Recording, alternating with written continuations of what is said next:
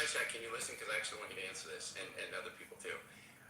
Every you are told to make a vote. You're taken into a room. You don't know what anybody else is voting. You have to vote. Okay, everybody on the planet, 8 billion, whatever, 7 billion. How many are people? Okay, there's two buttons. Ladies and gentlemen, welcome to the heart of Chicago. As dusk falls, the city.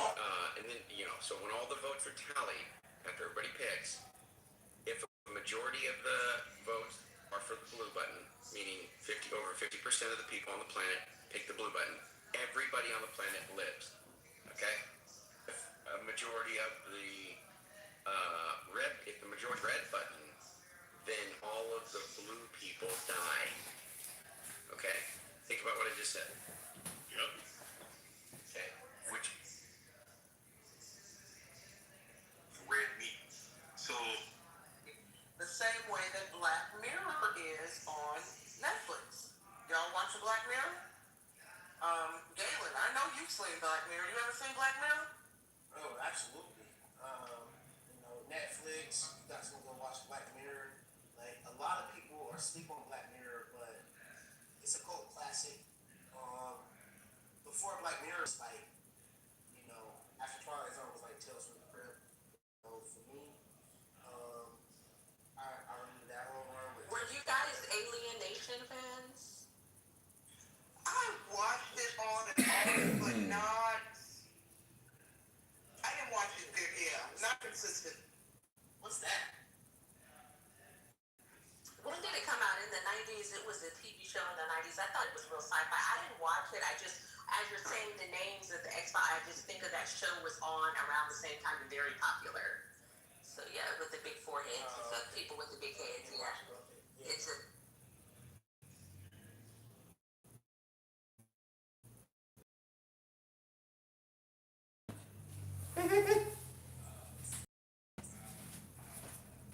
very severe voice operator. well, that's not something you're listening to every day. I'm gonna bomb and I'm gonna graffiti you with this fucks.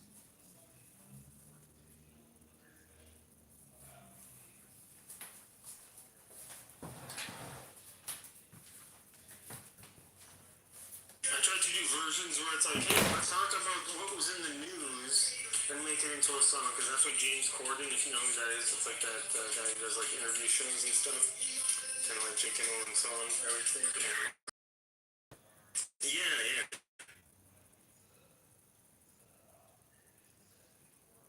I thought he was canceled, like he was kind of an asshat, like Ellen DeGeneres. He got something kind of like. Did he? Oh, I didn't know that, but yeah.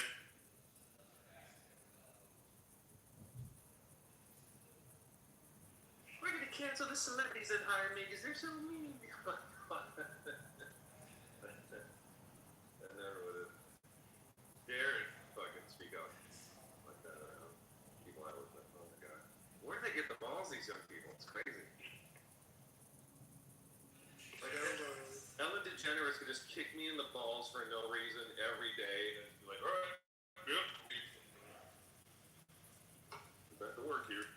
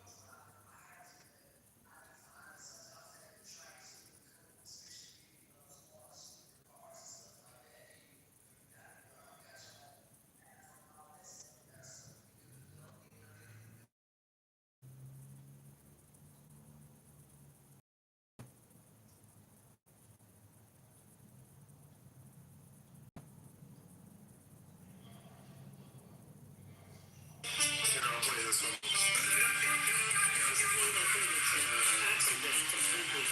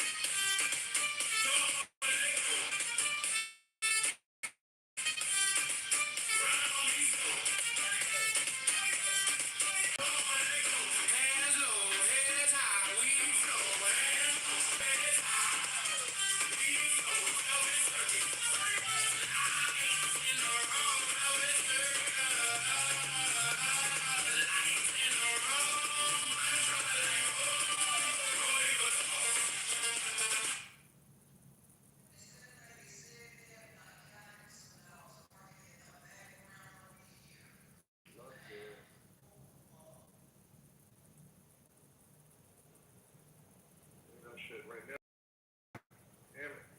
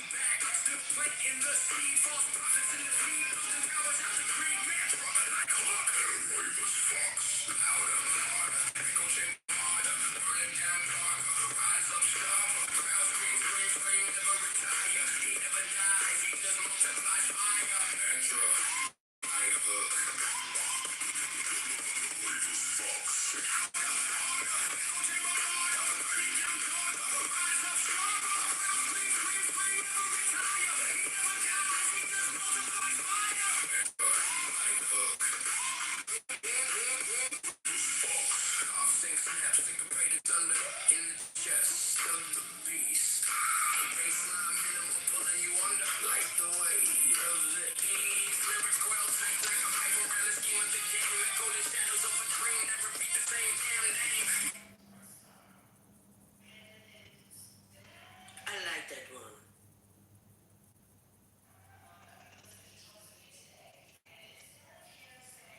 Sorry, what was that? What was the feedback? That I like this one. Yeah, it's not bad. It's one of my more like. I was so surprised by how well it came out because I was going for like a Timberland, Lamborghini kind of like sound or trumpets or that sort of. Yeah.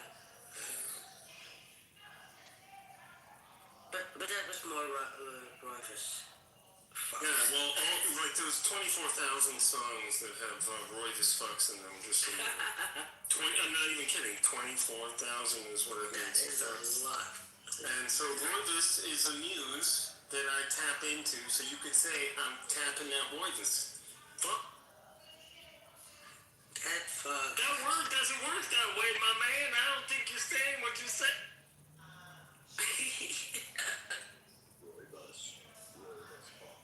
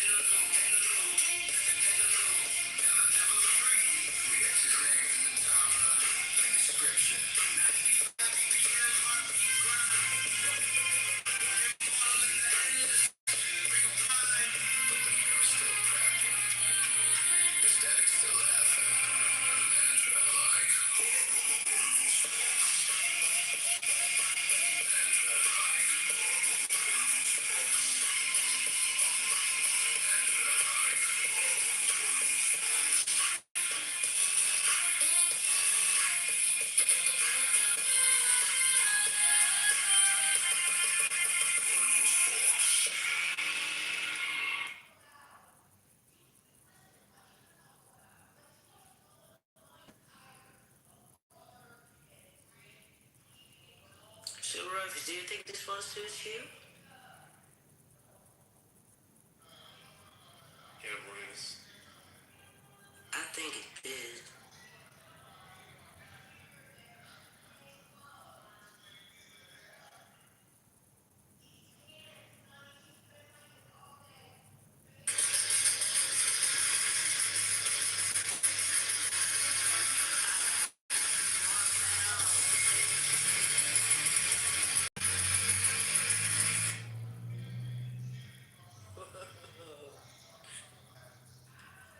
Very metal.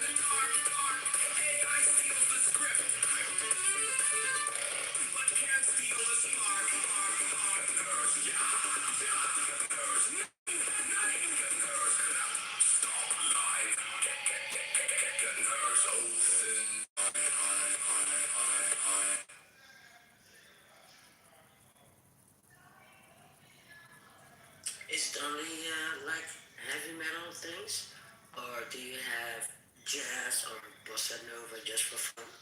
Like Rivers Fox instead of Rivers Fox. Okay, I let don't me see know. if I can find them. Yeah, I'll take a look. Yeah, it would be.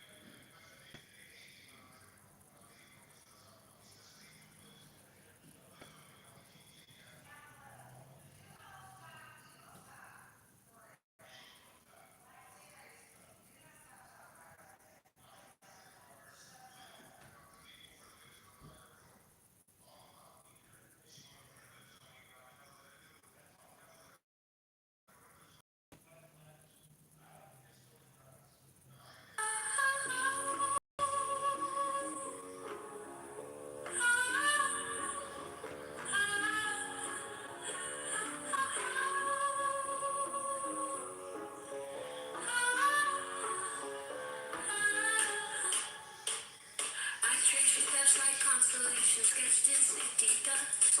Ape and angel, both of you, both worthy of the trust. Absurd alarms, by no charms, the timeline begs for more. You answer with a shoulder roll that evens up the score. We slower, better futures, all and fierce and true. I hold time, heat the world, recalibrates to you. Mantra like hook, Roivas. Your title is America, the bully of the world. Because right now America is Japan, Cuba, Venezuela, and Greenland. Absolutely not. America, I mean, look, I was born and raised in Mexico, migrated to the U.S., and I'm a U.S. citizen. Venezuela, the people in Venezuela are thrilled to death that Trump went in there, removed Maduro, and since his removal, now there's conversations about certain American chains that are going to be opening up in Venezuela, which is a good move for Venezuela because they will have a steady stream of supplies and things that they need. The government was taking all that money and not giving or helping the people in Venezuela. So that's a win. That's not a loss. That is a win. And if people disagree with it, ask a Venezuelan that left Venezuela that's in America that says I'm going back home as soon as this stuff stabilizes. Iran is a different story. Iran is the regime the people that were in charge, they don't care about human rights. They definitely don't care about women. And let me tell you something, it was the women that came out in droves that pushed this action forward. They ended up slaughtering them, killing them in the streets, to the tune of 30, 40,000. If that's not an atrocity and America doesn't react, like, what are we talking about here, right? So I totally support Trump and the U.S. government going in there, shutting them down, not allowing them to have a nuclear weapon that they can later use against their neighbors and the world at large. And Europe, shame on the Europeans for not jumping in and helping and refusing us access to their military bases when we needed them, so that we can position our troops in those areas and our military planes and whatnot. And they refused to allow us to do that. And I strongly support the president's decision to say, hey, we're out of NATO, we're out of all this stuff that we support and that we pay for as taxpayers, and all this money that's going in that direction. The previous administration, Obama, was delivering cash in pallets in the middle of the night, and that furthered their agenda and allowed Hamas and all of these radical groups to grow. So I am 100% in support of the United States government and what the president is doing. And no, we are not bullies. We have to go in and do certain things based on intel from Israel and Mossad, and it was great intel because on the first strike we wiped out 40 people in their cabinet. I think the job is not done. They need to finish it, and then we'd be done with it. And then Thank you. Robbie, I have a question. Your question is, what is America is the bully to the people or to the world? Rafi, are you there? Meow. Okay. Rafi is not there. Drew, go ahead. It would be American bully to the world. Much like how we think about Iran as the top terrorist of the world. But Drew, if you ask me, I have a different opinion, though. Yeah. To this topic. If you ask me, America is the bully of the world. Like every other empire has the strongest, country and empire in the world. When it was their kingdom and they were empire, every other empire worked the same way. They were the bully of the world. But the question is, what is the difference? Yes, U.S., in my opinion, it is the bully of the world. But it's way different throughout history. If you check every other single one, this one creates a good life, quality of life for all those nations who are a friend to them. Unlike every other empires and throughout history, and I think they're doing an amazing job because you can take a look at every single motherfucking country who's an absolute ally to USA. Look at every single one of them. Look at them. They're all doing good. They're all having a good life. Well, the latest one is Venezuela. Before that, Venezuela was with communism China. And they had a shitty life. Iran having a shitty life. They were coming China. North Korea, Cuba. Well, and that's what the Iranian people are striving for, is they want their country to be like it was. Yeah. Because they look at Japan, they look at Saudi Arabia, they look at Kuwait, they look at UAE. These countries are, with USA. Yeah. And they're all having a good life. Yeah. I mean, they can just go history. I mean, I know the Shah wasn't the most perfect leader, but he sent all their youth just to educate themselves at the finest universities that the West had to offer, from Oxford to Harvard. You know what I mean? You had the arts, the jazz, the music, the soft rock, the contemporary that was coming out of Iran at that time. It was just the vibrant. It was the vibrant country it was meant to be. Sinatra was performing in Iran. Come on, man. I mean, who can take away those golden years, man? I mean, it's like they went back into the Stone Age, and it's partly the U.S. faults under Carter caving into them. So it's like we got to fix the mess we.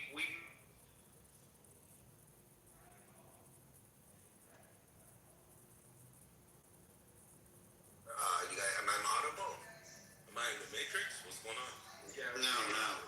We can hear Okay, you. so Robbie, if you look anywhere, like Soren said, it's like, I'm not Iranian, I'm part of the Iranian regime, Islamic Republic, whatever he decided to say, how it's called. He brought Islam into it. And everywhere where Islam was brought, as you said, they go backwards. They go back into the Stone Age. Look at Morocco. Morocco was a fucking crazy spot.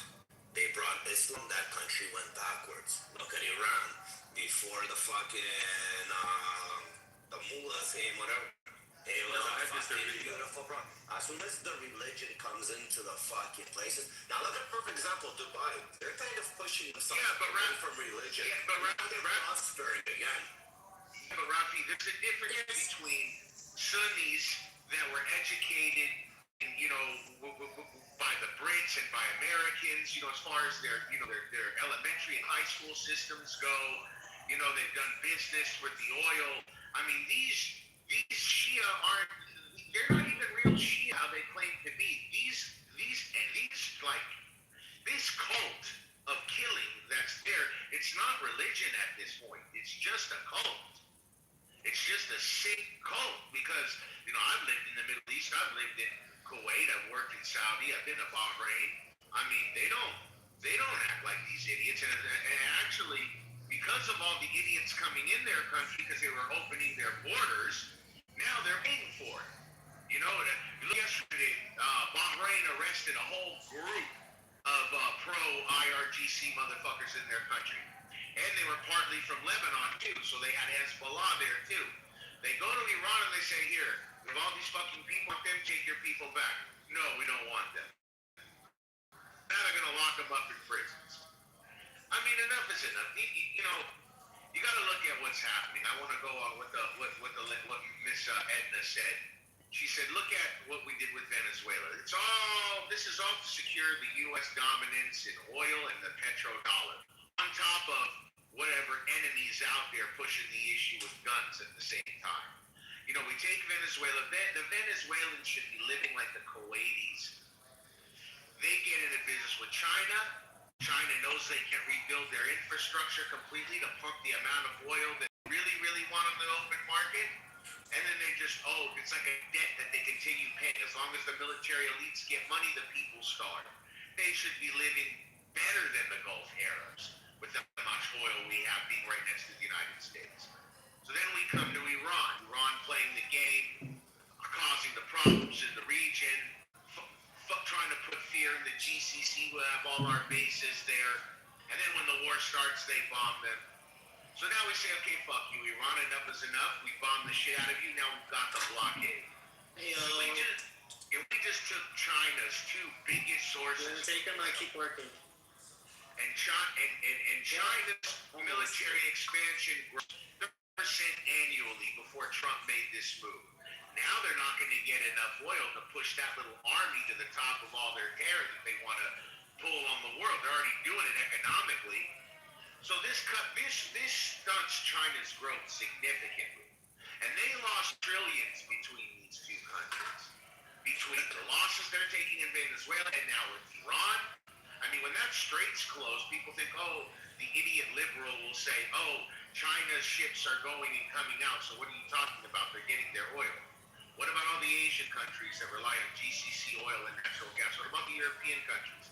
These people can't come up with the GDP now to pay for all of this assembly line manufacturing that they have under contract with China.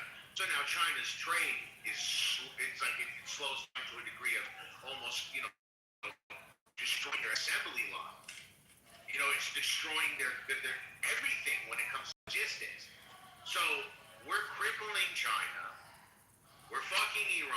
we're securing our petrodollar. Fucking UAE leaves OPEC. That's a big fucking move.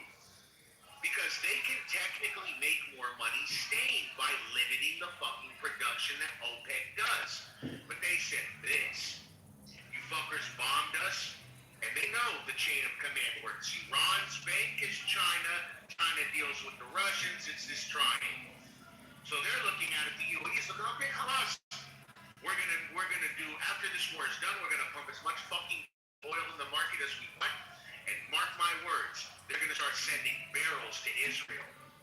They're going to flood Israel with UAE oil to make that little pipeline that Turkey acts like they want to control through Azerbaijan, like they want to limit the oil. This is going to change the landscape. And a lot of people, they say they hate the IDF, they hate the Jews, yada yada, Zionists, blah blah blah. If we lost our petrodollar, we lost the ability to control the world with our petrodollar. You know what that would do to the bond market? Israel, the only army technically other than ours in the Middle East for the past how many decades, fight every insurgence that's backed either by Iran, and the monetary flow from China and Russia in the Middle East. So at the end of the day, we owe a big debt of gratitude to these Jews.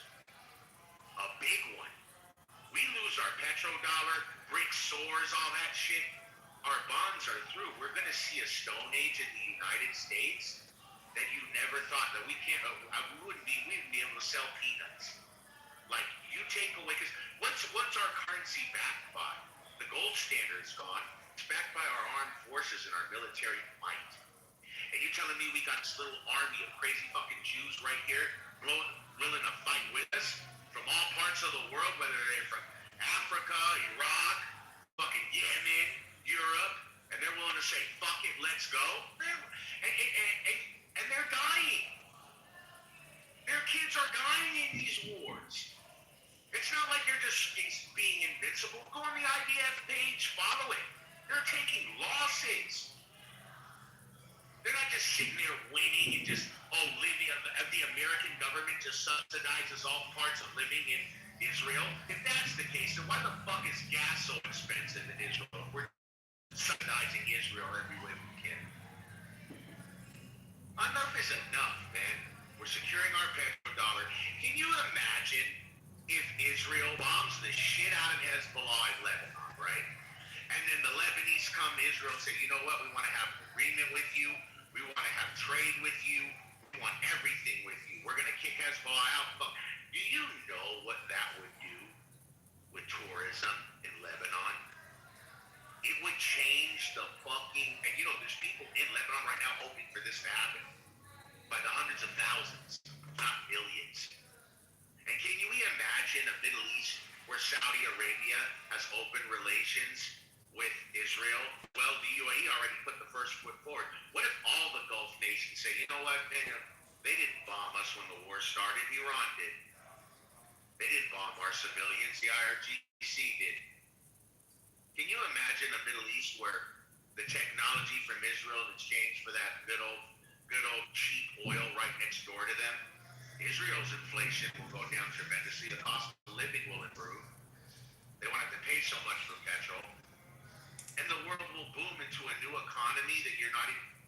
Saudi is trying to be the tourism capital of the fucking world. Hey, Robbie. You can't do that. In 10 years, they're going to be. In 10 years, they're actually going to be. When all their mega projects are done. Oh shit! Going to be done. And what country right next door to them has the best security, best telecommunication, dude, and weaponry? The trade is going to be vicious. UAE already won it.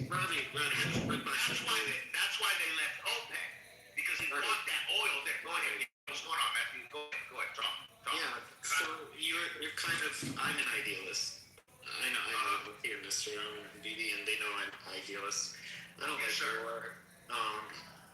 And for me, I spend quite a bit of time in Japan. And for me, what I really love about Japan is that it's a super high trust society. Yes, right? You can leave your whatever $4,000 Mac, my MacBook, my expensive Mac thingy, anywhere in a cabinet back, and it's gonna be there. You can leave it there all day. But, and it's really unfortunate. Israel has walls up and bad relations with its very nearest neighbors. How do you envision a way, Yes, sir. for the Middle East, let's say, Israel, for example, to transform into this sort of high trust society where people are, where you can just fucking relax, where there's no walls, where there's no need for any of that stuff, where you don't even have to lock the doors, because that's... Okay, I want to answer that too. Yeah. The reason that I'm asking is that I know there's a lot of Jewish folks in the room here, and I know them from being on Clubhouse for a while. For me, the ultimate goal of any society is to transform eventually into a high trust society. That's why I'm asking. Yes, sir. Okay, so how that happens, it starts with the tentacles of Iran have to be cut and killed throughout the Middle East, and let's start with the Levant. I'm Syrian background, Mr. Matthew, Christian Orthodox, and my father came from Syria. He left because of the crazy ideology and civil wars that have been going on there, as well as Lebanon. You take away the fake Shia tentacles out of Lebanon, you're already starting to see it with Syria, but you gotta remove their fucking, their tentacles there. Because if we look at Hezbollah, right? Hezbollah was actually funded by Israel to go and get the Shia influence out of Lebanon, and then they turned on Israel like the Taliban turned on America when we put them in power to chase the Soviets out of Afghanistan, right? And who took the funding place was the IRGC. So you got to remove those tentacles out, which is happening right now with these wars. And the Lebanese, they're crying for tourism. They know how beautiful of a country this is. And they know if Israel fucks these guys up enough where they got to get the fuck out of here and they're destroyed, we're seeing happening in the Gulf now with all these countries kicking them out, then now we have a chance to have a peaceful nation next to Israel. So you get Hezbollah out, boom, that's done. You're cutting the tentacle funding away from Iran right now. So that means the fucking Houthis have nothing to do shit with right now. So you don't have to worry about those monkeys for a little bit. Now the bigger question, the Palestinian-Gaza conflict. This conflict is what puts Israel always on the front page of being genocide, this warmongers, that. You have to remove the tentacles of Iran and the Palestinian Gaza, okay? You got to remove it. Then you go to the Gulf Arabs and you say, look, come in, fund a new Gaza, we'll do trade with you guys. We put a coalition here of maybe, of allied forces from, military from all Gulf countries, and we rebuild the Gaza, completely demilitarized, and now going towards a sunny Arab Gulf upbringing of people. Can I stop there for a second, Robbie? Go ahead. Really, if I summarize what you're saying, Yes. in order for Israel to achieve, sort of, let's say, like Japan's a very, very peaceful, chilled out, really relaxed society where internal alarm systems aren't going off time and people don't have to run to shelters, and it's just a very stressful life. I have friends in there. It sounds to me like you're saying that that southern Lebanon has to be rearranged, parts of Syria maybe, Yemen has to be arranged, Iran has to be No. I didn't say Yemen had to be rearranged. The funding just has to stop. Right. Done. That's it. So it's like 4 or 5 different places across a geographical area that's thousands and thousands of miles apart, involving numerous wars. And then finally, not numerous wars. No. I didn't say numerous. This conflict here is enough to do it. And then finally, Israel will be at rest. So the Iranians are in the wrong, the the Yemenis are in the wrong, the Lebanese in the south are in the wrong. Parts of Syria are in the wrong. Lebanon is a country. And Israel's not doing a damn thing wrong. No, but Matthew, listen, because you're He didn't say they weren't doing it. Lebanon is like you have the Christians, you have Catholic Christians, you have Orthodox Christians, you have Shia, you have Sunni, you have Druze. I know Lebanon. Well, you if you did, you wouldn't have said what you said. But anyway, so like I said, so you have all this civil war already been there for years, and then you have these fucking Shia who destroyed Lebanon. The Shia, this IRGC bullshit destroyed Lebanon even more because Hezbollah got the funding to be militarized and fuck up everything Lebanon had. They became the unvoted in majority army of the country. No election, no nothing. All from the tentacles of Tehran, okay? And then you ask me, all these nations are in the wrong and Israel's just supposed to not be in the wrong. Do you know who else got hit by their terror during this fucking little fucking episode of halfway war? All the nations in the Gulf who have been allowing Iranians to come immigrate there, except for Saudi.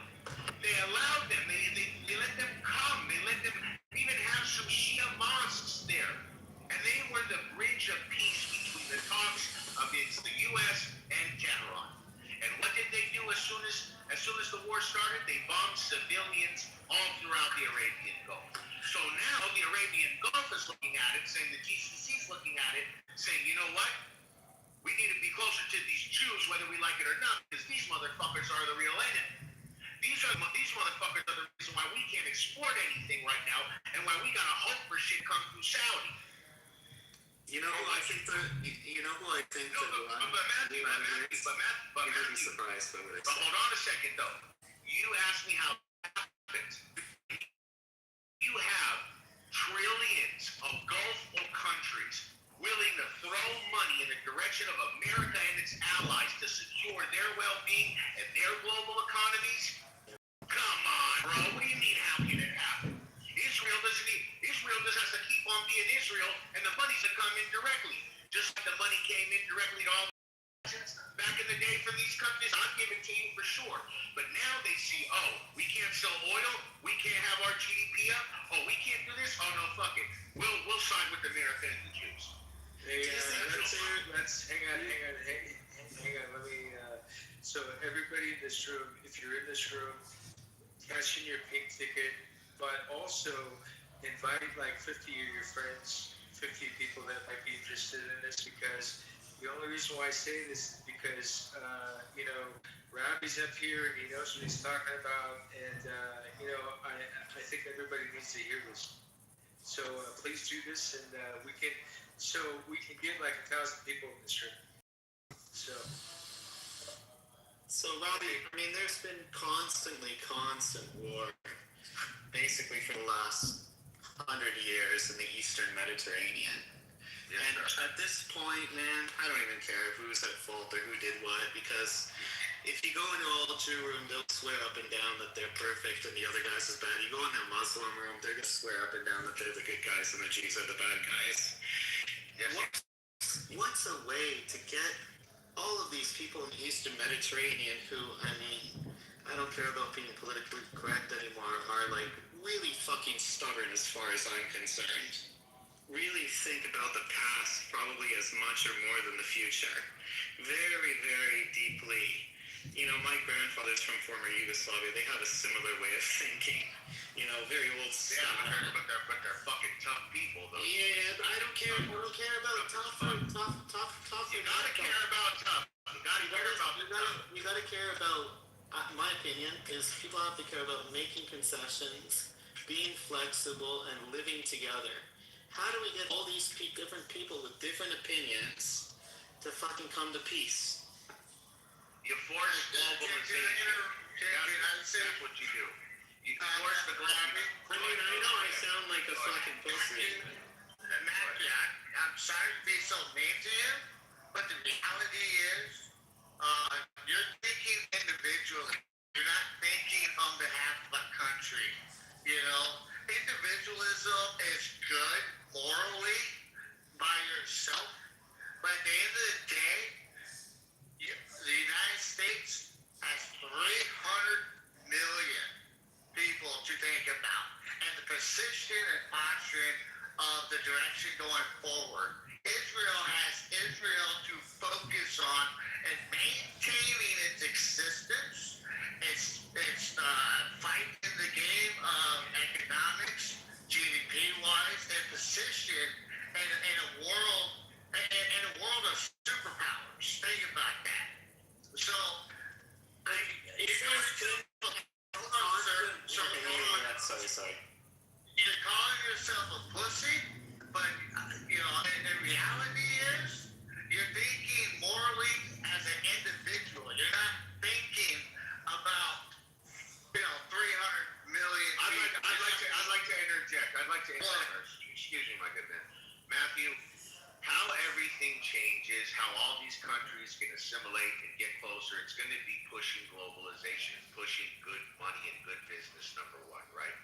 Let's just say, in my theoretical example, we have an open agreement with Saudi. The UAE is already complete close to Israel. We've got the Iran accords continue, and we got a peaceful agreement. And then we get a demilitarized state in Gaza.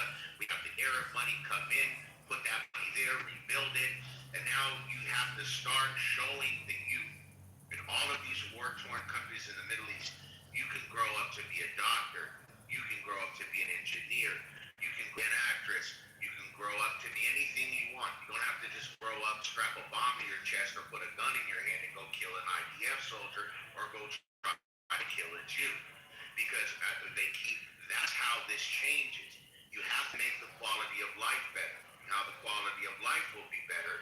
But Rabbi, I have to stop you there because you know the vast majority of Arab people are just perfectly normal fucking farmers doing their shtick every day. It depends what Arab country you're talking about. Yeah. So the people that have the problems with Israel is its most local, closest neighbors, right? And then if you speak with them, a lot of them will say this has absolutely nothing to do with religion, right? They'll say it has everything to do with, look, there's people in the West Bank or whatever, they keep fucking taking over, my grandfather's and my uncle's farm. So I just don't know if the Jews or the Muslims or any of these folks will ever concede an inch. Maybe just give up on all these people because all they want to do is just kill each other. Matthew, what you also have to understand when you talk about this land moving and goalpost moving and border moving, we got to go back to the original agreements. Original agreements before all the unrest, Israel had a lot less land than what they had now. But every time a conflict arose, they pushed the enemy back. Every time a conflict arose, they pushed the enemy back. Every time another one pushed the enemy back to now the borders you see today. They had a lot to start with when they drew everything up. But when everybody wants to keep one fight, push them back. So now, you've got to look at the Lebanese in this situation. They've lived under so many decades of this kind of fucking stronghold with Hezbollah and all the idiots that came before them. Now they're thinking, we just want to live. Enough is enough. So you've got a lot of Lebanese who are praying and hoping Israel knocks the shit out of Hezbollah so badly that they have to be kicked out of the country because they fear their livelihood. Enough of them are dead now to where, and they're taking their resources to where now whatever authority in Lebanon that can come up with itself has a chance to contend and kick out Hezbollah. I get your argument. I get what your argument is. Your argument is either side has to keep pushing until there's a clear winner, and then the other side gives up, right? That's basically your argument. But I just okay. Hold on one second. What I'm saying, and I'm saying this, again because my grandfather comes from a very similar part of the world, which is former Yugoslavia, is that people are so fucking stubborn. Each side is willing to fight until they're completely dead. And then there's never going to be any peace whatsoever. So what's the point of even getting involved in the Eastern Mediterranean? I mean, that's what I when I look at former Yugoslavia, right? My opinion about that area of the region too is let them all just fucking kill each other because they're bad Okay, kids. well, Matthew, Yugoslavia didn't have trillions of American oil assets right next door to it. Okay, you know, the GCC, the Gulf countries, all have military bases with our troops there to secure their country from threats. So they sell our oil in their oil in U.S. dollars. You're suggesting that the United States somehow needs the help of Israel for anything at all. That's bull.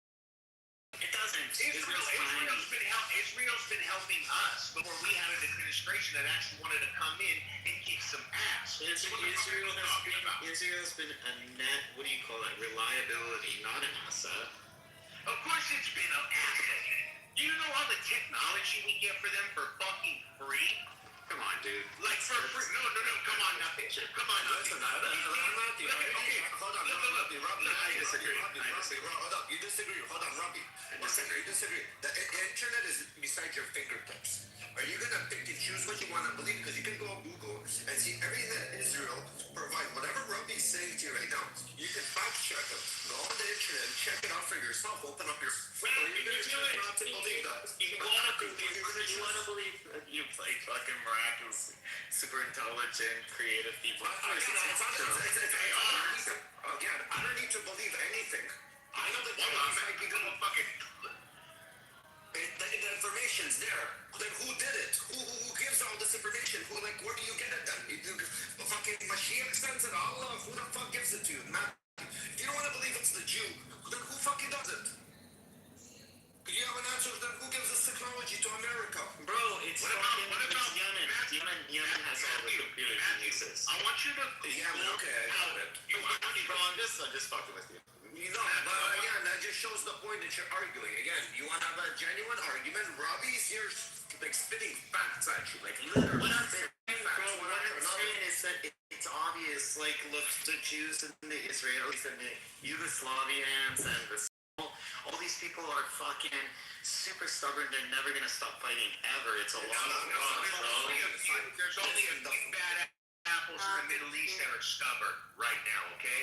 The GCC is far from stubborn. They have trillions of dollars in Europe, infrastructure, military infrastructure, businesses, commercial property,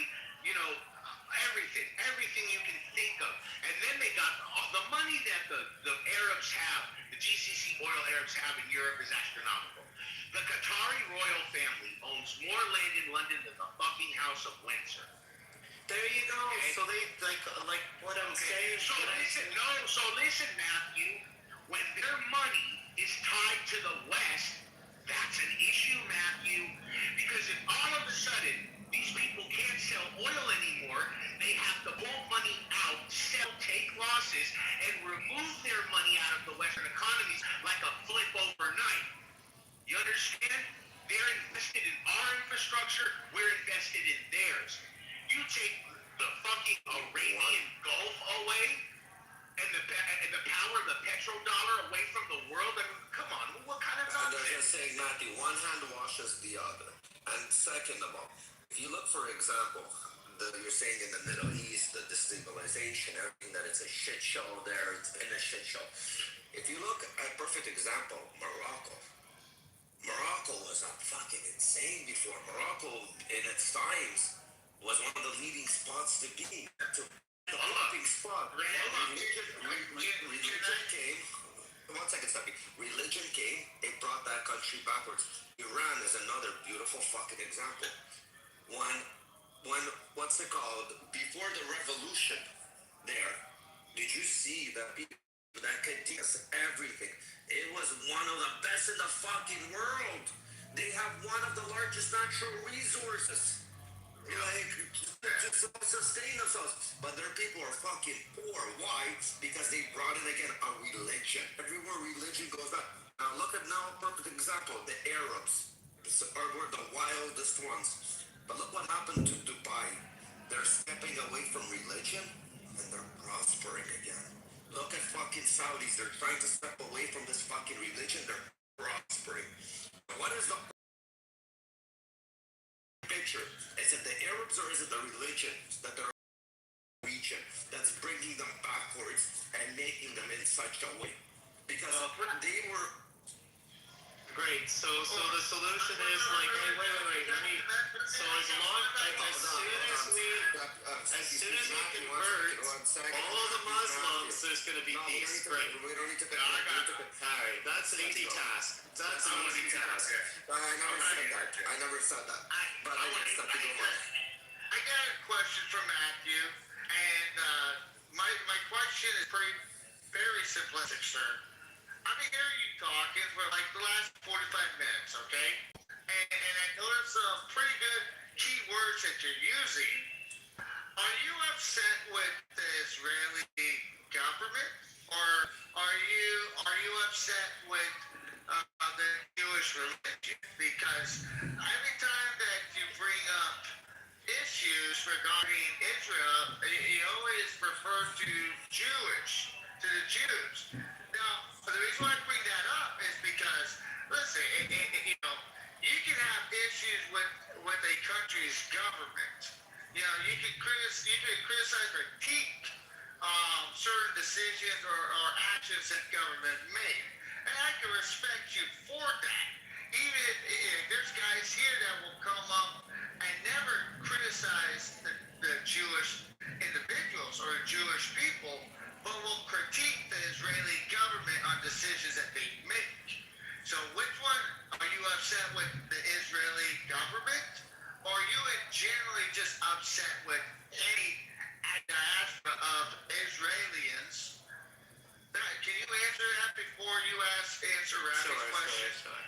So what I am most, I guess you could say, upset with, of all things, is human nature. It's honest to God. It's our kind of. No. Well, let me explain myself here. So Just singing the way, song. yeah, that's a good song. Just the horrible ways that people create these in groups and out groups and have very strong identities, regardless of who or what they are, right? So I gave the example of people that have a very strong sense of identity. Is it the government you're upset with? I said I'm answering your question. Who I'm upset with most is human nature. As I said, it's the way. So that's basically both the government's human nature and the fucking people are human nature. So well, yeah, right. It's complicated. So again, are you just mad at civilization? Are you mad at the world? Like, what are you mad at? Like, you came on stage. Like, you came on stage. Yeah. Complaining. What is the complaint about? The complaint about is what the question that I had, because the question that and I think that every person, how do we get law? No, yeah, exactly. So how do we do that? And then Robbie was saying, change the minds of people or change the government in Iran. That's a big task. And then, No, I didn't say that. I said, okay, I apologize. Remove the tentacles of terrorism that Iran has on the Middle East, Right. and then watch everything else flourish. No, sure. You said something really. Sorry, I'm interrupting. You said something really important. You said teach the children, and that is very important. Okay, it's very important. Hold on. I agree. Hold on. The people, the older ones, made their decision. People that are already over 25, they already made their bed. They either love their religion and they're willing to die for it, and they're willing to stand. Doesn't matter. You're not going to change their minds because they've been already indoctrinated. This is somebody who has Stockholm syndrome. This is they love their enemy, and that is the problem. And that is the problem that's happening in the Middle East. Most of the society in the Middle East has Stockholm syndrome. So you need to change the government. And it's a huge talk, right? No, it's not. It is. Matthew never answered my question. He gaslighted me. Listen, if you're upset with the Israeli government and how they do business, critics they say, upset with the people and the government, as far as Israel goes, and he attributed it to a lack of human nature. That's kind of what that's how it is. gaslighting. It's not. Wait. Let me articulate this very clearly. It's not a lack of human nature. It's that we're all born with, how would you say, this tendency to group ourselves up into little tribes, like Araki's saying, religious extremism is one example, and a very strong sense of identity. This is my place. I can't share it with anyone else. Notice how I'm into any one particular group. But I think there's enough in the world. Hold on. Last thing. I think there's more than enough room. Yeah. I think there's more than enough room in the world to share for everybody to get along. So who am I? Matthew, what you're saying is it's vital to the Earth's survival, brother. Like what you're saying is very important. It truly is, bro. Yeah. Like your argument for greater humanity should not be slept on for a millisecond, right? And when you talk about how you don't, you see a lot of Jews portrayed, or however you see them as warriors and this and that and this and all that, and, crazy, whatever. I want you to look up a guy by the name of Avi Loeb, okay? I know who this it guy. is. Okay then, bro.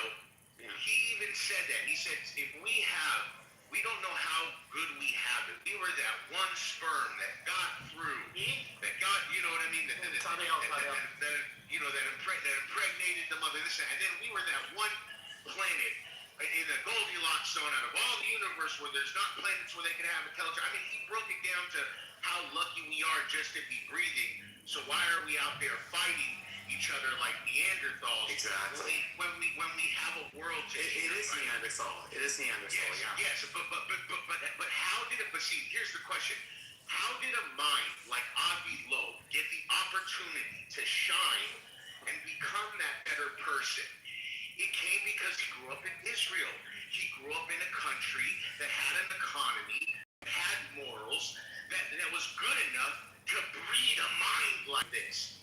And me as an Arab, I believe if the Israelis, who are really Jews, are just cousins to Arabs, if they can get it right, and they don't have the oil, why can't we get it right?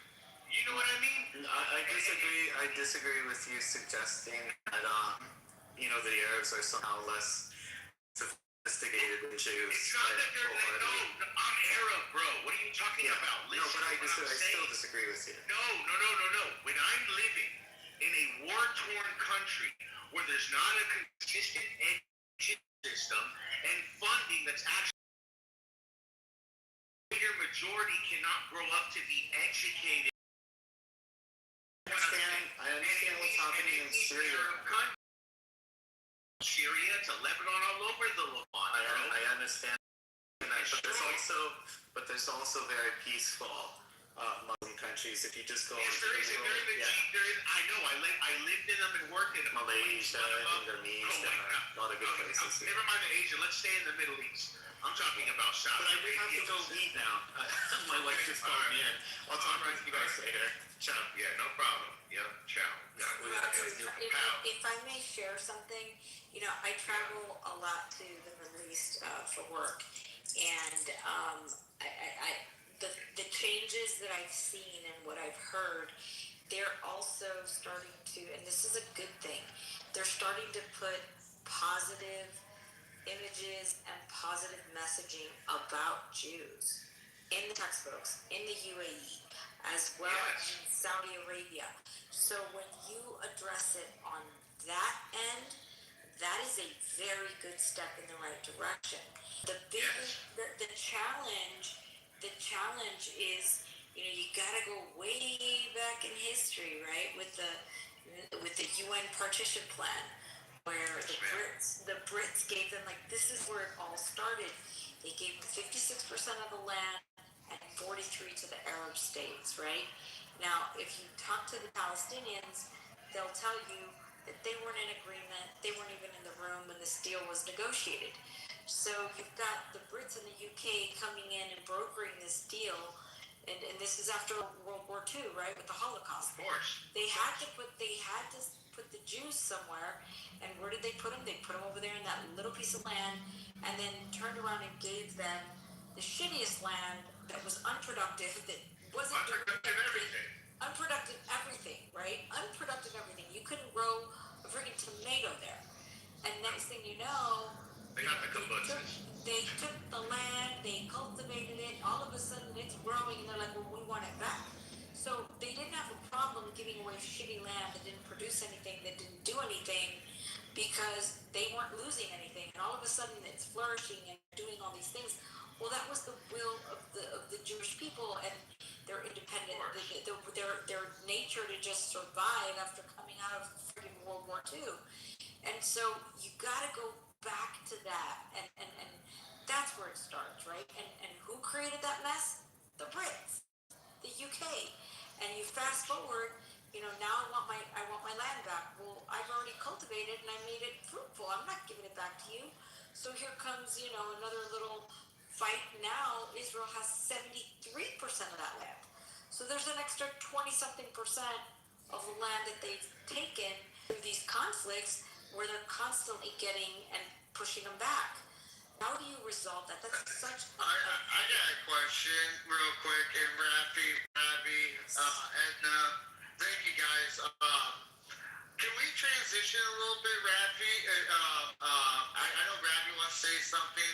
Obviously, I love hearing Ravi. He brings so much to the table. But can we transition? I like transition into the United States sponsoring Cuba.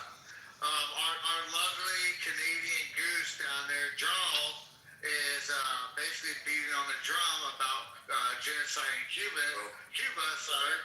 No problem. We're going to bring up Jarl too. And I just want to say something to Edna really quickly.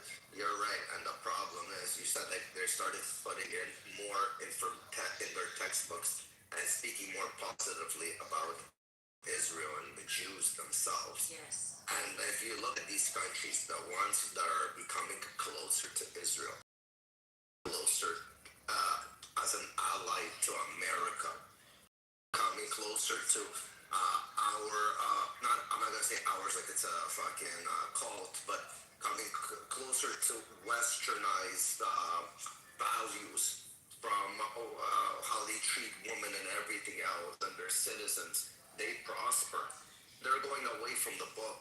And again, every country that went towards the book is going fucking backwards. So we know the problem. It's the book. See, and I disagree with that, because honestly, in my travels and going to work there, they're very religious, but they're not radicalized. They're not like extremists on the religion. They're Muslims, but they're very peaceful. Contrary to what media tells you about Islam and Muslims, they're very peaceful people. They are the nicest, kindest people. They treat women with sheer and utter respect. But then again, I've been to places. Qatar, Kuwait. But these are all getting close.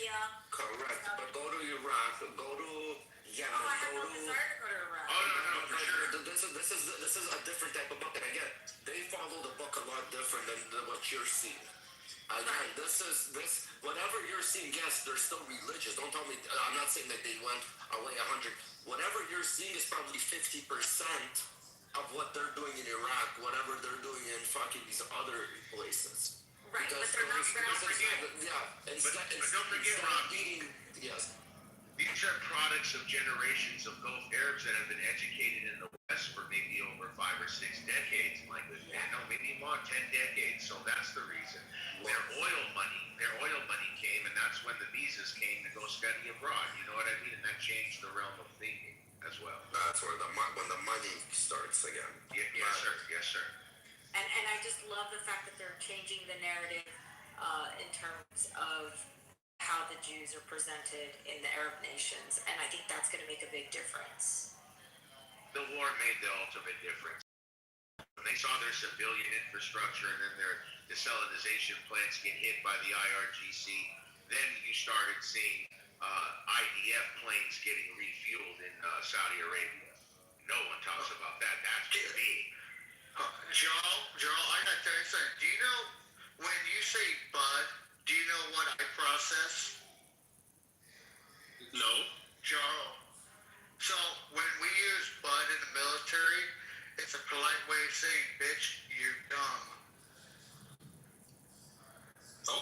I learned something today. I didn't know that. And so, you know why I told, so you know why I told you focus, Jarl? Because there's another military term we use called fuck off because you're stupid. So, that's... Okay. But let's get to Joe. Joe, do you believe America? Okay, let me ask you this question, the room title. America versus Iran, Cuba, Venezuela, Greenland. Who's the bully here? Who do you believe is the bully? Are you putting them all? They can all be bullies, right? They can all be bullies. I think all of those countries are bullies. You think all those? Okay, that's fair to say. It's like the reactions cause America's reaction. So there's a saying that their reaction cause Americans' actions. How they work with other countries, the way that they put America in what global positions. You know what's funny? Joe's actually. Is that what you're trying to say? What are you asking? No, like, again, like, if Iran decides to work with China to cripple the petrodollar, Venezuela works with China trying to cripple the petrodollar. Greenland is very vulnerable with a lot of resources and up for grabs for anybody. Nobody wants to protect that land. Do you believe that their actions are causing America to react in such a way to protect everything in those regions and whatever is in their interest? I mean, I'm not sure I understand. It seems to me like these countries are reacting this way because of America, right? It's not the other way around. America's not. Well, Greenland was always vulnerable. Nobody's protecting Greenland. How would you determine that Greenland is vulnerable? Well, again, Greenland would be up for grabs by Russia.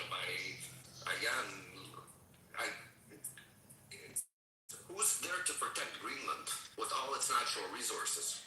Denmark won't. I'm just saying. NATO's not going to do shit.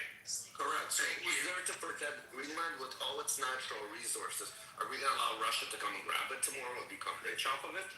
No, that's why our bases are on the way. Well, how about this, Rafi? Think about this. Remember when Trump was talking about Greenland, and then, the articles went all crazy saying that NATO is sending troops over to freaking Greenland.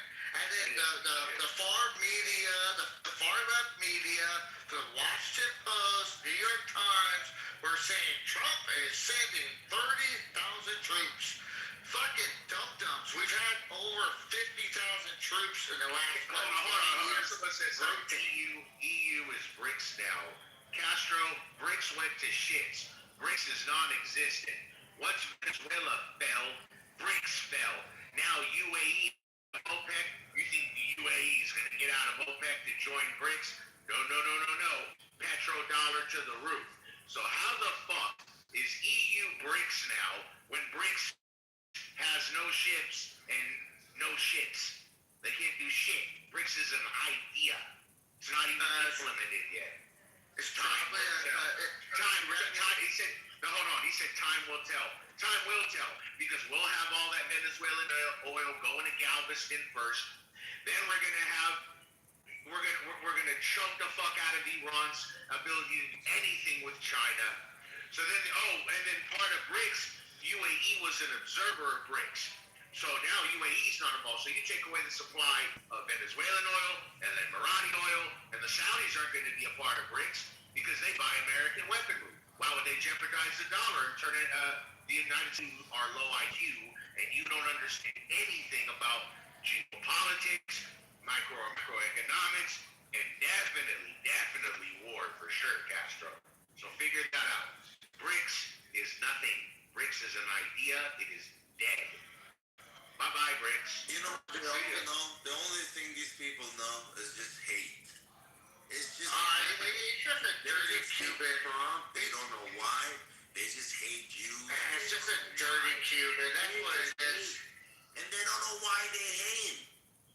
They seriously don't know. Oh shit! The problem with him, he's probably a Castro fucking who believes in fucking communism, Charles isn't who Cuban. believes, no, not Charles. I know he's fucking, Joe's Canadian. Joe's Canadian, about a dude named Castro down there, you know? That's what we're talking about there. But, Castro's dead. It's forget the name of the leader now. the guy talking, dude. The guy in the chat talking, Pepe. My guy. Fucking. But yeah, America, Italy. Pepe thought you were talking about Fidel Castro. I see the guy in the chat. he's just probably upset because sooner or later he's gonna get the fucking Cheeto. That's what it is. I mean, I'm not.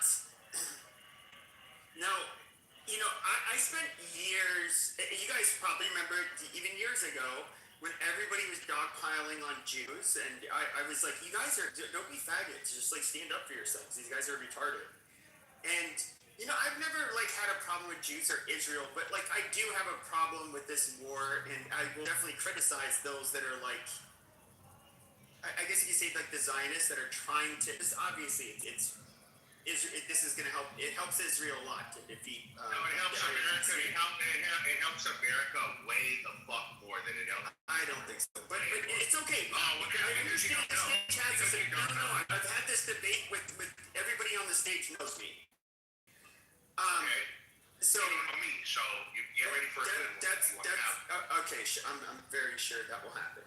Now, but I mean, I don't see like okay, what is it like a quarter or I forget what percentage of the fuel that goes through not to the United States but other parts of the world actually comes from distributed use. That's not an opinion. Yeah. No, Europe and Asia, you are right. Majority who rely on the natural gas and the petrol and the crude, the Asian economies and the European economies rely big on it, of course. Way more than the United States, of course. But that's not the reason. The reason why it hurts the U.S. for IRGC to be empowered in the Middle East more than it hurts Israel is not necessarily, you're just thinking of like war, like, oh, missiles can hit Israel, they can't hit us. It's about the financial missiles, Mr. Pepe. What are the financial missiles? The financial missiles are this, Mr. Pepe. If Iran takes complete control of the area and has their dominance, now all of these Arab countries with U.S. bases will now have to be forced to say, you know what? If the U.S. aren't here protecting us, we might as well do a deal with the Iranians. Fuck it. Surrender. You know, in a sense of that. But if the U.S. maintain their control of the Arabian Gulf, defeat Iran, now the petrodollar is king, and all of these Middle Eastern countries that provide trillions of dollars to both the European economies as well as the American economy, all that doesn't get disturbed because China, Russia, and Iran want to play a fucking game. But I think that get what I'm saying? No, I think that's an asinine. That's asinine. Okay. What? No, you're not. No, Pepe. What happens if our petrodollar loses control in the region? What happens to our bond markets, Pepe? Our bond markets crash overnight, and you're going to see this country go into a recession that nothing can stop. I'm sure. Nothing can stop. So when you say it's easy for you to sit on your high horse, but everybody else climbing to the middle class in this country would get swallowed in debt overnight if our bond market crashed because our petrodollar stopped becoming dominant in the Middle East because some fucking Neanderthals in Iran want to just start wars everywhere. Get the fuck out. They didn't start the war, but okay. But of course they started the war. Oh, sure. Of course Iran's been starting this war for 40 years. No, they've been funding terrorism. Yeah, they've been funding terrorism for 40 years, I know. Yes, they ruined they fucked up Syria where my great grandfather came from. They fucked up Lebanon. They fucked up Yemen. They fucked up Central Africa.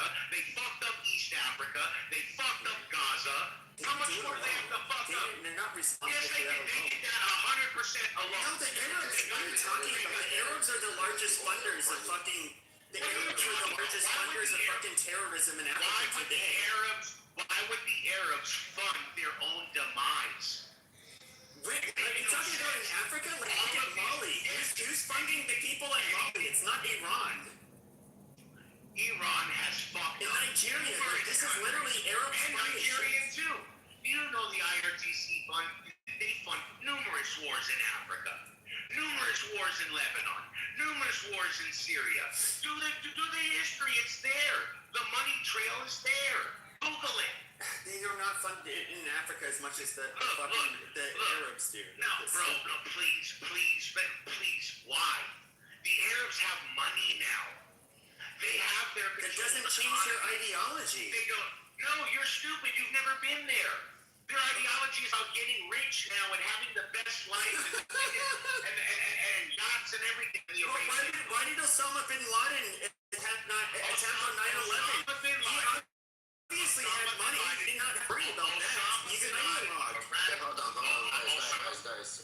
Robbie, I love you. I modded you up. You have a lot to bring to the stage. Okay, I'll stop for now. No. I'm just giving you an FYI. We have some people on the stage that didn't get a chance to go. I don't want to take Go ahead. My bad.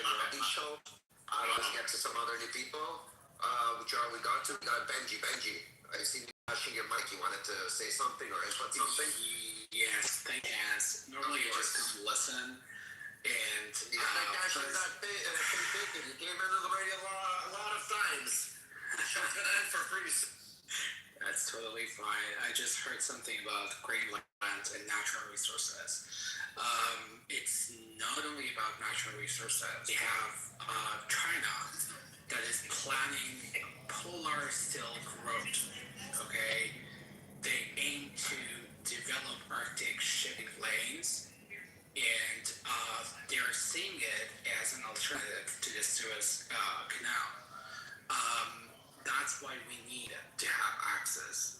And in terms of, first, I'm Israel High, and I'm a proud Persian Jew, and we are seeing alliance like never before.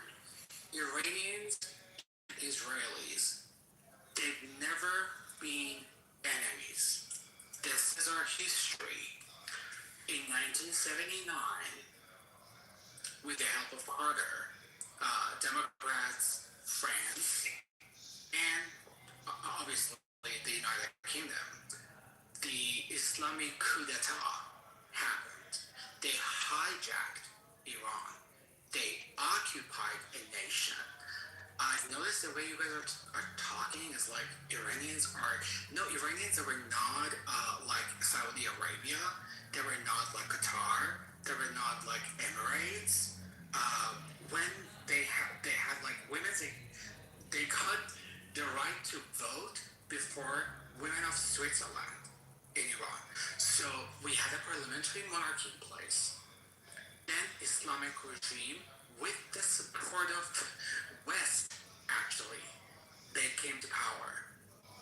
America been fighting for 60 days, and they're still lingering around. And the world, for 10 years, asked people of Iran to topple this regime alone.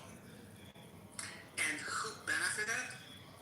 Arab nations, the most. They benefited from the whole thing. Turkey benefited, obviously. Russia. Hey, Pepe, check your back message. Hey, Pepe, check your back page. And that's what I just wanted to say. They also, Arab nations, they didn't object to our suffering. They didn't say a word. I was born in Iran as a gay Jewish man. I went to school in Iran, and we left Iran when my family and I, we left when I was 15. Yo, Benji, just real quick, that's amazing. You made it out of Iran as a gay Jew. Congratulations. Thank you. And people, I think, people of Iran, they're a bunch of if I wasn't Saudi Arabia or any Arab country, I wouldn't be able to survive. But people of Iran, they are not, they have nothing to do with their government. The Islamic regime represents less than 5%. The way I can describe the Islamic regime to you guys is it's a multinational terrorist organization. They're bringing people right now from Iraq, Lebanon, Afghanistan, wherever they can, to murder, to massacre my people. Okay? These are the facts. And it seems like even in negotiations, nobody talks about them. And right now, our Arab neighbors across the Persian Gulf, they are suddenly feeling, oh my God, we're in danger. For 47 years, they did not support people of Iran because of their own benefit, because they could just sell more oil. These are the facts. And Israel, it's our only ally. They never left us. They are the only nation understand people of Iran. They stood by people of Iran. They're fighting for us. And it's true. I told my friend, I was like, if Bibi Netanyahu runs as a prime minister in Iran, he would win. He would, he would win. They love him. They love Bibi. They're singing songs for Bibi Netanyahu, and this is a reality. But for Arab nations, you gotta work it out. They don't like Jews. I've listened to Rabbi. I respected your opinions, but for Syrians and Arabs, you need to actually start from the beginning. Persians, they don't hate Jews. They don't hate Israel. They're the only non-Arab country in the region, and they are native to the land. Persians, Greeks, Jews, Maronites, they're native to the land. We know it. It's crazy. Hey, Benji, Benji, I want to tell you something, by the way. Thank you for your input. And everything you've gone through, you sound like a cool cat. And thank you for your input. Hey, I got a question for Pepe. All right. Pepe, what do you think about the posturing with Cuba? What do you think of that posturing? I don't think there's much they can do because so Venezuela was a lifeline for Cuba. So there's a reason why all of the security apparatus surrounding Nicolas Maduro was Cuban. And when our special forces did that raid there, they killed, I believe, it was like 38 of their I don't know what the fuck you would call them, but they were basically in charge. They had foreign agents in charge of the protection of Nicolas Maduro. And of course, that's because a lot of their food, a lot of shit has to go, comes from Venezuela. And of course, right after the raid in Venezuela, Cuba ended up having to do some talks with the United States. They want to make some, apparently they're going to have to make some concessions. I do think that it's a rather easy country to topple. It's very unpopular. Now, the Cuban immigrants will tell you this. Their motto is like the best ones have already left, which I 100% is true. In 1959, we got the best immigrants from Cuba. They're, I guess you could say, kind of like the Indians that you would get, I don't know, 20 years ago from to the United States. They're brain drain immigrants, but during the revolution in 1959, their smartest, most capable people came here. They did extremely well. Then you had trickles of more of the professional and educated class, and now it's kind of a shit show. But I think we can. I don't think it would be hard to defeat Cuba, and I think obviously Marco Rubio being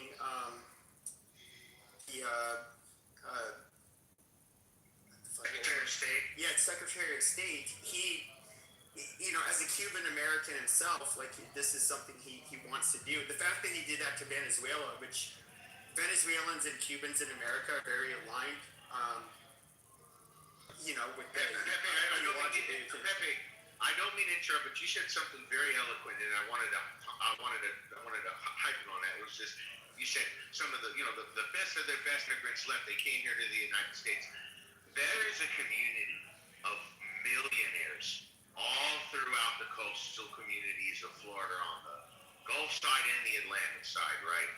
That if we had a moderate government overnight, that money would fly right back into Cuba, and it would make it. It's like a dark cloud over like a kingdom forever, and all of a sudden the sun comes out and everything's. Yeah, and that's why I do think that like Cuba, the sooner the better with them, because while you still have this large class of I guess you could say elites in the United States that are Cuban, that obviously care a lot about Cuba. Because obviously after a couple generations they stop caring about Cuba. You want these people to be around when the regime in Cuba falls. That way, they can basically invest, rebuild, take back their country, and it's not a belligerent state against the United States. And so I do think they need to. I do think the sooner Cuba falls, the better.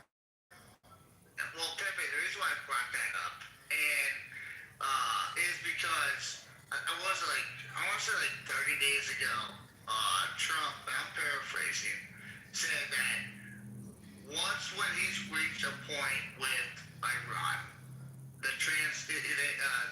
he would consider transitioning to Cuba, and there was talks. I want to say earlier this morning about maybe having an LHA, which is dominantly used with like new units, MEUs. They're smaller carrier classes, and so that brought that up. With that being said, are we at a stage now with Iran that we're seeing transition points towards Cuba? I mean, Iran, it looks like Trump is. Nobody. It's hard for any of us to know, but it looks like. Correct. It appears that Trump is trying to distance himself from what happened in Iran and try to make it so that, like, hopefully, Strait of Hormuz is, fully operational. At the end of the day, and I think people need to realize this, like, Donald Trump immensely cares about what the polls say, and he's very reactive to negative press, and I just think this has not worked out for him. I do think, though, that when it comes to Cuba, that's a way easier thing to deal with. I mean, economically, they rose to their knees after we took out Maduro. So I don't think it would take much for Cuba. And of course, the Russians aren't going to do anything. Who's going to step up and protect Cuba? Nobody. So then the question becomes, why now? Like, why now? Because, there's been sanctions on Cuba for 50 plus years, so what's changed? Well, the Soviet Union was around until 1990, and then, of course, even after that, there was Russia, there was, which equals... Let's ask Gil. What do you think about this? Let's ask Gil. Gil, do you think if the U.S. gets involved with Cuba, do you think Russia would abandon Cuba like they abandoned Venezuela, like they abandoned Iran? And same with China? And this is just your opinion, of course. I don't fucking know. They have bases there, so maybe a little bit. But if you're saying they did nothing with other places like Venezuela at bases, then probably not. They didn't do shit when we went to Venezuela. What can they do? They're already stretched thin with the war in Ukraine. They can't do anything. Hold on, Pepe, let me ask a question. What do you think of the title of the room? Do you believe it's true? America versus, I don't know, either of them. Iran, Venezuela, Iran, Cuba, Venezuela, Greenland.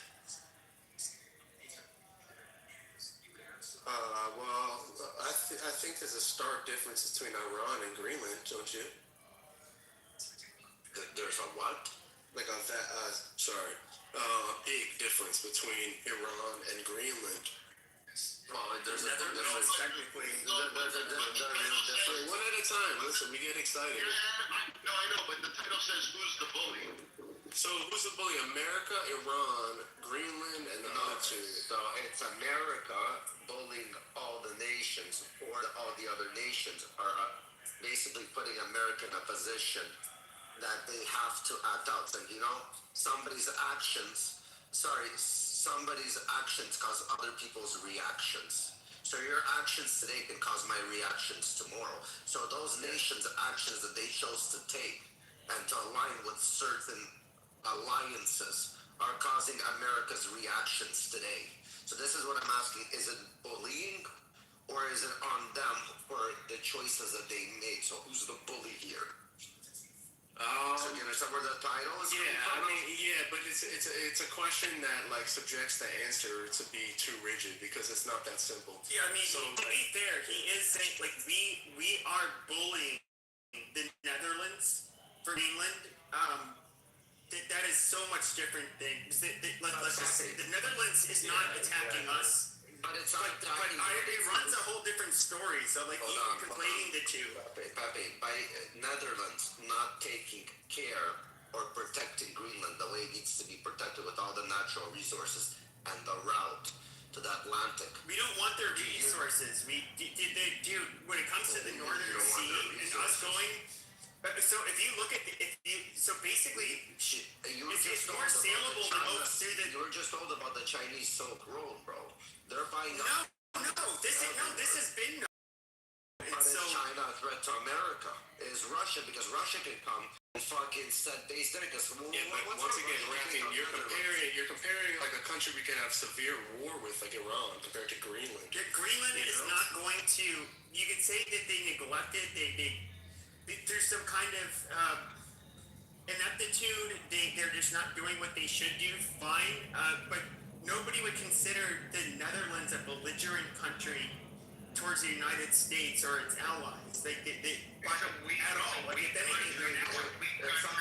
If something happens to Greenland, you think Netherlands gonna go and take it back? No, America's gonna be put in the position to take it back. America's the one that's gonna. Yes, Ravi.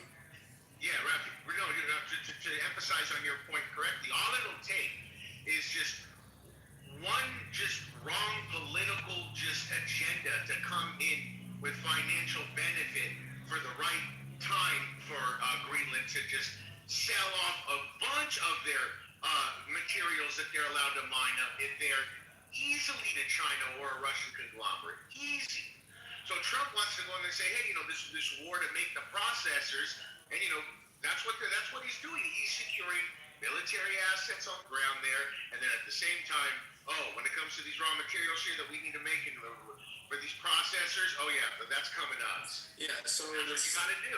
Exactly. The second part of what you said is completely true. That's why we're there. Okay. It's all money. And you guys don't think that the United States they will pressure or bully people for their own best interest? I mean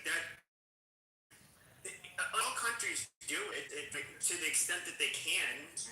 But then it goes out to full-blown wars. You see, if we can take Greenland without a war, or Russia or China invading, after if they start putting bases there or having a presence, now you're putting there's going to be a whole different type of war, which now there's more casualties involved, there's going to be more aggression, and it's going to be more hostile. So if you can stop it before it rises. So now the question is, are they bullying, or is it just because Netherlands is being stubborn and neglecting that? It's not Netherlands at all. It's Denmark. Sorry. I don't know why y'all keep saying Netherlands. Netherlands. You guys, sorry, I'm a little high too. It's okay. Okay. But Denmark's a little country. You have to realize this. They have this large country, but if you look at it, it's an economic drain. They're neglecting that territory. It's not that they're necessarily neglecting it. It's actually an economic drain on Denmark. Of course, he's 100% right. It is for sure. So then give it to the U.S. Let the U.S. deal with it. I mean, they can. Let's admit. Patty, welcome to the stage. First of all, you're new. We're going to give you the floor right now. Do you have an opinion on the title? I was just responding to the Netherlands. Got it. Listen, I just wanted to give you the floor for a second. You on the stage, but Rafi, either way, if it was the Netherlands or Denmark, they both could join and come and do anything about it. Well, Netherlands is its own country. It's correct. She's correct for correcting us. Yes. You guys would say something about. No, we fucked up. We fucked up on that one, Patty. That's on you. Okay, so now or even the neglect piece. I'm confused with the neglect. Okay, well, their military presence as of now is not powerful enough to hold down that land. But they don't need to be at this point, though. But that's kind of part of the problem. You know what this sounds like? Hold on, Steppy. You know what this sounds like? Iran hasn't created that nuclear bomb, but they're only 90%. So would you rather stop them at 90%, or would you rather stop? Yeah, but Iran never had 90%, so I don't know. But it doesn't matter. Even if they have 20, they're on the way to do it. So China's it's not a justification that they're not at 90, 80, or 70. Once you start something, you will accomplish at one point. The question is now, are you waiting for them to accomplish to do something once they already have it? You would rather hit Iran when they have a nuclear bomb, or would you rather hit Iran before they have a nuclear bomb, that you can make sure that they don't get one? Or do you want to create another North Korea? But we disagree, because like if they were a threat, Greenland is a threat to North America. If it was to be correct, it's a vulnerable. Yes, and so like with Green. The Danish want to just sit back and not do anything. No, they want the world superpower. No, they don't want Donald Trump to do something. That's the problem, because they're European. But hold on, to use uranium, they only need to enrich uranium to, I think it was 6.5% for energy. You guys don't find that it's a problem that it's at 6? Yeah, but we know that they were trying to get nukes. We all know that. We know that. When is the time to hit them? Is it a time to hit them once they have the nukes? Is it time? Or should we allow another North Korea? Okay, sure. So the time to hit them. Are you good with North Korea at that thing? Yeah, but it's no, I'm not. But here's the problem. There's a reason why. I love you. One second, but I want to hear from her. She is new on the stage, and we haven't heard from her ever. So I think it's still a different story when you try to compare what happened in North Korea to what's going on with Iran. The only thing that they have that they actually may know based off of intelligence is that their uranium enrichment. But it's more than just uranium enrichment to build a nuclear weapon. So I think when Trump claimed that he destroyed the facilities or whatever they're going to have to start over. I think with him bombing it or even him killing the Ayatollah, he should have pulled out then and just said, I did what I told him. He should have never bombed them. He should have never bombed them last summer. This was the biggest fear that like Charlie Kirk, a lot of us that were on the right, for example, and I mentioned Charlie Kirk because he loves Israel so much. We realized that once he committed to doing something retarded as bombing the enrichment facility, he was going to go along with Israel. It was going to be the slippery slope. Yes, you could say it's a fallacy. Oh yeah, it's fine. Absolutely. Hold on, because this steaming pot of bullshit that you two are spewing is really hard to listen to. So you're trying to tell me it was a problem for the United States to go after Iran, the same temple of terror that destroyed Syria, destroyed Lebanon, destroyed Africa. All these people killed how many hundreds of thousands of their own people? And during the conflict, bombed innocent Muslims, little 6-year-olds in their beds in Kuwait, and killed them with drones. You're trying to tell me it was a problem to go after them? If you're talking about humanitarian rights, Iran isn't even in the top 10. Humanitarian? What are you talking about, humanitarian? You're talking about saving lives. Look at the blood. No. Listen. People died. Okay, I'm glad you brought up Sudan because they funnel terrorism to destroy South Sudan and Sudan. Iran helped with that blood over there. Do you want to listen? Do you want to have a debate? And you talked over me. You know what? That gets on my nerves, but I totally agree with everything he said. I don't care what you agree with him. You dropped like right over her. So no, because it has to. This kind of rhetoric has to be stopped. It's not rhetoric. It is. You don't give a shit. You don't give a shit. No, you don't give a shit. Why you don't give a shit about the Jews. You don't give a shit about the Jews. Listen. No, you gotta let me land on this one, guys. You gotta let me land on this one. Why is it? So even in 2002, they did an exercise, a mass exercise, and we couldn't even win it. Okay. It's a war we would lose, right? So if anybody ever read the Iran Doctrine, you'd know there's three pillars. Part of those pillars destroys the global economy. The United States can't afford to do this type of war. We can't. Of course it can. Of course it can. We have no choice. We're not asymmetric. Yes, we are. You see, we have no choice. Okay, this in World War II. Okay, for example, there's some wars where you had no choice. Yeah, we had no choice. Yes, but this is an engagement that would literally. With other officers. This is an engagement. This engagement stops the death of my. Rabbi, no. This engagement, you would have to have the buy-in of the American public. You entitled. This is not one of the truth. You left-wing, never lived in the Middle East, never been outside. She's a fucking veteran. First of all, show some fucking respect.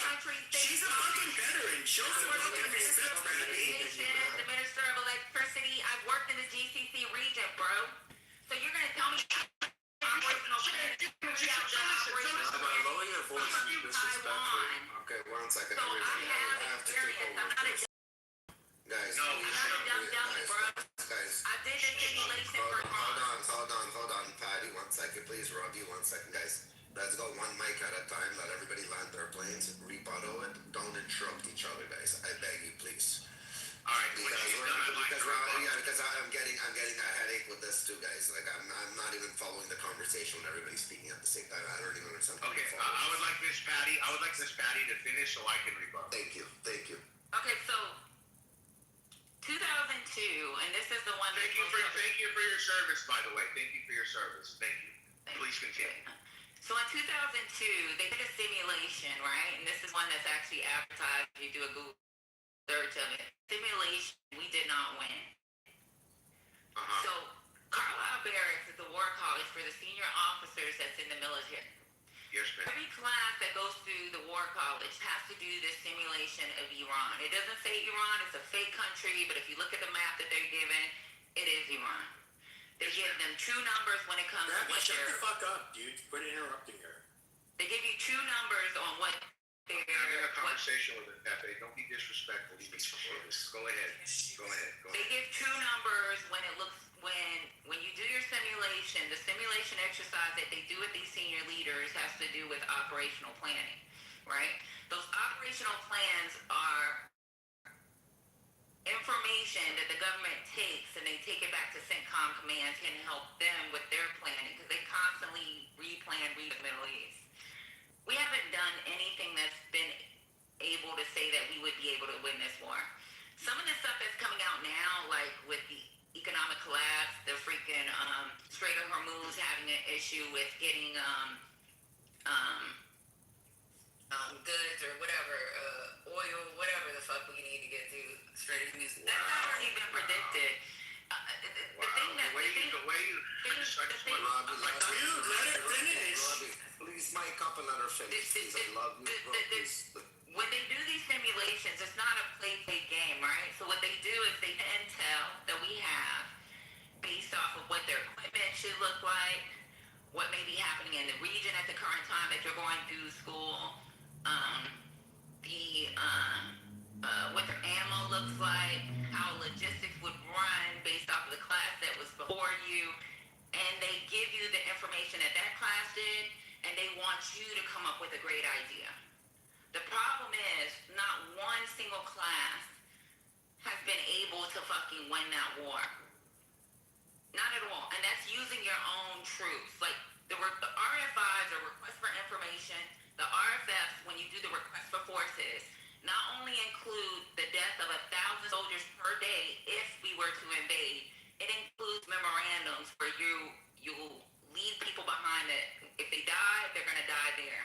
It also includes memorandums of fucking requesting for forces within the population.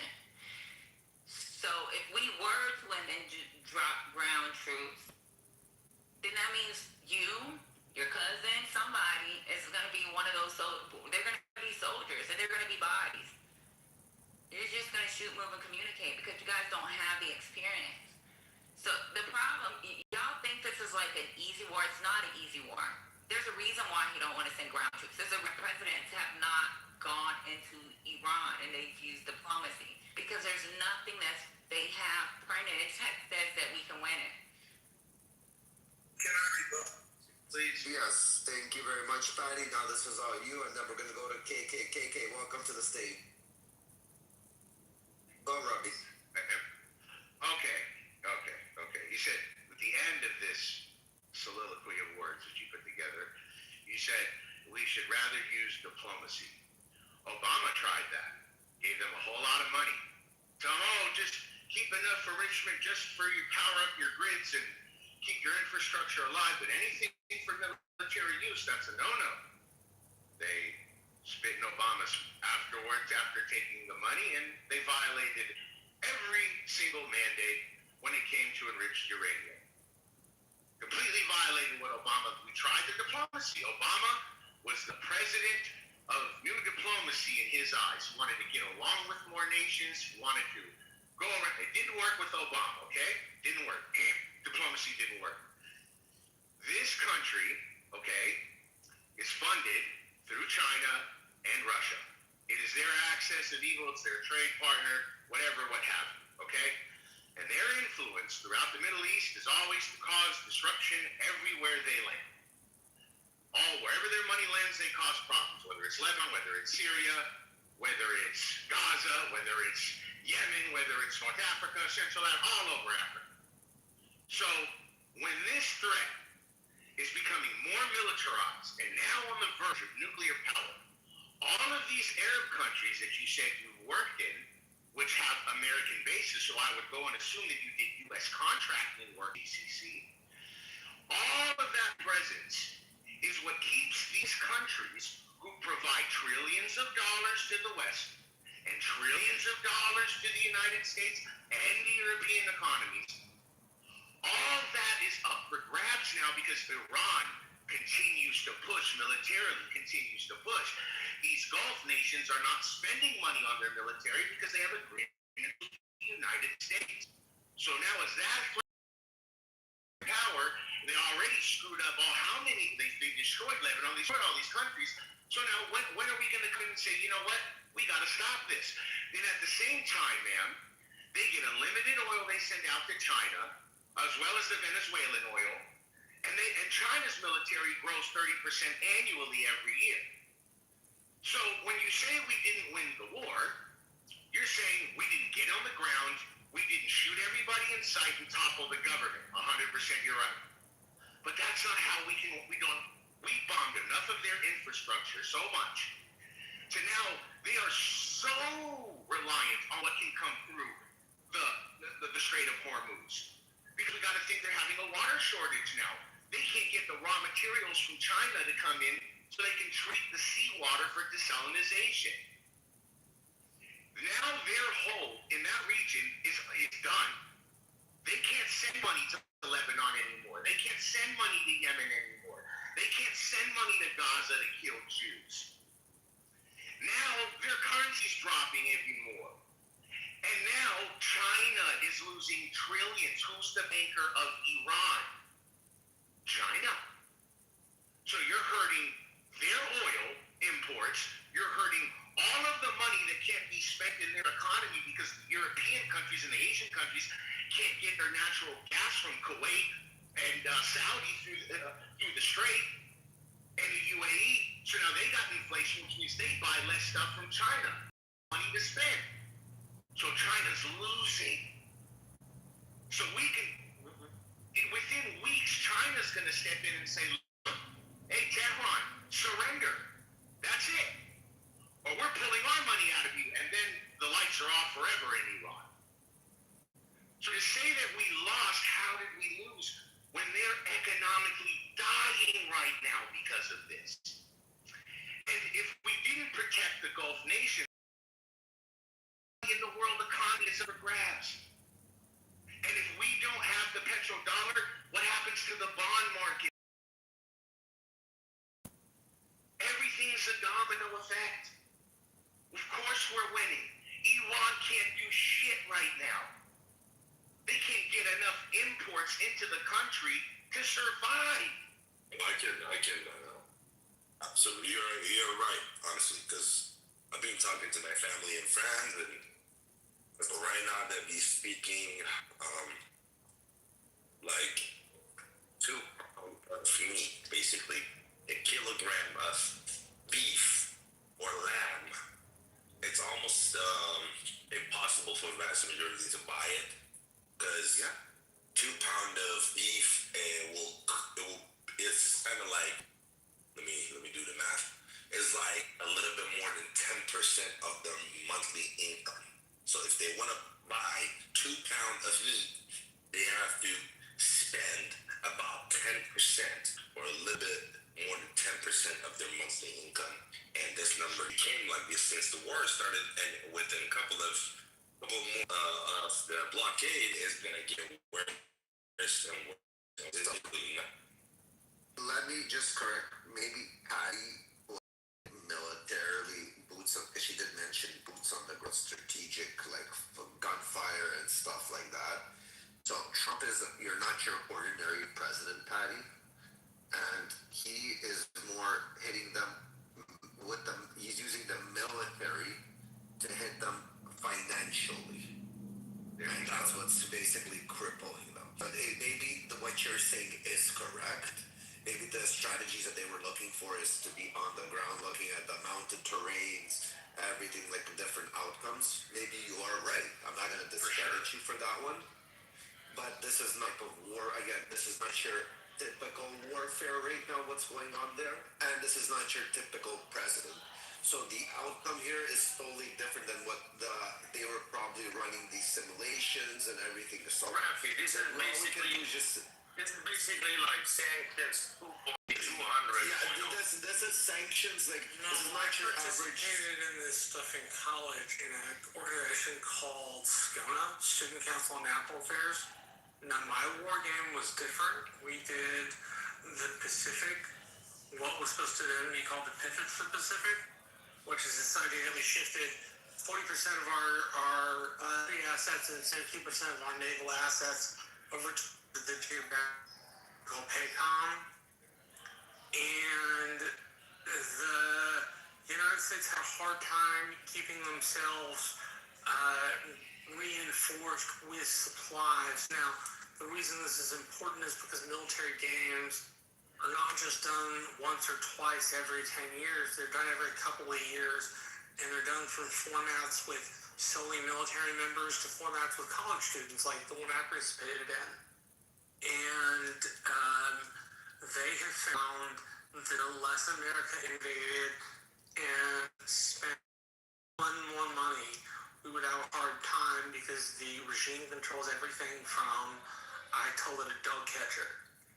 And it's very hard to root that out. It's not like rooting out the Ba'ath Party in Iraq or disband the army. And then we got the Fedayeen, the people that came up. It would be a very, very hard thing, and it would take trillions of US dollars. And I will say the Wall Street Journal today that not 100% GDP to debt ratio, which means there are going to be some extreme financial measures coming for the American budget in the next decade, like extreme financial measures. I am not entirely sure what Patty said, but I know her well enough to know that if she said it, it's probably a good idea. So I will back her and say that the games that we've conducted do not say we win this, they say we lose this. And maybe we're somehow exceptional, but America didn't become an exceptional nation because we somehow weren't endowed by it, by God. We became an exceptional nation because we did the things nations have to do to become exceptional. Right, we won. We won already. We got all the Gulf nations wanting more military assets as we speak. They already approved the budget in 5 more GCC countries to expand military bases. We're going to control the region. We're going to control everything. We're going to secure the petrodollar. We're on top. And then we're going to have Israel in peace with the GCC nations. We're going to have a brand new look at the world. Lebanon's going to get crushed, and then the Lebanese government's going to come to Israel and say, you know what? Knowing her well enough, I doubt that was her point. I think what she meant was I think what she meant was direct military confrontation, which is exactly what these war games do, and exactly what people who are in the service of the country, that's what they do all the time, right? Yeah. Right? So if you hadn't done that, I would just think there would be, I don't know, a modicum of humility for maybe somebody who has. But Marsha, I think what you're missing one step beyond that is that what my belief, maybe it's not yours, I don't know whose it is, but without the United States being I think we could in a war if we wanted to. In other words, the overwhelming percentage of the population is willing to commit to this war. Yeah, we would fucking destroy it. But we're destroying it. Hold on. We have destroyed that, Pepe. Guys, let Pepe land for a second. Yeah. Pepe, land quickly, because I just want to go to Jason too as well. He's on the stage. We got Alan. We also have Xfinity who has joined us on the stage. And I think you've been with us for a minute. Great help, but I'm going to make the moderator with us. The only thing I was saying is that, like, we could defeat Iran, obviously, but you would have to have a buy-in where we'd have to look at, like, post 9/11 within those couple of years, where we did go into Iraq. Of course, Afghanistan was a no-brainer for Americans. But of course, we can look at other wars with popular support, like World War II. I mean, yeah, with that kind of buy-in from the American public, sure. Otherwise, like, no, we're not going to go in and really. What are we going to do to the IRGC? We killed their top leadership, yet the IRGC is still in power. I mean. Well, that's kind of it's dysfunctional power. It's not really power there the way it was. It's not power there the way it was, but it still aligns with exactly what I said, which is they controlled everything from Supremo Meter to dog catcher. I understand, but what matters is the military right now in this time of hour for them, and they can't afford to pay their soldiers. Again, they're getting crippled from within. As I said, this is not your average fucking fight. They're literally not paying soldiers. So why would the soldiers go risk their fucking lives for a fucking regime? Not even for the country, for a regime. There's no money. Marshall, it's fucked up. I'm not saying unless there's some sort of like miraculous thing, the regime is not toppling on its own. Right? The problem is, Marshall, the problem is we don't know what's happening there. The problem, this is not a conventional warfare this time. There's an internet blockade. We don't know what's coming out. We don't hear from the people saying, listen, we're seeing a lot of people deflect. We don't hear none of this shit that we would usually hear. Here they kind of, they put a curtain over us, and we're all sitting in our stage right now guessing and sharing opinions. That's the same exact thing as Palestine, and don't you support Israel? I will tell you, I think, I'm going to Patty. I think when Patty makes a statement, she says she knows. I understand. I think she knows. Listen, we're not discrediting Patty, nothing that Patty said. But as I said, Patty, the information she was stating, I'm not saying it's not factual or anything in that matter. I'm saying it just, you can't compare it to the warfare that's actually happening today on the ground. This is not boots on the ground. This is hit them economically while you use the military to do a blockade because you're hitting them in the pocket. And again, everything what people do in this life is for money. You're not going to get paid, you're not going to do it. So this is going to be a different outcome. Again, this is not your average president. This is not your average for like 3 hours. This is this is completely something else. We're all guessing. But I do want to go to some new people. We did get some new people on the stage. I do want to say hi to Manfinity and Jason. Manfinity, you're first, and then Jason will go right after you. So the title is America basically a bully? And what's your opinion on this? Well, I can't speak to what you guys were just about because I wasn't listening too closely. But in reference to the question, America a bully? I think they have been a bully. I think through the various administrations, there's been overreach, there's been overreaction, there's been meddling in business that business meddling into. But in this case, I tend to believe, and I don't know for sure, I tend to believe Donald Trump ordered this military strike in Iran because he saw a gathering threat around this nuclear and the nuclear ambitions of the Iranian regime. And, it's hard to know if he was, pushed into this by Netanyahu and all this other stuff that people like to say. But I would just say that I tend to believe that he was very hesitant to take this action. If he was gung-ho, he would have done it in his first term. He waited, he negotiated. And Iran just seemed like they wanted this fight, and they got it.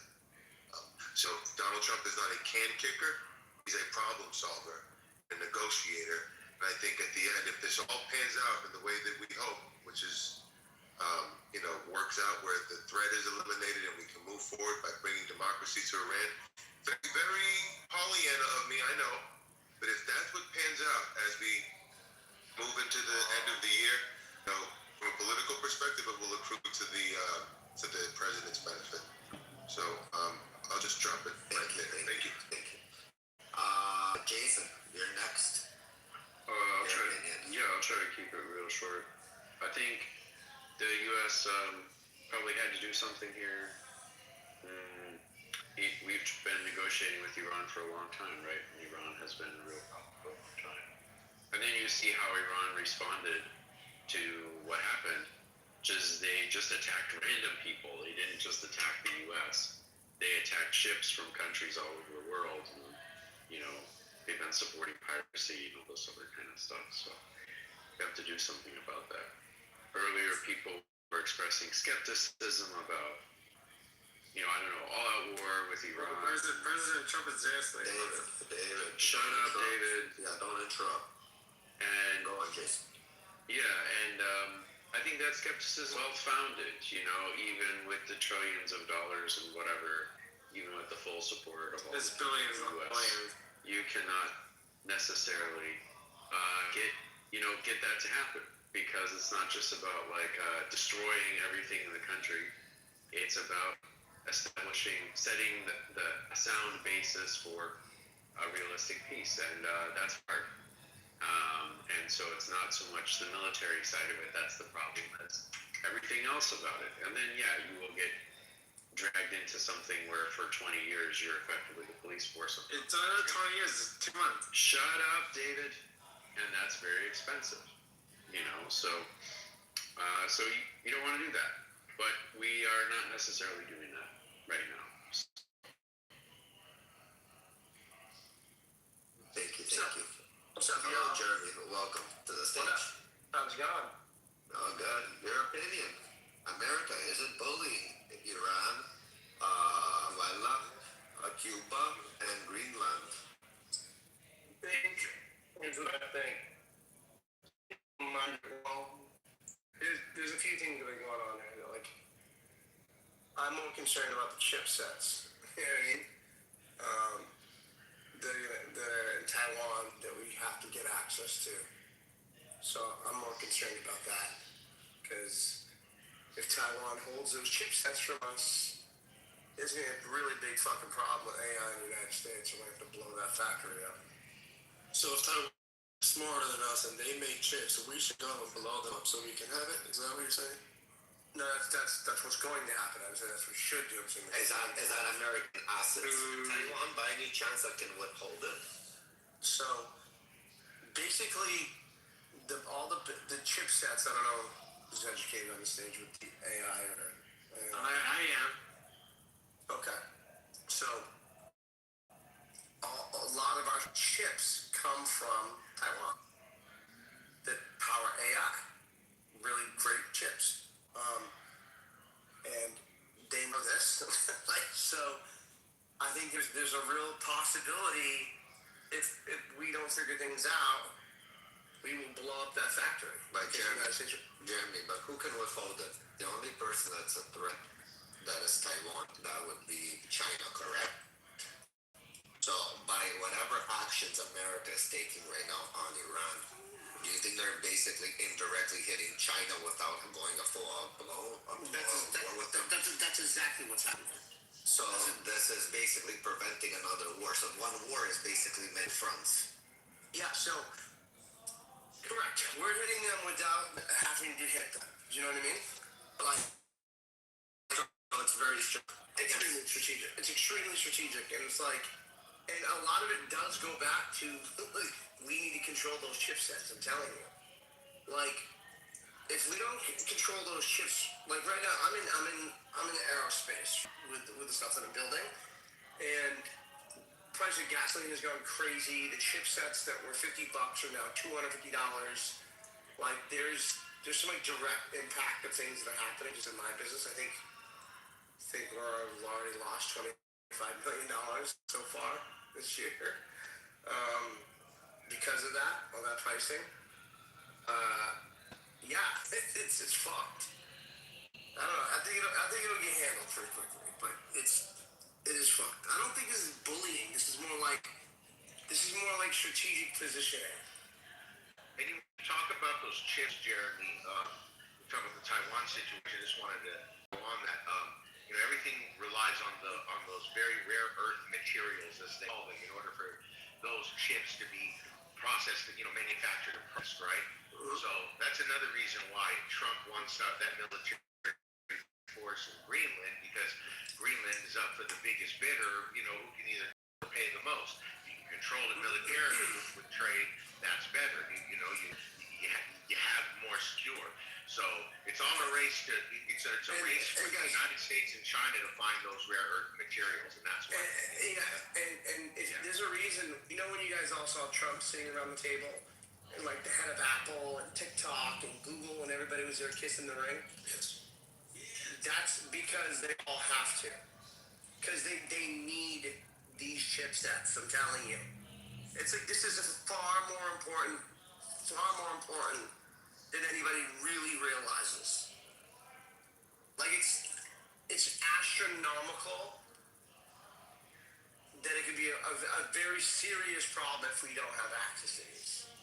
So that's what the Taiwan and China thing, but what does it have to do with the other three wars we were talking about? Because Iran, I get. Go ahead. What other wars you talking about? Well, I think we said, go ahead, Rafi. Yeah, so the reason. I'm sorry, Jason. Let me just go real quick. First of all, they need somebody to do a room reset, and they're going to be able to do it. Father, if you can do a room reset right after me, and then Jason will go. The reason why I say the other wars, and it seems like America's attacking these other countries like Iran, Venezuela, Cuba, and Greenland, is because they're basically doing things that are not in the U.S. interests, and later on, U.S. is going to have to do either military action.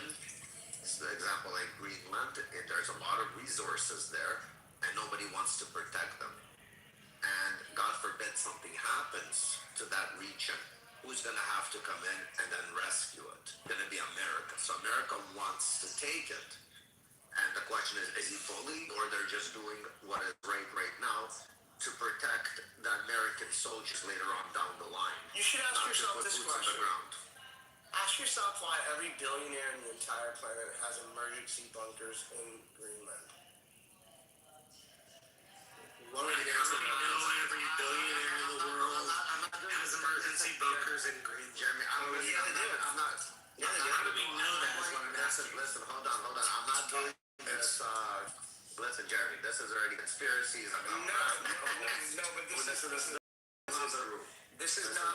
not a conspiracy. These are public facts. Okay, I understand. How do you know that? Like, what's your source for it? I know this because some of these people are my friends.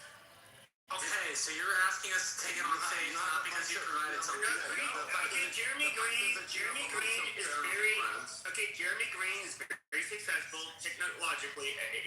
Like when it comes to when it comes to tech, he's well known. That you can Google his fucking name if you want. I'm not what's it called? Discouraged. This is.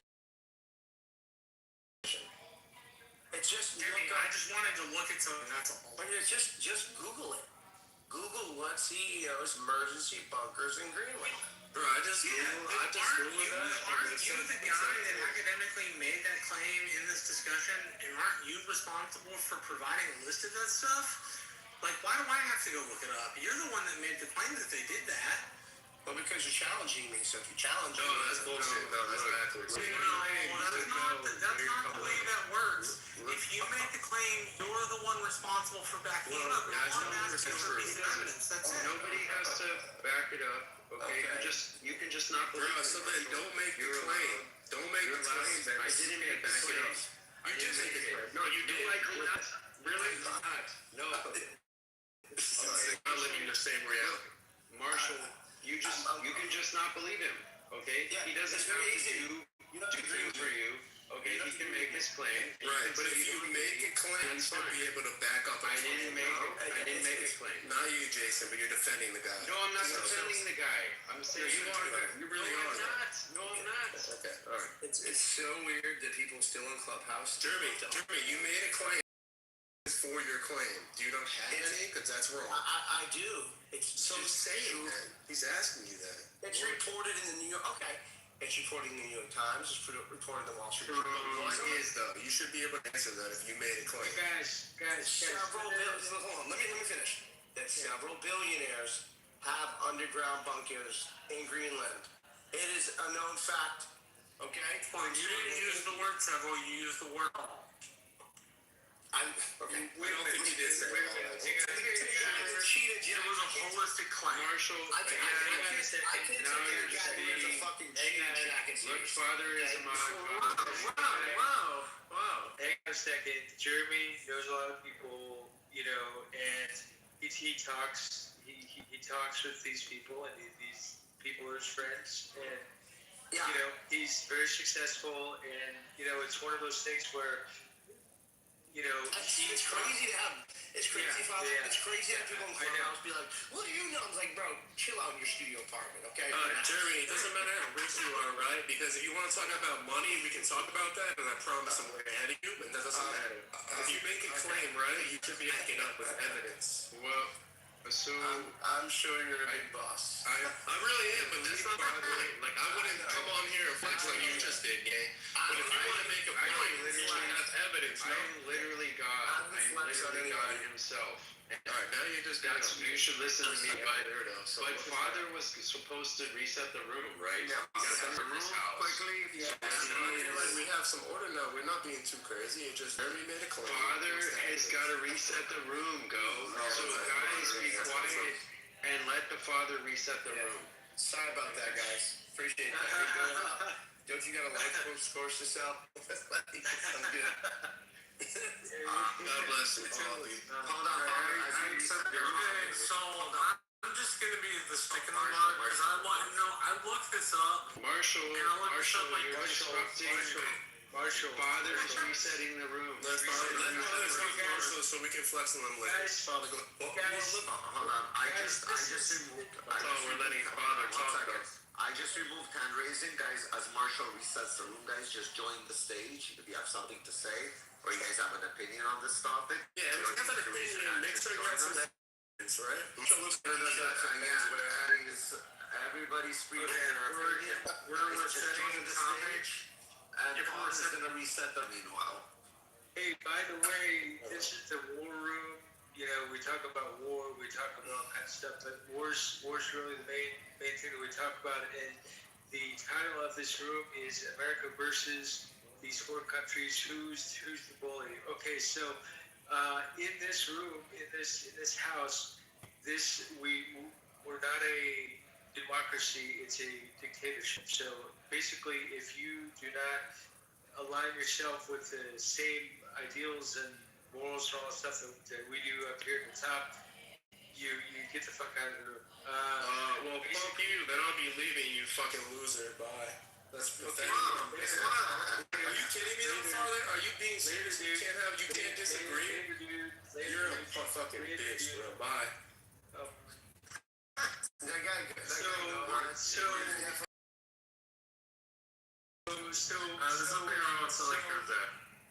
So one of the deals is me and Jeremy know each other from Clubhouse back in the day. So it's one of those things where we used to run shit. This shit is awesome. What happened to this shit? Absolutely. Yeah. What the fuck happened? There's like 3,000 people in a room. Yeah, totally. Yeah. Now you got a bunch of crazy lunatics just yell at each other, stab each other. Absolutely. So, Jeremy, why don't you tell us more about what you were talking about? Just continue, and then chipsets. Chipsets or I think abortion.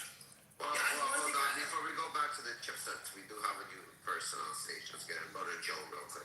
Hey, Joe. How What are you doing? I'm good. I'm very familiar with the topic. You're familiar with the topic? You have something to say about the topic? About the room title more. Not the topic on the chipsets. Oh, I hate the chip shit. I think it's stupid. Hey! It's temporary. Don't invest. What? I got it. It's okay, I was wrong. I was wrong. Don't. There's no way that voice does not match that picture. No shot. That's me. Just because I have a list, but That's the answer. Yes, that's her. That's exactly what she is. Should be fine. But Joe, please, your opinion on the topic, please. The floor is yours. I don't think we're the bully. We got to defend all the weakies, the weak ones. We have to protect and provide. Thank you. Yes, we're back to the chipset. Oh my god. Well, people were saying, like, what does this have to do? What does Venezuela and all of this have to do with China? Venezuela and Cuba and Iran are all supported by China. That's what it has to do with it. China is getting oil from Venezuela. China is using Venezuela to avoid sanctions. China gets resources from Iran, in particular oil, and for whatever reason, China imports a lot of oil. They need a lot of oil. Certainly, if they want to conduct a war, there is no better war material than oil. You can't fuel your aircraft efficiently with alcohol or methanol, or batteries are useless. So, if you combat aircraft, combat vehicles, you need oil for that. And China is trying to get out that don't require oil at all. Combat aircraft require oil because the power density of oil, the energy density of jet fuel. Have you heard of the Aurora project? What is there is no material with the energy density of gasoline or jet fuel. Okay, like methane doesn't do it. I mean, in principle, hydrogen could do it, except for around it cuts that energy density way down. Combat jets, tanks, trucks, all of these things, the energy density makes a big difference. And things that are like approach the energy density of oil, I mean, even alcohol is only like half the energy density of oil. Do you think there's anything that Boeing or Lockheed or anybody's working on that does not require that? Okay, well, where are they going to fly on batteries, Jeremy? You know how much weight that is supposed to carry weaponry? No, I'm not asking. If he seems like he doesn't. Nobody is doing anything. There is no alternative to jet fuel. The end. Okay? The end. Right? And when you look at alternatives, I'm gonna be able to and insert myself here. Hold on, everybody quiet. I was speaking. I'm not having that bullshit. And Joe, hello. Good to see you tonight and all my friends. Hello. Shout out. You don't think there's anything? One second. Oh, did you want to go? Oh. Yes, honey. Did you want to say something, or you just want to say hello to everybody? I just want to say. Okay. Welcome. Jason, you seem to know a little bit about aerospace. Are you saying that there's nothing else the United States government is working on other than fossil burning fuel? I'm not gonna answer your question. So Jeremy, you keep re-questioning. Do you know something we don't know? Like, well, yeah, there's a million things. There's kinetic energy. There's fucking 0-point energy. There's like subatomic. I mean, there's a million things that do not require. I mean, you can't fuel combat aircraft with this kind of stuff. That is wrong. And if we want to, stop. Hey guys, I can handle this. Okay. And you can't do that. Okay, when you look at alternative, you'll have a chance to say something. I'm responding to you. Okay, and then I'll finish up responding, and then you can go. Okay. So, if you look at alternatives to oil, they are all lower energy, but also basically all of them are corrosive. Okay, the one that's super corrosive is still a terrible lubricant, and that's ethanol, and that only has half the energy density of gasoline and JP7 and whatever else. Okay, so there's not viable alternatives. Okay, I strongly disagree, but I get it. And why do you disagree? He strongly disagrees. No, that's a good question. Wait, shut the fuck up. No, we're not doing that. My question is like, why do you disagree? What is it about what he said that you think is true? Because I know there's stuff being worked on that is incredible. But this is the second time you've done this in the discussion. You can't just reference your own opinion without something from us. That sounds like it's confidential. It's confidential. Then you can't use it as evidence in front of a bunch of people. Jeremy. No, I don't. Guys, I don't. I agree with Marshall and Jeremy. This is not how it works here. You're not gonna just come on stage and throw a bunch of. But again, no, Jeremy. Because I can say I'm a fucking 30-inch cock. Does that become valid or factual? You can say whatever you I'm want. asking, but this is how it sounds. What you're saying right now. Of course, people are saying. I understand that you live in a very small world and don't understand. I'm not saying That's not what that is. Jeremy, the difference is you heard this from somewhere. And I did not hear this from anywhere. Hold on. I live next door to Palm the Lucky, dude.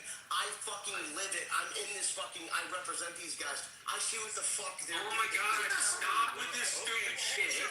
No, you guys. Marshall, you are taking the bait. Do some research on Andrew and just see what they're developing. Wow. None of you guys know what that is. I'm not going to do any work for you, Jeremy. Okay. But look, if you want to share something with us, you can. But if you came on stage and started. But if you can't explaining all this. If you can't share it with us, Jeremy, you don't have to share secrets with us if you don't want to. That's fine. They're not secrets. They're not secrets. Jeremy, if I go search for a 30-inch cock, I'll probably find it somewhere on stupid Google. Guys, don't take the bait. Somewhere an article. Again, what is fucking factual as of now? Nobody, again, Jason is saying, if you can provide us some sort of information or fact, whatever you're saying. Right now, this is just a bunch of words that clearly saying. Top secret Air Force and Navy. It's not very top secret if you know about it. Let's say don't take the bait. Don't take the bait. Yeah, don't take the bait. Look, Jeremy. Stick to small. Jeremy. We have somebody new. Harry, what's up? Welcome to the stage, Harry. Stick to small conversations. Hold on, Jeremy. Here, I need to pivot from this. My head is hurting. Harry, what's I can imagine that. Must take 2 IQs. I understand. Harry, your opinion. Why'd you guys drop him to this audience? Because he wouldn't let you speak. That's Oh, sorry, I got it. because he wouldn't let you complete a sentence, and like you don't complete one. Okay, Harry, you with us? Yeah, I'm here. Harry, Harry. David, shut up. Your opinion, is America bullying all these countries that you see in the title? Or is America just doing what it needs to do for the interest of America and for the future of America, for the safety, not to have full-blown scale wars And risk the lives of men and women if they can prevent it earlier than later. Or prevent them. David, you're one fucking annoying person when you're drunk. Well, I think it's a good thing what they're doing, and I don't think they're a bully at all. I think this is what America's meant to be. That we need to have this type of country in the world like America, because if we don't, then the country would be even worse, a worse place than what it is now. Cuba, this will be happening to Cuba since the 1940s. So, let's see what happens. I'm actually very excited for them, and I have a lot of Cuban friends that are very excited after what Trump said the other day. So, I think it's a good thing, That could be the old Cuba back where people went to go and vacation there. Beautiful island, casinos, hotels, resorts, cigars, everything, man. So, Cuba was like how Miami is now back in the 1920s and 30s. That's how it was pretty much in those times. So, we'll see what happens. Venezuela was a strategic move. Iran also is a strategic move. Somebody wrote in the chat earlier that Trump is going to speak in China very soon to what's his name, the leader of the Communist Party there. So I think they're gonna give him an ultimatum or something like that. About blowing up the chip factory in Taiwan. I don't think that's ever gonna happen. I don't know why they would do that. There's like 5 or 6 at least major companies in the U.S. that use TSMC for chips, on a wide scale, which America would not be able to do. They would be years behind if they ever tried to get to where Taiwan is not manufactured. Necessary, that's top secret. Only the people in the room don't know about it. Well, I understand what the guy's saying. Like, if you're in the industry, I mean, there is things that I don't want to say that are leaked or whatever, but you can't only say that there's the only way to fuel planes is by with fuel. There's definitely R&D. You can. There aren't other ways. And every vehicle that China has right now, guess what goes in it? Yeah, I understand what you're saying. You didn't let me finish. That's why this oil stuff matters, and that guy was just completely diluting that. You all are getting confused. Jason, let me finish. China needs oil, to run their jet fighters and all that other stuff. It's fine, but let him finish. Well, it's not really just all for that, but it's also, to run their fucking electrical scale. They use coal for that. They use solar. They don't need oil to run their electrical grid. You don't use oil to run your electric. No, you use natural gas, coal. They have some of the most coal mining in the world. They have renewables. They have extensive renewables. But there's one thing they cannot replace oil for. You cannot put renewables, you cannot put coal in a tank. Okay? You can't put it in a truck full of soldiers. You can't put it in a jet fighter. The only thing you can put in a jet fighter, a tank, a truck full of soldiers is gasoline. Okay? Or kerosene. It can do all other kinds of energy substitutions, and China is working very hard on it. But they cannot substitute anything for oil when it comes to actually delivering military. And that's why controlling the oil right now is very important. Not enough for their military power. No, you don't have enough when you start a war. You need a continuous supply And if their supply is truncated, then that will limit the scope and extent of the war they can plan. Or they will plan a war they can't continue. And Hey, I would think they could ship from Russia enough to elite supply, because it could cut off a lot of the domestic usage of like cars. Just be so much of the domestic consumption is not.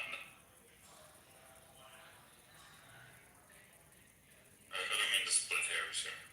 no, you would think so, but actually you need that domestic usage in a war, because that domestic usage is people driving trucks with stuff in them, the stuff that you use to do your war material, right? And so it turns out you need lots of gasoline domestically during a war. You can only restrict consumption so much. And again, it's because of trucks, okay? It's because of transporting stuff. Everything else, yeah, you can substitute that kind of energy. But the thing about oil, about gasoline, is it's self-lubricating, it's very high energy density, and it's very safe, okay? And it's non-corrosive. And if you look at alternatives for that, there aren't any. You know, first of all, nothing has energy density. It's like 40 megajoules per kilogram or something like that. And ethanol is like the second best at 20 megajoules per kilogram. But then you look at the self-lubricating, you look at how dangerous the other stuff is, and ethanol and ammonia are just insanely dangerous. And they're corrosive as hell. Okay? Gasoline is not corrosive, you know? So that's why there's not an alternative, practical alternative.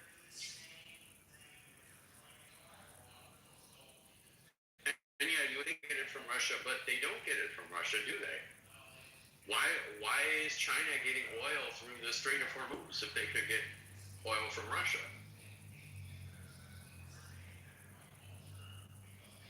this is cheaper.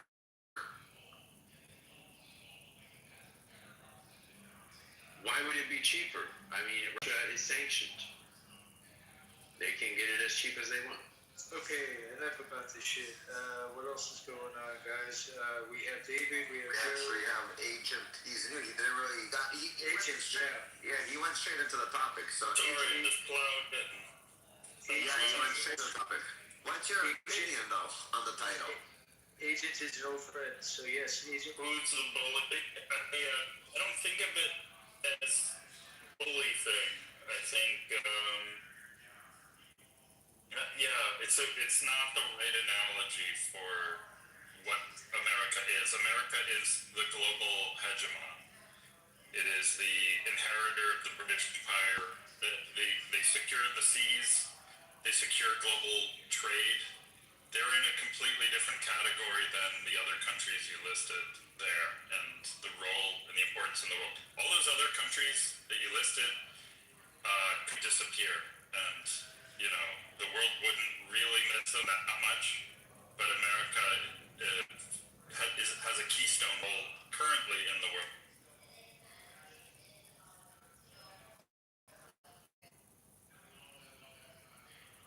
Thank you. But yeah.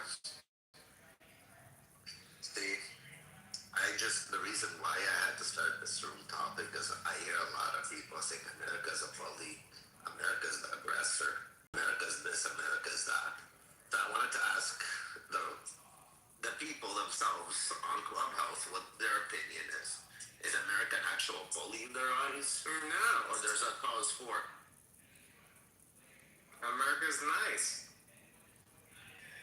Well, again, not everybody believes what you believe. And again, it needs to be explained to many. Well, I just tell people this. Would Cuba be a better place if America took over than it is now? And people that say no don't understand what it's like in Cuba right now, right? Or what it's been like for the last 70 fucking years, 80 years. So that's pretty much, all you really need to start off by, right? Is Venezuela better than Maduro as their leader, right? Yeah, I would say so. Depends on how much you like. Exactly. Like ever since Maduro left Venezuela, like it's been a better place. Like in all Don't fucking fool yourselves. We deposed Maduro because he was a criminal and he stood in our way and he made the country untenable for us. But Dulce is no fucking better. She continues the exact same shit that Maduro did in the first place. Let's even make a deal. But okay, I didn't say that. Don't say she's awesome. Say, hey, America decided from the least of all bad options that was still bad. There's a lot of prisoners in Venezuela who are now free because their only crime was opposing. Yes, because they're gonna take more under Delcy too. My point is, don't pretend it's some sort of altruistic good. What it was a dictatorial regime that didn't do it to, and because it's our hemisphere, we said, fuck off, now you're gonna do what we want to. We don't care if we have to just replace one guy, as long as you guys cooperate, we'll let you do what you want.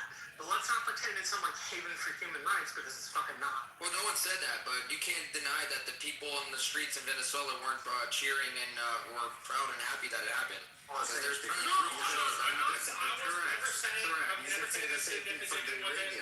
never saying the deposition was a bad thing. I'm saying this like presentation that like we somehow brought democracy to Venezuela. No, we just put the second. But nobody said that. But nobody said that though. That was the implication. No, it wasn't my implication. I didn't say that. Well, hold on. Like again, it's the same exact example you could use for the Iranians. I've never seen America bomb a country and the civilian population come out clapping and cheering, dancing, and being happy for it. I've never seen it anywhere ever happen in any nation while they were getting bombed. Rockets were flying. The civilian population coming out and clapping and cheering for this. Iraq. Same thing with Iraq. Both times. I don't remember Iraq of this happening. To be honest, I'll tell you the truth. I didn't see it. But again, with Iran, I saw it. With Venezuela, I saw it. Okay, so let's kind of change this thing up a little bit because we're talking to too many Americans, and what we really need to be talking about, the people we need to be talking to are the Iranians, are the Cubans, are the Venezuelans, are the Greenlanders. So if you are a Iranian or a Cuban or a Venezuelan, you know what I mean? Greenlandian, yes. Come up to the stage. Or even Persian. If you guys are Persian, you have something to say, more than welcome on the stage. Or if you're Muslim and all that stuff, whatever. Let's change what's going on because anyways, it's Saturday night. Let's rock. Yeah, everybody's opinion matters, so yeah, let's hear you guys out. We got somebody new on the stage. Welcome, Shah. What's your opinion on the title? Is America bully? Joe, what's going on? How are you? I'm good. So, I'm Iranian, but I just joined, so let me just listen and I will give you guys my opinion. So we're going to ask you this question, and basically it's, is America the bully or is Iran the bully when it comes to world affairs? So we want your... With all the tension that's happening in the U.S., between all these countries, between Iran, Cuba, Venezuela, and Greenland, all the threats that are being, and all the actions that are happening by the UN, do you believe they're bullying, or do you think they're doing it for the better or the greater nation of America, and to stabilize those areas and regions for the future? Well, I am not going to give you guys any opinion about Venezuela or the other country, Greenland or whatever, because I don't really have that much information. But about Iran, that I just want to give you, I don't know if it relates to this subject or not, but this is my take. I just want to say it as simple as possible. In my opinion, when in 1980s, the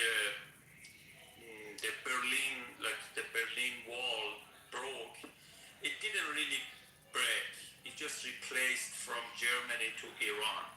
Although we don't see any physical wall, but Iran became the wall between east and west of this world. So, if I want to say it simple, this is actually a war between China and America. So, it is taken place in that geographic area in Iran.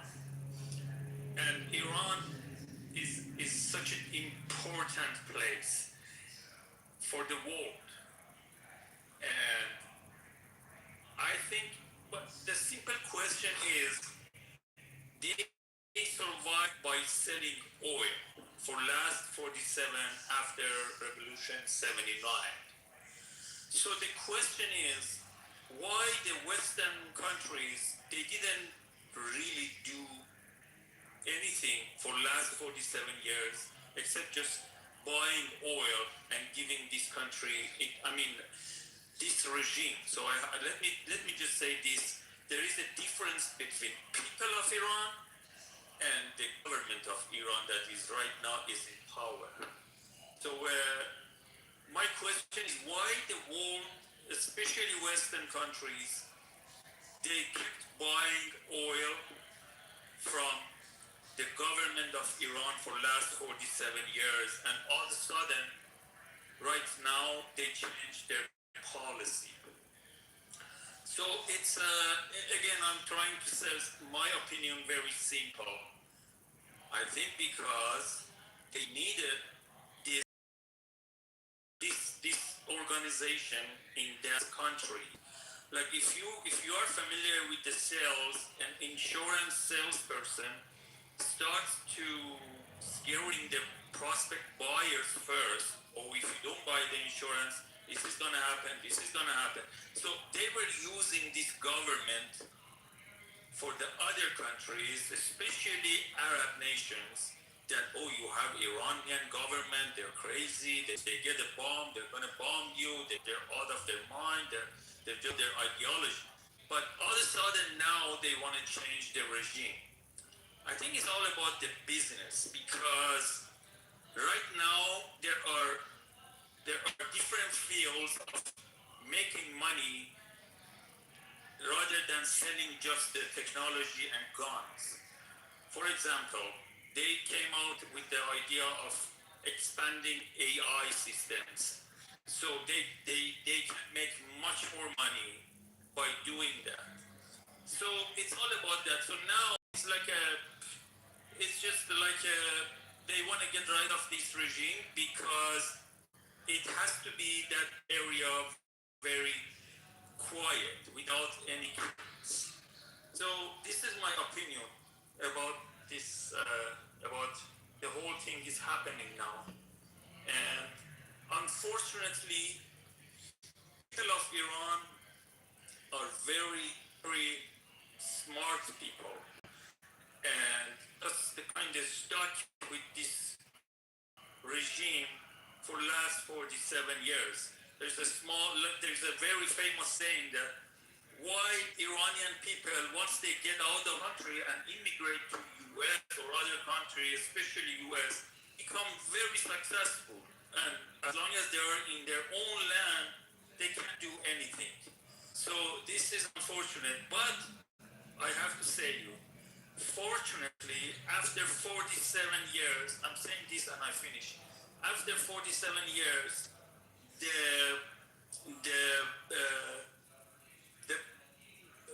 people of Iran's benefit is kind of aligned with the benefit of the U.S. and other Western countries. So that's a fortunate thing is happening for the Iranian people.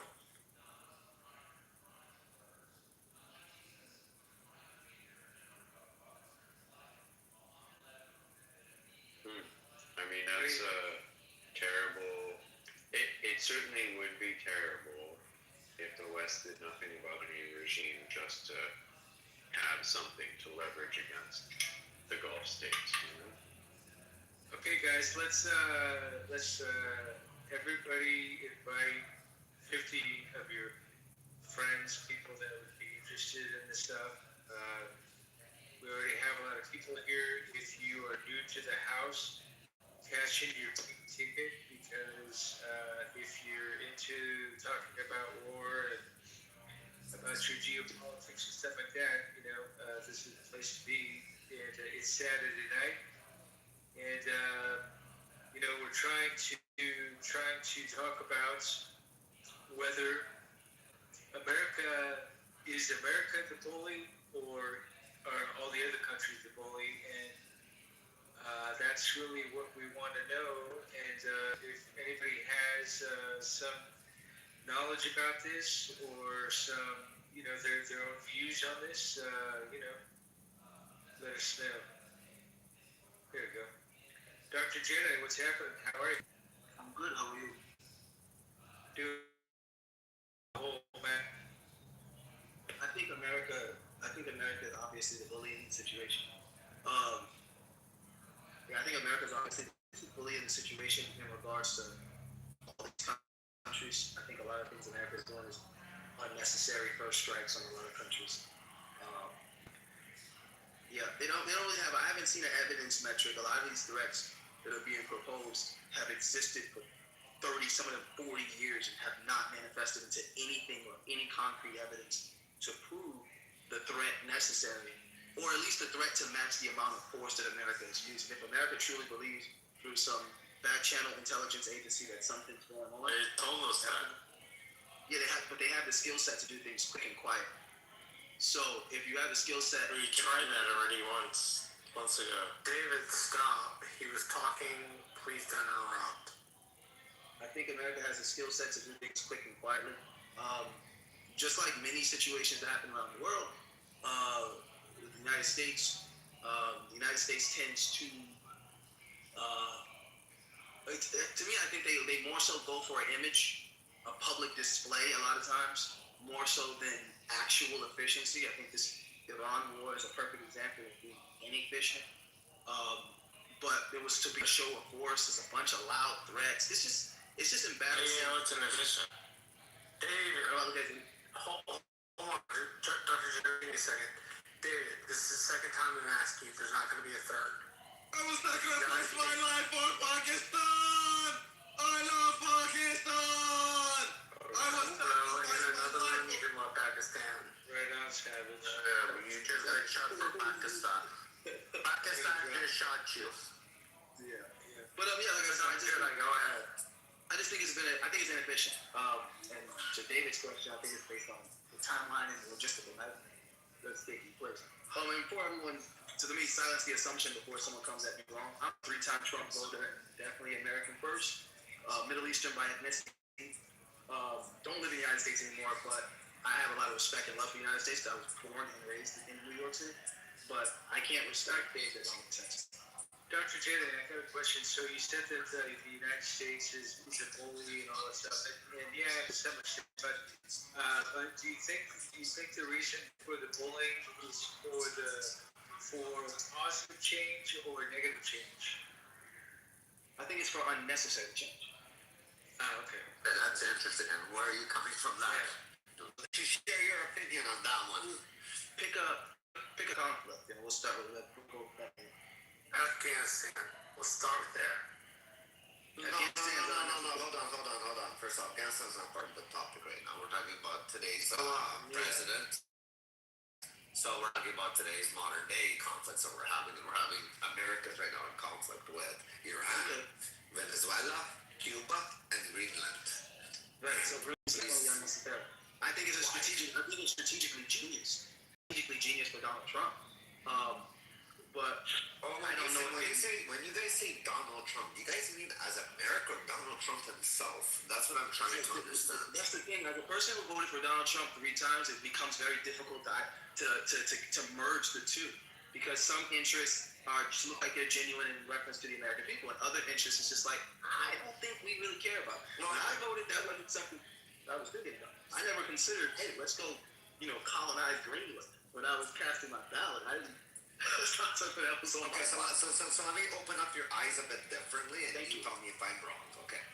So Greenland is, first of all, it comes out to the what is it called, to the North Sea.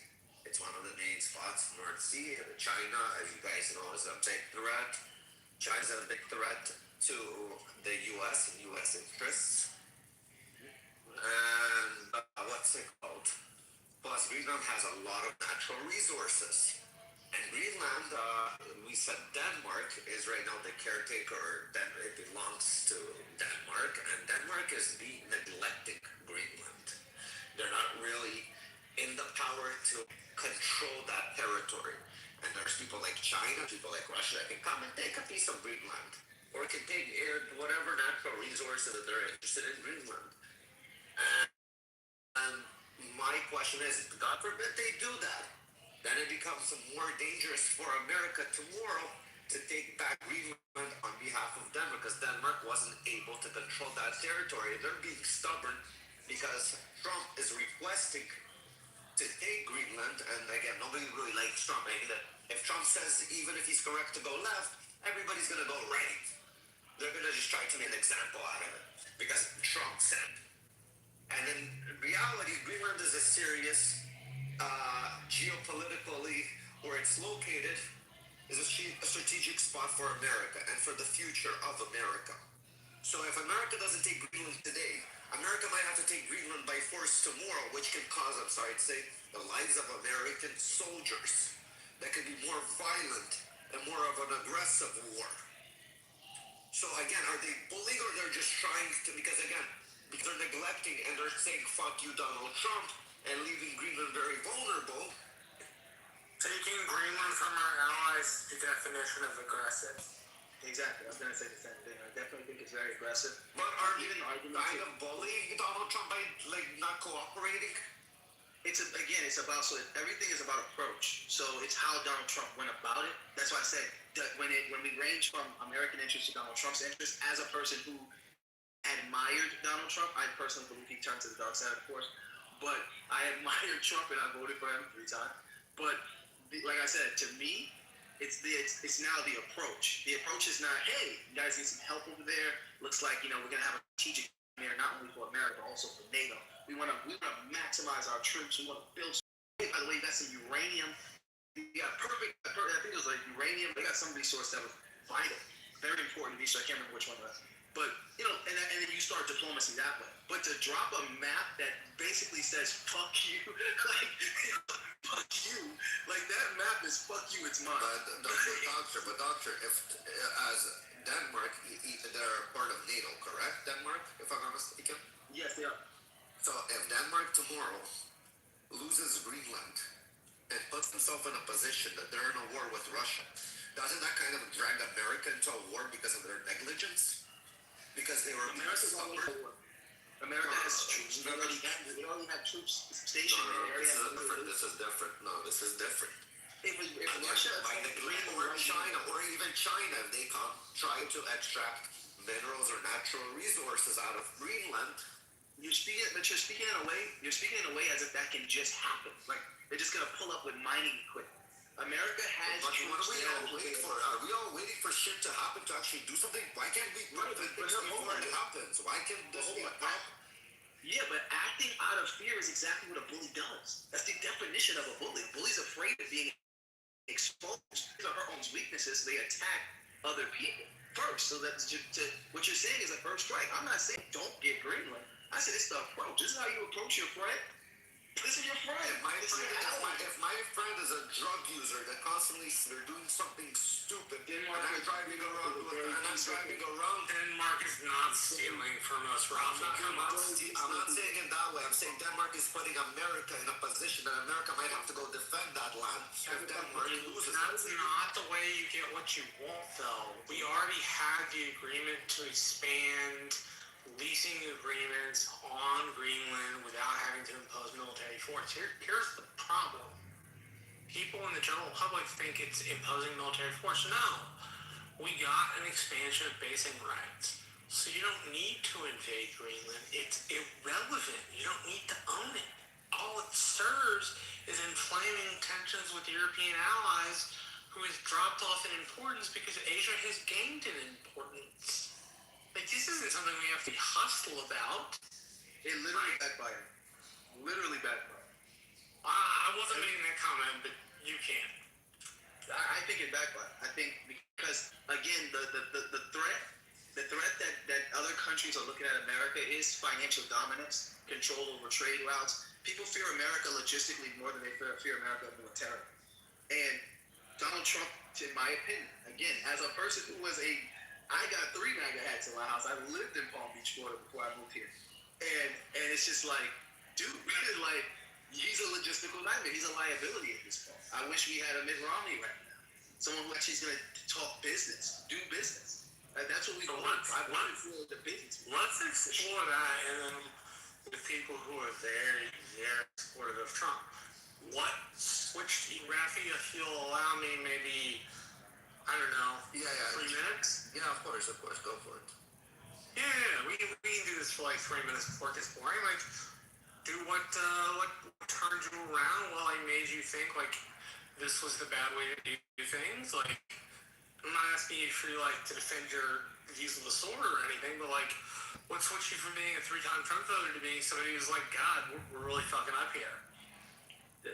Again, the approach. So me, like I said, I'm from New York as well. So I went to college in New York. I read the Art of the Deal when I was in college. Donald Trump was someone I've always admired. His first presidency, I felt like he was the most attacked president. I felt like it was short into the stick. He's the first social media president. So everything he says, every mistake that he makes gets soundbited. If we did the same thing to George Bush, we would find the same problems with Bill Clinton and anyone else. So I just felt like he got railed. And I saw how the media attacked him, how he was muted off of social media. And I saw those things. I said, there's a concentrated effort to attack this man. And this man is displaying strength. He's displaying strength and American first ideals, and the American population is just not seeing it because they're lost in his rhetoric. Then he got back in office, and a lot of promises were made that I was stoked for. And then as he starts the rhetoric, I'm like, okay, bro, you're doing a lot of talking. It's a lot of talking, a lot of aggressive talking, a lot of unnecessary shit. Some things are funny, other things are just you're trolling other politicians on the internet. I mean, and it's diminishing the reputation and character. And then when it comes down to doing business, your mouth, your personal relationships, your Twitter posts is affecting American business and making everything have to be hostile when America has the advantage in every negotiation. So you don't have to even bring a gun to the table. You just don't have to. You have all the advantages. You don't have to remind a country that you can blow them to hell when you got 2 Navy ships sitting outside. That doesn't have to be the reminder. You know, and when you read, if you ever read Trump's book, The Art of the Deal, he literally talks about these type of strategies when negotiating and doing business that he's not executing. It's just a crash out. And the worst thing about he's handling right now is the start the 7 issue, and to me, how that was handled, a logistical nightmare. It doesn't seem like we have that Israel has on the United States, which again, Trump, for me, represented the strength president. The president, because I looked at Barack Obama as weak, I looked at Joe Biden as senile, I looked at George Bush as strong in the wrong areas. So Donald Trump, to me, seemed like he was the guy who was going to, I'm going to make you guys rich. I'm going to make America rich. And America has the potential. I'm going to get at our allies and hold them accountable. And you're not holding them accountable. You're in Iran by yourself.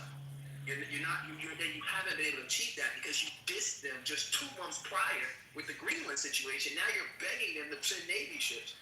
And I live in the Middle East now. I live here in Dubai. So I see the news difference versus what they're reporting in America versus what's actually happening on the ground. And America's getting their ass whooped. So as far as logistics, I'm not talking about as far as being the superpower. Being a superpower doesn't mean anything. When you're doing guerrilla warfare, it doesn't mean anything. So a couple of things. Trump didn't beg them. In fact, as of right now, he's pulling out of 5,000 troops out of Germany, which has caused a chain reaction, all because of a chancellor out there. Spain and Italy themselves are very nervous. In fact, the whole EU is actually really nervous. England's having basically parliamentary breakdowns because they're about ready to, I guess, pull out their prime minister now because of his inability, because they said, no, we're supposed to stay with our allies. And I mean, Trump got him up to 5%, which already caused, a fucking little shockwave through them because Spain, Portugal, and Italy were just twat waffles, still couldn't make the 5%. I think they were still operating at 2%, still can't contribute. And so, in effect, the U.S. is typically piggybacking it. They have what over there, 86,000 number of bases, Rheinstein, Stuttgart, just in Germany alone. It's the preeminent hospital outside of the United States. It's the largest one. You've got our operational command, and our European centralized command is actually operated out of Germany. So when Trump says, hey, yes, you should send assets and allow us to do this, and then you have a chancellor and you have other people like going, no, we shouldn't do this. Yes, because when they asked us to supply arms to defend them against the very bad, evil, no good Russians, we sent that with the U.S. We sent them more than all of Europe combined, or maybe it's about even now. I'm not quite sure yet.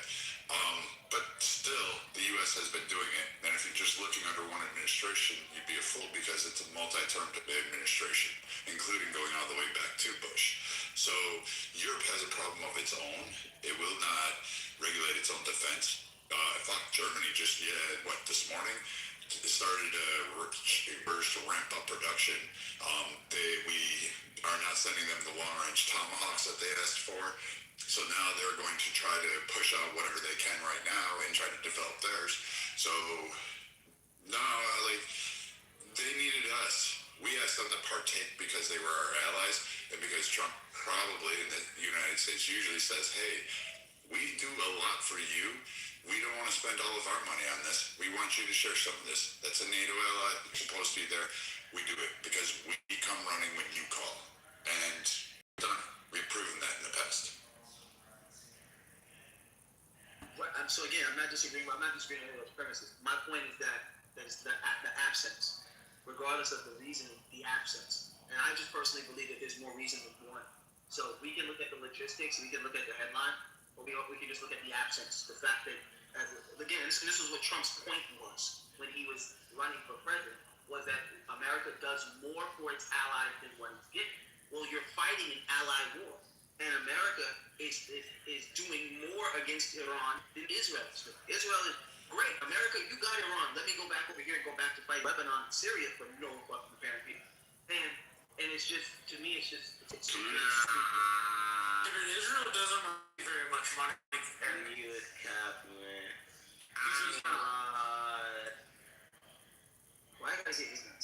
They don't receive much money comparatively to what we have to spend. No, I'm not talking about how much money they receive. I didn't mention how much money Israel. I'm mentioning what they're doing. The war with Iran is Israel's matter. However, America is doing the majority of the fighting. Israel has pivoted its attention to invading Lebanon and Syria. Unless you think of it as a 47 years of Iranian predation upon U.S. citizens and military personnel. Unless you consider it that way, in which case you can consider the U.S. lost its temper. But, okay, that's fair. So if you say the U.S. lost its temper, we're dealing with the president who said he wouldn't. So we're dealing with the president who said he's not interested in anything. He's interested in commerce. So I didn't vote for the temperamental president. I didn't vote for the revenge president. I'm for the businessman president. Yeah, you voted for the guy who was making shit done. Yeah, I didn't. Yeah, and I wouldn't have voted. This way, I always tell people, if I could do it all again, I'm still voting for Trump because Kamala Harris is like the dumbest person on planet Earth. But at the end of the day, I was like, damn, Trump. So I just didn't vote for it. I didn't vote for you to say, you know what, fuck it. That's not what I voted for. I voted for commerce. Barack Obama had a decent deal. I was under the impression that Donald Trump was going to get a better deal. I don't think killing the Ayatollah was necessary. It was absolutely. Hold on here, because first off, the JCPOA wasn't a great fucking deal. No one, even on the Democrat side, when they sit down and actually discussed it before Trump, they didn't say it was a great deal. Even Barack Obama didn't say it was a great deal. It didn't have restrictions.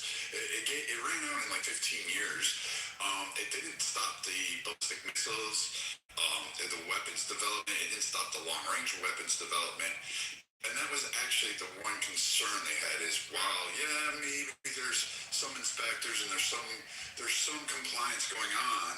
that people are going to cheer on, they were still kind of concerned about the weapons development and that little thing they like to do, use proxies. That didn't really. It did pause for a little bit under against U.S. shipping for a brief period, but it still attacked other allies that we had with commerce. So it still, in effect, did shit in the seas. It did shit in the straits. So it wasn't like Iran just sat back being peaceful. Oh, by the way, they also bombed the fuck out of Israel. They kept launching missiles there. So no, they do. Okay, yeah. So you make a peace agreement. Obama makes Israel stand down, and then you think somehow or another they're just right to kick it up. I mean, if that's how you view it. That's exactly how it happened. But that's not how it happened. So yes, that's literally how it happened. You signed the JCPOA. You want a boatload. You want a plane load of cash. You get this soft as hell fucking treaty, which, all right, fine, it's a stepping stone. I'll grant you that. Okay, it's a stepping stone. I'm going to give you that. You get this soft as hell stepping stone, and then you still have funding for proxy groups to attack merchant vessels from other nations that are actually doing commerce with the U.S., and the U.S. companies are actually taking losses on those. They're still terrorizing the seas. They're still... They pause for like what, a second, and then they launch missiles into fucking Israel, and then you're gonna say, hey, you know what we should do? Here's the great fucking equalizer. It's Israel's fault. It wasn't Israel's fault. They had a pathway then. The IRGC had a pathway. That's not true. So what's your... No, it's not true. I'm sorry. You just verified it literally 10 seconds before I spoke, and then you're telling me it's not true. So either you're a fucking liar, or you don't know what you're fucking talking about. You should probably calm down. I'm not on that level. When I said it's not true, I don't know what you're thinking I'm saying is not true. I'm talking about America with this deal. So I never said it was a great deal. It was a starter deal. Everyone knows it was a starter deal. It's the beginning of something. I just gave you that. I said it was a stepping stone. Do you not listen? I said it was a stepping stone. I gave you that. Did I not? Did I not say those exact fucking words, Steve?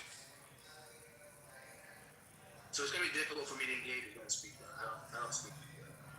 I don't care how you speak. Your feelings don't really matter unless there's facts. Oh. I'm glad we had that discussion. Who's next? We have a new person on stage. Cyrus, welcome to the stage. You've been sitting quietly and waiting for this moment. You get to finally speak. What do you believe? America's bullying? Iran, Cuba, Venezuela, Greenland. What's your opinion? You're talking to me? Yes, Cyrus. Yes. Yeah. Okay. Thank you so much for giving me this chance. And maybe I'm not good in English as you're talking, but I'm trying to express myself. Ocean didn't translate, so did many people in this thing. Yes, we have Persians on the stage. Yeah, thank you so much, but I'm going to continue in English.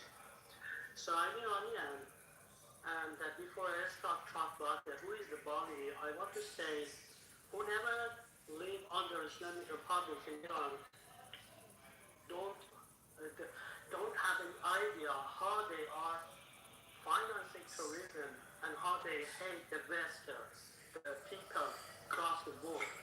So the means of the bullying is the countries in last 4-7 years start to exporting tourism, support and financing tourism across the board. And any tools they have to kill the people or hate the people in America. In only less than 12 hours, they killed more than 40,000 people in Iran. Less than 12 hours. And this kind of the regime or this kind of the group, do you believe they care about the other countries? In last 47 years, they say because we want to kill the people in America. We want to send a missile in Europe. And that is the reality. They are very good to say lie. They are very good to acting. And make some groups across the world and show the very nice face of them. But the reality is they are killers. They want to destroy countries, across the Persian, I mean Arabian countries, they don't want to Iran is free because as soon as Iran gets free, many things happen in Iran because 90 million people in Iran and 10 million who immigrated from Iran to other countries, especially the United States, they are very smart. They back to Iran, they start to make Iran great again. Like I said, I believe in President Trump and I believe in the campaigns they make America great again. So it's going to happen in Iran again. So if President Trump stopped the deed, if he didn't stop the deed, the president, the President Obama made a deal, nuclear deal with the Islamic Republic.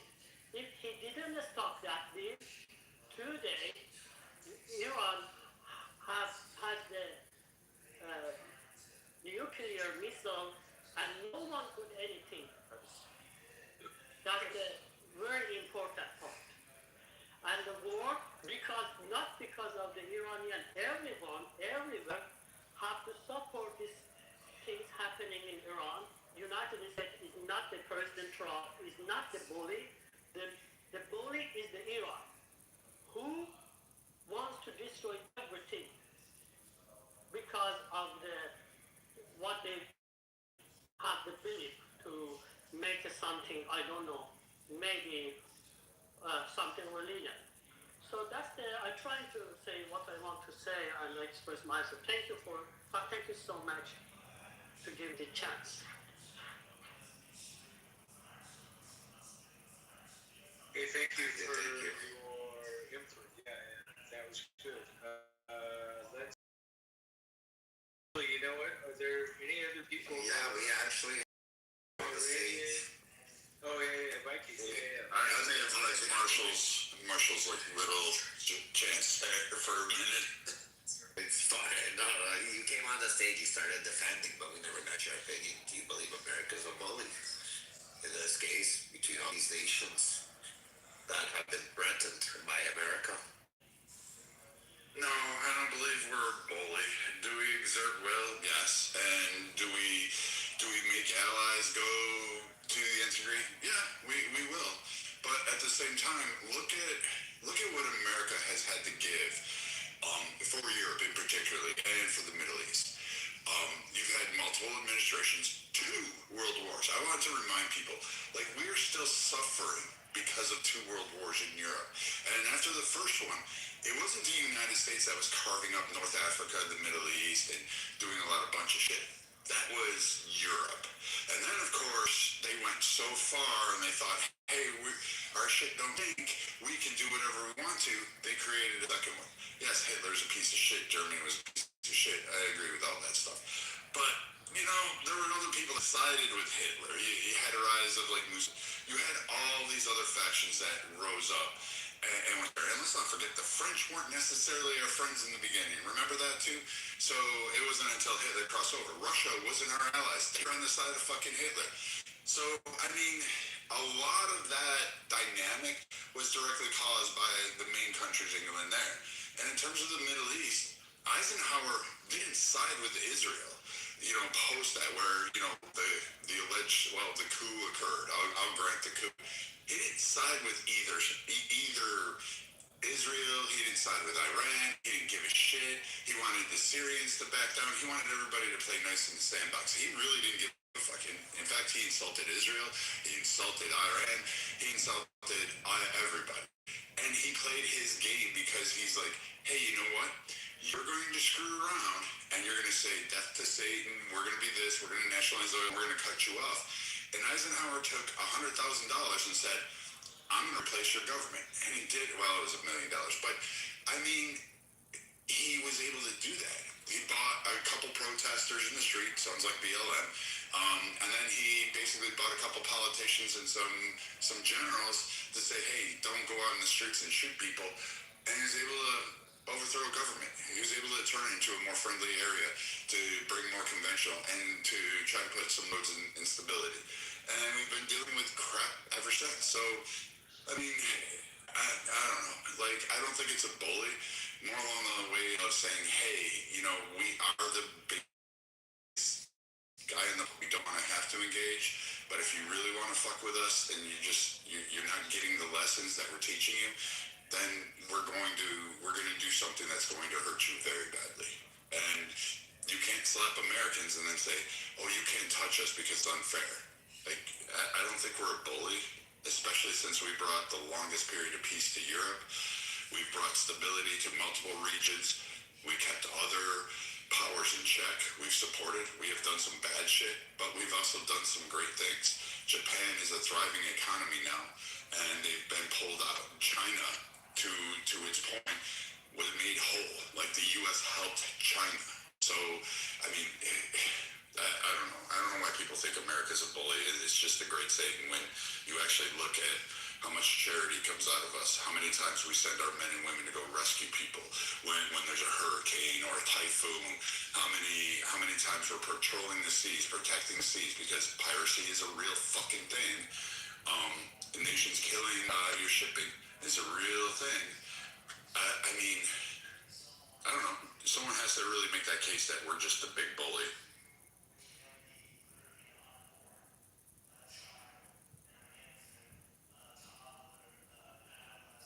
Great, thank you for your opinion. I mean, Father, do you disagree? I mean, let's look at it this way. Donald Trump isn't the first one to say, I want to spread. He's not even the first one to bring up Greenland. Would the United States have taken Greenland at any point in time it wanted to? Sure. Okay. There's multiple presidents that have thought and played with this. Could we not have reinvaded Cuba and really put it into it? Yeah, absolutely. Okay.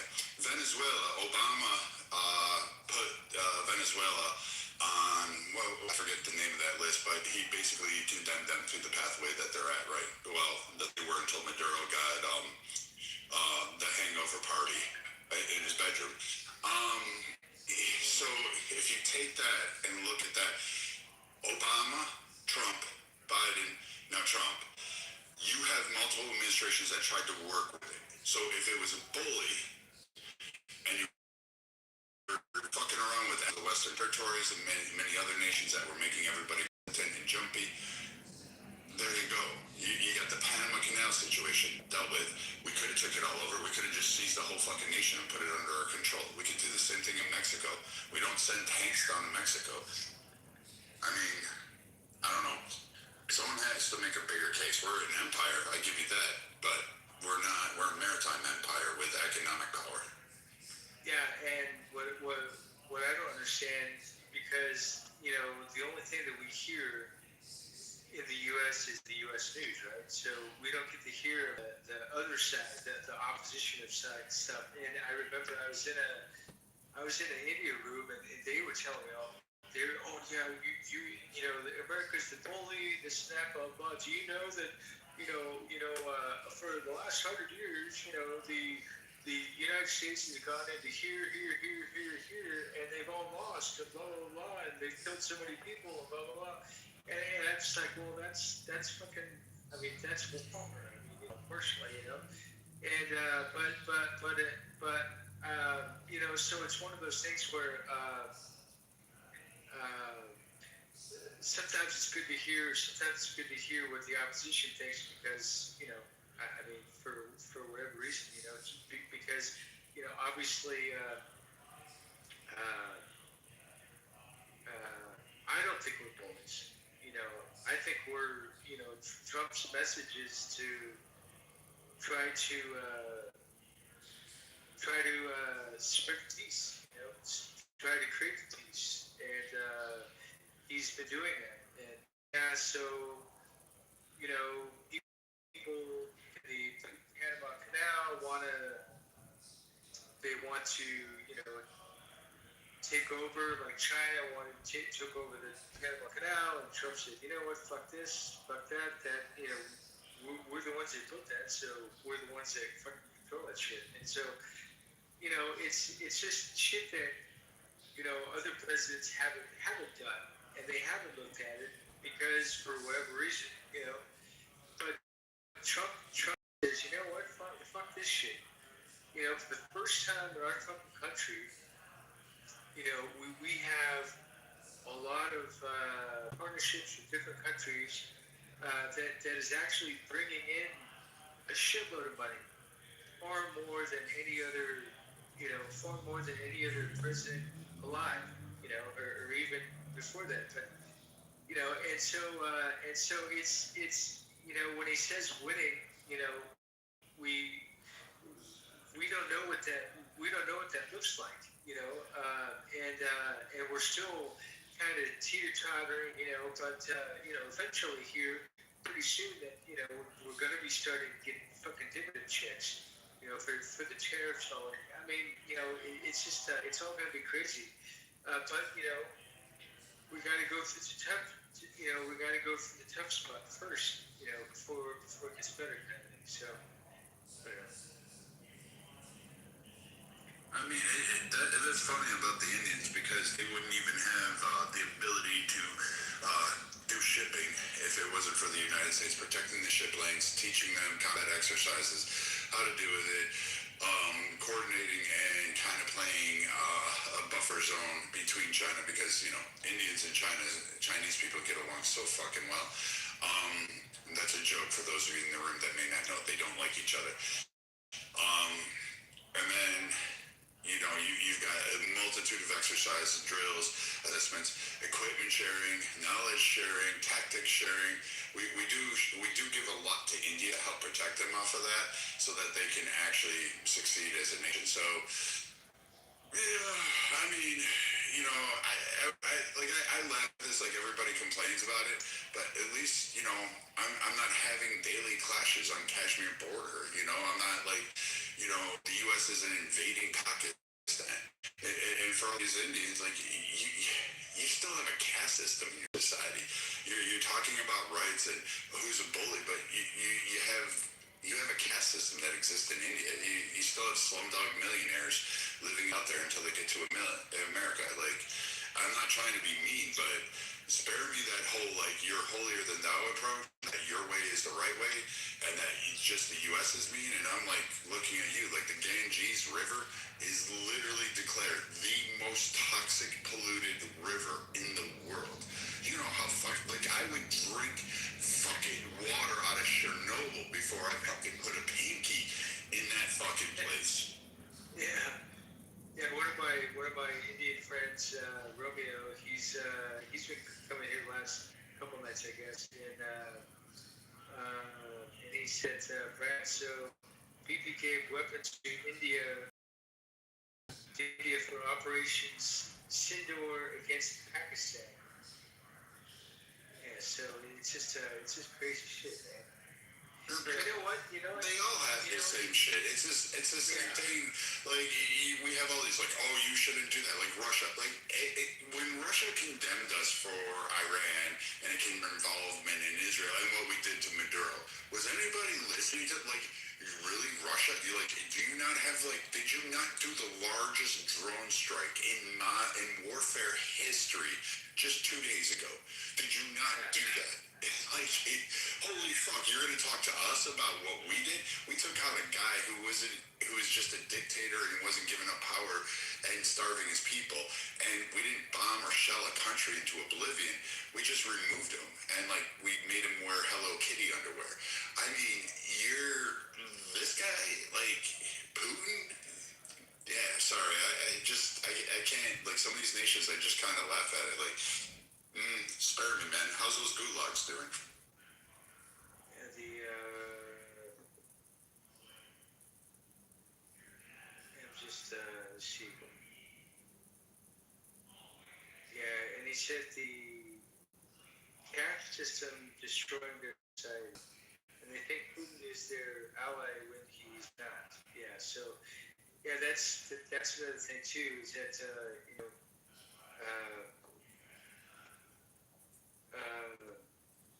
I mean,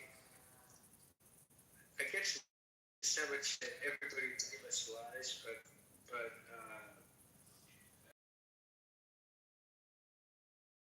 is the ultimate fucking liar, I guess. just like the Iranians, the Iranian government, they're a bunch of lying sacks of shit, and they lie to their people, they kill their people, and then they'll tell you, oh, hey, we're doing fine. Oh, hey, yeah, I'm doing great. Yeah, this and that, to the outside world. When in all reality, if you're an Iranian outside of the country right now, and you go back to Iran right now, you're dead. I mean, there's no question. They'll just fucking kill you on the spot. So you mean that guy the other day that says he flies in and out of Iran on a weekly basis, and he lives in Canada? You mean he was lying when he said that 99% of all Iran supports the IRGC and they're all good? Damn, knew he was lying. Yeah, dude. Yeah, totally, absolutely. There's, I mean, maybe he had a government job. Maybe he's getting paid by the IGC. Who knows? But but I would just have to say that you're lying your ass off, because I actually heard it. I didn't hear about the killing, but I did hear about what they're doing with people that go back to Iran, and they are putting them through some serious serious questioning too. So it's just one of those things where you can't really believe really any of these people. And we found out by the IRGC. I guess there are people on this clubhouse that are now getting paid by different governments. So it's just to give you prospect, that's been going on for a while. Like, it's not just one, like the IRGC doing it, which I'm sure they have their troglodytes. Like, that's fine, whatever. China is actually probably the biggest nation that interferes with our political system, our school systems, and they have a ton of groups through shell companies out there. Like, if you believe Malaysian oil and its money funneling, which people should look at this to kind of get some headway. Like, Malaysian oil that actually ships out more oil than it has in the region cumulatively by day. You should really, reassess, like, well, that's probably a Chinese shell company that's like operating from a Malaysian flag. But I mean, when you have all these funneling groups that exist all around the world, I mean, it's just part of being that empire. It's part of being one. Like, we've got Russian ones, we've got European ones, like literally all of them. We have Egyptian ones, we have Saudi Arabia. Like, I expect it. And it doesn't even really bother me to that extent, because I'm like, it is what it is. I mean, yeah, you're not having somebody go down to maybe Chad and trying to invest heavily into their political structure. But in the U.S., yeah, and here's the crazy part. You think all our NGOs, all that USAID money that went abroad, you think all of it was for, like, the noble good of America? Fuck no. We funded money all around. We do some shit. How do you think we overthrew the Shah, like, for $1 million? I mean, I'm just saying. Convince Russia to spend $1 million rupees on a fucking AK-47 bullet, 7.62. Like, come on. I mean, shit. Well, and the thing is, there was no oversight. There was no, no accountability at all. No auditing. No any of that shit. And it's just that's just how crazy the government. The government is.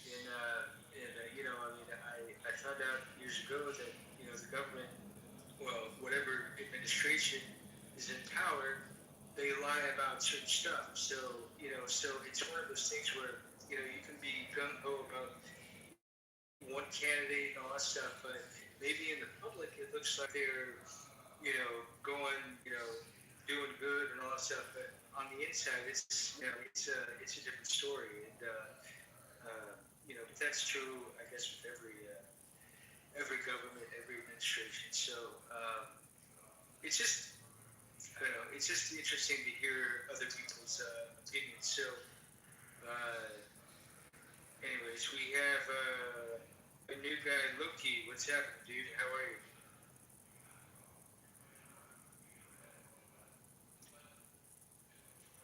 Loki, are you there?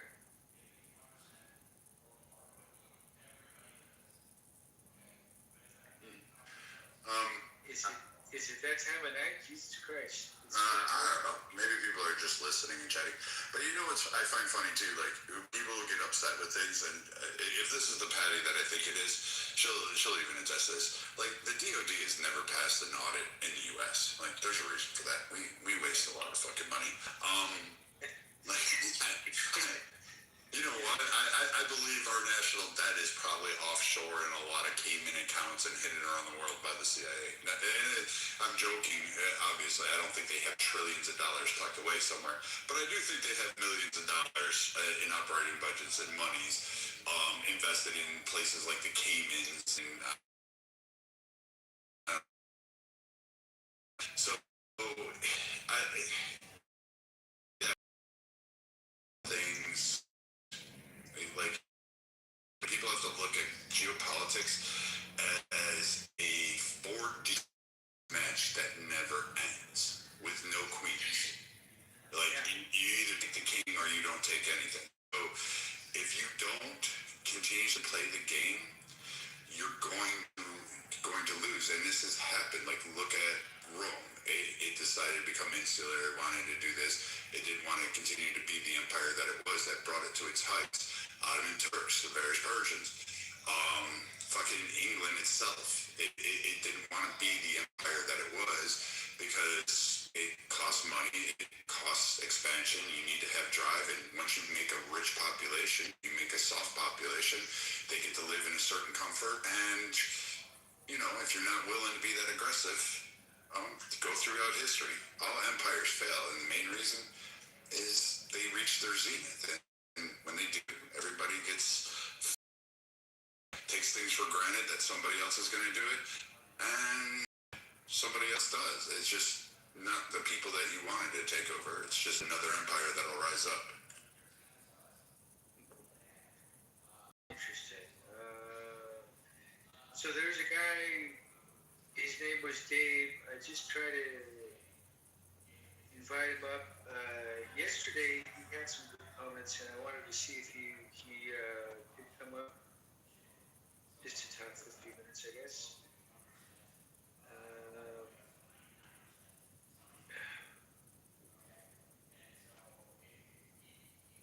This is Patty from Politically Correct over here. Yeah, there's a lot of these. No, that Patty, is that Patty from Politically Correct? No, she did serve in the military. So she could tell you, like, now, Patty's obviously got her own beat. I'm not going to say what she is. Patty, I have a lot of respect for. Not only is she gorgeous, but she served, and she scares me a little bit. But KK still terrifies me. There's a big difference, though. Patty just scares me a little. But I mean, when yesterday, you should have saw Patty. She was in rare form. There was literally a lot of talk about weapon systems, geopolitics, strategic maneuvers of nations, what was going on, which fleets were going where, what was being done. And I'm amazed because this room was huge. But Patty dismantled, I want to say, about 500 people. And what was funny is when she got done, because she only spoke for like 2 minutes, but when she got done, the entire course of the room started shifting. Some people went back to like their retarded talking points, but Patty had shifted the discussion and had shut down and actually shifted positions because everybody's screaming before, and I believe it was about nuclear weapons design and all of this stuff. She was able to tell people, hey, this is boom, boom, boom, boom, boom, boom. She was able to rip it apart. And it was beautiful because even those that were on, like, let's say the left, started changing the rhetoric, and it was really brilliant to see. And, you know, it's good that you invited her in this room. She's actually a good addition. Well, we're hoping she cashed in that ticket so she can join us again in this room. Yeah, no, but I think Marshall told me about her, and he's like, please mod her, and I said, of course. And yeah, she had a lot to contribute. tribute actually once she started speaking.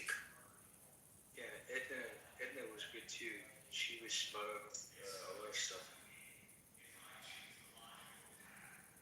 Edna's mean too. I mean, both like all three of these women in Clubhouse are mean. At least to me. I don't know about the rest of you guys, but they're horrible to me. They abuse me. I'm ordering a pizza right now, double pepperoni, like same swat. To be honest, this is the first time I met Edna and Patty at the same time, basically. Like, I had the pleasure to meet both of them. Exactly, yeah. It's good to hear people that align with, you know, what's really going on. So the people that have some inside, a little bit of inside knowledge, yeah. Black, what's happening? How are you? Good, how are you guys? It's beautiful. Doing all right.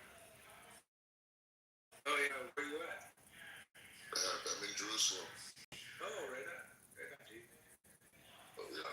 Well, so happy Sunday morning. So basically, the conversation today is America the bully, or are all the other countries that basically is going on right now? Are they like Iran?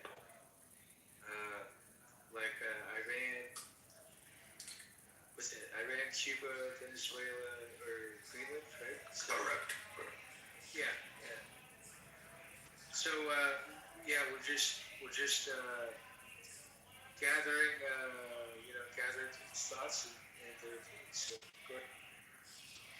Yeah, the thing is, it's like the hostility against America is broad and international in its own fronts, and when I say that, this whole idea of replacing the U.S. dollar, with certain natural resources that are being, sold, the perpetuation and funding of terrorist proxies,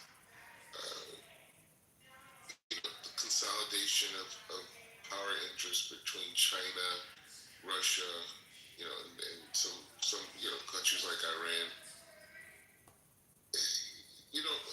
America sat back and watched a lot of these things, post the Bush administration, and America's responding to the hostility of the other nations, and it's like an argument. You get in with someone, and someone calls you names over and over and over again, and then you finally respond back to them, and then everyone flips out. Like, how could you say that? Right? Like, America doesn't have a choice. The American citizen has been sold this idea. I grew up in America my whole life. I'm from Los Angeles, California, and the thing is, we live in such an insulated reality in the United States, right? We have a self-sufficient economy. English is the dominant language. New different cultures are assessed as like a trend. Most Americans don't have such a understanding of even what's going on in the world, or even sometimes even outside the city that they live in sometimes. So we have this notion that, like, oh, why are we getting involved in Iran? What do we have to be over there for? It's like these people are trying to put us out of business, right? Like, just straight over moves, it's like, okay, it's a reactionary scenario based off of airstrikes, but that's something they were already planning mines there. They were already in control. You know what I mean? Like, that was a stronghold for them, right? And when we look at other trade routes, and you see China encroaching in the ships and these different things, it's like, okay, fine, we're Americans, we want to implement anybody. Maybe we're self-righteous with a moral authority. And I'll land my plane here. So, but we don't understand, like, we're being surrounded by people who want to disrupt, right? Disruptors, right? On multiple levels, policy, economics, everything. So America is not the bully, right? America is reacting to a series of attacks of agendas, some by nation states, some by private interest groups, some by terrorist proxies that want to destroy the American way of life. We can't conceive of that, right? We can't imagine such a thing to ever happen. But the isolationists who share these ideas and say we shouldn't be in Taiwan, we shouldn't be in the Middle East, we shouldn't be, different, parts of, people understand, if we're not involved in this, you will not be able to work. Your dollar won't mean anything. Cost of bread at your store will be astronomical. Forget about gas prices because of one little strip. America's finished unless we continue to do what we're doing. That's my submission. Right, but so can we go back? So I keep hearing BRICS. In BRICS, you know, we got to be fearful of BRICS. We got to watch out for BRICS. And I'm always confused by BRICS. Like, on one hand, I hear the fear mongering. I understand we don't want an economic attack on our own currency. We do want the U.S. dollar to hold as the world's currency, and we want to be able to enforce it. I understand that. I take that from the empire perspective. But the idea of BRICS, cumulatively, they still, all the nations together still cannot equal the value of the GDP and the strength of the dollar that the U.S. has. They're not even close to developing it because they don't have a single currency. So they can't even decide on that. They can't decide on who's going to be the leader. They can't decide who's going to be the head honcho. They can't decide what trade agreements because, quite frankly, even though China and Russia are making inroads, I grant you that. They are making inroads on trade deals. They do have some swapping back and forth. These are two nations. Well, Russia, we can put. I don't think China fully trusts Russia, particularly with Putin. Putin is old, and once he's gone, you're looking at, what is it, Zilla something or other, and then you had the guy with the X name for a half minute there, and you never know who's going to be taking over in that power. Like, once Putin goes, who's going to be in control, and what is their determination going to be? Are they going to make inroads to the U.S., or are they going to kind of hold their typical Putin position? I think so. They're grouping Medvedev, to be honest. That's an interesting take. I don't know if he's strong enough to hold that together, but, you know, it's a take. I mean, that's a good one. He's been there from day one, and when there was a transition where he had to be the president, he made Putin the vice president. Realistically, we knew who was running the show, right? Medvedev was abided for whatever the term was. Yes. But Putin was still pulling the strings. But I don't know if he can hold, like, all the Russian political classes together. Do you know what I mean? Like, he's not as ruthless as Putin. You know what I mean? Like, do you agree with that? Like, he's not going to go poison all of his enemies. Again, the fact is that they're just keeping him. You always have to be mostly always scared of the guy who's always silent. You know what they say? And they kept him silent. The problem is, at least since Putin spoke and we know how Putin maneuvers, yes, we can't trust him. But the fact is that Medvedev doesn't speak. We don't even know what the fuck is what's running in Medvedev's brain. Correct. And it's more scary for us because if we have to start dealing with Medvedev, we got to start dissecting him. And that is dangerous. I agree, but it also goes to show that even China doesn't know where he's going to be at because, again, historically, China and Russia have not been the best of allies. They're not even remotely. They don't trust each other 100%. And I agree with you. Again, if they're waiting for one to trip or like to take advantage of the other, but they're still allies together, but they don't trust each other. And then you have India and China. They've never liked each other, and I mean, there's been some talks, I guess, and some trade, a little bit quasi, but China treats Indians like they're dirt. So, I mean, I don't think really China and India are going to be, you know, in much of alignment with that. I think India is trying to play both sides of the fence, to be honest with you. And none of the other nations have the strength to help carry it. They're either militarily or economically. They just, or even resource-wise. So unless you're going to talk like Europe deciding to join BRICS, but even then, Europe is going to want like their EU to be the head of it, and China's not going to go with that. Russia's not going to go with that. So I back to your point, Black.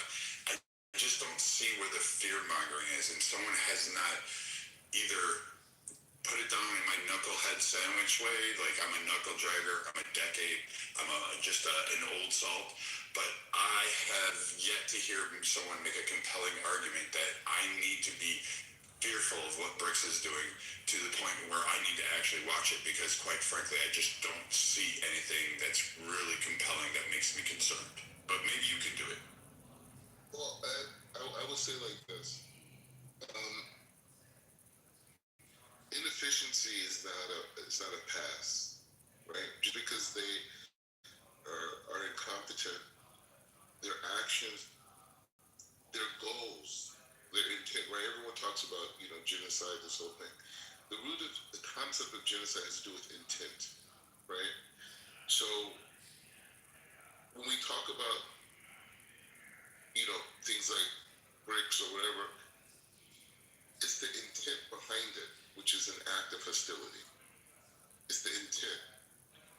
And that's all we need, right? To deal with a threat on this magnitude. Maybe they're competent, maybe not. Maybe they figure out maybe some new technology comes out in the next 12 months that changes how exchange currency. Who knows?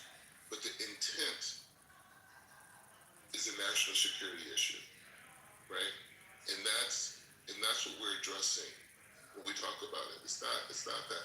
It's funding proxies, right? Sending them missiles. They may not fire, but it's the intent of why they gave it to them. That's the issue, right? And anyone who has an intent to disrupt the American way of life is an enemy to the free world, right? And that's the focus point, is the intent.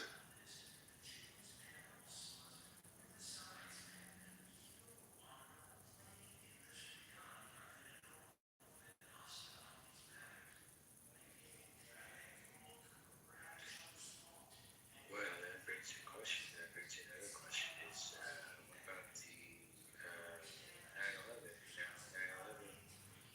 9/11, was that an inside attack or not? I mean, everybody's got an opinion on that. Not sure if that's the right one for tonight, but that's also something that is interesting because they said the Saudi people were in the planes. So if that's the case, then why the fuck are we friends with Saudi Arabia? You know what I mean? If they did that to us, then why did we go to Iraq? Why did we go to Afghanistan? You know what I mean? It's really just a weird game.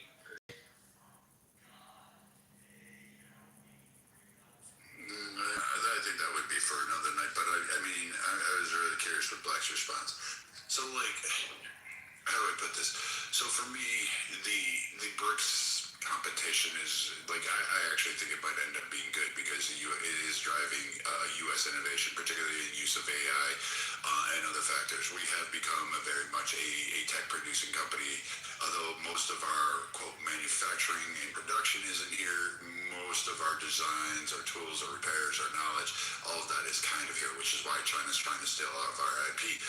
But I digress. We go back to this.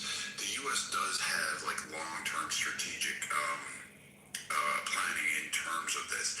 It is using like the SWIFT. It's reinforced some of that. It's helped out there. It's got the new development bank. It's done a few things that have really basically ensured that the U.S. is going to be able to have a lot more economic pull, and it has decreased China's commercial influence. So we got 70% of the platinum on Earth. South Africa. We got oil. We got everything. Who does? Us, me, South Africa. South Africa has it? Me. You do. You own all the platinum. Us. White people own it in real life. But Trump cannot do shit for us because we the slaves. What? We dig. We the slaves. Yeah, real life. We dig. Okay. Yeah, so Like artisanal mining or just mining in general? it's like kicking out the Mexicans, and then you're gonna be like, hey, yo, Black Americans, and you're gonna get the fuck now. You shit to us. What? It's so you, Donald Trump. Okay, I'm Donald Trump. Okay, I'll be Donald Trump for a day. Mr. Donald Trump. Well, Mr. Donald for what? Yeah, I'll be Donald Trump. I'm Donald Trump. I'm just sitting here as Viking bread. I'm Donald Trump in real life. Let me tell you. Okay. Well, you haven't talked with the President of the United States. You're controlled, okay. Controlled by England. We are still under the British control. You are? Would you like to be under? Would you like to be? Hold on. Would you like to be under Mr. Donald Trump's control? Since he's on stage. No, I'm Donald Trump. We don't give a fuck with that nigga. No, since he's on stage right now, we can ask him. Maybe he can assist. We can add one more flag here. Man, you know Donald Trump is not here. This is not Truth Social. What do you mean? Trump, real life, Donald J. Trump. This is Viking is bearing Trump. It's Donald Trump. It's the next closest thing in power. We've got good trade deals with America in South Africa. We even give you food, everything, food, whatever. That's why we actually don't live to where the holes at. With all that, oh man, hello. Wait, but it's all right. We need each other. We do. Let's give it a stand. Let's give it a timeline. We do need each other. Well, we've got all the minerals. We've got oil too. Oil. But we get along. That's why you'll see some animals talking shit. We'll get along. By the way, they just So I respect Donald Trump on that part. At least it's not that crazy. Yeah, I respect Trump for that part. Yeah, what you want to say about that? But they did kill the white. Man, there's no goddamn genocide. My neighbor's white. I live in the burbs. My neighbor's white. White. I live with white people. Where's this fucking genocide? That's literally sometimes you're like, where? Yeah, I don't know. And my other neighbor colored too. I know you don't like that Trump colors. You know, but the news, that's what they tell us. They tell us, that the government's killing white people. For what? Man, this is a lie. Hold up. Why would he kill you? This is Who made peace in 1994? Who made peace, bro? Like, who made peace? Like, okay, you know what? Fuck what happened in 1992 to 1994. We made peace. So where is this genocide? I don't understand this shit. Where is it? Come on. Yeah. Bro, go to Cape Town. White. Johannesburg. White. My neighbors. White. Come on. Where are the black people in South Africa? Like where do they usually hang? Me. You, yeah. Like where? Like everywhere. We're the majority. Oh, I got you. Yeah, so we're everywhere. So hold on. Let me ask you, how are you guys with Boko Haram? Nah, we don't fuck with Nigerians. We don't like. You guys don't fuck around. South Africans do not like Nigerians. No, fuck Nigerians. Listen, I had to ask, right? I would man before I choose a Nigerian. No, they don't. Nigerians aren't welcomed anywhere in Africa, really. Nigerians are full of shit. Is it scammers? They rape, they kill, they kidnap. No. Family, please. Never, ever trust any Nigerian in your life. Please, family. Are people in South Africa, are they honest about stuff? I mean, do they have morals and everything else? What you mean morals? Well, like What you mean by that? like they know the difference between good and bad. You know what I mean? Killers, Well, not necessarily killing. gangsters, Yeah. like Chicago. Yeah. Man, gangsters everywhere. Yeah, there's a lot of thugs there. Even our president is a thug. Yeah. Yeah. Yeah. Our whole president is a gangster. Listen, Father, the rules are the same everywhere, just the playgrounds are different. Thank you. You see? That's how it You're works. smart. The Yeah. rules are the same everywhere. Nah. Same shit. They're like Pelosi. You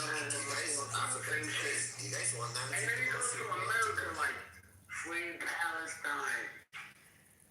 You What's your name? Elon Omar. It's like They won't take it because in fact they just some in South Africa is foreign minister to Nigeria to answer for the attacks on Nigerians because and other entities because South Africa does not like immigrants, particularly from other regions in Africa, and most assuredly Nigeria is no bueno on their shows. Yes, like sir. they will literally beat them in the street. It is not even. You're not lying. Let me tell you something, Viking. You know what they're telling us? Nigerians are telling us, kill the white people. I'm like, for what? Why would we kill the taxpayers? Why? Why would we kill the white people? Just like you killed the white people in Zimbabwe, look what happened. Real life. Bro, we made peace. We made peace in 1994. We said, you know what? Whatever happened, happened. Let's move on. That's it. Exactly. Well, let's move on. Yeah, let's just move on. Alex, Get over it. Yes, I'm fine. Thanks for asking me. How are you? How's everyone? Good, doing all right. Doing all right. Nah, it's okay. Everyone. It's nice to hear. So, you guys were talking about wars? Yeah. What's your opinion? Dumb people doing dumb things. We're talking about Nigerians, and my brother was right on that part. Our South Africans, black South Africans to be specific, we do not like Nigerians. Zimbabwe, Nigeria, Mozambique, we will beat the brakes out you. And bro, like, burn your car, burn your house, burn everything. It's that serious.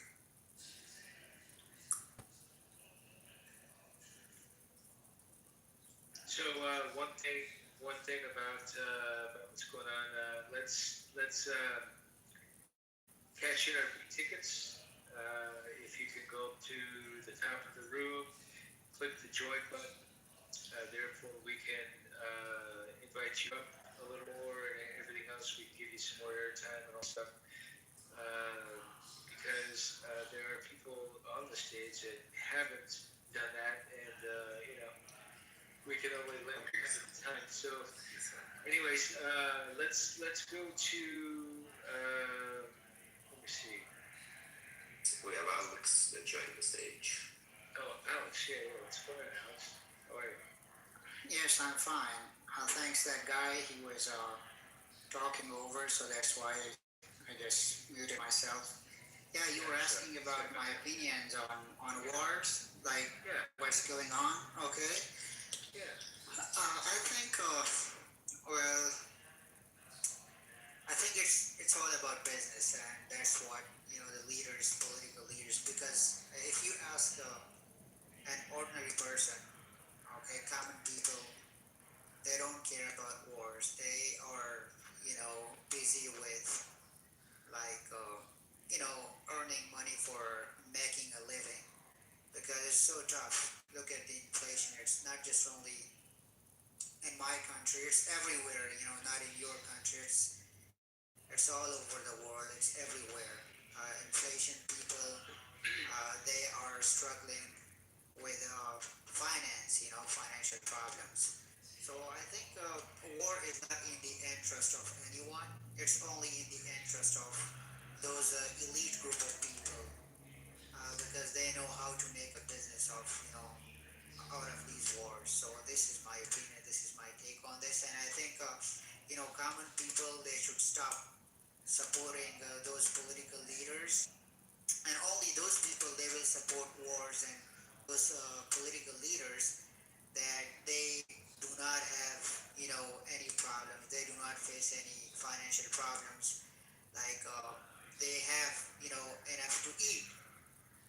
Those people, common people, like they do not have something to eat. You ask from them, they will complain about paying bills, okay, day-to-day grocery, and all these stuffs. They won't complain about what's going on in the world. So this is the thing. I these first of all these problems should be addressed properly. Then afterwards you can go for wars.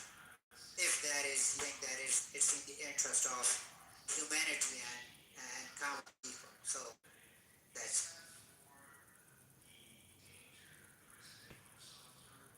Wait. And so I had trouble following you for a second.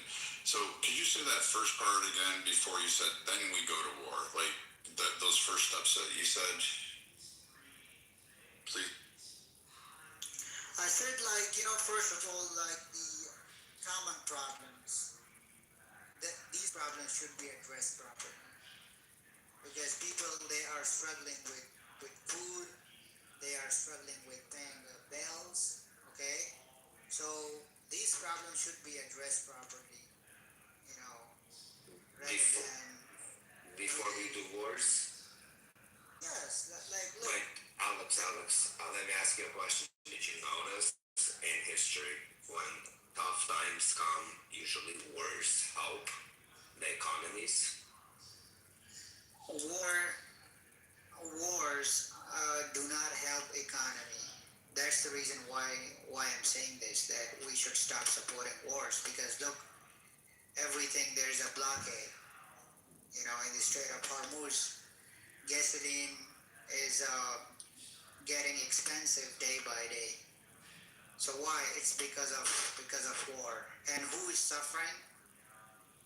Poor people, district people of the society. They are suffering, not the elite group of people, because elite group of people of the society they can easily afford it, but poor people they cannot afford it.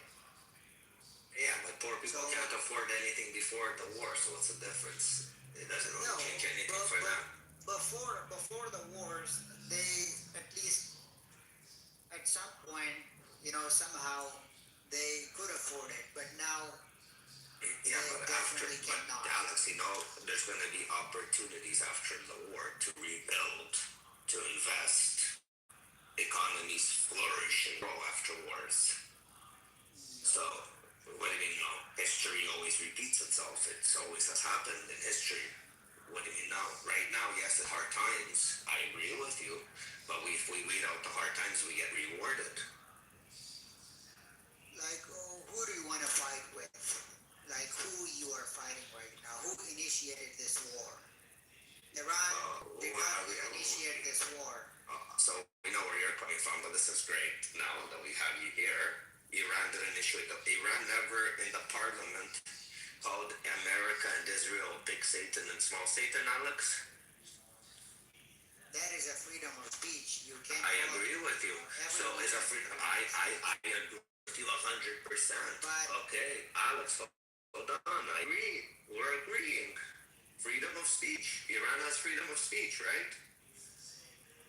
Hey, Raj. Alex, you know what? You're a piece of shit. They just killed 42,000 people. That's freedom of speech, you fucking piece of shit. That's where I was going. But hold on, please. Let me speak to him nicely, because I know where he's coming from. So, yeah. What you guys did, like... What is us? What you guys have achieved from this war, tell me. We're crippling the regime. We're going to give back to the people the power to fight and take back their country. We're going to weaken the regime. People of Iran, I'm the neighbor of Iran, okay? This piece of shit is from Afghanistan. Terrorist from Fatima Kosun Nane Cennet. Madak Choni. Mordegao. You are. Mordegao. Kosfurush. مادر تگایم خار تگایم کدومش افغانی مادر جنده Motherfucker, okay? Let me see guys now even to the mother and father if you use bad insults this fucking piece of shit he's a terrorist from Fatimiyun you know the Fatimiyun terrorist group he's a member this piece of shit is a member you guys are terrorists, okay? You guys are terrorists. See, I'm citing a terrorist group as a terrorist group and he's telling me I'm a terrorist. This piece of shit is a terrorist piece of shit. Fatimiyun. They will never be with you. Okay? They stand by their government. Wait, hold on, Alex, stop. Okay, I got it. You're the Iranian Martin Luther King, whatever. I got it. Okay, you're the Iranian Jesus. Okay. Alex, he's from Afghanistan, this piece of shit. He's a terrorist. Kids at school, bomb school. Bomb schools, okay, got it, yeah. Wait, this motherfucker. Wait, just hold on, I got it. Give it to my kid. Alex. Kids. Okay, Alex, are you doing the script yet? I got it. You got your AI script right there on the phone. Do anything beneficial. Okay, Alex. Human rights organization. Oh, Jesus. Okay, so. Okay. He's trying to hijack the room. Okay. I know. It's a call for the human rights. Okay, I'll mute him up for you. I'll keep muting him. I'm gonna fix that. We'll tell you to shut the fuck up. So we just moved him down. So Alex, I get your prepared AI script thing that you're reading off, and you got your nice little talking points there. But if you're really interested in having a genuine conversation, I'll invite you back up, or somebody will. But if you're just gonna read your script and then do exactly what my friend said you were gonna do, Arash, I know I didn't say that fucking right, but still, I'm gonna tell you that you're probably going to lose on this. So, don't give the speech, just have the conversation. You can have your side, you can have your points. You may be wrong, but, you still have your points. Okay, so we have Hans. Hans, how are you? What's going on? I'm fine. How about you? Hold on. 1 second. Vikings, you want to continue?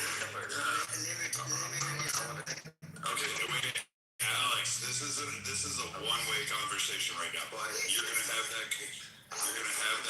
Wait, Alex. I don't have a one-way conversation. No, Alex. I haven't prepared the script. Alex, shut up. Then shut up for Put yourself on mute. Put yourself on mute. We're gonna explain the rules right now. There's rules here. I understand the rules. I understand. You don't understand the rules.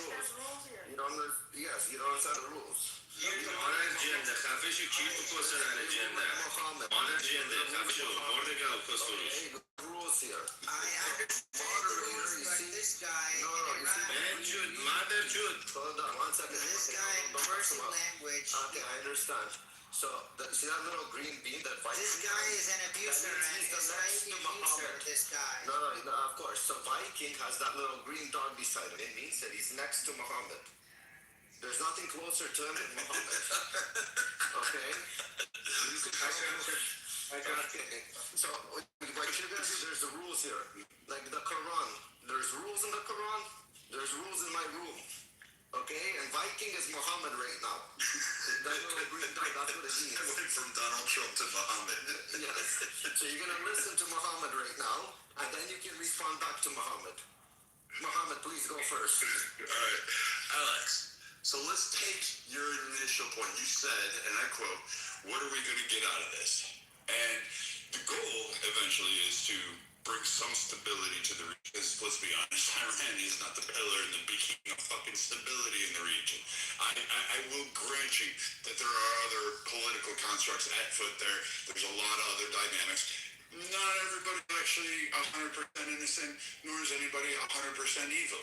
But Iran is not necessarily the best player on it, and nor are they the victim when you're the victim now. But you can always say that when you've done for 50 years, you've done attacks on other nations. You're as the IRGC, you've done exactly what everybody is accused. And this is why multiple nations kind of like were like, man, we don't really care about Iran.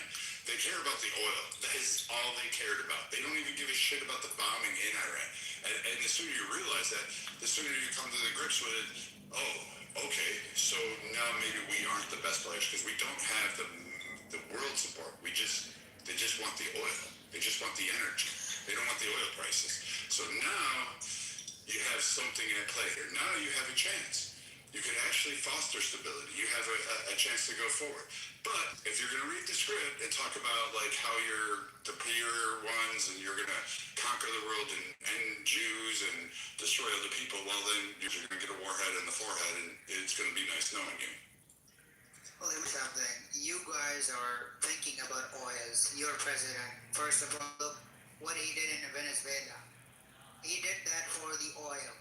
Listen, Alex, I'd rather have my oil money as an Iranian go for cheaper to America than to go to your bitch ass in Pakistan and Afghanistan and Iraq and those fucking militias that are being paid by our fucking. Why don't you hear me? Let me tell you, why don't you say anything? Why you guys coming to you? Glow, why you guys don't say anything? Why do you guys don't say anything to Russia? Because Russia has what are you talking about? We do say shit to Russia all the time. We in fact have funded Ukraine. Country and can fuck and can beat the shit out of it. They can't beat your country. They didn't. But did they take? Okay, Alex. Did they conquer Ukraine? They're plumbing Ukraine. Okay. Yeah, they're bombing, and Ukraine's bombing them too. With the NATO and the Did you not hear that Russia held the gay festival amongst toxic fumes and forced people out into that? Did you not hear that shit? Like, do you not know what's really going on? Why you guys run away in the middle of the night from Afghanistan? You guys. What, after 22 years? Yes. We didn't run away. You know what our case was? There's just no one left to shoot. You guys left there $85 fucking million worth of equipment, and now Taliban. Yeah, and it didn't really matter. It gave jobs to Americans. Go rebuild them. You guys still can't fly. What you guys do? Yeah, people there dying on the street of. Yeah, you brought slavery back to Afghanistan. Hats off to you. Of California. Yes, we do. Those people, like they are giving their heart. Okay, do you not have people dying in Iran? No. They are. No, there's nobody in Iran. And missile strikes. To the U.S. Through bombing, not through IRGC kidnapping them when they go out in the streets. And they're plumbing back on their ass. If that's what they're getting by those wars. Who's getting what? They have created a chaos in the region. Yeah, okay. So again, I'm glad you picked up California. Okay. United Nations. And you were fun for about 30 seconds. Okay, great. So I get that you want to pick on California. You know what? Yeah, go there. So I get that you want to pick on us domestically. We have a shit ton of problems. No, you can stay down now. You bored me. So, listen, I've been Muhammad, Donald Trump, and now I'm Satan. Like, you know what? The circle is almost complete. You have to fix your act up there. If you've been called that 3 times, that's good, right? Yeah, right? Must be true. And my pagan ass is going to go out there in a blaze fire. So, there are a couple of things. The U.S. has massive internal problems. We have domestic problems. Sometimes we don't our ass from a hole in the ground. You're right. We do have people dying in the street from drug overdose. We have those drugs being imported. We have people that, we do have shootings in our street. We're trying to control that. Even though our crime is reaching record lows, it's been precipitously decreasing since the 90s.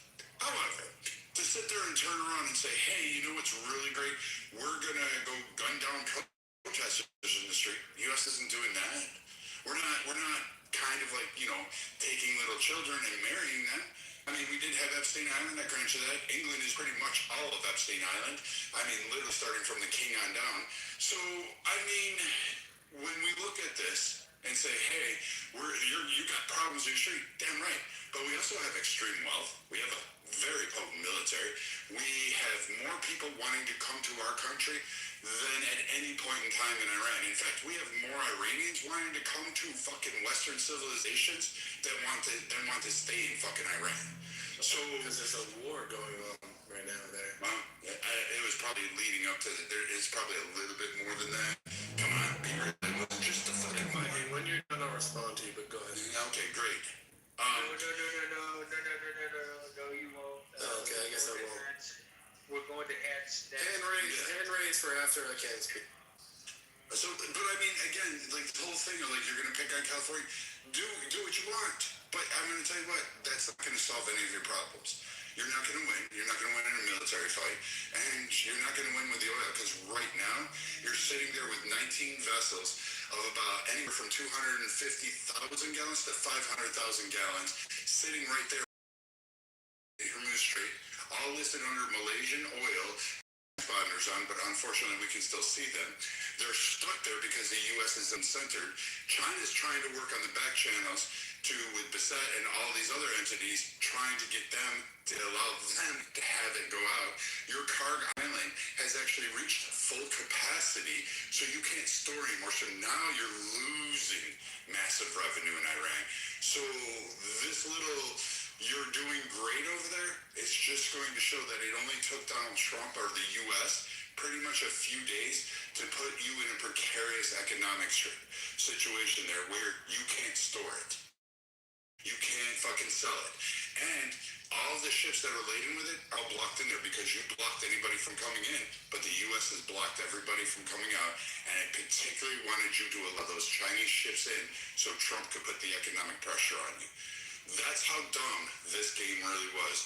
And you didn't see it. So while you're sitting there focused on Instagram models from California doing fucking whatever else they want to do and shaking their ass, you got played in Iran. This occurred within 24 hours, but maybe I know more than you.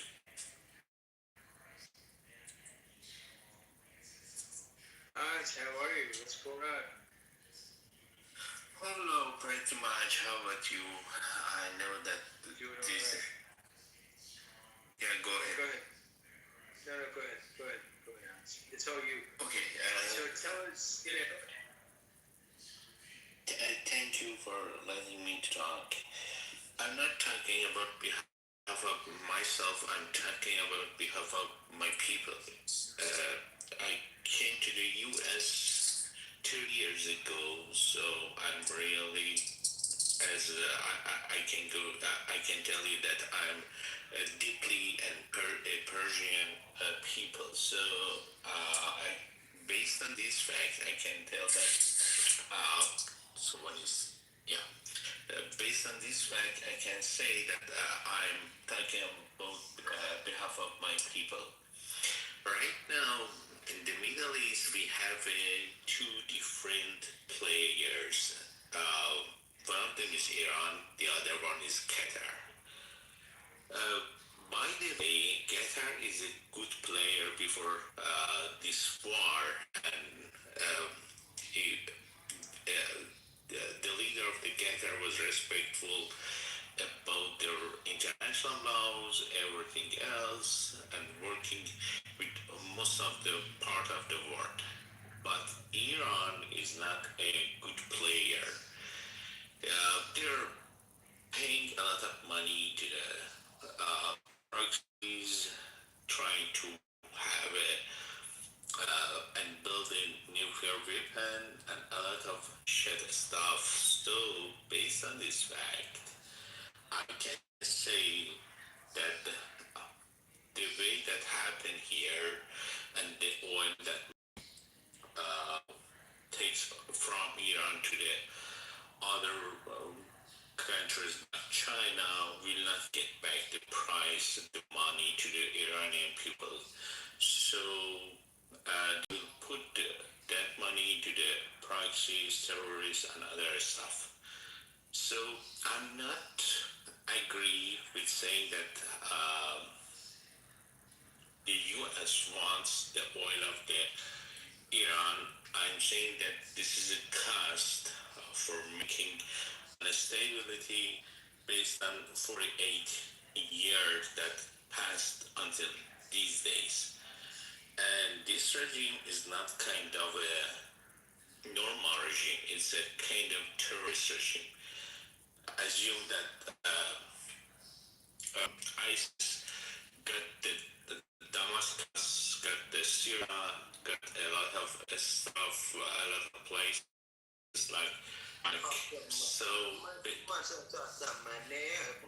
Based on that, we can say that based on can say that ISIS, the Iranian regime right now is the ISIS that win the war. So right now the U.S. I'm saying I'm talking about on behalf of my people. Right now the U.S. is doing a great job. Israel is doing a great job, and we are supporting them 99%. Thank you for letting me to talk. I'm here for a couple of months, a couple of minutes. After that, I will leave the room because right now it is around 12 p.m. I got a question for you. What do you think the post-war Iran is going to look like?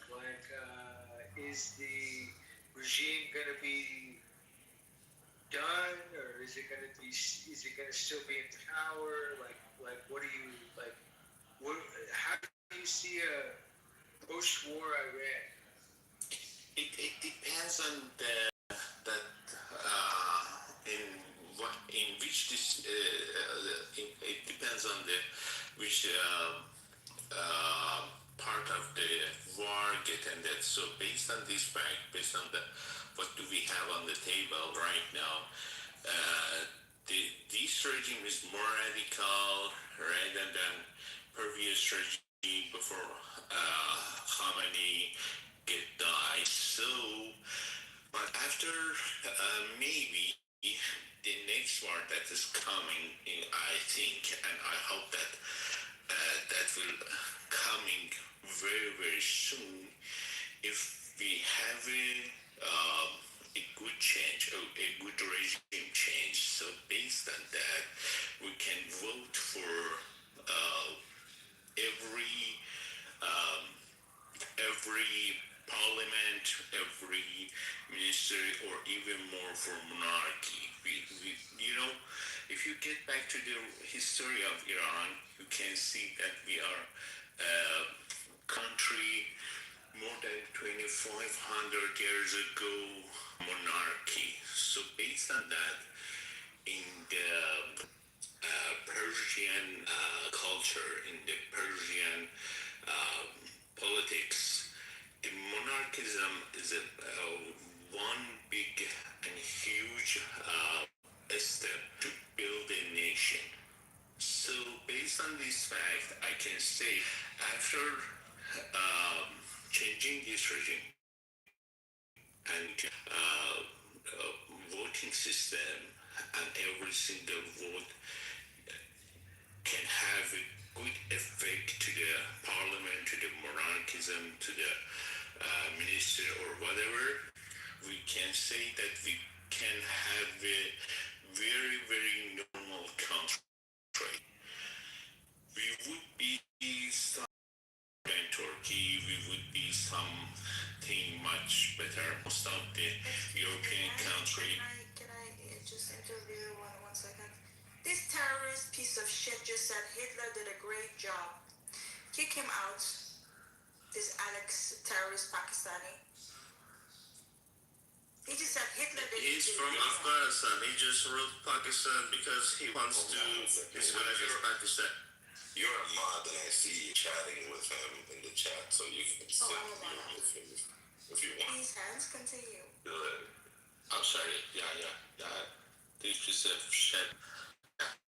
Maybe. Okay. Yeah. I can say after the origin. Hitler did what? Who was that? I can say guy from just now. I don't see anybody here named Alex. In the He's comments. out now. Sorry, dude.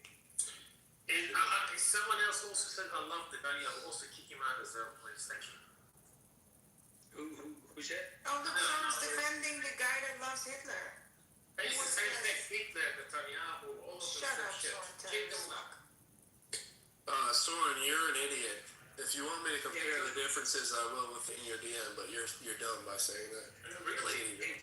Do you think Longer than today, Soren. Shut up. Hey, Go, why don't you go ahead and tell us your opinion on what's going on? The difference between Hitler and Netanyahu? I mean, Hitler is worse, for sure. Because 2006. One at a time. Calm down, man. What's the question? Just what's your opinion on what's going on with the war, and what do you think a post-war Iran? I don't care about Iran. I'm just talking to Soren, and I will talk about that if you like, but I don't waste your time. So let me know if you want me to talk about that. We'll talk about whatever's on your mind then. Yeah, comparing Hitler to Netanyahu is absolutely insane.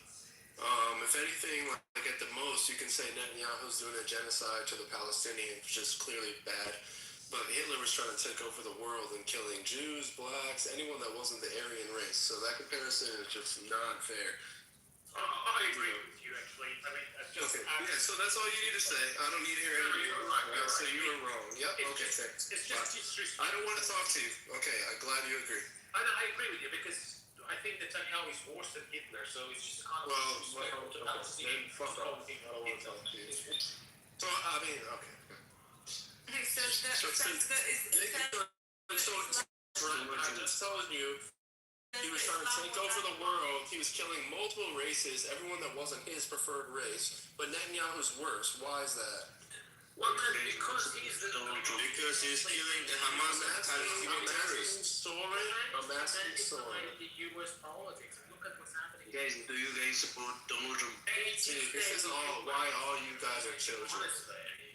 It's crazy that the U.S. has to follow the order of the Zionist regime president of this order. Honestly, who brought the United States to this war? It wasn't the Congress. It was the Iranian regime trying to get nukes. Yes. Was there everyone knows? Mondio said that on radio. He never said that. You're a piece of never said that. Now shut the fuck up and go get your source. Otherwise, shut the fuck up. Okay? Look it up, Mark Rubio. No, you look it up. I'm not gonna do your fucking homework for you. You look it up and paste it in the chat room. You fucking hypocrite. No, it's not. Just so you know, Hitler would have saw you and took off your head if he could at any second. Wow, that's No, that's just the truth. That's just the truth. I wouldn't know, but that's the truth. So. You're gonna be off the app very soon after. Yeah, okay, so make me get on. Wait. He said Hitler. I gave you a try. I dare you. Wait. I'm waiting for you. Soren, you just came up here and said Netanyahu. Hold on, Jesus Christ, dude. Soren, I don't want to talk to you because I think you're stupid. So we're gonna do this. No, I'm not gonna kick him out. I'm not gonna kick him out because you came up and said that. Say that. Hey, you just said, hey, dude, I really don't. Why does everybody want that? Dude, you think you're in power? You're not. You can't even fucking defend your own nation. Shut the fuck up. You said Hitler is worse. He would have beheaded you, which is actually fundamentally true because Hitler was a fan of the fucking Middle Don't East. waste your time on that fucking idiot. Just kick him and don't remember him. Bye. See, you guys have to understand that when we tell you that we cannot have any more peaceful conversations anymore with these guys, and we've reached the point where, it's just only force works. Force. No, I think we can have peaceful conversations, but when you say something as stupid as he did, can't. Believe me, he's watching his words because there's a whole crowd watching. You should know what goes on in this guy's head. You don't know. Believe me, it's not. I don't want to know. I don't care what goes on in his head. I just care what hits his head. That's all. I don't give a fuck. I'll hit his head too if I needed to. No, you have warheads for that. They're called tomahawks. Yeah, there's also two things you got on your body too. They do it for you. Like honestly, if somebody was talking like that to your face, I would not just stand there. I would probably move my body a little bit. Fuck yeah. You know, like if you're still listening, fuck you. And the guy talking, you should DM me, and I'm gonna do so. What am I gonna do? Is what you said? No. What are you gonna do? Stand there, or are you gonna fucking defend yourself? You're gonna. What I'm gonna do is tell him. What I'm gonna do is tell him I want you to. I'm gonna send you where I'm at right now. If you say that's a bad, but I promise you won't. That's all. Yeah, I would. Yeah. Beaver says exactly what's on my mind. Father, you could help. Father could help you disappear the body. Yeah, that's true. No, I don't murder people for some bullshit like that. I want to murder him. What the fuck? Who do you think I am? Like a criminal? The Constitution doesn't really pertain to him. I mean, technically. But either way, I would not murder the guy. Come on, he is family. Like, I'd probably just teach him a lesson. You guys should let him back up here so we can talk. So I can talk to him. He literally threatened me with rape the last time he was here. That's what type of fucking. It's alright, ignore it. He wouldn't do it in real life. By the way, Arash, what's your? Have we heard from you yet? Hi guys. Your opinion? Yeah. Yeah, go ahead. So it's pretty funny that these terrorist guys come up on these peaceful stages and try to talk about humanity, moral, and all of a sudden they turn out to be the regime supporters. They turn out to be the terrorist supporters. I mean, this guy Alex, his name is not Alex, by the way. He's from Afghanistan, and I've heard him multiple times on other stages, and he claims he's from Fatimiyun, and Fatimiyun is a terrorist group that the Iranian regime created from the Shiis, from the Afghanistan. They have built up the same militia terrorist group in Pakistan they call Zainabiyun. And they have brought all these terrorist groups in Iran in order to be able to kill thousands of and tens of thousands of people if they try to come out again and try to get their country and land back. So this is the type of these are the type of guys that are supporting the Islamic regime right now, and they're not only working here, they are also active, very active on TikTok. They're very active on Instagram, and it's I think that's amazing. important. Like, how many Americans do you see doing that same type of bullshit? We don't really. I feel like we don't do that as much, right? Because like we're not. To be honest with you, I've seen there is a room. There are mostly black guys, and they're against Trump and America. Yeah, they're just fucking Democrats supporting them. Yes, and they're supporting IRGC and Hamas. Yeah, but that's within the country. Like that's nationalism division, which is crazy. But they are supporting the terrorists, and they are supporting IRGC. In fact, like he's Iranian, right? Iranian. He comes up here and like does that. Like we don't waste time with that in America because like we are killing the fuck out of them right now in the war. Like we have so much more money than their country does that like we don't have to waste the time of coming up here and doing that little bullshit, you know. So it's unfortunate to see people die and stuff, but yeah. But that's how 3/4 of this app. Black guys talking negative shit, talking about white people and shit. That's fucking. Yeah, because they're mostly broke in America. Numbers don't lie, and they get paid to do that. So ignore them. That's true.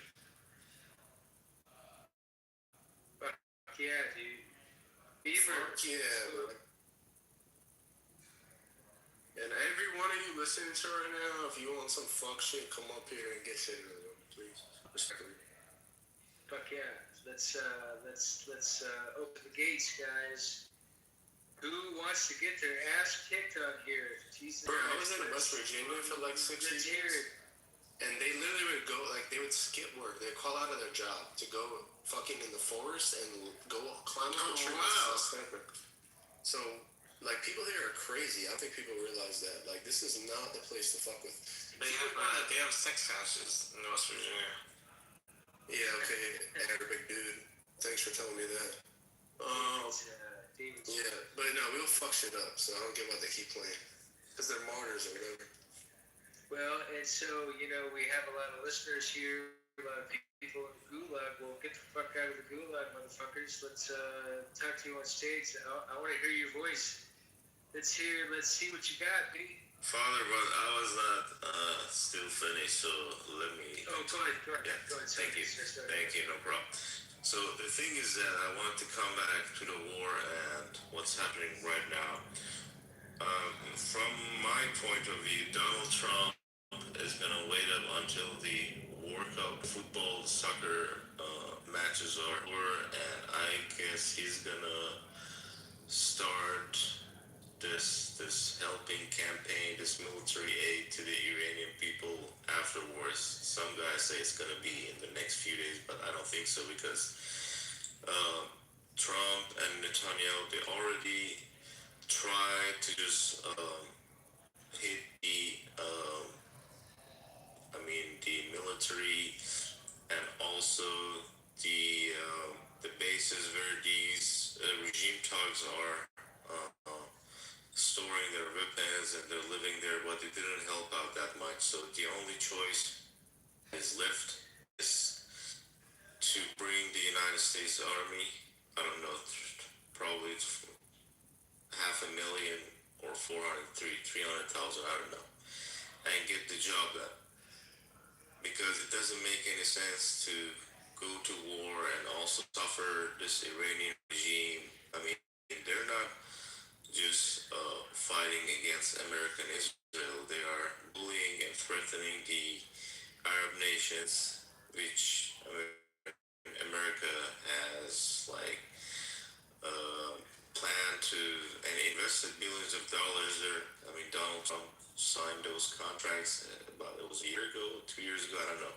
It was more than $3 trillion, and if it's not safe, then I mean, they cannot have like prosperous economical plans there, and it's gonna fail in the end. And before the war, we didn't have any problem with the Strait of Hormuz. Now, a new problem has added up. The Iranian regime claims the Strait of Hormuz. They say it's ours, and if you want to go through, you have got to pay. So they are trying to play pirates. And the dumb European nations, just like Germany, France, Spain, they already paid them. So they know it works, and they're getting paid. So they're not just going to leave that anymore. Unless you force them. The only way you can force them is to bring the military.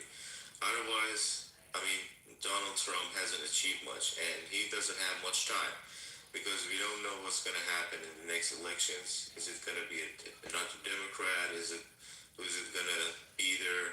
What policies and plans is going to follow? We don't know anything about that. Probably the Democrats are going to cheat. That's my guess. But I mean, we have like these 2 years, and if Iran and this regime stays, they're gonna definitely get a nuclear. Even if they can't build it themselves, they will buy one or a few, and also they will make better, stronger proxies around the world. They will start bombing and attacking the U.S. citizens inside the United States, and this is what they're already talking about. They said if they are coming to our region, we're just going to go to their countries, and this is what I'm telling you. I heard it on the news in the Iranian television. We're going to go into their country and make it unsafe for them because they have made our country unsafe. We're going to retaliate. So you're going to have multiple 11th of September attacks on American soil. This is different. By the way, what channel is that? Iranian TV? Is it? Yeah. No, it's not international. It's just. I mean, you could watch it. It's in Farsi, but it's called Kanal Khabar. That means a news channel. It doesn't matter what. It's Iranian state TV. It doesn't matter what. It's like kind of national. But the Iranian state TV is telling the people what's their plan for the future, and this should scare you. Yeah, but look, like why? Like, cause people in Iran, like they like the idea of martyrism, like, cause Do you No, know not the people how of many the regime. Okay, People of Iran are against it. I know, so like it's bad, right? Because like yes, the government will do Yeah, but the thing is that they've got the weapon, they've got the media, they got the money, so they will. Okay, bro. They will do. At the end of the day, how many people will die in Iran compared to the U.S.? We will kill the fuck out of that country. So it's not good for anybody. No, it's not about killing people. You're missing the point. What's the point? I'm telling you, after Trump's been in office for just 2 years, right? Or maybe a little bit more than that. After that, the Democrats, guys like Barack Hussein Obama and John Kerry, okay, they're gonna come and take these places in the White House and your foreign policy, and they're gonna help the Iranian regime just like what John Kerry and Barack Obama did. The U.S. is not gonna attack them. They're just gonna sit back and take it. Yeah, you're probably right, but that's why Trump has to go as hard as he can now. Yeah, this is what I'm trying to tell you. As hard as you can means military operation bringing the United States inside the soil of Iran. You have to bring in the army, otherwise you're gonna suffer way more than before, and you're gonna have the Americans killed on the American soil. Like I said, they're planning big for terrorist attacks, just like it's unfortunate if people, if innocent people die like 9/11, but like in grand scheme of things, unfortunately, that's something small compared to what the U.S. will do to Iran. Yeah, the thing is that I'm trying to tell you, if a guy like Hossein Obama is on the power, he's not gonna do shit. And they're planning this for the time that Trump is gone. This is what I'm trying to tell you. They are planning this. They're just gonna keep their mouth shut. They're gonna say, okay, we don't need nuclear power, this and that. We're not gonna support the process. They're gonna wait up. This is called, by the way, taqiyya. In Shia, in Islam, that means lie when you are weak, and when you are more powerful and you're able then do whatever that you want to do. Yeah, you're kind of right. But at the same time, the reason why Trump's doing it now is for money. Like, there's been the same threat for like 40 years from Iran, from Venezuela, from Cuba even. So the reason Trump's doing all that now is... No, you cannot compare Venezuela and Cuba with the Iranian regime. You're right. But I'm saying in terms of threat around you, nothing. Yeah, the Iranian threat is way worse than Cuba and Venezuela, but there's all been like threats. Like, you don't notice how Trump is turning... Go ahead, Father. I guess you feel the need to interrupt. Yeah, I'm sorry. Well, you interrupted me, by the way, a few times, but to wrap it up. Sorry, why don't you come up here and talk rather than using your fingers? Just leave that guy. I was just gonna ask you, tell you guys, I'm gonna bring him up. And when I bring him up, you guys have the full authority to fucking go to town on this motherfucker. I will, even if you didn't tell me that. I'm just listening to President Trump about Iran. He's actually had a very famous speech today. And then we landed on top of it. On top of everything else, we then land on top of it. And we took over the ship. We took over the cargo. We took over the oil. It's a very profitable business. Who would have thought we were doing that? We're like pirates. Yeah, so your point is that he's doing it for money. Get it, yeah? Did you hear that? He's just trying to be funny, you stupid fuck. No, I'm not. That's what he said. No, that's trying to say Trump is just trying to be Trump. He's trying to... No point in playing that clip. Literally, it's 2026. What do you mean by funny? Like, remember Joe Pesci? Yeah, this is his way of making jokes. This is his make of making jokes. If you know Trump, you know this is the way he makes jokes. Because it's funny, because Trump doesn't respect Iran, because he's funny, like, that's why it's funny. I mean, what the fuck is so funny about that? It's funny because it's funny. Tell us. He's a big boy. He knows what he said. What do you mean by funny? I don't have to be a big boy. It's fucking hilarious. No, that's it. That was a take from Goodfellas. Obviously, I haven't watched it. All right, well, I don't want to play games with you. I don't really like you, so... No, I'll do you. Anyway, so what do you mean by funny? There's no way. I mean, you're saying that is funny to me. That's it. Soren, I have a question for you. Go for it. You're in a European country. Does your country where you are residing, have they listed the IRGC as a terrorist organization? Well, let me just check. My mother is from India. Yes or no? Yes or no? Where you're domiciled, have they listed listed the IRGC as a terrorist organization? Let me just check. I'm just curious. Honestly, I don't know. Let me just check. India has it. And my father is Chinese, and China has it done it too. But in the European country that you're in, have they listed it as a terrorist organization? Because wouldn't that be interesting, sir, how much you support them, that you'd be living in a place where you'd be breaking the law? Just say. Well, it would be. Would be interesting. Have they listed it as a terrorist organization, IRGC? Congratulations, that's a surprise. What do you guys think? What do you guys think? Well, Germany did declare Sponsored globally. Germany did declare IRGC a terrorist organization, so there you go. Yeah. So what happens with people that support it when they're in countries that have listed it as? Do you think most of those countries have laws like we do? U.S. Code 18239. Do you think so? What happens? What happens? I'm telling you, they arrest the IDF soldiers. And what do they do with someone who supports IRGC Why don't we in focus on Germany? what we're talking about and not try to push the subject on Israel? Yeah. I'm just asking about the IRGC in the place you're domiciled. The actual terrorists. What do you guys think? But why can't you talk about the IRGC? I'm talking about the Spain is a European country. Let's talk about the You're not in IRGC. Spain, though. Isn't that a shame? You're not in Spain. No, I'm talking about So, in the country that you're domiciled in, is the IRGC a terrorist organization? Dorian, you're such a fucking child. It's honestly embarrassing, man. Why don't you just talk like a man to her, at least? Try to do it. You can't understand that he might be in violation of the law as we speak in the place that he lives. Don't you feel ashamed of yourself that you can't? You don't need to dance his sweetheart. But just ask you in the place that you live if the IRGC is a terrorist organization. Well, literally all countries, all countries under the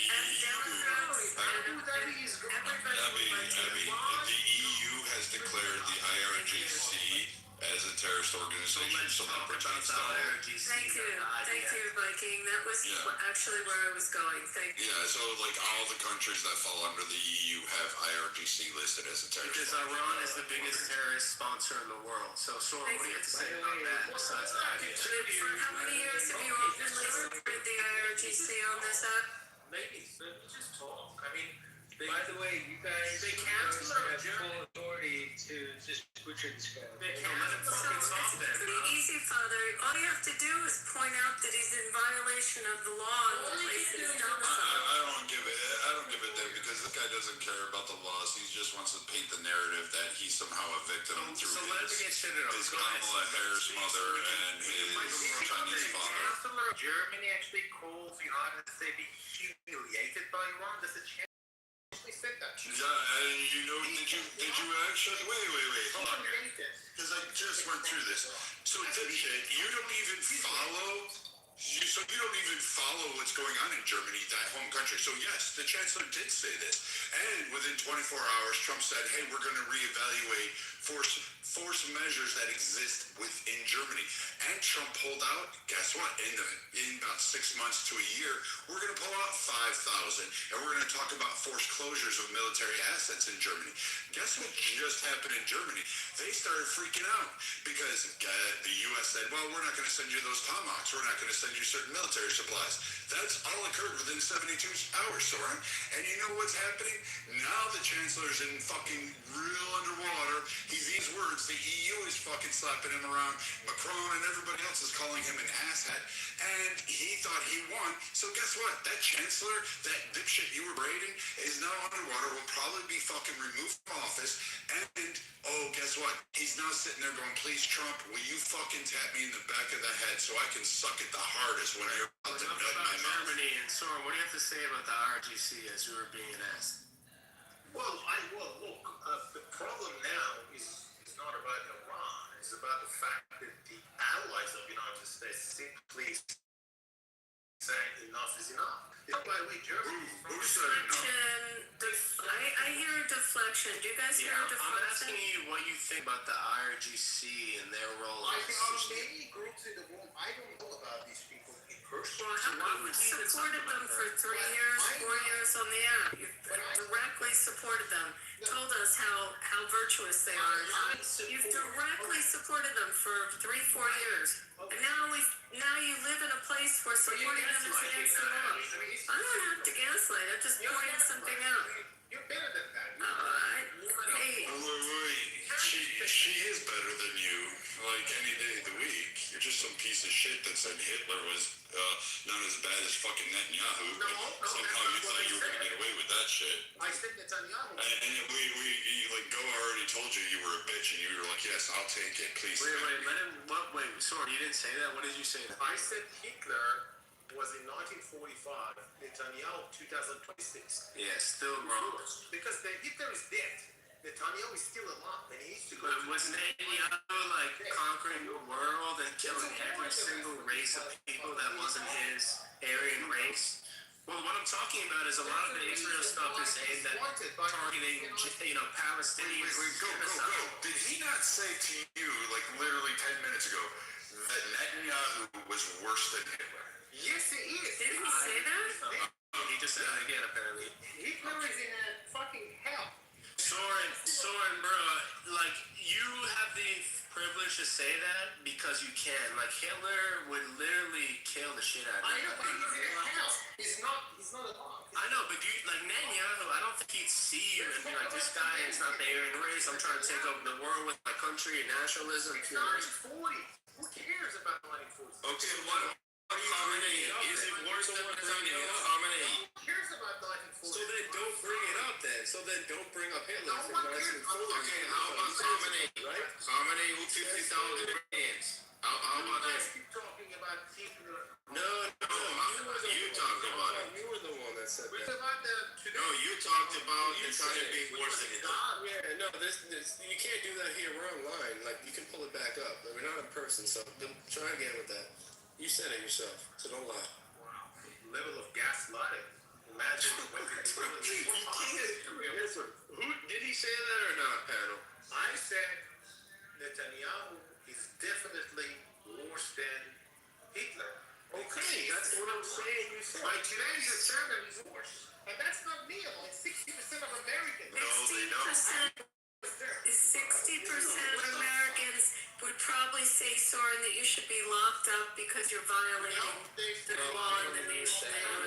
That's what 60% of Americans would say. I'd say 60% of Americans would just slap. How do you speak Farsi? How do you speak Farsi if you're Chinese and Indian? Want to explain that one? مادر جنده دروغ میگه. این مادر جنده ایرانیه. چی تو کس نرد؟ چی رو شازده تو کس نرد مادر جنده؟ That's pretty cool. چی رو شازده تو کس نرد مادر جنده؟ By the way, how did we figure out that he's Persian or Iranian?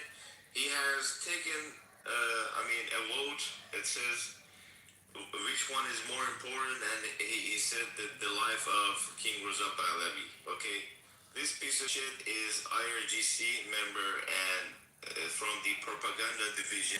They get paid to come on social media and just spread out shit and the IRGC propaganda. Probably, but that also seems like He's Iranian. I mean, why would he lie about his? I mean, yeah, but when you throw in mother from India, father from China, this couple would never happen. I mean, this is bullshit. You never see anyone from India and China that they make love together? not that talks a lot of bullshit like you have. Well, The problem is, Soren, that you've been on the app for at least 3 years talking about the IRGC. People have written it, people know. People in the rooms. No, you have, Soren. Why are you trying to hide your nationality? Why are you trying to hide your Iranian? Why? Why? You guys keep talking about them. No, why are you trying to hide? About the time. No, bitch, listen to me. Why are you trying to hide your nationality? You're Iranian, and you have voted. You have voted in Persian. The only, it's you have to understand the text to be able to vote. Okay? And since you said, the King Reza Pahlavi's life is more important, that means you're Iranian. Why did you lie? What are you talking about? Who's talking I'm talking about you big fat liar. I'm talking about you. I'm talking about the Crown Paladin. What are you No, you have voted. You have voted for him, and you're Iranian. Clownality? Yes, yes, yes. I can see it under your profile. You voted for him, not me. No, no, you did. Oh, did I? Yes, it says hot takes. Is Iran in trouble? And then there is another vote that you took part in. It says which. I mean, it's in Persian, but I can translate. It says which one is more important, and it says the life of King Reza Pahlavi, and you voted for that. So Yes. you're obviously Iranian, and you fucking lied to us, okay? I didn't say Probably under No, you said your father was Chinese, your mother was Indian, father can be Chinese and Indian, but and you can be from Iran. So are you trying to manipulate the narrative? which man? No, I just didn't vote for clownality. Yeah, we know you. Do you like Pahlavi? مادر جنده چرا دروغ میگی؟ کی رفت تو اون مادر جندت که به ادب یاد نداد، دروغگویی رو یاد نداد؟ مادر You جنده served میگی. in IDF, in Persian department. Is that what you do? 3 years in IDF? Is that what you do in Farsi speaking script? Is that what you do? For 3 years. Everybody knows I'm Iranian. By the way, I'm living in Iran. This is what you do. Not just like a piece of shit like you, living in America, hating in America. Moshe, down the audience. Don't worry, he would never be in the U.S. He wouldn't come on our soil. Moshe is Very not close. training you guys. I know. Well, he's living in Europe. It doesn't matter, but But he's living in a place and where I can take that Persian accent. pulling the string down. He's trying to hide it, but I can do it easily. So you cannot hide yourself. Anyway, 60% of the Americans are not. So what do you think of Khamenei, who killed 50,000 Iranians? What do you think of him? Is he worse than I'm talking about the fact that the American voters. the American voters totally fine. It was 3,500-person poll. Like, you gotta be kidding me. Abby, don't be Hey, I don't get paid. Doesn't 90% of Iran want like the IRGC gone? Isn't that like a absolutely? There we go. I mean, what happened to Hasbara Fellowship Program? You're not doing your job well. 60% My of dear, I don't work. I don't work. I have lots of leisure time that I spend on Clubhouse finding people like you. Well, you guys, people like you should support Israel. You need to create narrative, but obviously you're not doing your job. I don't have a job, Soren. You gotta sack these people. They're not doing a good job. I don't have a job. I'm not like you, Soren. I don't need to be paid by a foreign government like you do. 150 million Israel is spent on Back channel me, sorry. $150 million. That's I'm very interested. Yes, you don't even have to know all this, Soren. Unless you're working for the IRGC, huh? It's amazing because these are the same quotes on Instagram or TikTok that do exist. Yeah, this is what this guy. With a whole lot of You AI. see how he deflects to Israel because he can't. You see how he deflects? He completely deflects the fact that he lives in the EU and he's breaking the law. Abby, I'm talking about the fact Hey, that 60% I'm not here to talk about Israel. We're here to talk about Iran. Directly about Iran, right? Talk about your. Hey, my people play slot machines. That's what my people. Your people. Yeah, my people actually. Hey guys, did you see the Sixers? Like how they won tonight? Hello, go Sixers. That's my people, Soren. You wouldn't know it. Here instead. Hey, no. No, I moved him down. He was being retarded. Anybody else want to go to town on? Yeah, Soren, so you do take back what you said about the Hitler thing, or you still stand by that?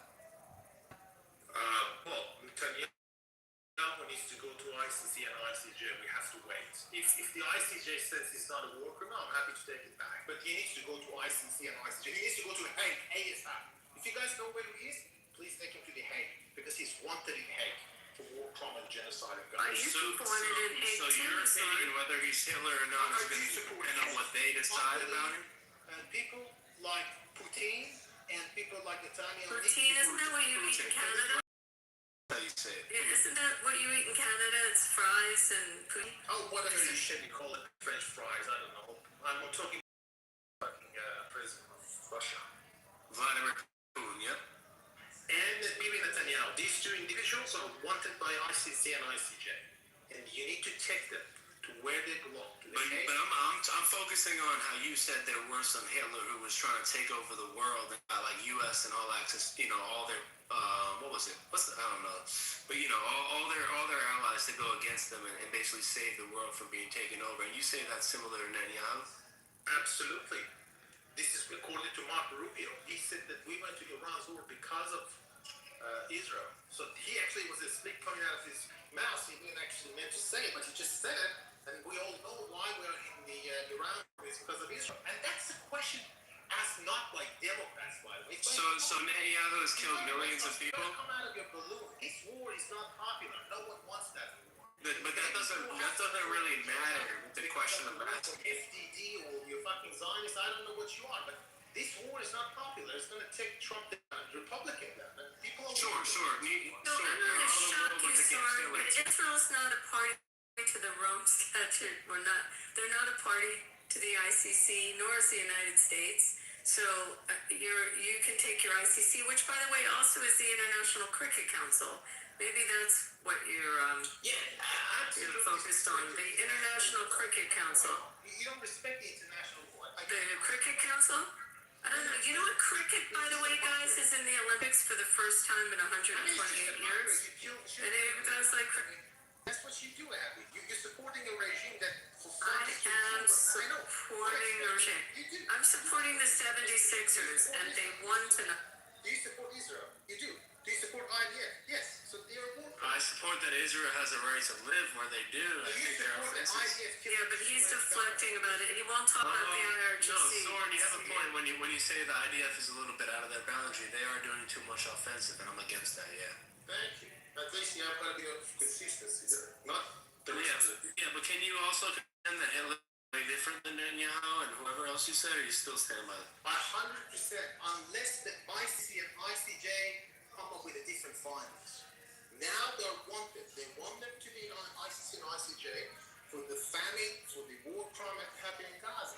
So if he can... Yeah, but so are we in is there a ceasefire going on right now? And why is there, right now as we speak, rockets coming into northern Israel if we're in a ceasefire? You want to explain that? Well, you're there. I asked you a question. If there is a ceasefire, why are rockets coming into northern Israel right now? Who said that? Who said there's a rocket coming up? I mean, is it just the IDF just said, or is it you there? Like, you can feel it because you're at the border? Who come up with this idea of rockets coming from impoverished Gaza to... It's not Gaza. It's coming in from Hezbollah. Okay, well, that's the different direction. It's in the north, not the south. Yeah, and they're sponsored by Iran and their government, which is why the U.S. doesn't care if we destroy them. Yeah, but that's not American war. You gotta understand that. That's Israelis, whatever it is. It's them. It's not do you know, are you familiar with NATO? Yes, the very same. Are you familiar with how countries have allies? They pull out from NATO. Actually, Trump, they want to pull out. I mean, even Mark Rubio said that. Yeah, you're right. But also, some countries have allies, right? And so, is the U.S.'s ally? It's because they don't have allies. That's why they don't know about allies. No. Yeah, also, Soren, on the same type of vein in the conversation, how come no Muslim countries, including Iran, accept Palestinian refugees? If how come that? Who said that? Lebanon. Google says that. I said most. I didn't say all. I said most. Like a lot of them. Countries around the region, they did actually take Palestine. No, that's not true. That's wrong. Most did not. So I don't like the victimization and a lot of complaining by Muslims about Palestine when it's like you guys won't even take care of yourself. Why does Egypt have 5 walls? Why does Egypt have 5 big ass walls back to each other and a whole fucking buffer zone and military people all around it to make sure that the Palestinians don't... The Egyptians are thoroughly respect to all the Egyptians, if there are any Egyptians there, but they're still out. They come up with those stupid... Right, everyone's allowed just... But most Muslim countries don't accept Palestinian refugees, so they mostly sell out. The regimes in these countries, they don't. regimes of Kuwait, which is a no democracy. So then focus on them, right? This is a dog-eat-dog world, so don't be complaining about why the U.S. does this and that. Why don't you focus on your people, right? And help your people out and yourself rather than relying on others, because this is real life. This isn't like utopia. That was not the promise of what Trump said. Trump says no more war. He said America Well, first. are you an American citizen? Are you an American citizen? Well, it doesn't really matter where I'm not going to. It kind of does, because at the end of the day, he was talking to American citizens when he said no more wars to get their He votes. said no more war. Right. What does it mean no more war? So you're right. That's our conflict here in America. But when you bitch about your country in the Middle East, you should focus on fixing yourself. Right. But so maybe focus on your people. I'll focus on Trump. Right. You gotta understand this. Or is it so powerful you need to focus on us? No, you're gonna bring the Zionists gonna bring down the. How come so many people like you are in these American chats and no Americans are in your chats? Because we have the power, right? You guys coming in and do what you want to say, but it doesn't affect anything. So, yeah, it's a dog-eat-dog world for the right or wrong, and they do what they want to do, right? So, why don't you fix your own peoples, right, before complaining, because it doesn't work in real life. I'm not complaining anything. All the Trump's policy was toward the Middle East, caused the Arabs to think twice about having a American military presence in the region. So then Iran should have accepted our deals before we had to bomb them, though. But I mean, listen, the CNN piece yesterday, there was a CNN report about the 16 U.S. bases in Middle East. Go and watch that. The documentary of the CNN. Sure, I will, but go and look up how many times the U.S. negotiated with Iran before we bombed the shit out of them, and they didn't accept it. American base has been destroyed in the region. Do you understand that? Do you understand that Iranian soldiers have been killed tenfold as the U.S. soldiers, and Iran is getting fucked up? The Arabs, they're asking these questions themselves. Why do you have the American military presence when they can't even defend themselves? Because they can't defend themselves. We're more than 10 times richer than Iran, and they don't care. That's why. It's the dog-eat-dog world, gang. It ain't no sweet shit like Because they haven't been, because the UAE, unlike you guys, alright, haven't been spending the people's money, the land's money, on missile cities, underground missile cities, and nuclear fucking bombs. That's why the UAE was. They didn't spend their fucking money on that. They spent their money on their people, just like Israel does for their people, building and protecting their people, building up their country. Why should other sympathy towards your What's the defense budget of UAE compared that to Iran? It's like 2 times more. Yes. It's 85. Why does the UAE not accept Palestinian refugees? But they've got American military present in UAE. They've got it also in Kuwait. Because they're smart and they don't want to get fucked up. I understand, but they did fuck up, didn't they, in the past 40 days? Yeah, by Iran, when Iran shot missiles at innocent places where civilians were, U.S. didn't. What was the use of having Americans there when they couldn't defend even their own military base? This is the question, not by me, it's by Arabs themselves.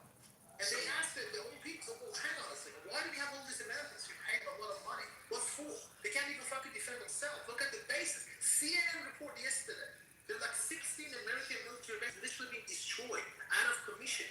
They have not been destroyed in commission. This is propaganda that you are listening. You guys, now you're hearing propaganda. Yeah, you had a good first point. Your second point is very incorrect, bro. Like, in terms of numbers, the U.S. is killing Iran. Like, we have only, like, hundreds of service people died. Iran has thousands. Like, we're not getting beaten, like you said. The first point you said was true. What was that again? The first thing you said was kind of dope. What was it? Just watch the CNN report. It was just yesterday about the American base. Oh, CNN? Yeah, no, I'm good.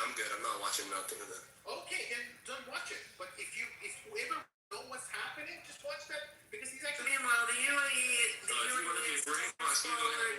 new projects. The UAE is developing more and more economically as a power in the world, and is business as usual.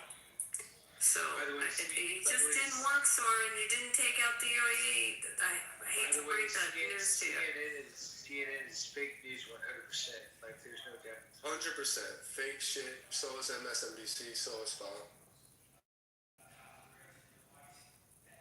These people would rather have our country be burned down into flames than to admit that they're not going to win this war.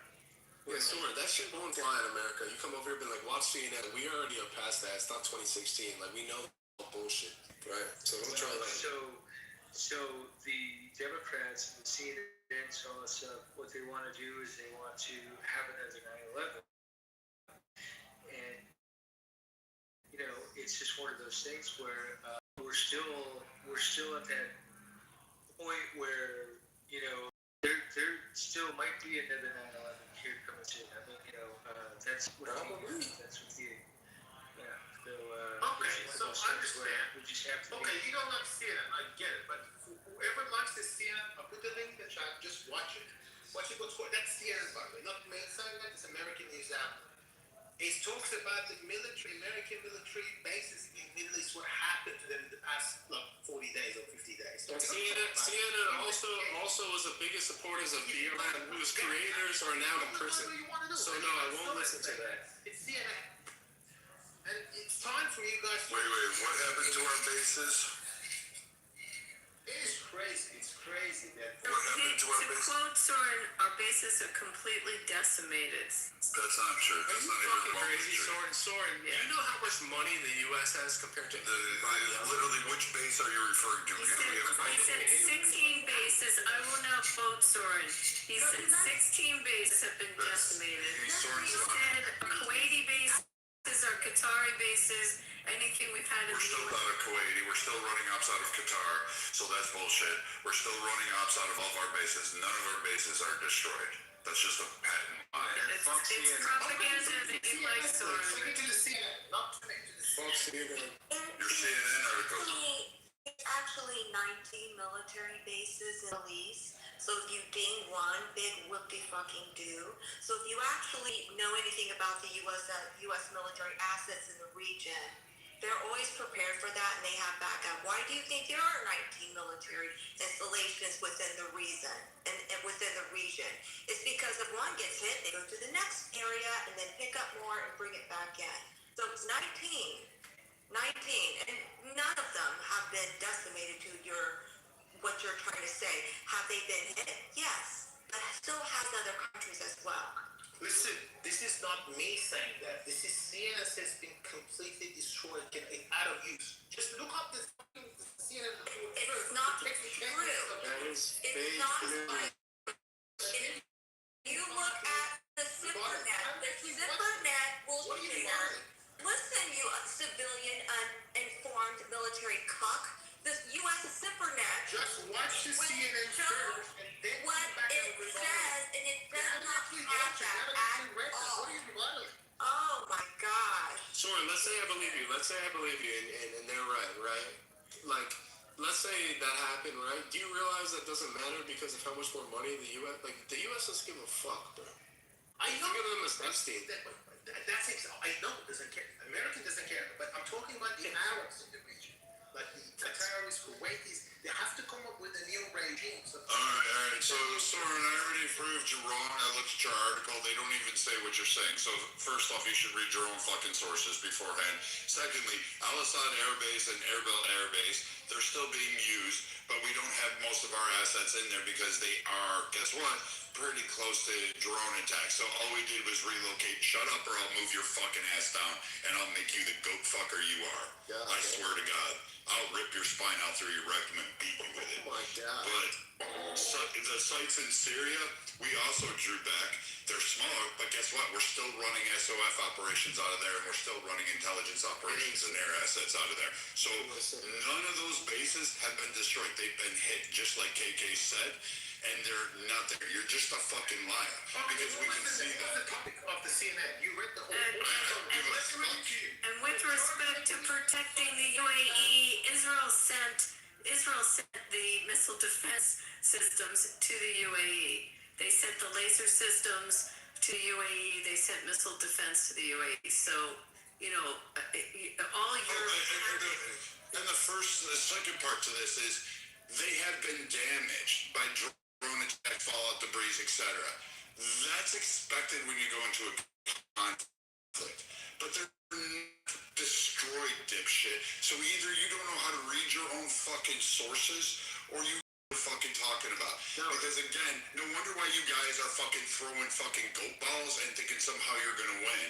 Because you IRGC fucking twats can't fucking fight. You can't figure out. The only thing you can do is go around to a population that's unarmed, fucking raping and beating them in the street, and then somehow think you're tough. But when you meet men on the street that say, you know what, I'm gonna say something else, you bitches cry like you're the fucking biggest victims. You know what? I think we should let the Iraqi Kurdish forces in there and let them just rape you fuckers all the way through to fucking Tehran. Wow.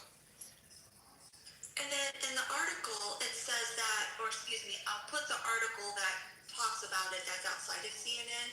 And from India Times, maybe you would like that source. And it says that CNN is doing their own investigation.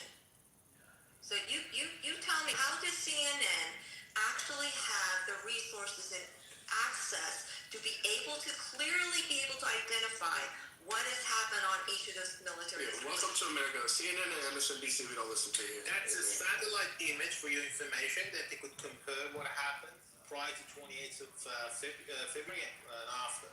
So they could see what happened, for example. I know it's up to you guys. That's not what you guys want to hear. Oh, it's not tough on us. Exactly what you want to hear. It's what you want to. It's what you want to twist as a propaganda statement, but it doesn't work. You know what? You didn't realize there's people that understand the military that are on this stage. And we called your bluff. Yeah, a lot of people here are from the best country in the world, in USA, so you don't fall for that, third world bullshit. Actually asked them the same question. What do you have to say about the family of those 6 American soldiers in Kuwait? So they say in rest in peace, and they probably knew they would risk their life for the better cause, and they did do that, so they're martyrs. Just like Muslims said. So you know what? Here's great. Yeah, the 6 soldiers you want to bring up. But you know what? I don't mind sending all of you IRGC fanboys up to go see your God. I mean, those 99 virgins that you're going to get with. What did you say? You get a pineapple shoved up your ass by Hitler in the hell? Like, you saw shit like that? So you know what? Dude, you ain't got shit, motherfucker. Your Navy's gone. You don't have a Navy. You were throwing out mines with fucking crab boats and you couldn't figure out how to pull them up. And you don't even know where they're at. You've got everybody quarantined inside your fucking little region. And guess what? The U.S. played you on that shit, which is fucking genius because I didn't even think Trump had it in him, but he did it. He trapped you in there and made sure that you guys reached capacity because he's now using economic leverages inside. And oh, by the way, you have multiple fucking towns in rural fucking Iran that are fucking uprising and trying to force out, and they're throwing rocks and still whooping your fucking sorry asses. So you know what, Soren? Take your fucking jihadi wannabe fucking Bahama Mama fucking shit. Go sip on a pina colada so you're fit. No, he's not Bahama Mama. These motherfuckers, man.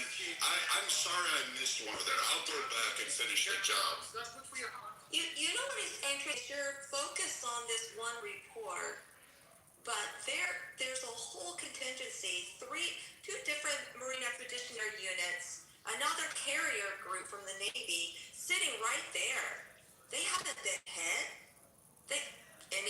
Why would that not? I mean, come on. If Iran is still that powerful and our army is still that lethal, then why have we not heard one single military incident or hit on any of our ships and naval? That's a good question. How come? It actually happened. No, you did. And if you say the Ford, I know you're full of shit. It did. That's why they ran away. No, you didn't hit the Ford. It was a military fire, dipshit. It was confirmed. It was fucking verified. It was an internal fire, dipshit. It wasn't done by you. I ran. You know what you Irans did? All you fucking little faggots, you run to another nation. Germany or Canada. Why aren't you in there fighting with the IRGC? Dude, I'll kid up and go back. I'll go back. I'll go play. You know where the USS Ford was, Soren, when this said fire started? They're not close by. Where Persian Gulf Where because were they're they? scared. Do you know where they were? Yes, they were in Indian Ocean. They're scared. They're scared. They're scared. Dude, you couldn't even destroy the coal when you fucking tried. You couldn't. This is the second time we've actually beaten your fucking Navy to the ground. Operation Praying Mantis took us a day. We took out your Navy in a day. We did nothing. Bradley Cooper fucking snaked everything you had. We bombed your shore sites. You had your guys fucking running and hiding in tunnels, and that's the best you got. You're throwing out fucking Radio Shack drones from 1980, thinking somehow you're going to win this war, and you're doing your Allah Akbar stance. You're not. The people aren't with you. The fucking people that have fled Iran aren't with you. Their money's all going in for resistance. Israel's not with you. Saudi Arabia's not with you. Qatar, Jordan, Egypt, fucking UAE, fucking who else is out there? The fucking mom, pop, and whatever fucking lollipop shop is out there is not with you. Nobody supports you. China can't get their fucking oil, so you know what's going to happen there? They're going to start saying, hey, we don't support you because they're not sending in military assets. They're not going to fly in. And oh, by the way, you don't have the airspace because the U.S. controls it. Who else is going to? Oh, you're going to reach out. Not gonna fucking help you because they want you to fall because they'll take that fucking region and they don't want to deal with your fucking twat waffle ass. And what are you gonna do? Pakistan's trying to rise up. We're like, hey, we're gonna be peace negotiators. We want to be good with the United States. We're tired of this shit. We want that economic bubble. So guess what? They don't want to fucking get mixed up into that shit in the wrong way because they don't want to be on the fence, and they sure as hell don't want your fucking sorry ass coming over there. They don't want their country flooded with the IRGC fucking goat fuckers. They don't want any of those fuckers. So you have nobody. So you can scream all you want to.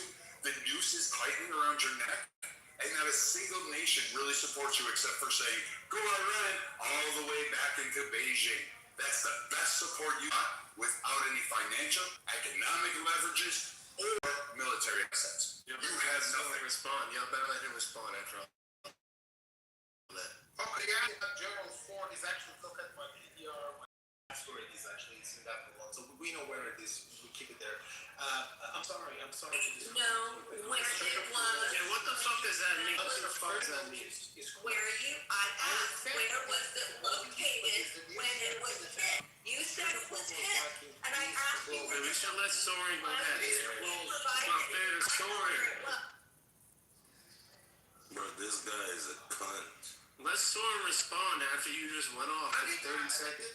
The whole thing, he's just keep yelling and shouting and whinging and whining. But then, again, straight and foremost, it's still closed. What exactly did you do to open it up? We didn't open it up. We're blocking it off, you idiot. We blocked everybody in. You're not letting anybody in. We're not letting anybody out. It's not doing anything. You don't do shit. We have 21 warships circling in. Who's laughing? Who's laughing? Because it sounds like you're crying. But guess what? We have 21 fucking warships surrounding your fucking strait, and we're not letting anybody. Do you understand what a trap is? Do you understand what it is? Do I have to sit there? I don't have to listen to dipshits like you who've never served, never picked up a fucking weapon, tell me about military battles and how they work. Some idiot who fucking quotes fake fucking headlines from CNN, and you can't even fucking read the shit, and trying to tell me that you got your military knowledge based off of CNN? Get the fuck out of here. You're not even as good as James fucking Clapper, and that guy was a fucking moron. J-Tap. What's on our mod agenda?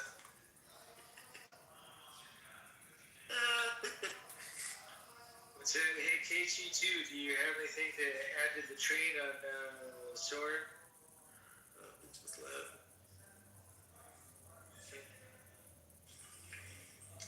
Viking, you cannot unblock an already blocked train. That's just stupid. But you can suck a dick. Dude, first off, you have no idea how naval warfare works. You have no fucking concept. Here's what they did, dipshit. Because they already knew, and it was already stated. Brennan even came out with it. He did all the one-liners, and guess what? Here's the best part. Some fucking twat waffle in the administration leaked out to the press, 3 journalists, information about it. We are aware of 19 Chinese vessels flying under Malaysian oil flags and papers that turned off their transponders. You guys let them in and you're like, no, we're going to block it off. We'll determine it. And so the U.S. just quietly let that go on for a couple days. And they went in there to get their oil. And then the U.S. set up 21 ships, warships, destroyers, and various other craft to basically block it off. Then they encircled it and said, that's fine. We're not letting anybody out. You may not be blocked the way you think you are, but dipshit, you're in a cage and you don't even know what's going on. You're North fucking Korea right now. You can't get out to the water. You can't do shit. And oh, by the way, your reserves, that was the best part was to have U.S. had fill it all the way up, and now you have nowhere to store it. It's going nowhere. And you can't pay your people. You can't fucking keep your workers. You can't keep your population on. You can't fucking pay your soldiers. You can't fucking do shit. And oh, by the way, there's dissent in your regime because we're aware that sometimes we don't even know who's in charge at this moment. So your fucking little piece of shit toy boy who's getting the Eiffel Tower on him by whatever fucking cleric of the week it is down there in the basement of fucking Tehran is sitting there going, hey, we want this, which is why you've already revised your fucking peace proposal, which is why you fucking backed out of trade talks, which is why you sent multiple people up there to do this and still trying to word it. Because even your leaders up there did shit because you're not even on with the current topics or understands. They're already recognizing the fact that this is probably not going to go our way, and the only thing we have to do is try to win it through CNN, which is what you're fucking trying to do. But thanks for being a fucking video warrior on fucking Clubhouse. Fucking coward of a fucking man. Hey, Abby, are you there? I don't know what to say. A man of your age using profanity. What's my age, motherfucker? What's my fucking age? Could you read your back channel? What's my fucking age? Oh my god, your curls about my age? Is that what you do for a living, Wendy? I mean, is that What do I do for a living? What do I do for a living? Let me see. I do search and rescue. Let me see. I work in a major insurance player, and I've spent a fucking dozen years fucking hunting you fucking bastards down, making you see pink mist before you went and saw fucking Allah. That's right. I don't have any family, motherfucker. Nobody loves me. Let's not get there. That's Nobody. pretty cool. How about you, Storm? What did you do for a living? He's such a dick. Sorry. Dude, yeah, I have no family whatsoever, dude. Nope, nada. No one loves me. That's fine. You know why? Because I'm gonna get there. Because you're gonna go to Valhalla, and I'm gonna beat you fuckers up all over again. You are something in the war. That's what happens. You know what? That's the issue. You cannot trust. So wait. Are you the one that's sniffing cocaine off of camels' asses? Is that what you do for your free kicks? Like what? Are you fucking goats in the backyard? Like is that all you do? No, we don't do. It's haram. It's fucking haram. I can't go on. I really wish I could go back and wrap my bullets up in bacon and just kind of fucking hit you guys with it. I want to hit you with a pork ham butt so good. I want to make you suck on that bone. I'm gonna put a pig dick up your ass just so you can have fun with it. You ain't drunk because you're old. I'm drunk. I'm old. I'm gonna put fucking pig ears on his fucking head. I'm gonna make him walk around. It's gonna look like a horror movie out of Freddy's Nightmares. Yeah, so that's what I meant earlier by if you were thinking about invading the U.S., you might want to reconsider because we have people here like that, and it's insane to think you would try to go against them. Like some of them call out of work to literally stand in the tree and hunt animals. So does anybody else want to add to the conversation here to the train because we're choo-choo motherfuckers. Let's get his ass kicked and we're all here to listen. By the way, the U.S.'s fort was in the Red Sea, okay? Not in the Indian Ocean when it caught fire. All right. Congratulations, you just Googled that. So, oh, she knew. She knows. No, you didn't. No, I don't lie. I do that all the time. No, I waited for Soren to answer the question. He said Indian. Y'all were going back and forth. It was a quiet time. I'm not going to be yelling over you guys. By the way, KK knows her shit, so yeah, don't keep it. All right, thank you, Simp. That's That's my clubhouse wife.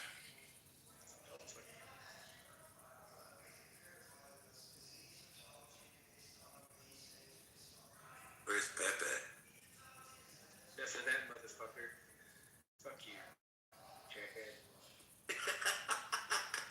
Holy shit, you fucking loser, you motherfucker. You know what? You don't want to get started. You don't want me to get started because if I get started, you.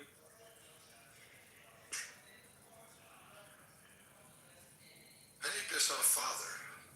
I've never seen that happen. I know, I never seen it be like that. Yeah, dude, I go absolutely ballistic. You know, just like Brad here. You know, it's the same shit. It is right though. Like these guys, like, oh, we're gonna come take the USA.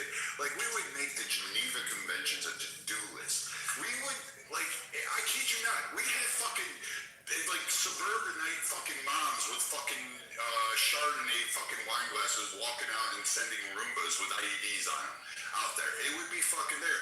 The U.S. government would come back and actually have to give us a tag limit on how many of you fuckers we'd shoot out of the sky. It would become fucking a cakewalk. I mean, please, for just fun, shits and giggles, I mean, just come invade. Like literally, black and white people, they would be like, nah, we ain't taking this shit. They would unite, What man. zone would you take it? By the zone? The fucking, the urbanites would be like, hey man, we know where this is. These motherfuckers are hiding by a dumpster. Let's blow this shit up. Oh, over here, yep, these fuckers are, yep, there's a 7-Eleven. That's where those fuckers are. Who took me over? I don't recall anybody ever taking me over. You haven't learned when you're already designed fucking talk over your father. We already won. We already won, dude. We destroyed you. You know what? Here's the crazy part. Father, bitch. Israel actually is supported by us. We support them. We choose that. Now, some people may feel a certain way about that. That's fine. You can have that political stance on it. But here's the best part. Israel on its own still molly-whooped your ass when they started.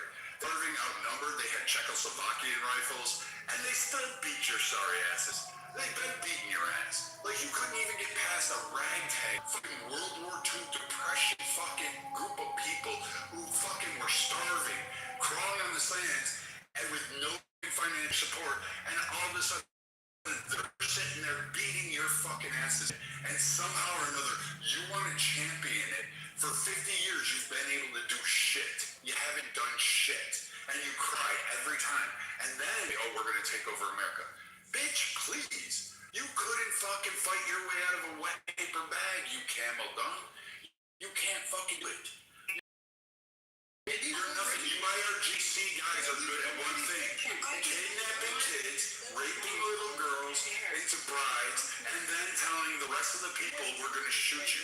You can't even handle protesters in a fucking normal way. Fucking A.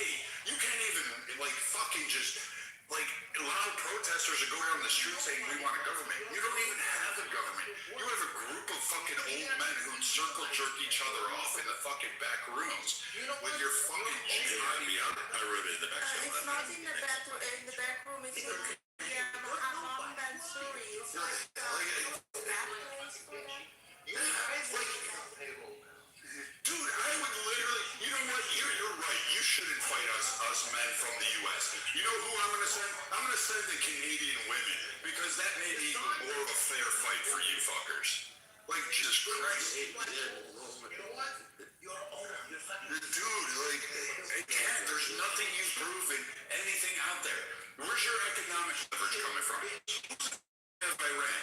List the countries that are fucking aligning with Iran. Give me that list. In the past, it's Jews taught. Who's it? Oh, I got it. You hate Jews. Like, everybody knows you IRGC people hate Jews. Like, you leave that off the table. Like, we'll accept that as fucking reality. Tell me who supports Iran. Tell me who supports it. People like you. Who's sending you aid? Who's sending you fucking food? I salute them to own people like you because you're fucking. You know what? You know what? That's fine. Whoever owns me can own me. I went from fucking, what was I? Donald Trump to fucking Muhammad to slave. All right, fine, fucking good. I'll ask for reparations later. So now, tell me who is supporting fucking Iran? What nation is sending you military aid, fucking money, and fucking food? Which one? Give me one, Soren. Hey, they have to work a whole day now, and then spend entire money they make during that day to buy a dozen eggs. Jeez.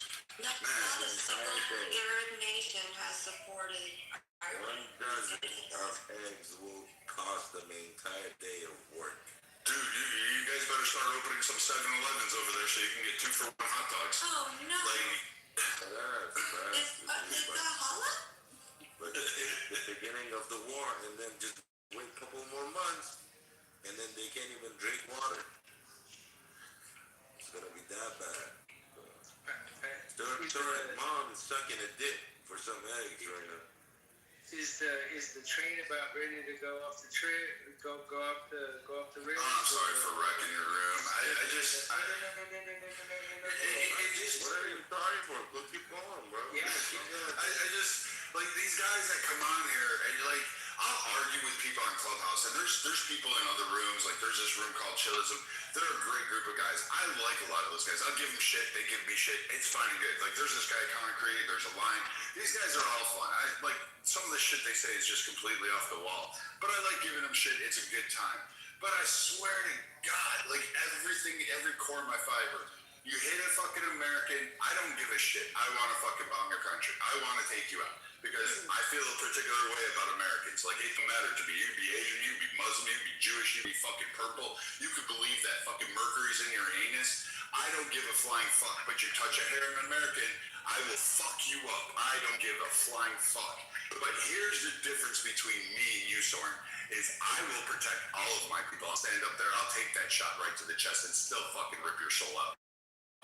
You, however, are a fucking coward. You won't fight for the fucker. You'll fucking go to Germany, you'll hide there, you'll hide in Canada, you'll hide behind fucking women's skirts, and you'll scream, I'm a victim, I'm a victim. Meanwhile, you're throwing IEDs out there trying to fucking take legs off. Oktoberfest though. You'll sit there and attack fucking kids at a fucking concert. Yeah, these guys will go to a concert and cheer on attacking little kids at a music festival who are smoking dope, fucking their brains out, having a good old fucking time. And these fucking guys are like, oh my God, we deserve to do that. We're oppressed, so we reached out the only way. You cowards initially were going to attack military bases, and then you couldn't even fucking stand up to the IDF. You didn't attack the IDF, you attacked fucking kids. And then fucking act like you were some fucking man about it. You're not. You're just piece of shit. Bring the fight to the real men, and then there you go, because you're cowards. Yeah, the only thing you can do is hurt women and children. They went after soft targets for a reason. Yeah, that's the only thing they're good at. I mean, they're not even good at that, to be honest with you.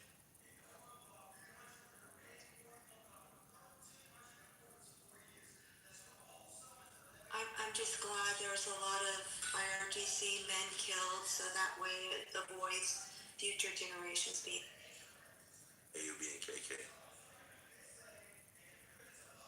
I'm fine, thank you. Look, here's the worst part, like KK, you guys. Iran has potential. Its people have potential. Have the opportunity to go ahead, manifest their own destiny. You could be wealthy. You could be one of the wealthiest countries in the fucking world right now. You could have prosperity beyond measure. You could have your artwork sold from fucking America to Europe to Russia to China. You could have absolutely a universities again that rival Harvard, Oxford, Cambridge. All of these fancy names, you could have absolutely all of that. 100%. You can live in a peaceful world. You can coexist with the rest of the Middle East. You can follow Allah, Allah Akbar, Buddha, whatever the fuck religion you want to do. Whatever sky daddy you believe in, you could follow it. And I hope you do. I really do. But you're going to allow someone like Soren to be a voice that represents Irate people who like clearly want a better vision forward, who clearly have demonstrated throughout the fucking world, all these nations that they went to, that they want something more. Because if they wanted your shit, Soren, they would have stayed in Iran under the IRGC. No, those people fled to other fucking areas that had opportunities that was denied them. They went to LA. It's called Tehran Jail. But I mean, if the IRGC disappeared, they'd be fine. Hell, you can keep the IRGC. No one gives a fuck about it. Just govern like normal fucking people and just stop fucking and doing your. Don't make bombs. Don't try to hurt people. Don't fund proxy fucking hate groups. That would be a good start. But no, you want to booty clap, bend over and say, please, Hamas, shove that in there and make me a fucking OnlyFans model. Touch your toe. Right? Fuck. God, Iranian people actually figure out the light and just say, you know what? Fuck these guys. Drag them through the street by their balls and then just leave them to hang out there. Because otherwise you'll never realize your full potential. Okay, let's move to. By the way, Brad, were you done? Yeah, I guess I'm done since like literally probably the entire like fucking IRGC is now in the room and they're all gonna like. And by the way, Brad, I'm not cutting you off. I'm just saying we have some a couple more people. Go ahead, they'll jump in. I know all of these guys. Yeah, sure. I know Rich. I know Casey. I know Howard. Howard, what's going on? No, I think Brad's hitting the nail on the head. I mean, I just jumped in the room, but yeah, when you think about the potential, I mean, first of all, the history around before 1979, I mean, very sophisticated civilization, Western-like, and you've got what, more than 90 people. It's an awesome potential, for sure. By the way, you guys, this is if you have hatred or if you're angry about something or whatever like that, come up to the stage, whatever. Like this is the let it out hour. I don't give a flying fuck what you're mad at or whatever. Just let it out. You know, this is the stage for this. We're trying to keep this room going and everything else. And so I think right now it's you know, it's just let it out, let it all out. You know, let it off the chest, man. Fuck yeah. Oh, Don't forget to join the room on the top right, guys. Thank you. Sorry, this is my burner. Yeah, I was just gonna say I'm a big supporter of law enforcement, but tonight, fuck the police. Rich, by the way, I kicked you out of the room yesterday, and I'm sorry I did that as a joke. Anyway. Why? I don't know, because I guess you typed something, and I was like, what the fuck? So. Oh, I was probably crashing on a BB or something. My apologies. No, you're fine. It's hard to keep track of all my accounts. Oh yeah. Well, you know what? I can't even. I've been having a hard time with following people lately, so. Anyway. So, Abby, what did you think?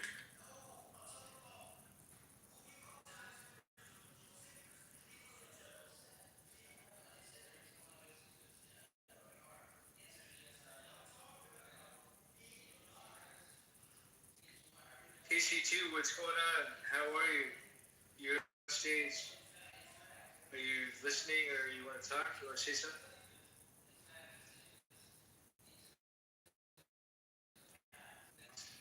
I think he's tired. His eyes are closed. Is there anyone else that has something to say? Speak now. Anybody from who wants to talk about their glorious country and their wonderful military and everything else? You know, just tell us how great your country is and all that stuff, and how wonderful the fucking gay Ayatollah is, and how much you want to suck his cock and everything else. You know what I mean? I mean, while we're at it, shit.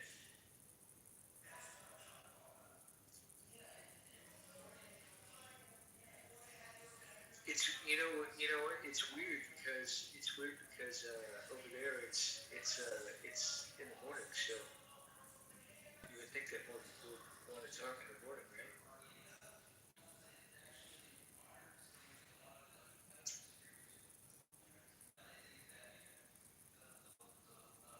Vince, are you still active?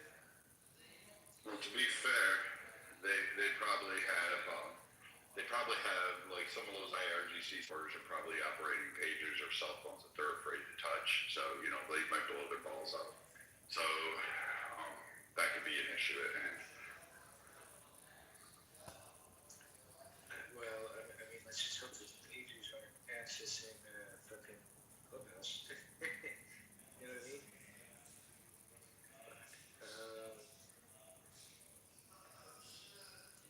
I mean, seriously, do we really like? What is the potential outcome? Again, like, what is the end goal of this whole I don't know who's the majesties or who's what, and I really don't care. I don't care about 100-year-old beefs. I don't even care about 10-year-old beefs between nations. Like, literally, we're in 2026. Everybody wants to fucking move on. The entire world is like saying we just want to stop fighting. We're tired, and you want to keep it up, and you want to cry about it. Yeah, and you can blame the U.S. Like, the U.S. fucks up all the time. We do. We're fucking Americans. We fucking eat too many cheeseburgers. We're fat. Well, we're not really fat. We're getting healthier. But we love our toys. We love our military. We absolutely do. Europe, they have some shit there.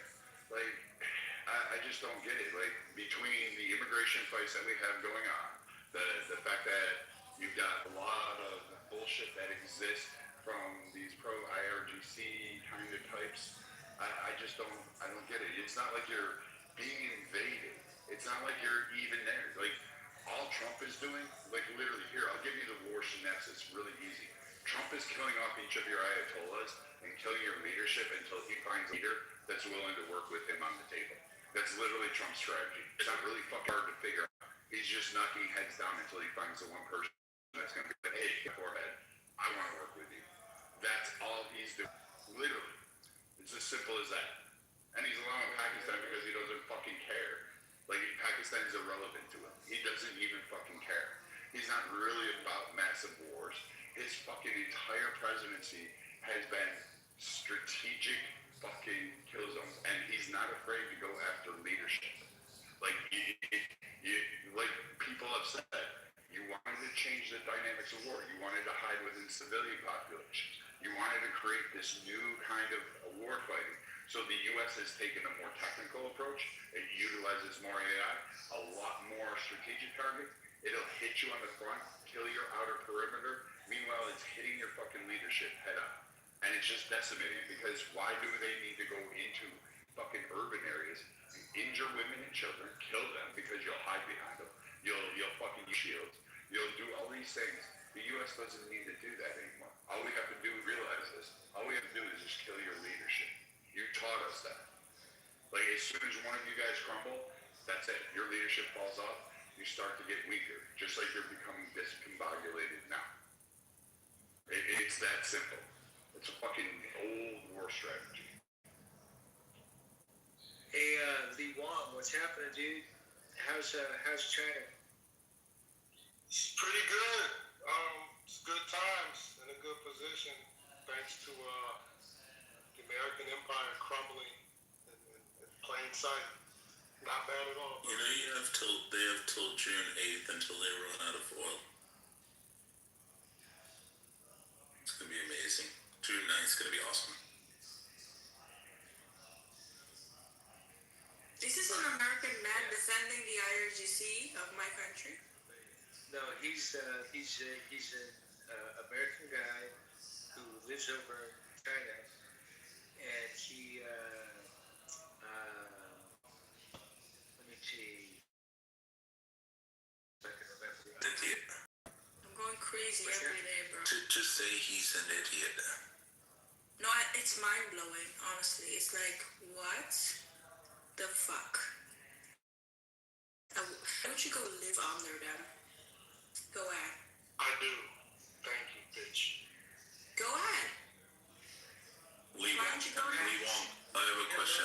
I have a question for Lee Wong.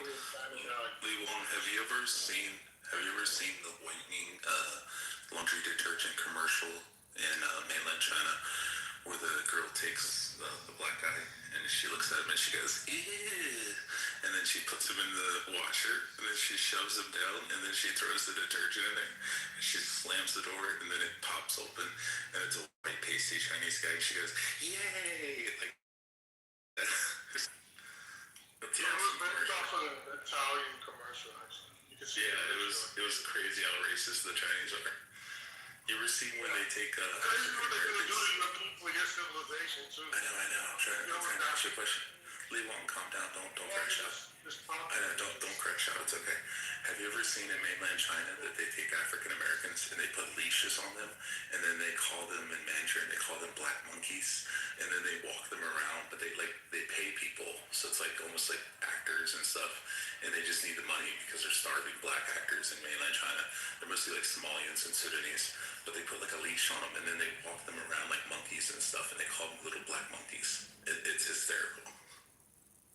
Yeah, I bet that gives you tremendous joy and fulfillment. To know that the Chinese are a bunch of racist piece of shits, yeah. Most mainland Chinese people are piece of shits. I love people from Hong Kong and Kowloon, Sydney, Olympia Park, Macau, Taiwan. I love those Chinese people. I just want to mention, without the USA, China would be in very, very weak position. Oh, yeah. Because of the USA, China had the capability to produce, right? So, Lee Wong, you have to be a stupid motherfucker to support China. And be black and living in mainland China, that's fucking wild. Like, they're some of the most racist people on earth. They're worse than the Klan. And that being said, actually, without... He's racist as fuck to black people, so I don't know what the hell he's talking about. They have like 8 million Uyghurs in concentration camps where they kill them and stuff and indoctrinate them and steal away. I don't even like Islam, but that's pretty fucked up to have like concentration camps where you make them like pick cotton for Nike. For Nike? Yeah, Nike actually had to come out and publicly apologize and say that no longer any of their cotton's going to come from Western China, from Xinjiang, because of the Uyghurs. They literally, it's like pre-1865 in West China. They have the Chinese Uyghurs, the Muslims out there picking cotton for free, and they're in slave camps. And then they indoctrinate all their kids to be secular and tell them there is no Allah. And I like I said, I hate Islam, but that's really fucked up. I mean, this is like pre-1865. This is like, Holocaust shit. So I'm not with that. But it sounds like you are, Lee Wong. Completely brainless. Yep. Well, the thing about Lee Wong, that, he lives in China, he has a different, point of view on things. So, just, hear them talk about. Oh, hey, Father, can we invite Eldos up? He's a Uyghur, he says. We will believe Islam regardless how people... Eldos, come on. Also IRGC soon. So it don't matter what these people say. Yeah. Eldos is a Uyghur, huh? Yeah, Uyghur people from Xinjiang. Welcome to the club. I'm a Uyghur too. Thanks for inviting me. You're all right. Oh, Eldos, he's doing an American, joke, because, the word Uyghur sounds like Uyghur, which is a white person who pretends to be black. I didn't know if you live in the US or not. The actual pronunciation of the word is actually Uyghur. I'm not sure at what point it was downgraded to Uyghur. Perhaps it has to do with the name itself. The noun itself is a bit more complicated to pronounce. The actual sound. But Uyghur is the proper pronunciation. Anyway. So what would you like to say about Xi Jinping? Xi Jinping? Nothing good. Winnie the Pooh. Winnie the Pooh, exactly. So what do you think? So what do you think's going to happen when Trump meets what's his name, fucking Xi, in China in a couple of weeks? well, um, I mean, mostly it's just going to be politics regarding U.S. interests, right? I'm not sure with the Uyghur issues will ever be brought up at that meeting because I think he needs the Chinese help with what's going on in Iran, and I'm not really I'm not really into politics, so I can't really say exactly how the meetup will be. What about? I got a question. So, from what I understand, is that the Uyghurs are slaves, right? Or they've been enslaved, right? Yes, yes. Yeah. Okay. I got you. And they're working over in other countries, right? Like India, Pakistan, and other countries, right? That I cannot confirm. I guess North Korea too, right?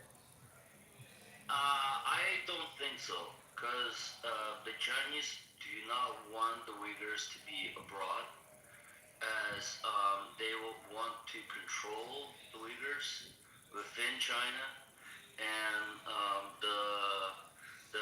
the concentration camp and also the slave labor. This happened somewhat during the COVID time. During that time, the Chinese was facing a lot of issues with the Hong Kong and also the U.S.-China trade war, and the Uyghurs just happen to be the sacrificing piece. They've been having issues. The Chinese government has been having issues with Uyghurs for a very long time. Ever since that, they somewhat invaded into that land along with Tibet and also Mongolia, and they see us as troublemakers because that region's been unstable ever since they illegally occupied the land since 1949, and they've been stealing all the natural resources. The locals do not get anything, and mainly all the rest of the country benefits from all the natural. Who wrote that script for you, brother? Where did you get this narrative that you're making up? No, 1 second. What's... Yeah, you're gonna cry. Hey, by the way, there's a guy in there that says his username is I listen. Well, you know what? I want you to speak, so you speak instead of I listen. I apologize. Go ahead.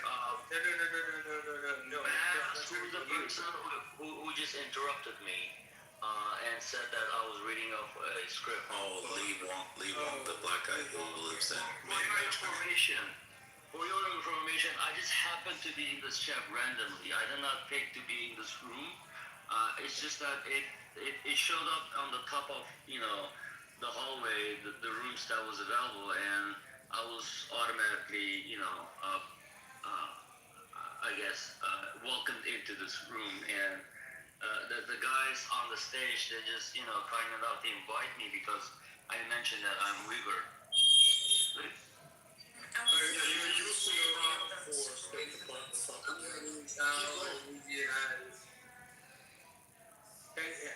By the way, Mr. Uyghur, have you been a slave yourself? I mean, have you been enslaved yourself? If you call yourself a Uyghur, right? I have. Okay.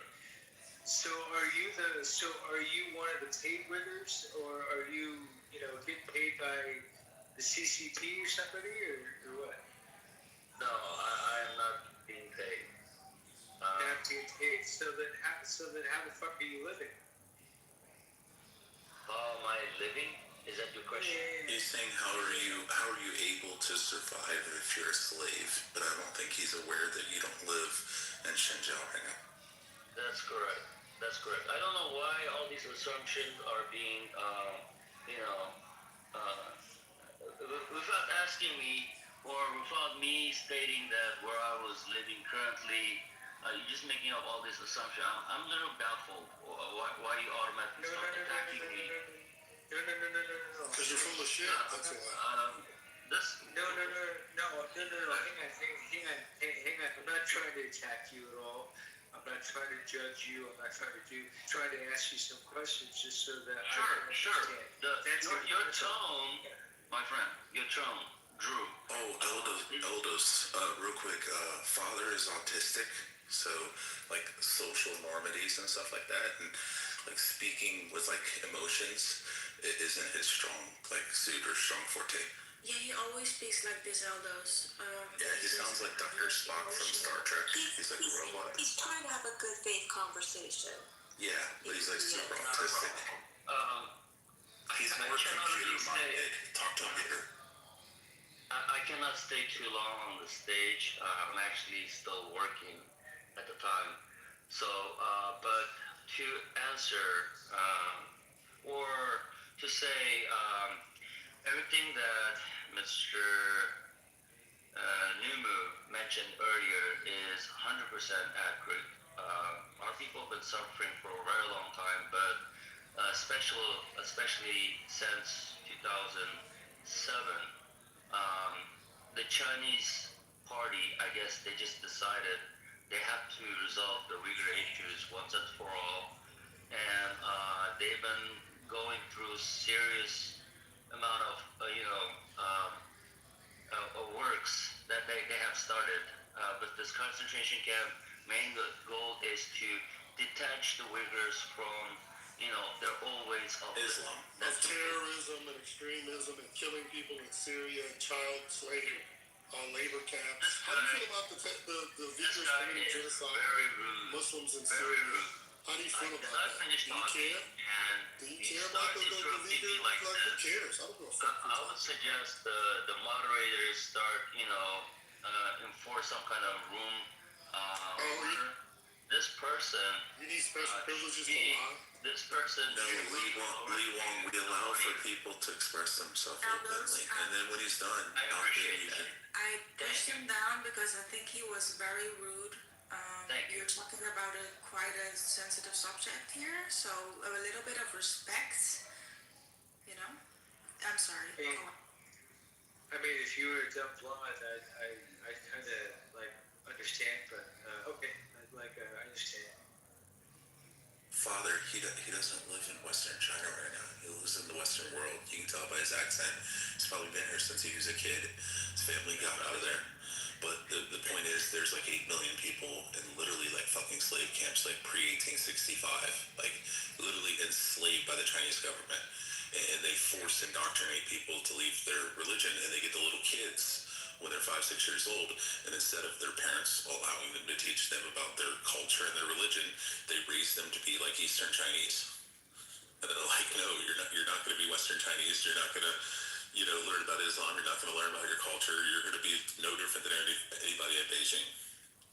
I mean, it's the same thing they did in Louisiana, where they forced people not to speak French, but also enslaved them. Well, I do remember, what was it, Hurricane Katrina too, so, anyways.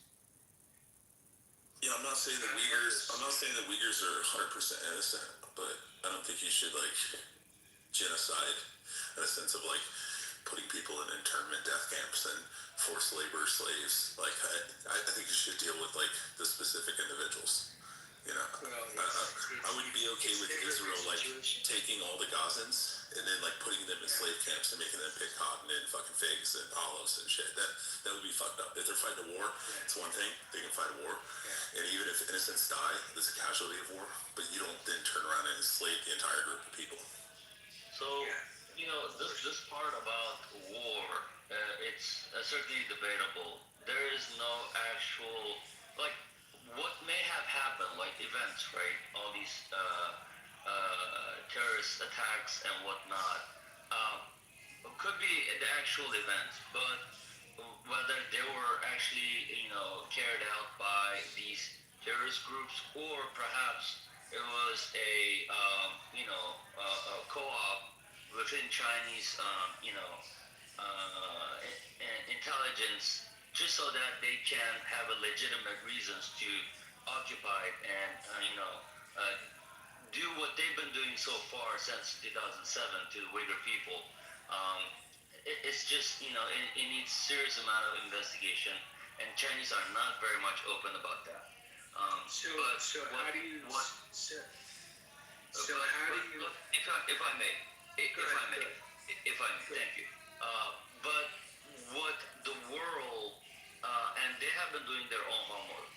What the world have seen so far is the with the satellite image as well, and also their own,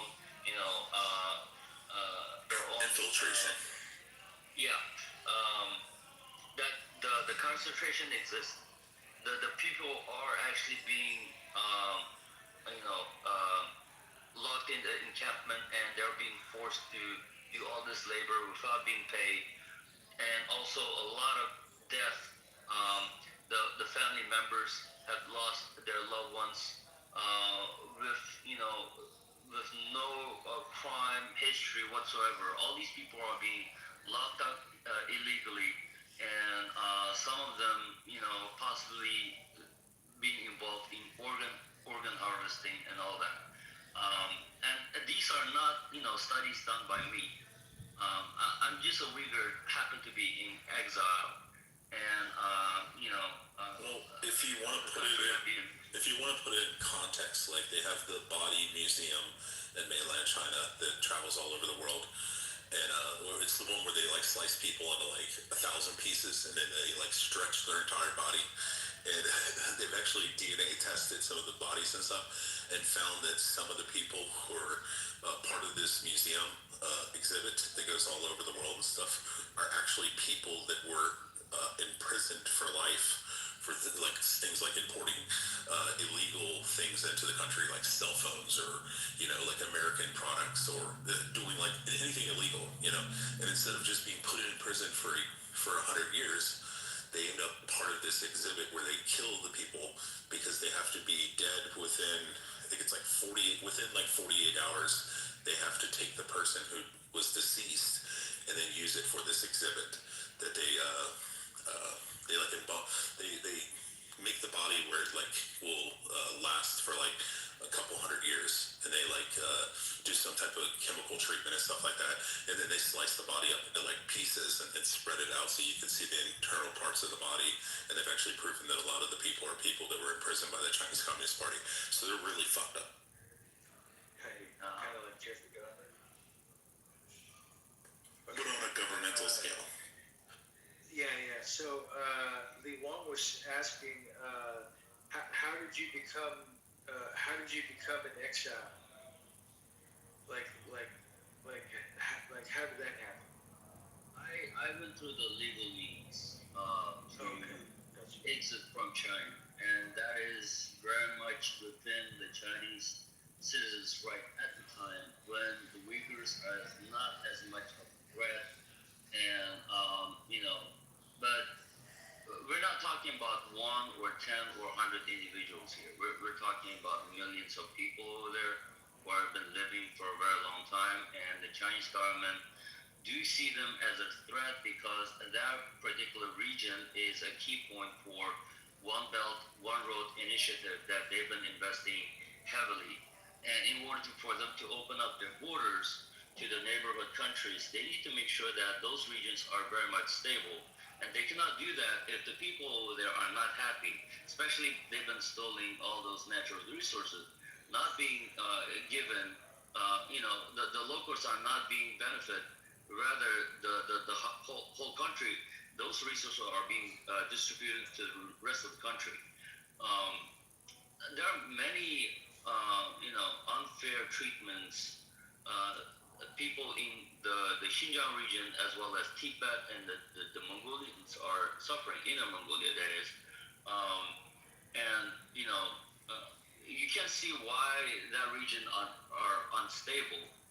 Those people are not happy. They want to be free, but they can't because, China does not want to lose all those lands. They're very rich, So, yeah.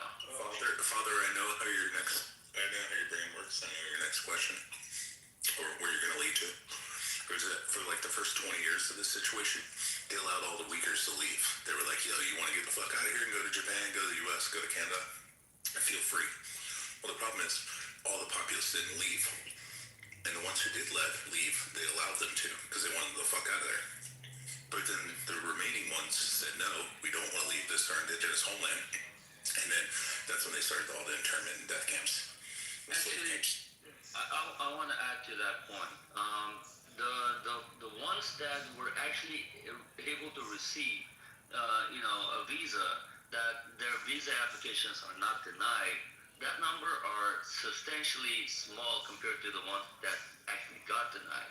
I know the families, well, I don't know, I have heard from people that I know that their loved ones or their relatives traveled to the embassy in Beijing for more than once, and they kept trying, but the visas gets denied.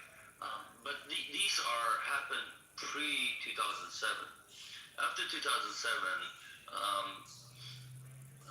possibly within a year or two, which is what it takes for the government to start planning exactly what they want to, take care of the situation with, Xinjiang or other minority regions, the problematic regions in their point of view, is they start taking away people's passports, destroying passports is one thing. During the COVID, they start testing random people on the road, their blood types.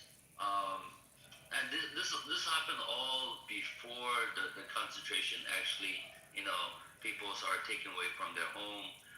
They start being placed onto this random place, like in the middle of the desert or some other, location. And I got a question real quick. Are you in America right now? I can't say that, brother. Okay. He's a fucking coward. I don't think that matters. I don't matters. No one watch your mouth, please. Yeah, this person is really nasty. I don't like to talk to him. Yeah, and to put this in perspective, Father, I mean, this is the same thing the Nazis did. How about this guy show his real face instead of behind this? Like the Nazis. The Nazis initially were like, hey, all you Jews, get the fuck out of here. And the Jews ended up staying behind. Ended up in internment and death camps and work camp. Eldos Morigokos Furush. Why do you look like Afghans, Eldos? I mean, you don't look like Chinese. You look like the Afghans, the Hazara. They call Hazara. You look like them. It looks like a Mongol, like the people that he descends from. That's how the tribe in Afghanistan look the way they look as well, because they were conquered. I mean, he doesn't look like Chinese at all. I know, because he's from Western China. You fucking retard. Arash, as an Iranian, don't be racist, man. The Iranians. Yeah, I'm not racist. If you're Eastern fucking I'm asking, what is the alliance? That's what I'm asking. What does it got to do with the race? Listen, Sharmota, if you're from Eastern Iran, you don't look like you're from No, motherfucker. Sharmota is Arabic. Suck my dick. Yeah, I don't know the word for whore or son of a whore in fucking Farsi, so I'm gonna use Sharmota, which you understand. No, it doesn't One moment, please. son of a whore. I said it's Sharmota means bitch. That means whore. Moderator, I would like to ask, if you guys have any other questions that perhaps I don't know a lot. Fuck your questions, man. I really don't care. I'll get cut off before you even speak. Bitch ass. I think everyone is here every day. I'm not. Right? I'm not here every day.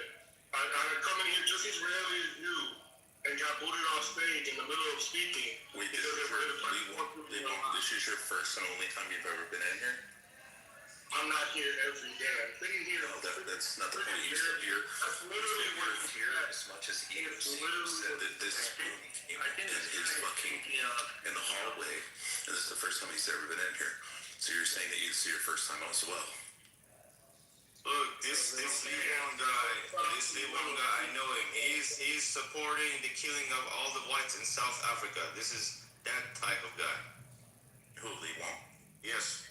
Yeah, Lee Wong's a piece of shit. We all know this. He supports a group of people who call him a little black monkey. No, he's supporting the I'm talking about the Chinese Communist Party. the racist Africans in South Africa who say kill all the whites. That's what he's for, stands for. He's a little see how he go even silent? I've heard him multiple times in different rooms. Is he black himself? Yeah. Because, they did say back in the day when there was slavery, it was a lot of black slave traders that were selling their own people, so it makes sense. Well, all the black slaves that were sold, it was either sold by the other African tribes or the Arabs took them and sold them to the Europeans, to the Spanish, to the Italians, to the French, and to the British, and they brought them to the United States and sold them there. So it was just themselves and the Arabs who took them initially as slaves and sold them to the Europeans. And now, imagine this: if you haven't been taken as slaves, you would still be living in Africa. Just look at the other African countries. So you were kind of blessed, I mean, your ancestor took a little suffering, but now you're living a great life. So be thankful. Not working. Be thankful for it. Anyway. How do you feel about Zionism and the Uyghur-Israeli alliance? You happy about that? Thank you, moderators, for having me on the stage. I think I mentioned enough. Thank you for sharing comeback. Thank you for allowing me, Glow. I really appreciate all the moderators and also Numu for mentioning this up because this issue been buried by some of the international events that are going on. Of course, those people. It's all over the news. It's ridiculous to say it's buried. It's platformed everywhere. 43% of Americans believe it's a bullshit narrative. And all the lies you spread, the millions of people dying. How many Uyghurs have died? Just give me a number. Quick estimate. Since you care about your Thank you. How many have died? Bye. Yeah, shut up and leave. Leave now. I'm sorry, Aldous. I'm really sorry. It's okay. No. I know this guy. Glow, it's okay. I know this guy. He's been active since the COVID time. He used to open his own rooms and spread all this propaganda. Obviously, he's being well paid, but, that's okay. I'm not offended. He's practically wasting all your times, to be honest, but that's okay. You know what? I kicked him out of the room, so that's okay. Whatever. Who cares? I might come back again if you guys are interested to talk about this. Because I was from there. I'm living abroad right now. I'm very thankful. But millions of people over there, they're suffering, and they have to adapt right now. And not only the Uyghurs, the Tibetans, as well as the Mongolians. There are the minorities that have a very strong history, and that history is slowly being erased because they are no longer allowed to practice their language freely. By that I mean their educational systems are completely terminated. They are forced to practice mainly in Mandarin Chinese, and the ethnic cleansing has been going on for quite some time now, and all this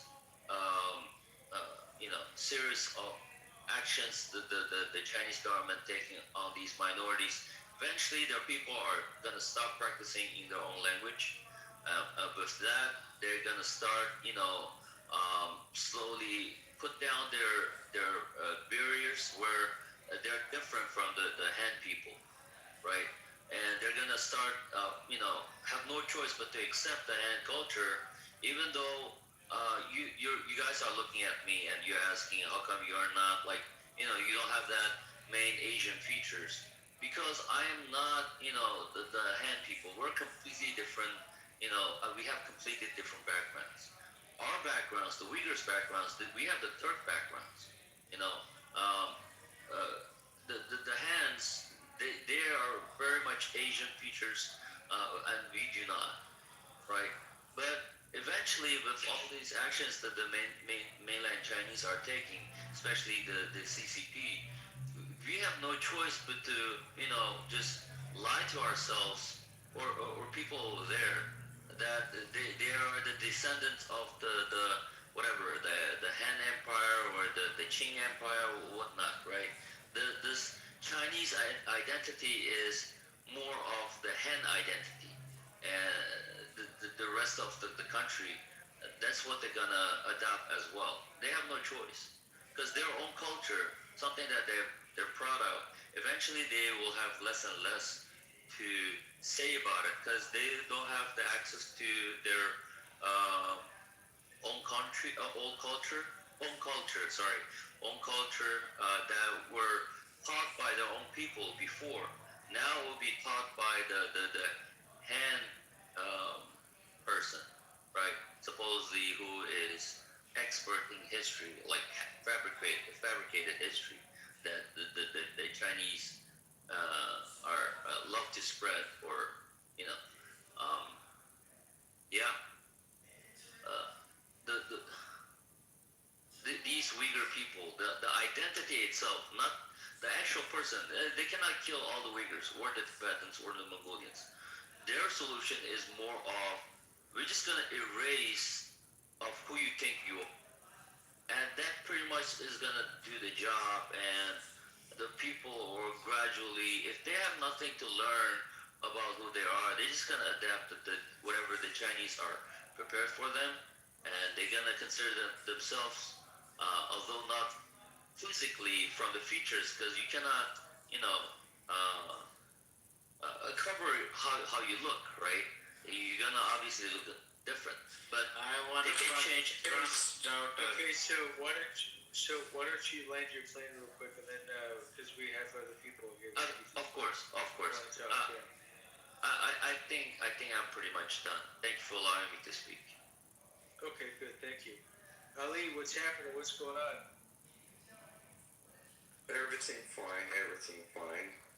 War does not go into the States. It's a really, really good news these days. So I'm doing my own stuff, trying to have progress in my life. It's fine. I'm studying these days.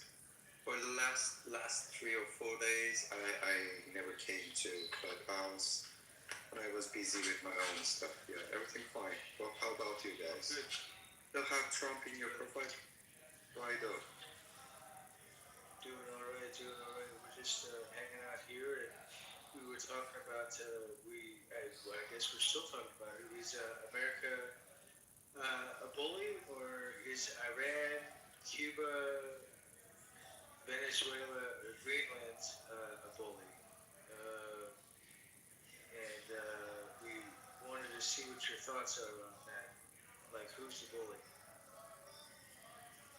In modern days, every government is a bully. So you see people coming, talking, and just complaining about their own government. So America is the greatest bully. The others are, little bullies. So everybody is a bully. So this is the real problem in the world. Like the great Satan and the small Satan. The big great bully and the small.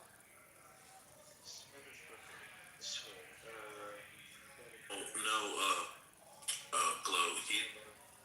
He's a pacifist cuck, so he doesn't like the ROTC, but he also thinks that Israel and the United States are worse. Yeah, right.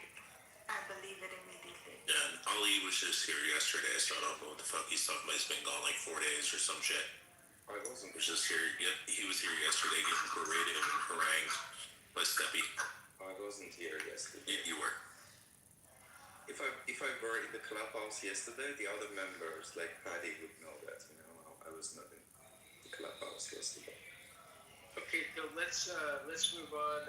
Ali, great conversation. Thank you for your insights. We have Beaver here. What's going on, Beaver? How are you?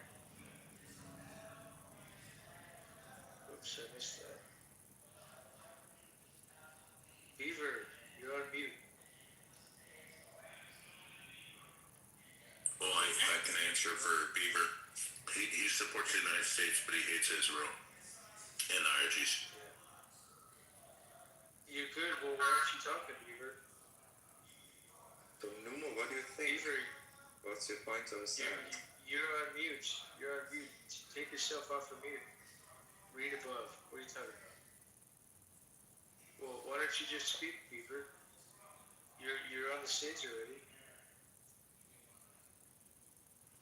In fact, you asked me to be. He said he wants a green bean so he can remove me from the ring.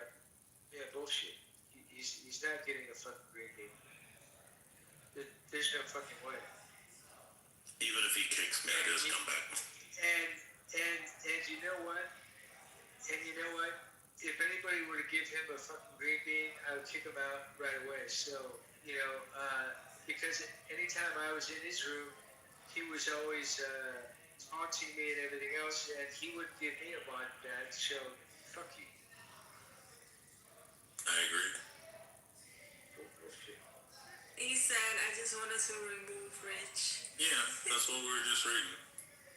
Yeah. You can't remove something that can't go with that beaver. It's funny. I'm like the Borg, and kill me. I mean, if he's not gonna talk, then there, dude. Guys, let the BB come. He's mad because Matt was on his period last week, and he got real butthurt. And I want to remove brown people. Oh my gosh! Wow, a real winner here. Hans, how are you? I want to remove all brown people from my land. Are you a proud racist, or is it just you're on your period? No, it's about position. Your position is I want to remove all rich people, and I want to remove. Oh no!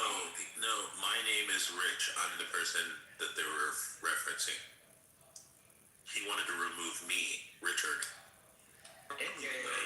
Anyway, his name is one. No, wow, that. All the brown people. You want to remove the rich people. His name is. By the way, his name is Dick. Yeah, my name is Dick. My first name is King or Mister. To remove Rich. No, and that's your why name is Beaver wasn't talking. So he wanted a green bean. Oh my gosh. That didn't work, did? Oh, we just updated ourselves on the matter. His hands Oh no, he's mad because they said they wanted to remove Rich, and he thought they were referencing rich people. No problem. So he was trying to be racist. Anyways, I'm not trying. I don't remove brown. Is Hans a bully or not? You all rich people? Yeah. Whoops. Also, Hans, why are you standing up for rich people when you're not rich? What? Why are you defending rich people when you're not wealthy yourself? And what's your It's problem? not about rich people. It's about I don't want to coexist with brown people. That's what it's all about. So what's the matter with brown? What's the matter? Are you white? Are you white or something, or what? Are you like pure white? I'm a white supremacist. Oh my gosh. You know what? I remember meeting some of you white supremacists over in California, and they were all about German and being Nazis and everything else, and it was just fucking crazy. Heil Hitler! Yeah, exactly. That's exactly what they were talking about. And I hung out with them for maybe about 2 or 3 hours, and then I tried to get the fuck out of there because I couldn't stand it. Because they were all retarded. Yeah. Yes, they are all retarded, but not liberals. They aren't retarded, right? Wait, Hans, you're espousing Hitler, but you're Eastern European. Many times, just because they are black and commit crimes. Hans, how are you Eastern European, but you're supporting Nazism? Criminals, because they are so nice people and not racist. Bravo. You are retards, indeed. Hans, your accent's giving off distinctively Eastern European, maybe the Baltic. Why are you supporting Nazis? So what? Your people fought the Nazis. No, I have a question for Hans. Hans, what would you do? What do you think Hitler would... No, okay, what would you do to Islamists, Islamic terrorists, what would you do with them? I will nuke them. Hitler loved the Nazis. I mean, Hitler loved the Muslims. I don't give a fuck what he loves or don't. I know, because you're Eastern European, because your Eastern European grandparents were fighting against the Nazis. My support of Nazis is me telling you, fucking Ukrainian, Hungarian-sounding piece of shit. Your family was fighting against the Nazis. Have you heard the music of Which Kanye boy? He's saying, yes, I'm Hitler. You hate them. What you hate the most is the Hitler. So I am the Hitler. Hans, can I ask you a question? Hans, can I ask you a genuine question? Which boy? Go ahead, say it. Respond. Respond to which boy. People like me. Respond to which boy, you fucking idiot. Me saying, fuck you to liberal system. That's exactly what it is. Hans, are you in Buddha or are you in Pest? Hans, are you gay? Which boy? Yes, I'm gay. Yes, I'm gay. I'm going to fuck you now. What is a gold person? I'm going to ass fuck you. Wow, that's fucking good, huh? I assume you are gay too. No, I'm not gay. So why are you asking them? Why are you asking those questions then? Hans, is your real name gay? Hans, is your real name like Chaba or Ishtvan? Vladimir. That's Vladimir. Vladimir. Hans, I got a question. How big is your dick? Mine's 9 Bigger than your tongue. How much do you guys need? Oh shit. This is funny. Wow. Wow, we have two of quite the same people on stage. Yeah, Glow and Hans. Mass deportations, remove all black people, send all black people to Africa, back to Africa. You should live where you belong. That's your home. You don't belong in Europe. You don't, especially in the Europe, yes, and the Western Hemisphere. Hans, Hans, what do you do for Hans, what do you do for work? People comfortable, they're gonna move back to Africa. I would also do that. Africa is beautiful. So why wouldn't you move colonizing Africa? Instead of bullshitting, why wouldn't you just take a ticket and go back to fucking Africa? Why wouldn't you do that? If and only if you stay in your fucking place. Hans, I wish your grandparents would have died in Stalingrad. Yeah, me too. Yeah. Hans, what do you do for work? Like, what industry? He sucks off the government's teeth.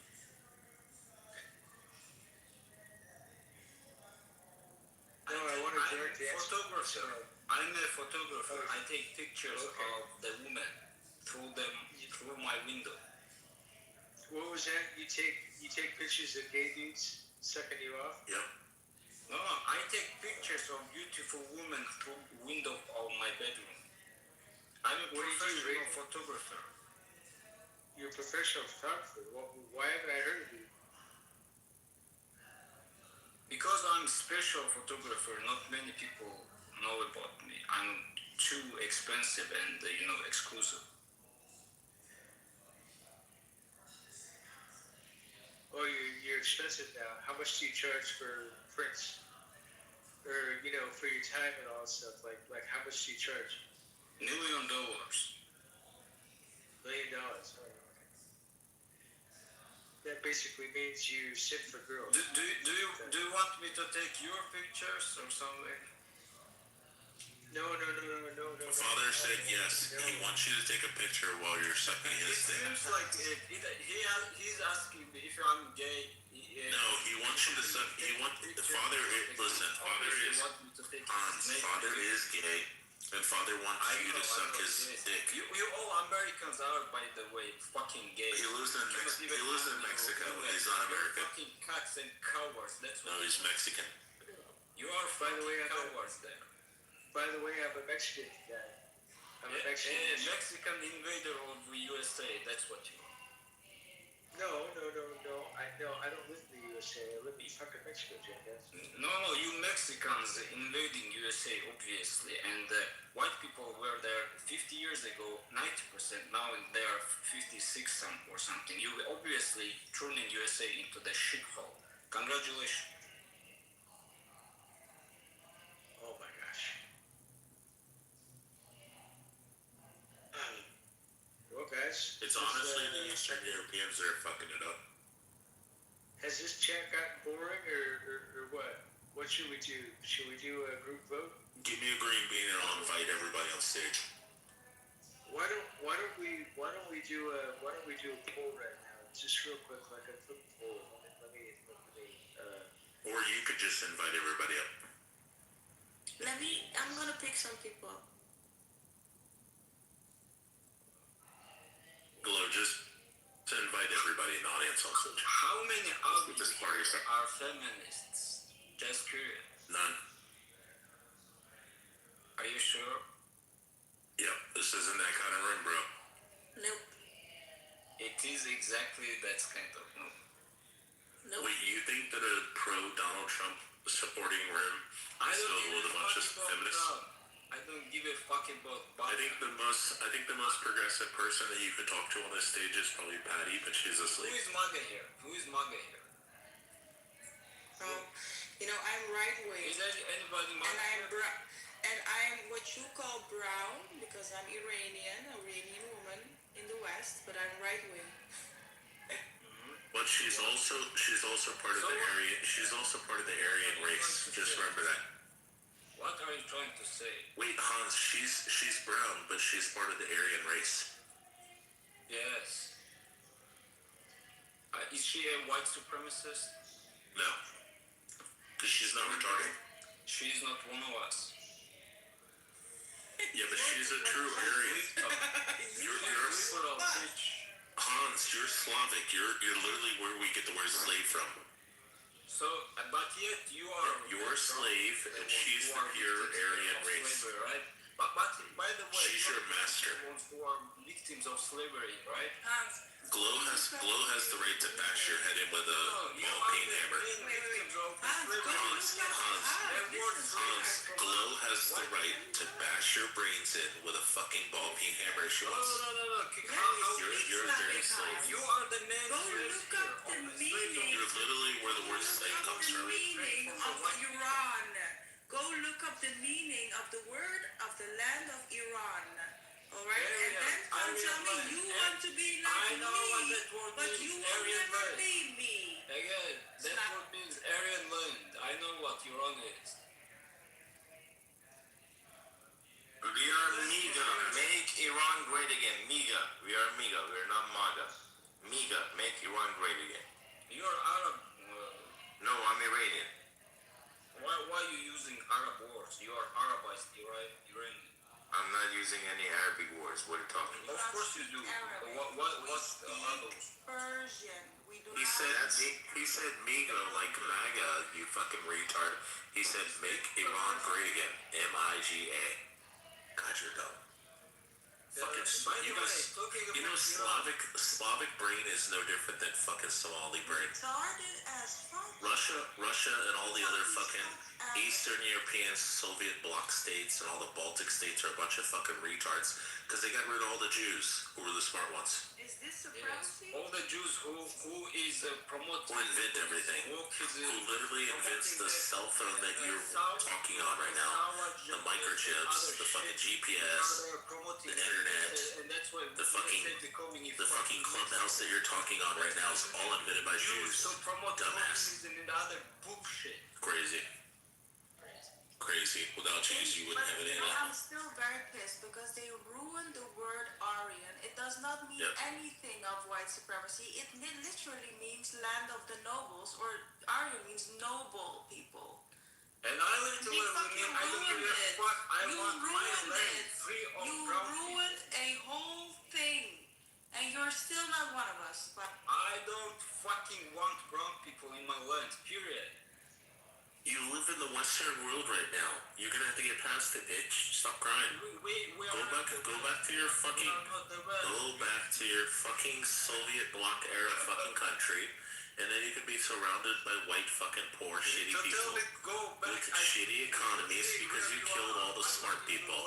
You killed all the smart people, you got rid of all your Jews, and now you guys are fucked. Your countries are hemorrhaging to death. Listen. Are the Listen, my brother, пожалуйста, my brother, пожалуйста. Are Jews working for your interest? No, I'm a Jew, so we work for our own interests. Of course you are the Jew. Of course you're going to talk how nice Jews are right now. Yeah, they are. They're great. Invented the fucking cell phone, the internet, fucking the iPhone you're talking on was made by Wozniak, which was a Jew. You fucking retard. Filthy Jew. Hey, by the way, let me reset this room real quick. So right now we're going through a boring Filthy period. Jew. So you know what? Shut the fuck up, Hans. I'm in control Fuck now. you. So shut the fuck up. Fuck you, Eastern Europe. Fuck you. Jesus Christ, you fucking Fuck asshole, you. motherfucker. Fuck you. You're the black motherfucker. He wants you to kick him, father. Ass. Fuck you. Yeah, you're the nigger of Eastern Europe, just so you know. Yes, I know. Very, very legit. Okay, so does anybody have anything to say rather than be in the chat all fucking night? I do. Yes. Give me.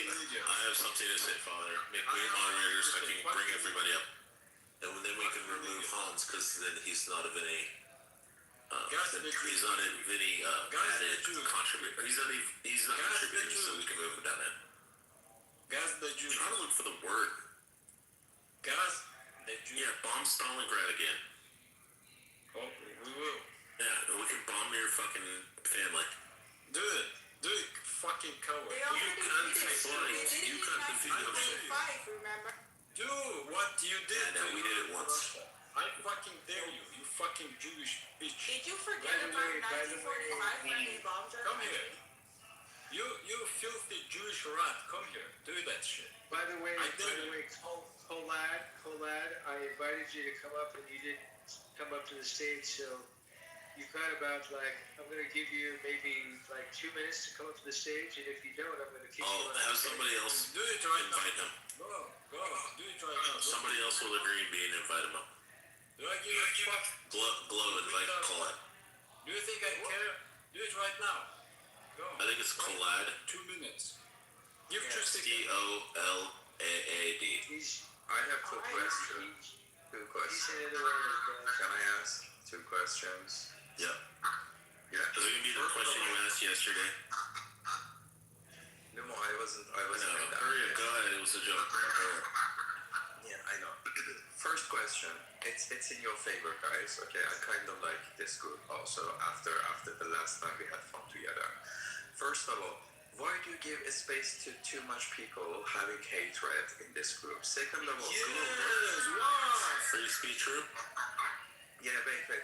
Glow. Second one, why do you always change your ID? Glow, Sam, GLO. Why do you need to do that?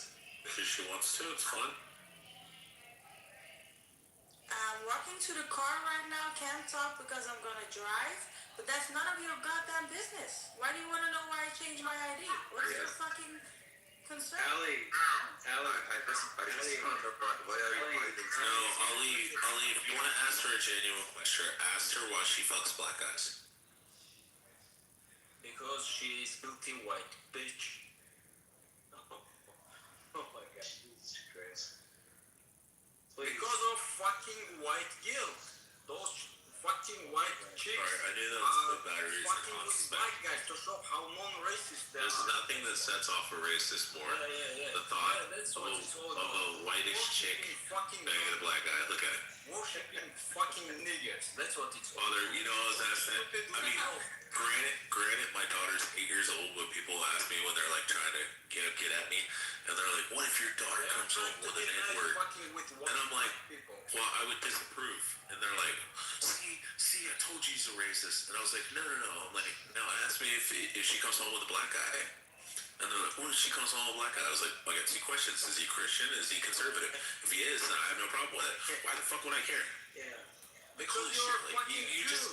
If you said, hey, if your daughter comes home with like a poor white trash hillbilly, I'd be opposed to that too. The ideas you're promoting, liberal fucking ideas. What? It's conservative values. It's conservative values, you fucking retard. It's literally conservative values, Hans. I said my main priority or my main thing that I would question is he Christian and is he conservative? Filthy fucking Jews. Hans, why are you a fucking retard? Because he is. Jews are breaking that concept. He has Slavic brain. Yes, Slavic brain. And you're telling white people Somali to be brain. guilty. It's like the white version of Somali brain.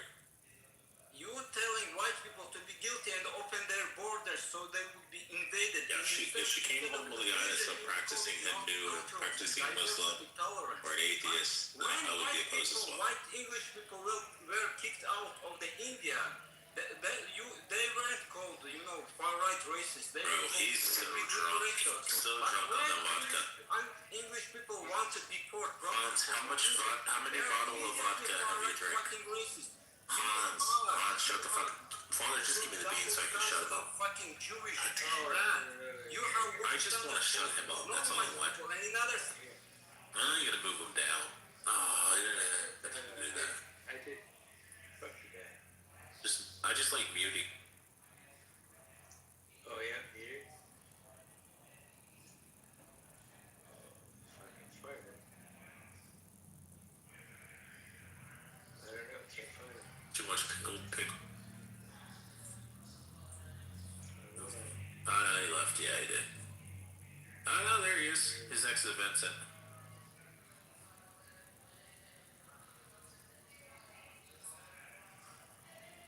Let the BB come on his street. BB is also Iranian, I know. Lots of BB is an IRGC agent.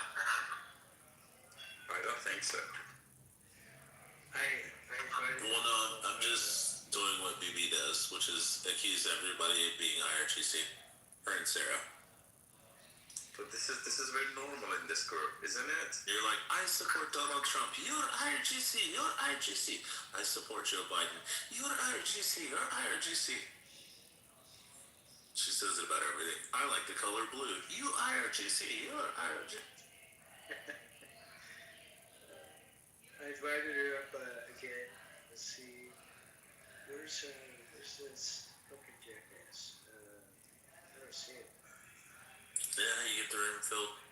You go through and click on each person and click invite, invite, invite, invite, invite. I got you.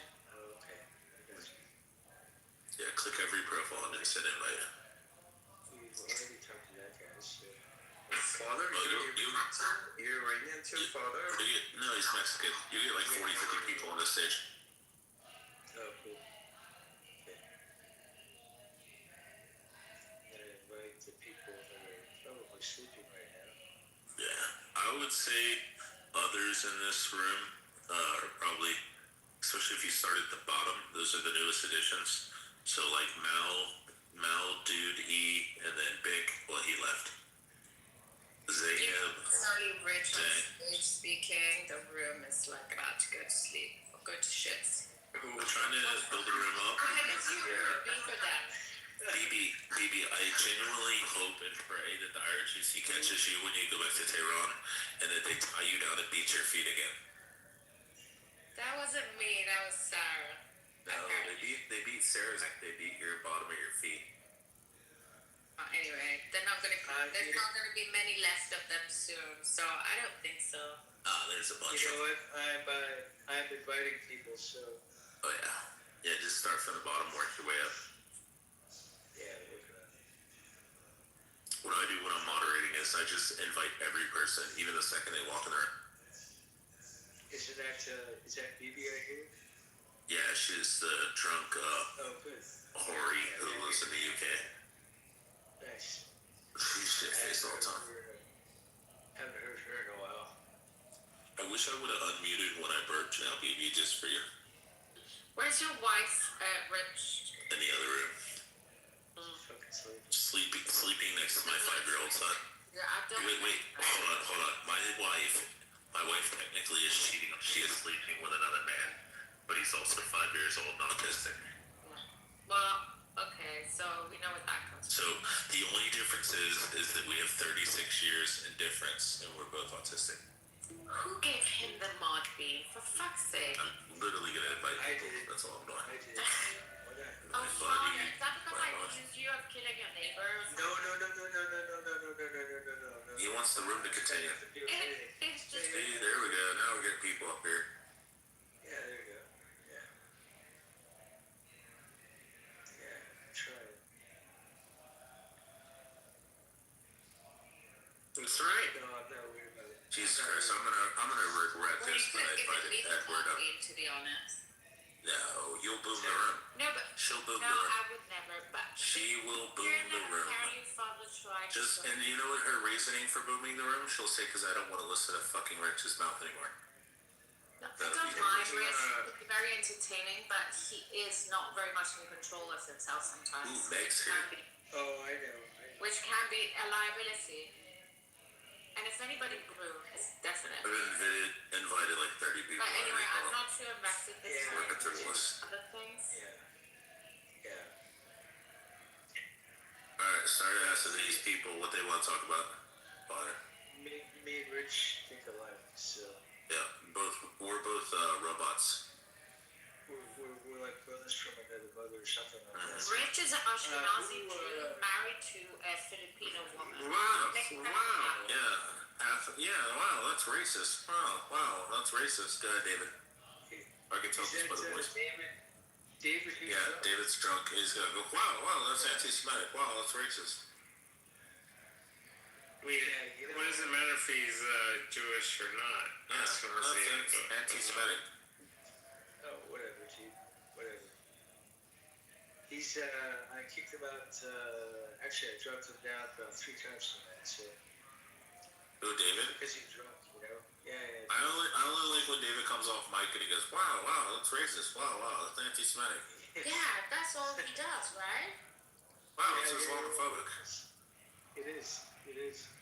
Hey, we got some new people up here, and I wanted to, Angelina, what's going on, Angelina? How are you? Also, before everybody goes, BB is a mud shark. I missed Alan this morning. Oh, wow. Skip over Beaver. Yeah, you just need to put, whenever he talks, you just need to put it up on double speed, but I kind of like what he says. He's very logical. Yeah, well, he makes a lot of sense, actually, and he has some experience, so, you know, he's been around for a little while, so, which is good. What's your name? Kritika?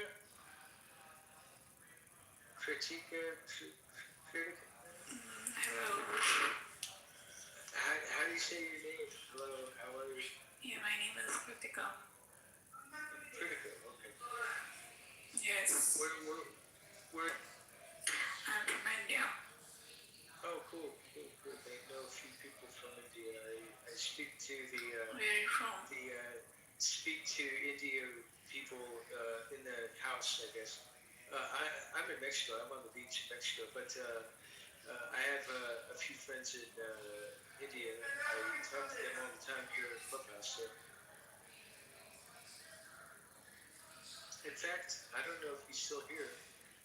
There was a guy, old guy, 7 years old, and I talked to him all the time. He was here, right? We got into a conversation last night about the world affairs and everything else. He makes a lot of sense too. He's another one of those Allen guys. So great guy, love the guy. Like a brother from another mother kind of thing.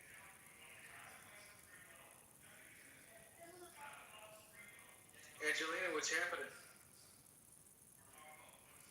Hi everyone. How are you? Fine, and you? Doing good. Where are you from? From India.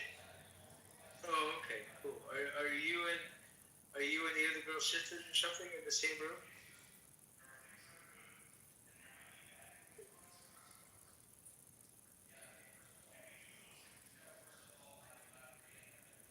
Did you say? Okay. I don't think she heard you. sisters with Kritika?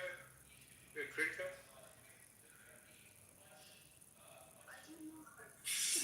Am I audible? Okay. Yeah. I can hear you. Actually, I'm new here in this application. I just installed it now.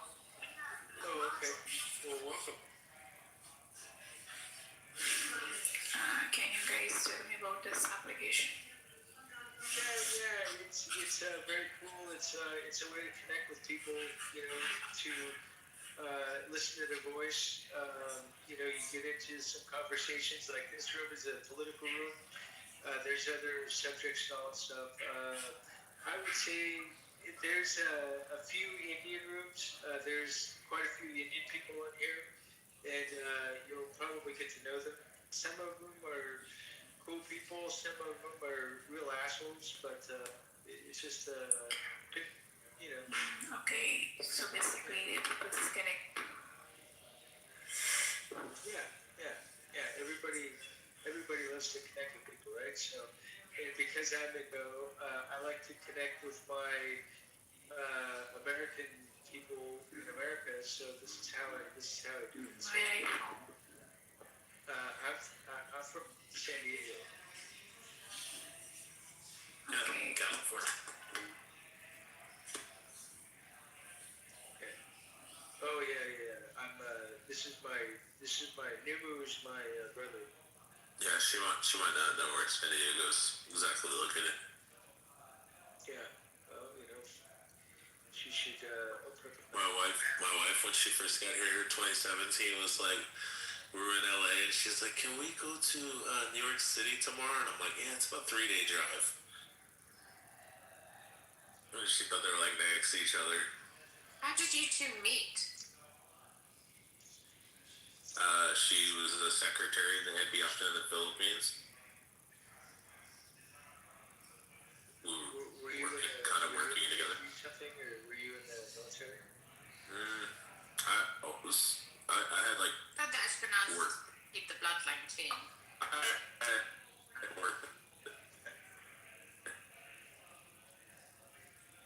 Okay, well, this guy is not doing anything. Who's this guy? HNY. Who are you? What's going on? How are you?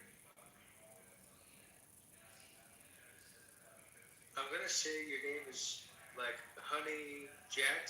Honey Jack. Jot, are you there? Jot, what's going on? I love your picture. Jot me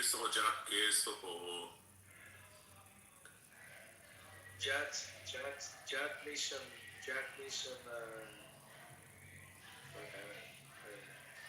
We're getting all the Indians today. It's Hey, I was telling you. Oh, doing all right. How are you, man? I'm good. I work there in San Diego, California. Oh yeah. Yeah. You live here in San Diego? Yeah, I live there, but now I got deported in India. Oh, because you crossed the border illegally, or what? Yeah, illegally. I was on non-domiciles. He's like most of the Indians and Filipinos that on their Facebook account they all say they went to MIT and Harvard and Yale. They just make shit up. Graduated from Harvard, MIT. I'm like, wow, there's a lot of Filipinos that graduated from MIT. That's crazy. According to you, Trump is good or not? Yes, mother chod, ban chod, uli, mother chod. Mother chod. Mother chod. Trump is no good, bro. Oh no, Trump's the best. Trump is the best. Trump is your daddy. Yes, Trump is your Obama. Trump is no good, bro. Nay. Fuck Trump. Fuck India. Fuck India. Fuck Modi. Fuck you. Modi is a faggot who loves sucking black dick. Yeah, exactly. Modi is allowed to sucking, but you also. And you suck Modi's dick while he's sucking black dick. You motherfucker. Mother chode, bon chode, uli, mother chode.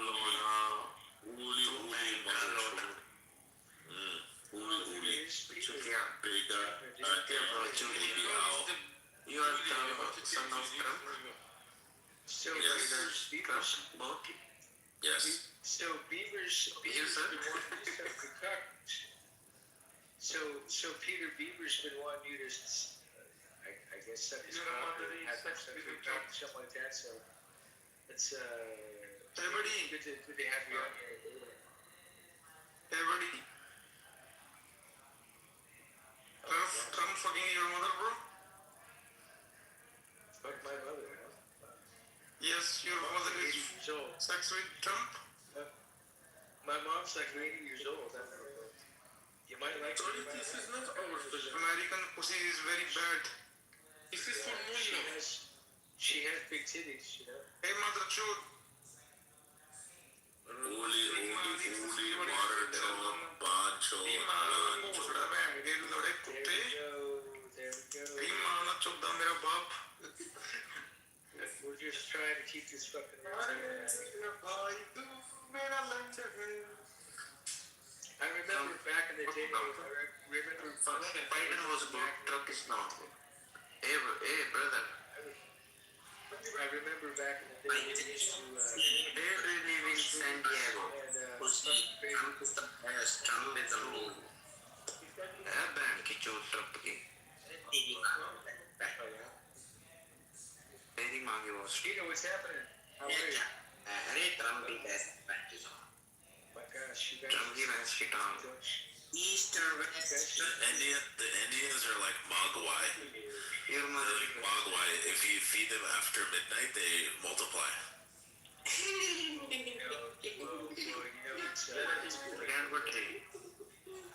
It's more than so, you know. But it's past midnight. Trump is the best. Trump is the No, best. choose never Trump. Trump is your big guy. The best. Father, do you know how you get rid of the Indians? You just threaten to pour soap water on them because then that will clean them. India. So they're like cockroaches and they will run. Your mother is a cockroach. Your daddy, your daddy, your mom. Your mother and your father are cockroaches. Equal pressed under our feet. Amen. So, Father, there was this comedian and he had a joke and it says that this guy was flying on a plane and he went into the bathroom and there was an Indian girl in there and he pulled out his stick and he started pissing on her and they were threatening to arrest him and they asked the Indian girl if she was okay and she says, yes, I'm totally fine. That's the cleanest water I've ever had in my entire life. Your mother. Oh my god.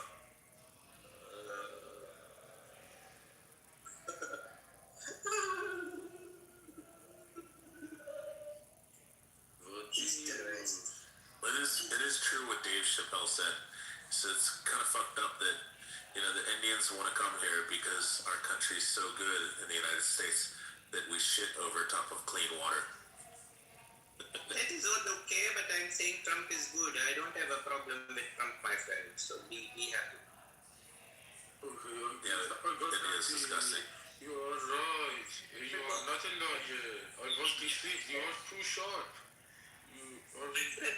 People in India as well, and they are very happy. If the Indians are in here talking shit about America. They were bad Indians. Ever believe an Indian? See, my friend, But they all. No more. I would like to say America is good. It is a very number one country. No problems. Trump is doing amazingly. I don't have any problem. Things are fine. They are killing Muslims. It's going good. It is all fine. Great, thank you. Thank you for When did you say something right? When was the last time you said something right? Peter, Beaver's been wanting you to come up here to the stage for, most of the night tonight. Okay, I think he wants to suck your cock. I think he wants to suck your cock, to be honest with you. I'm honest. I cannot accept some people who cannot be honest. Oh, well, that's good. We love 100% honesty.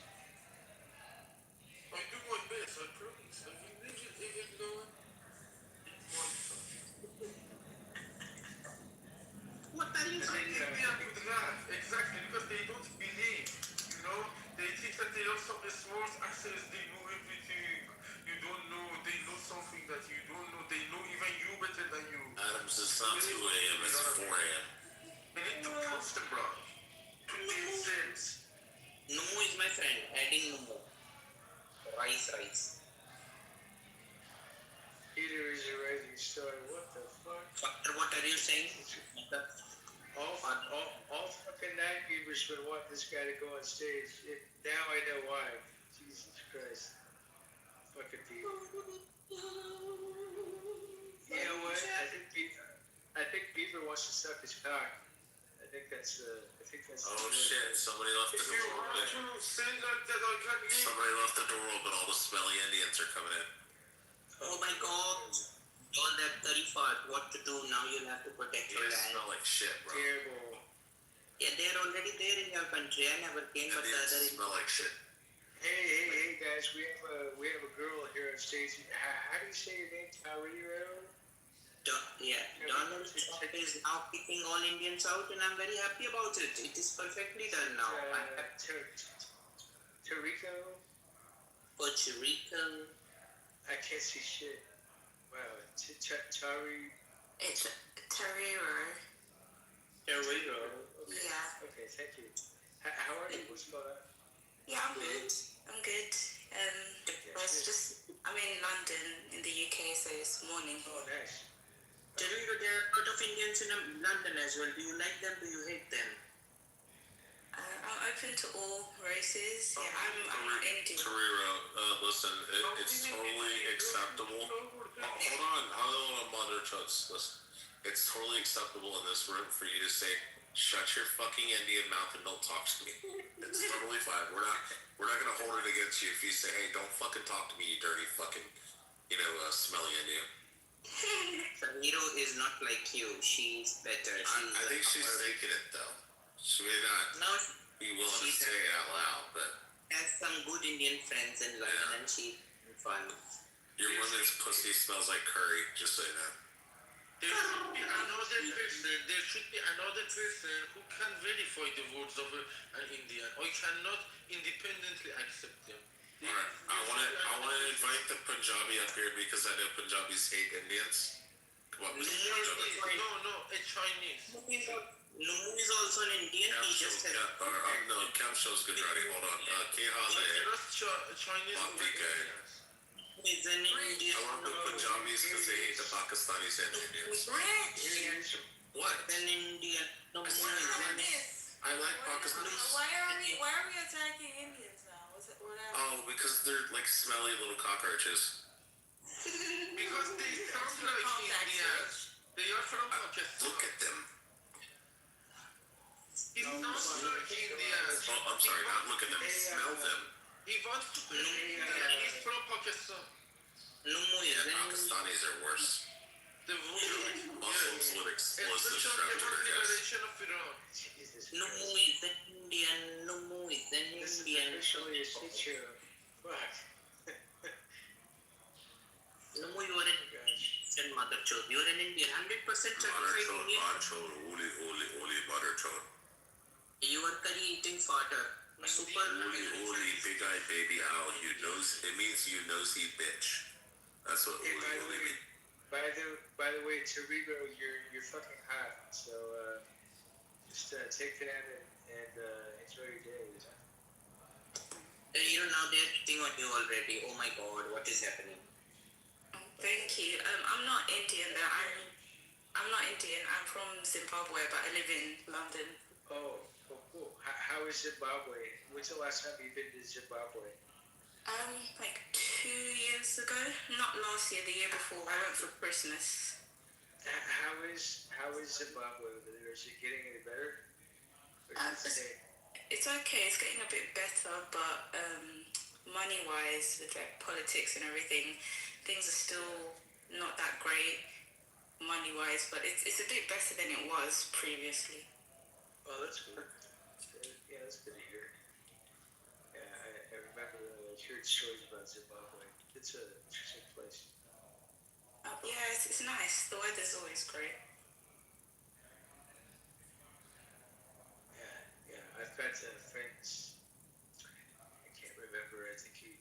in Ghana, I think it was, and then I had a few friends from Nigeria. I had I talked to a few people from Chad. It's just an interesting place, man. Yeah, it's a good place to visit. And I actually have a friend of mine that was from Africa, and she moved to London too. And me and her used to talk for hours and hours and hours in private rooms, and she was a fun girl. Okay.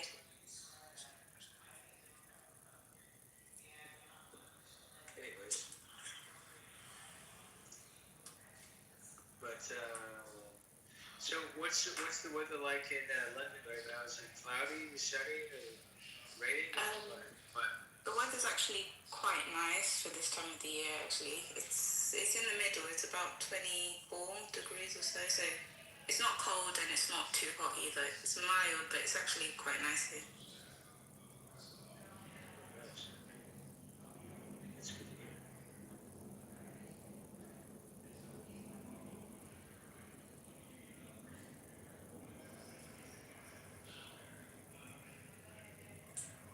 Yeah, the neighbors have Mexican music playing. That's kind of fun.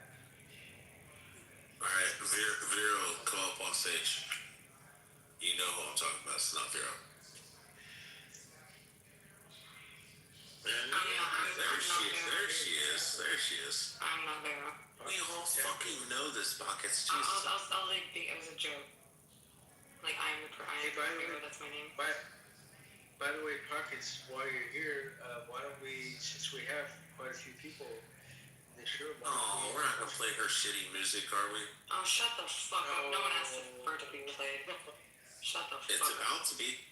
No one gives a fuck about you right now. Go ahead, go ahead. No one gives a fuck about you, shut up. Yeah, anyway. But yeah, because, yeah. No one gives a fuck about you. You might as well promote your music player here, right? Oh no, I'm good. I'm good. It's in my, She I'm said good. the ask it. What are you about? No, I'm good. It's in my bio. People want to fucking live. Shut up, Rich. Stop. She's on her fucking period today, ain't she? You, Rich. Shut up. But by the way, so annoying, bro. Oh God, you're so gay. Like no one cares about you. By the way, I thank you for adding me in as an admin on the. Oh, of course. Because there was quite a few messages on there in the house chat that's fucking. I had to delete it. So. Yeah. Because it's just crazy. It's just spam. It's just bullshit. You know? Yeah, no, because I don't pay attention in the house. Yeah. That is not the film of freedom, Father. Please eliminate that tomorrow. Please, we will never ever like who? That flag on the side. Go Peter!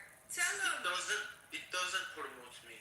Neither does me. Even the wrong politically incorrect accepted to don't use this bogus flag on behalf of Iran. Oh God. Shut up, Rich. It should be, listen, it should be green. It should be green, and then lion, sun, and then red. That is not still chosen. I love that, but this is not. That's the thing. This is not. I hate this. I don't want to be promoted like this. This doesn't represent me. What the fuck are you talking about, Peter? This flag on your tie does not represent the country of Iran. This is the flag of the Islamic Republic. Look at my picture. Islamic regime? We do not use that flag. They are not republic. They are regime. We use the flag from before the revolution. The lion sun. I got you. You get me? I understand that. Yeah, I understand. Yeah, I understand. Yeah, Peter. Yeah, you're gonna lose this conversation.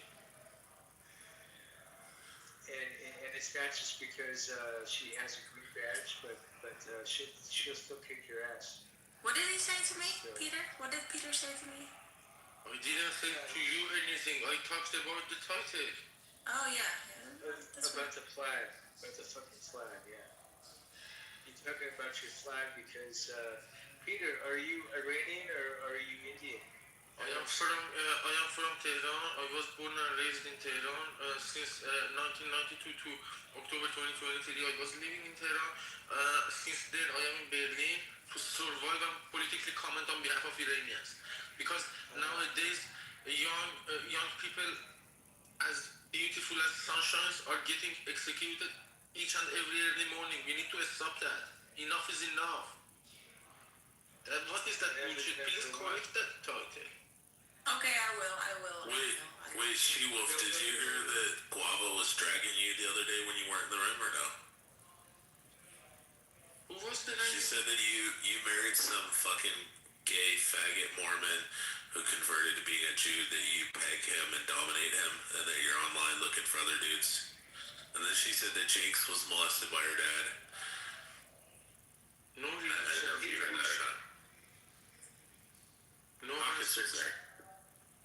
Peter, I got a question for you. How big is your dick? Are you just born with your left? 9 3/4 inches, father. Very, just born with your left? very political question that you have. I was asking She-Wolf a question. Yeah, you must be really born with your left. Not a good question, not a Hey, political Peter, I just question. realized something. Listen, Peter, the title is America versus and then the flag.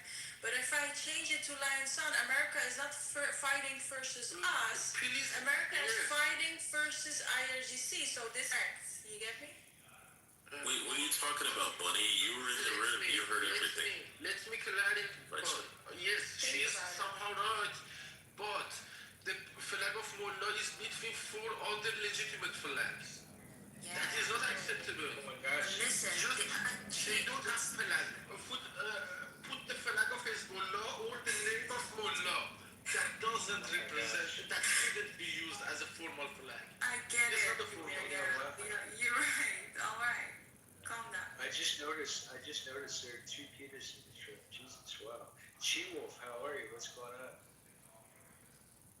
You're on mute, by the way. Just wanted to say hi. I love going into your rooms for like 5 seconds or 5 minutes. Yeah, but Learning nothing and then leaving. yeah, at least I show up, you know. It's half the battle is just to try to get to a room. But you know why I go to your room, She-Wolf, is because you're fucking hotter than shit. And I love looking at your pictures. So. She wants to dominate you and fuck you with a strap on. Of course, well, fuck yeah, dude. I'd be your slave any day. Peter, what's That's going what on? she does to her white husband. What's the Black Peter, not the Indian Peter, the Iranian Peter. Black Peter, how are you? Pause. Yeah, sorry for calling you black, but whatever. So, She-Wolf, how are you? What's going on? Can you talk? Can you say something? Yeah, I can talk. I don't feel like being centered right now. I just wanted to. I thought this was the war He room. I literally didn't think said it you were was. hot and that he wants to fuck you. You can't get more centered than that. No, this is like the room for Epstein, bro. It's Yes, the it is. Epstein room, bro. So Father is the leader of Epstein Island, okay, but without kids. You're hot too, father. Rich, Oh, thank you. Rich, Thank you. I think all of you are. What? behave. No. Yes. Yeah, No. Yes. What's No, you know what I'm doing is I'm just striking up conversation.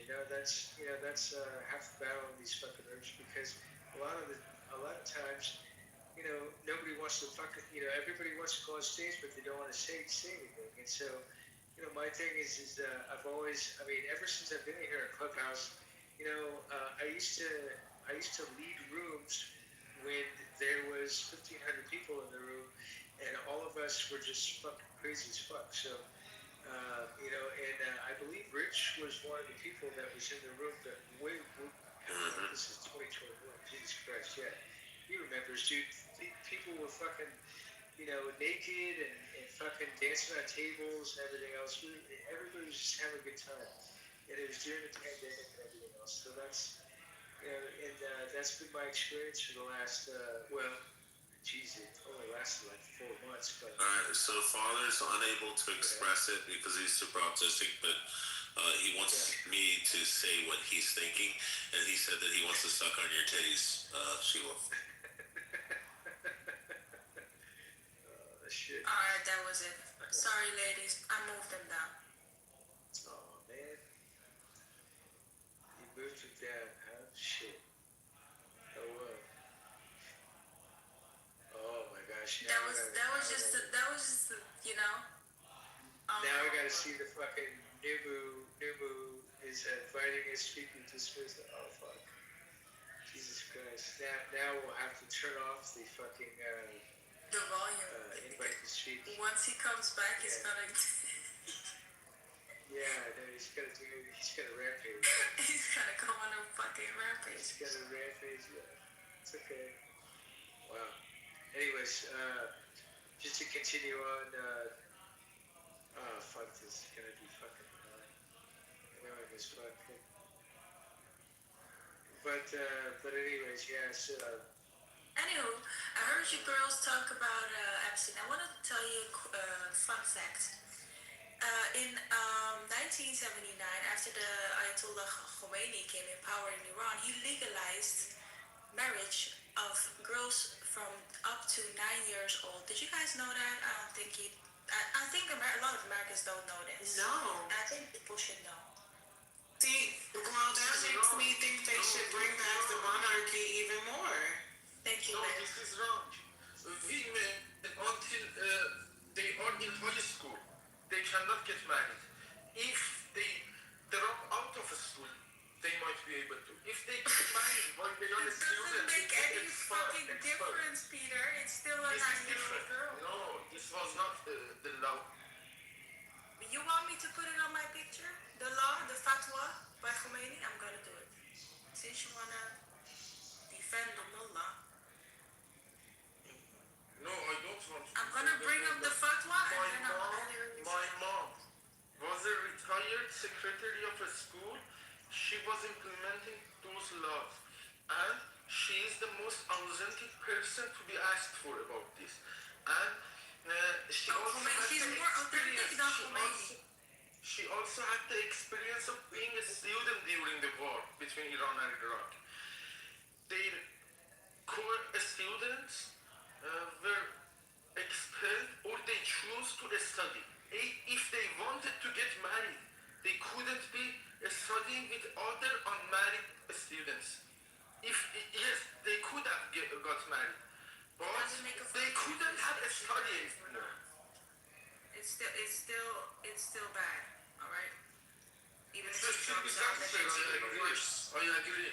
But I mean, there was some resistance in the society. Not all. I don't care if there was it's a law. Implemented. I don't care if of course there was resistance. We don't like that shit. We're not everyone is a pedophile inside the country, as you can see.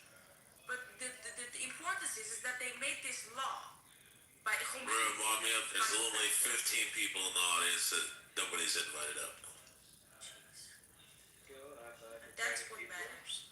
Oh, you got there's 15 people out of the mob. 16 now. If they find time, if they find the ground, they would implement those. 18. I agree. 19, 20. What are you talking about? The 20 new people just came in. Nobody invited them up on stage. The room's gonna die. I'm inviting them. You can invite them as soon as they come in. Alright, all the way from Arpan. Oh no, okay. So where it starts at Pauletta and then Jetto, all the way down to everybody. Very cool. I'm doing the people there. This is going to fucking crazy, but you know, we want to keep the room going, right? I don't want to stay in the room by myself. By myself, and, you know, with just lots of fucking. No, I agree, but J-Lo had to be all sensitive and be a liberal. Nature of the business, I guess, right? She's like a fucking Glow's like a fucking Bernie Sanders supporter right now. Shut up, I'm not. Fucking Sure. menopausal. You know what, Sam? You're fucking hot too. I'm sorry, I forgot to mention you earlier. I just like giving girls compliments. Life stuff, nothing. So did Rich said you were gay, is that true? Who? Rich, you said you were gay. No, I said that father wants to have Hans suck his dick while Hans photographs. That doesn't make him gay. He was gonna make a neo-Nazi suck his dick. No, Rich. This guy was crazy. I said something to Rich, and he said, "Yeah, let's kill all the rich people." I was like, "What?" Oh, yeah, Hans, yeah. Yeah, he's a neo-Nazi. Even though he's Eastern European Slavic. I said, "What would you do to?" I said, "What would you do to Islamists, like Islamic terrorists?" He said, "I would nuke them." I mean, I kind of agree with that We one. don't need to do that.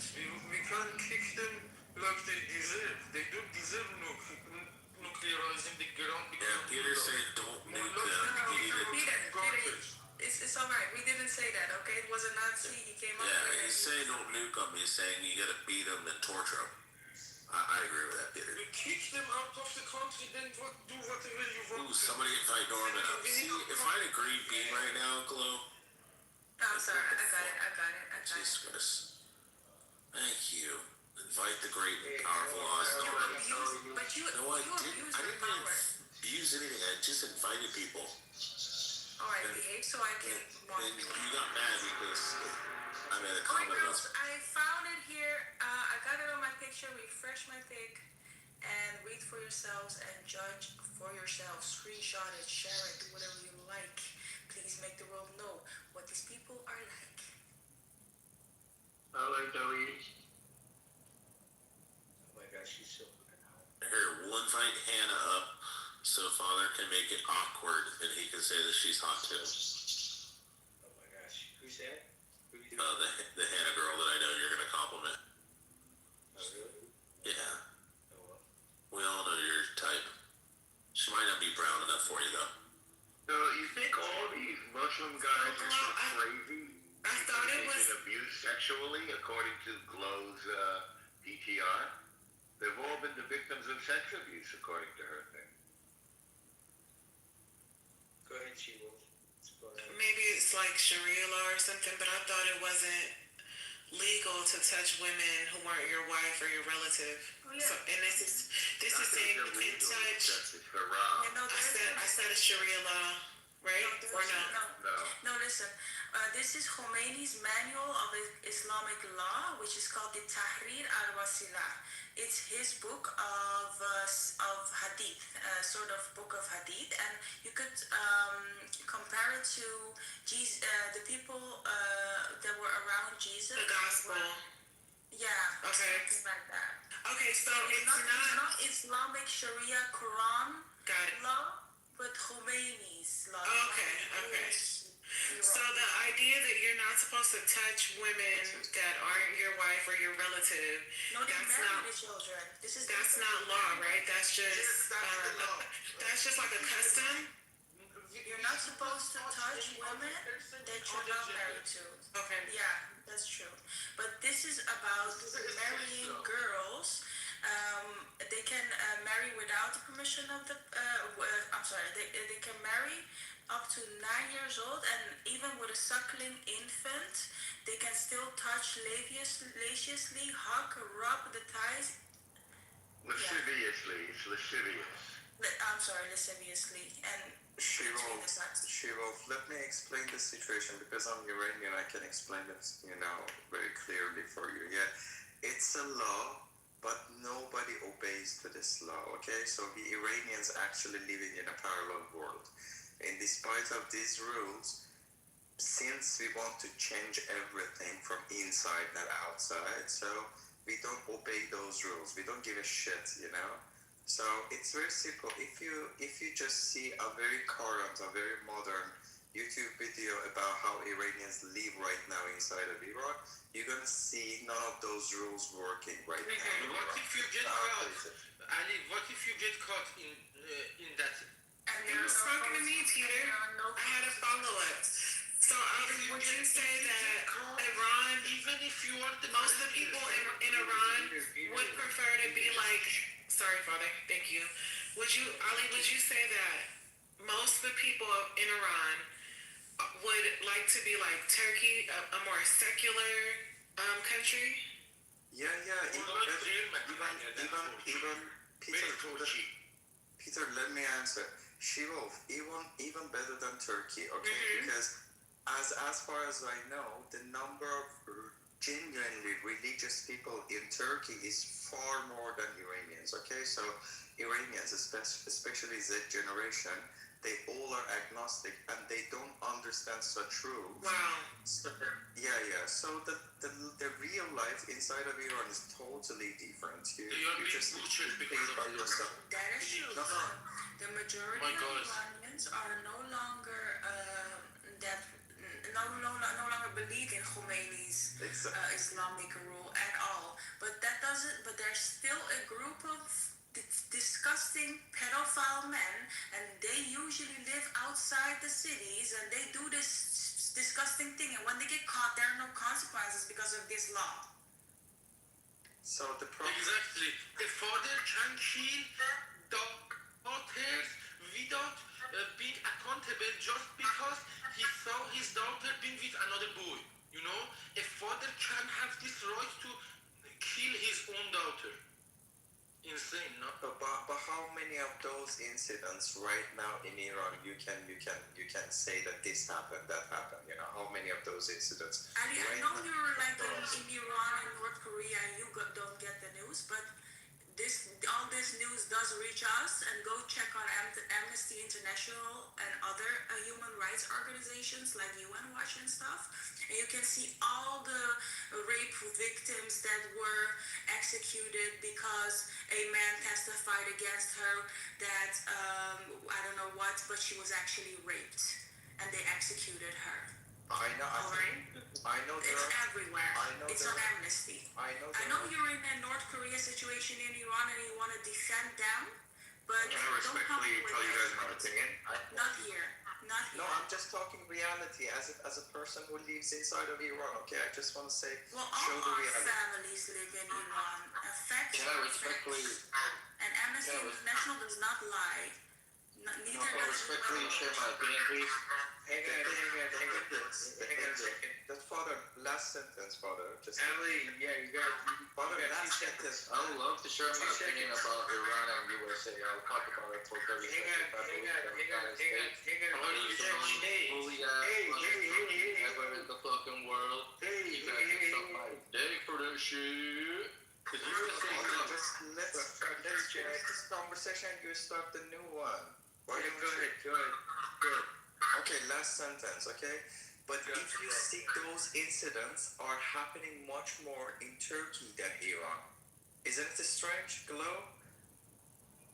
It happens You have much freedom more in of Turkey. information and more freedom of journalism in Turkey. There is open information in Turkey. In Turkey, But you situation guys is have worse cut off than the Iran. internet for the 50th day now, and the people inside Iran don't have internet. We don't even know what's going on. Exactly. Each day So don't compare yourself. Each day of internet blackout can cause multiple times more than the software parts infrastructures that was exploded. Each day that Mullah deprived the people from accessing to a simple Google search can cause more damage than the attacks of United States to the infrastructure. And since the girls know that if they go to the police and they get raped, there's a big chance that they will be executed instead of that there's consequences for the rapists. A lot of them will be ashamed and scared and will not go to the police. So, by the way, there's some new people on the stage. Go ahead, Alan. Sorry. Go ahead. Okay, Ali, if you're not going to go, I'm just going to continue. I could not open the mic, so Claude, what's your solution for the situation? You want the United States to continue bombardment to bring liberation to Iranians or fix them? I do not live inside Iran. I am living my life. I have every right I want and privilege here living in the West. I am simply amplifying the voices of family, friends, everyone that we know, that we have spoken to, every member that comes to the rallies that are pro-Pahlavi, the millions of Iranians protesting, all those voices, and the voices of the boys and girls that were in the protest that got slaughtered and massacred by the tens of thousands, those voices I'm amplifying. And yes, what they are more scared of the fucking militia jihadists on the streets right now from Iraq and Lebanon and Afghanistan and Pakistan than they are from bombs, because they know they are not the target. The IRGC is the target. They're more scared of them. Yeah, you want me to? I'm gonna post a conversation with one I had. Okay, and I want you to translate what she. I want Peter, because he speaks Persian and he's honest. Translate she said, Peter. Okay. When I asked her if there were explosions, because I was more scared than her for the explosions, she told me the explosions do not scare me. These people scare me. But you're wrong in statistics. Most of the majority of Iranians right now inside of Iran, they want or two because killing people by your own government is one bad thing. War itself is this bad thing. The second bad thing cannot solve the first bad thing. So this is where we stand as It cannot solve it? Oh really? Didn't it solve it? I don't know. Maybe Nazi Germany. The bombs? Didn't the Nazis get bombed the fuck out? Oh, and didn't it solve it in America as well? The bombs? No, the bombs cannot solve anything about liberation. No, you cannot solve it. Bombs are not that delicate to solve a problem with lots of people. I know you're worried about Most they can undermine mullah's relationships. I'm not even worried about myself because the war is good. War is going good for Iran right now. It's going very well. Like you see the news by yourself. You're gonna see that America is trying to, not America, I'm gonna say Trump. America is not equal to Trump, Trump is not equal to America. These days, Trump is our democratically elected president. First person in the United States, President Trump is the president of that country. How do you say these are different? So what? Khamenei is also the first person in our country.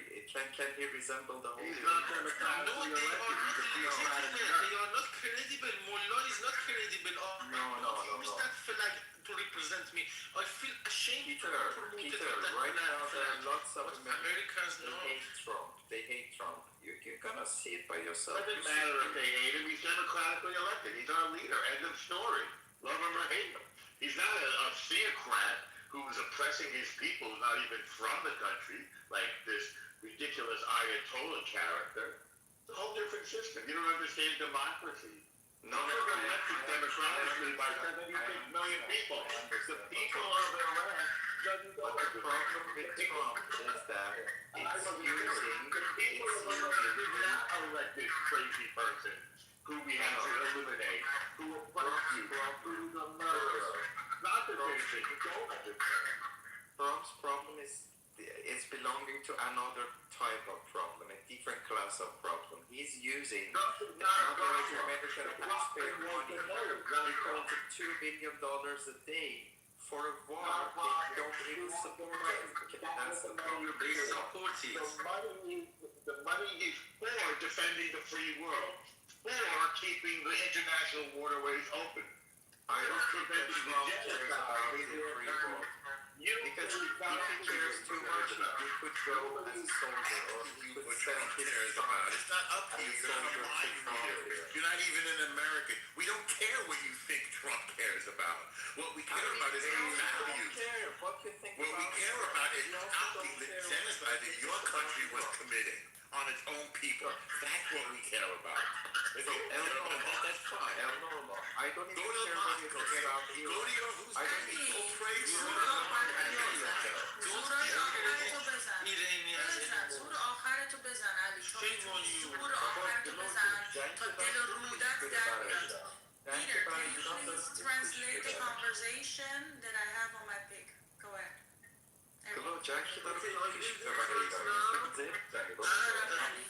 ایران که داره برنده میشه Shut up, Ali. Peter is going to ایران و ملا. نه ایران برنده میشه بعدش هم خود ایران. You have a chat on your profile. I see a chat. Yes, Peter, can you please It was dumb. It was saying that the mullahs are winning the game, winning this war. Some people asked Glo, are you fine? He said, she asked, what's happened? She answered, nothing. I woke up. I couldn't sleep. I can't continue. Sorry, this is something personal. It's probably a description of sexual assault. It's a sexual assault. Listen, someone said, I said, hi sweetie, are you okay? Because I was worried. And she said, what happened? And I said, nothing, sweetheart, but I woke up because someone said that there was explosions in the northwest of Tehran, and but it seems that it was an explosion that they did themselves and not a bomb dropping. And I couldn't sleep, I told her, and the sun is out and I'm just falling asleep. And she said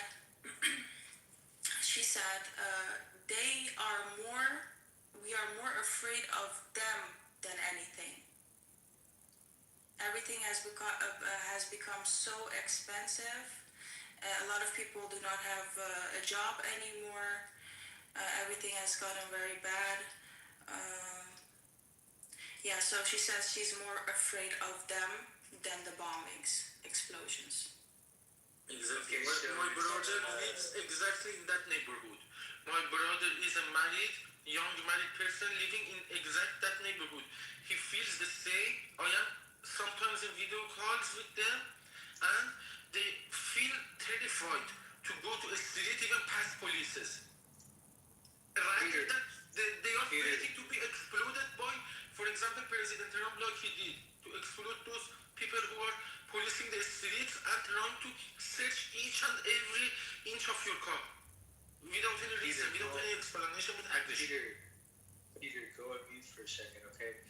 Let's get to some other people. I'm sorry, Glo, but let's move on. We got some other people here on stage.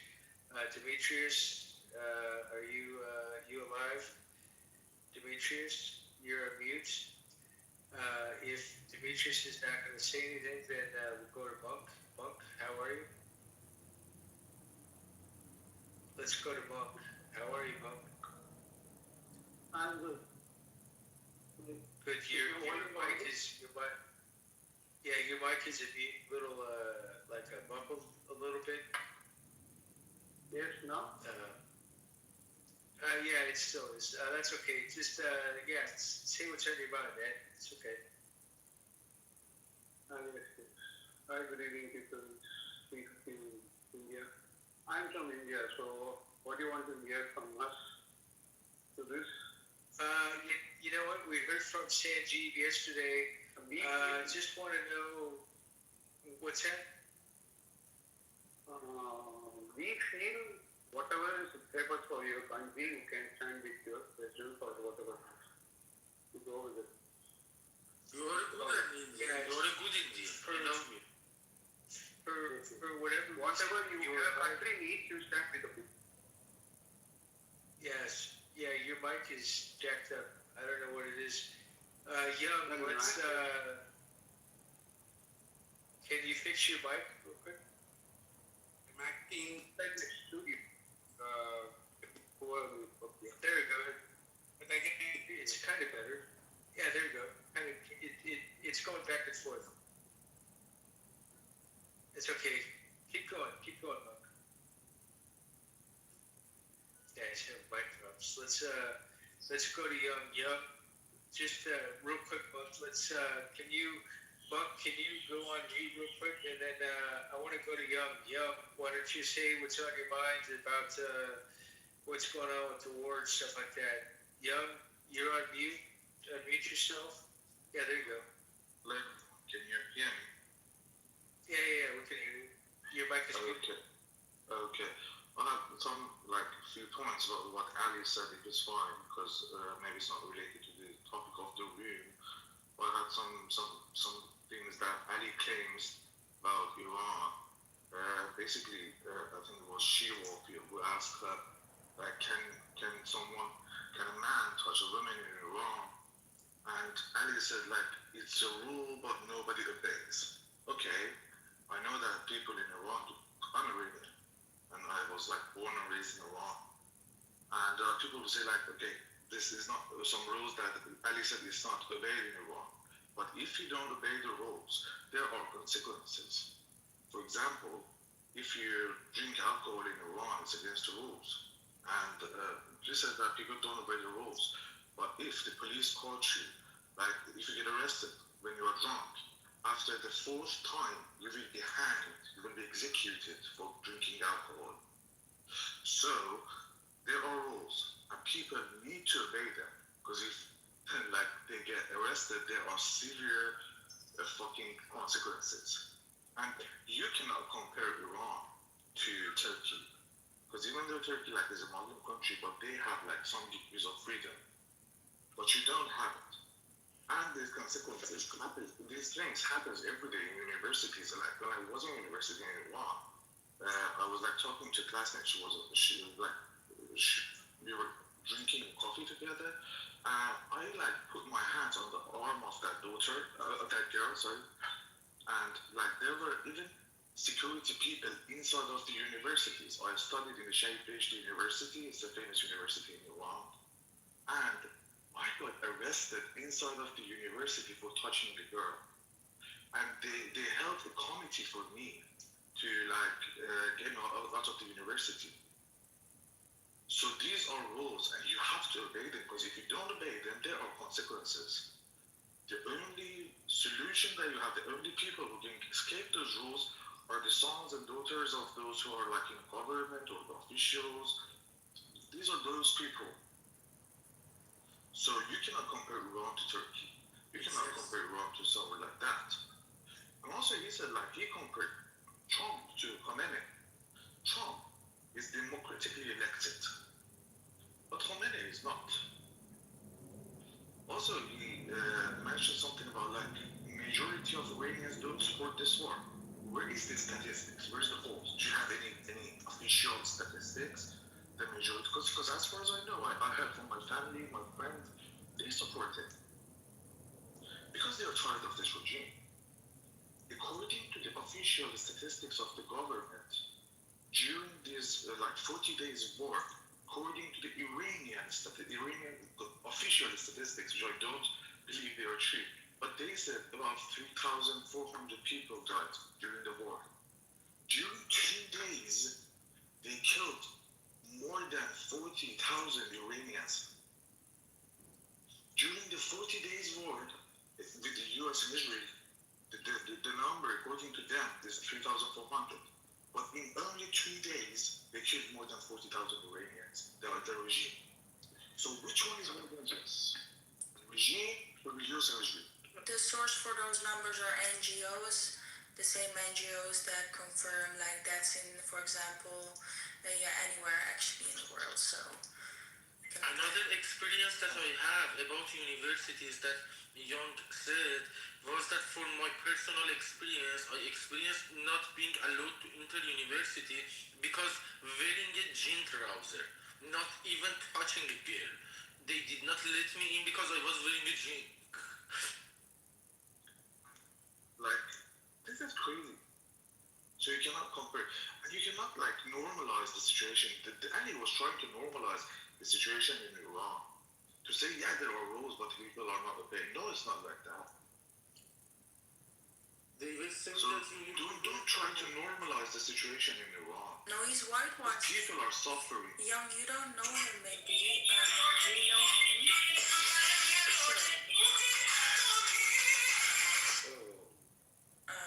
We know Ali longer, and he's been here a lot of times.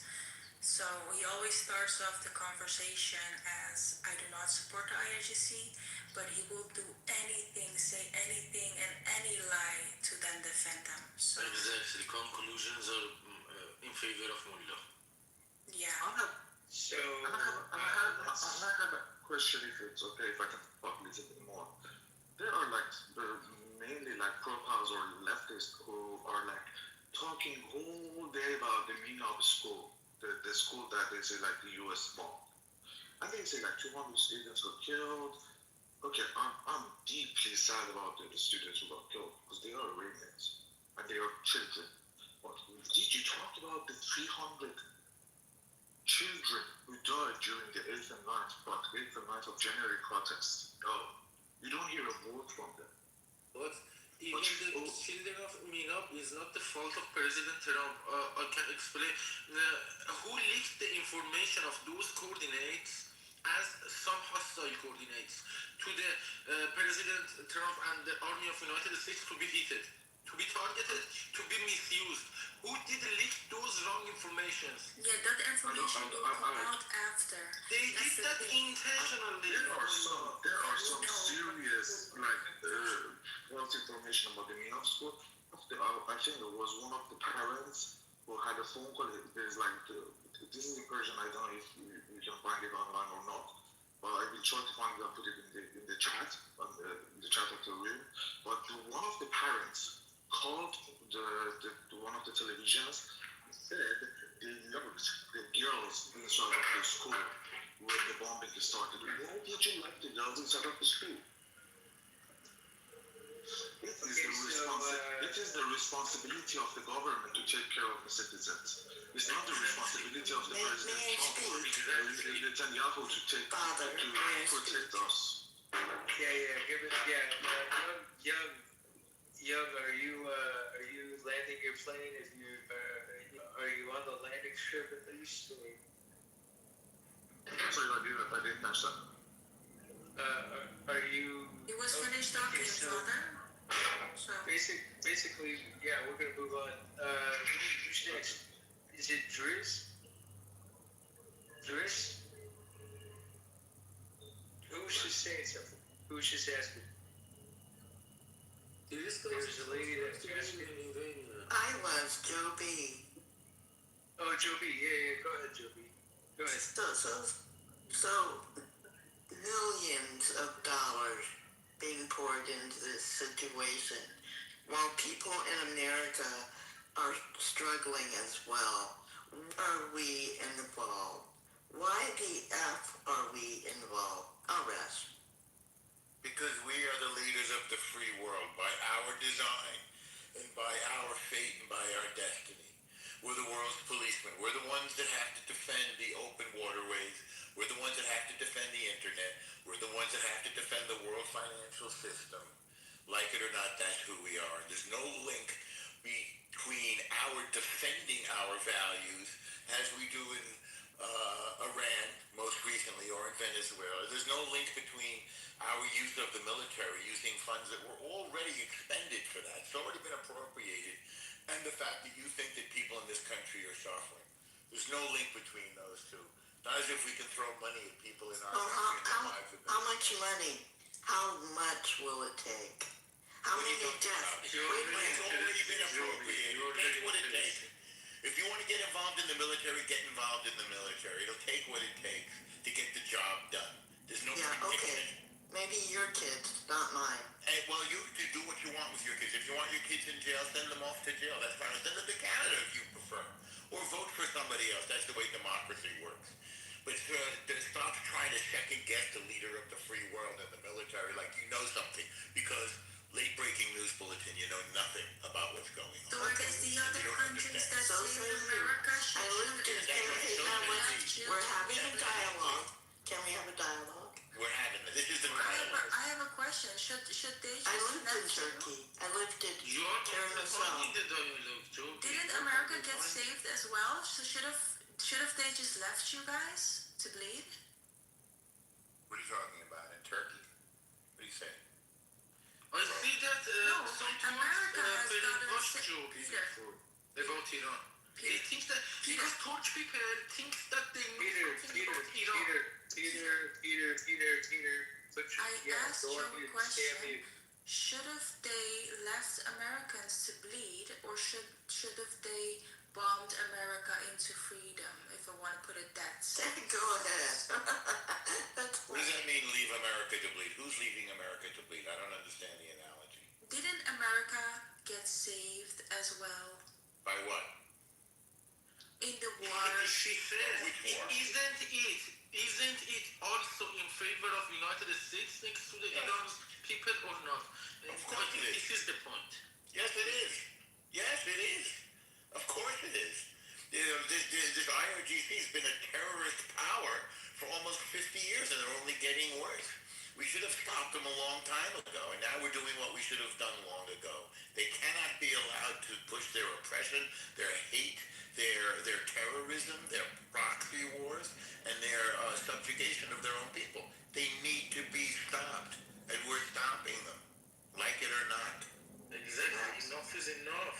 I'm telling my family to back out. That level of fear. Sorry, cowards, Joe. Sorry, Joby. Tell your Turkish parents that human beings shouldn't exist under this level of terror and being terrified. Y'all fight your battles over there. Keep those battles over there.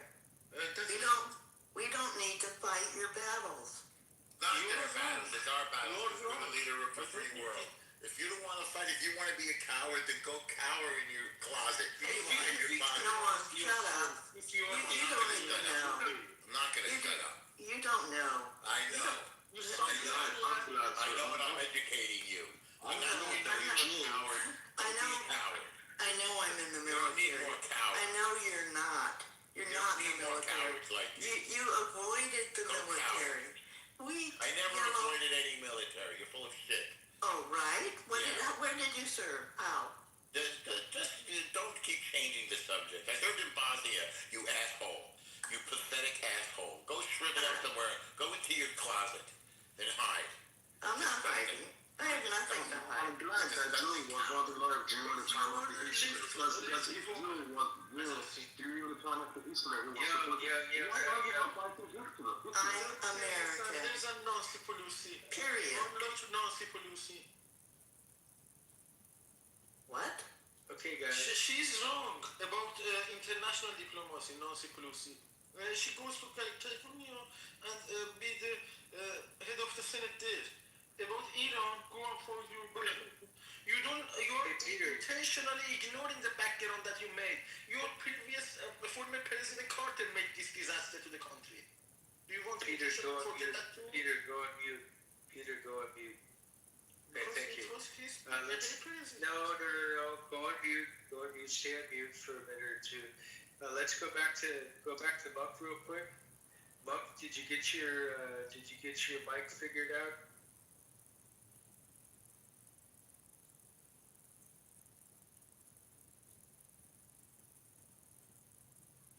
Yes, I guess I came out of my studio.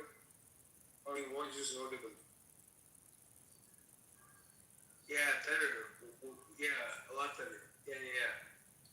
Yes. Go ahead and tell us what you're gonna tell us. Nothing, I just wanted to put my head in other affairs, and I'm just very clear in my state of mind, and I will stand with the people who are really facing the tough times. We stand with them, and we stand with the people for their rights also. So I'm just taking a neutral stand. Let's see. If you want something to ask, and I will clarify it from my side. Anybody who plays Peter, from India, they don't have any mediators. We don't want them to mediate. Peter, I'm gonna drop you. We don't want mediators like Peter, I'm gonna drop you. I'm sorry that you don't play by the rules. Okay, so let's go to Sanji. Hey, Father, how are you? So I've been in and out of this room, and it's been pretty interesting and laughable also. I mean, for humor, it's not laughable. Oh, But also it was a little mixture of Islamophobia and things mixed up. Yeah. So some things I agreed with, some things I don't. First of all, let me tell you, theocratic regimes certainly don't have any business being in power. It should be a secular nation where religion and politics should be separate. So that's number one. Number two, and now saying is that Trump, as MERS, the Chancellor, and he said that US entered the whole conflict without any strategy and end game in sight. And that, so this kind of a showdown which is occurring, this kind of a stalemate, Father is driving on and driving the oil prices up. Yeah. So there has to be an end. There has to be a coup de grace. Go in and finish the job or come back. But don't keep it dithering and halfway through. So there has to be an end to it. Brother Sanjeev, we've been planning this for 50 years. This is not some dreamed up 2 months ago. And to have that sort of a let's getting over with attitude after 2 months makes no sense. It's like we're living in YouTube clips or something of 34 seconds. This is something with military and the Israeli military, which turns out to be our greatest and most capable ally, have been planning for 50 years. And this is the fact that Trump blockaded them is brilliant, frankly, because it's low cost, it's not kinetic, we're not taking lives, we're just slowly strangling this Islamic revolutionary genocide regime. It's clearly the right thing to do. And something, what's you know what collateral damage it's causing? Yes. Have you seen these countries? You're sorry, that's not good enough. Well, yes, it is good enough. No, there has to be aim inside. Yes, there is an end. You can't just keep driving your feet on. One side says you get a heart attack, the other guy says, you know, Father, let me complete. You know, because he's not understanding the hardship which countries like the receiving end are facing. What's the damn job?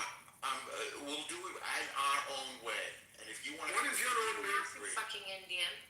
What? Don't call him. I'm not a red Indian and stop getting racist. Don't call him. Oh, yeah, he's... That's terrible.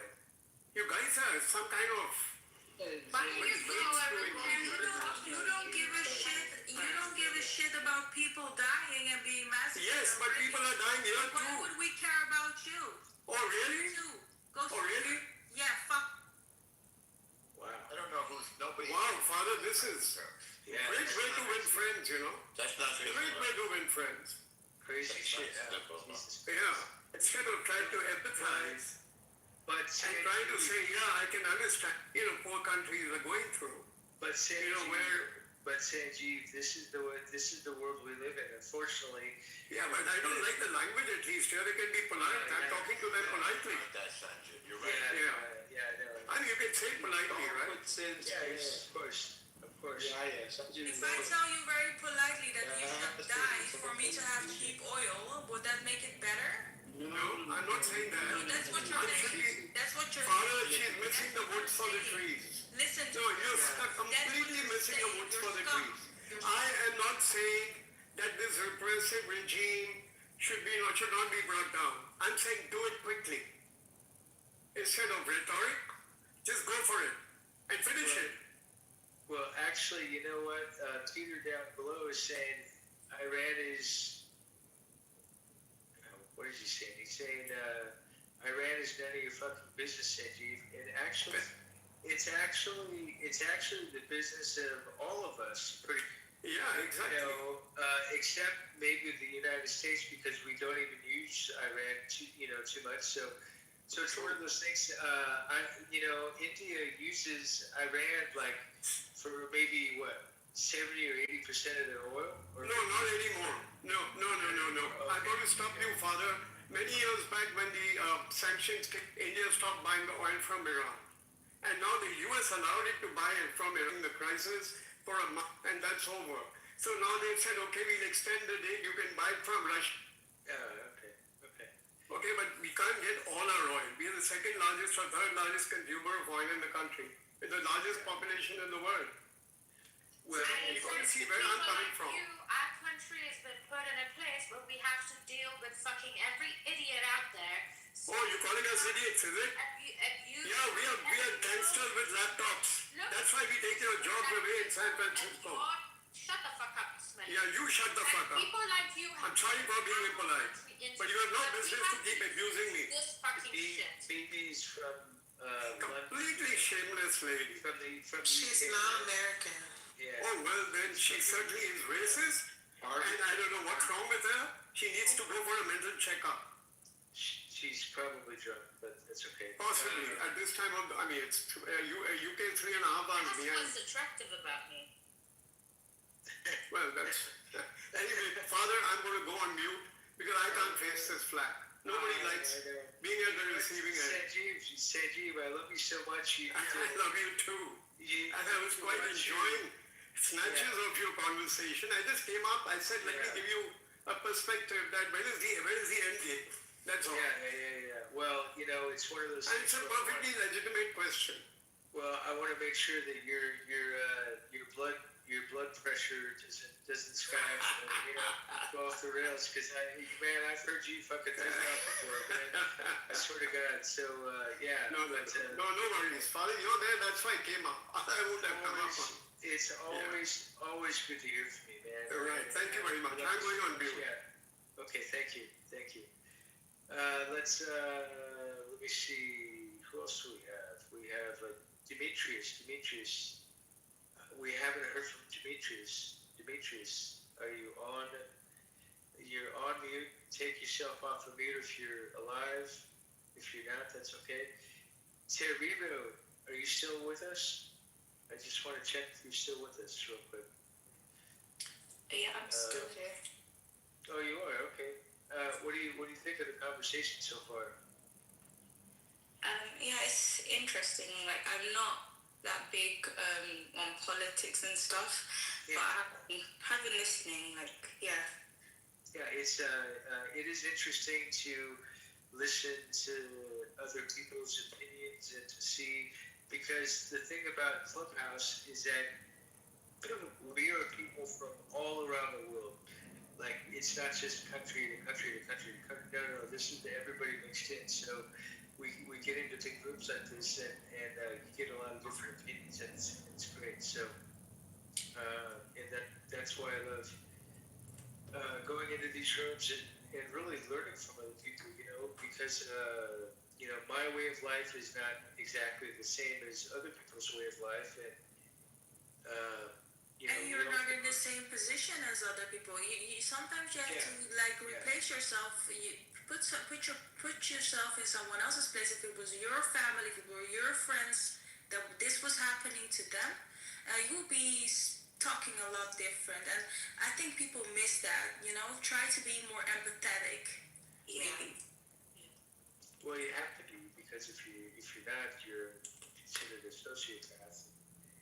Then they'll be on your throat, So, but anyways, let's see. I've invited a few more people. See if they come up. Is it Mr. E? What's going on, Mr. E? How are you? Hi. I'm fine. What's going on, man? You guys, I don't know what you guys are talking about. I'm just trying.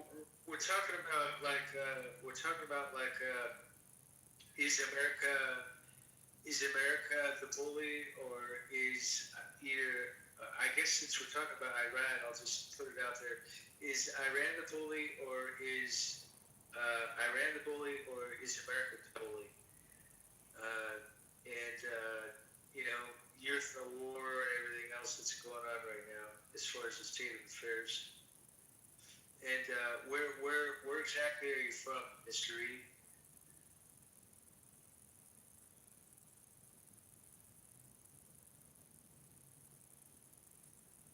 So since Mr. E is not here, can I? No, Ali, we're kind of sick of you. So, Mr. E, what are your thoughts on what's going on?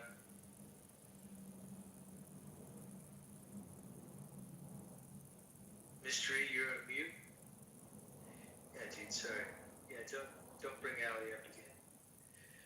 least for right now. Okay, so mystery, maybe dropped out. Let's go to Yashir. How are you, Yashir? Or Yashar? Is that how you say it? Yashar? Yashar. Yashar, yeah. Yashar, how are you? You're on mute, Yashar. You gotta unmute yourself. Yashar. Hello. Hello. Yashar, are you there? Yashar. You might be speaking for karma points on this stage. Fuck, who knows? Demetrius, I guess he's. No, I'm just gonna drop Demetrius because he's not playing by the rules.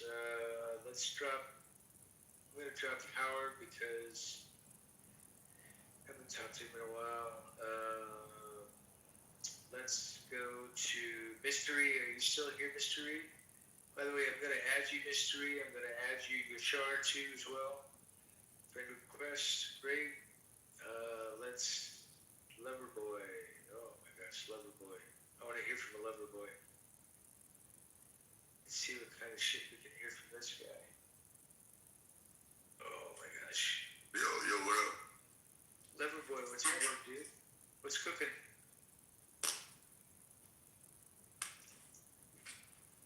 Your mic is doing okay. What's going on, Loverboy? How are you?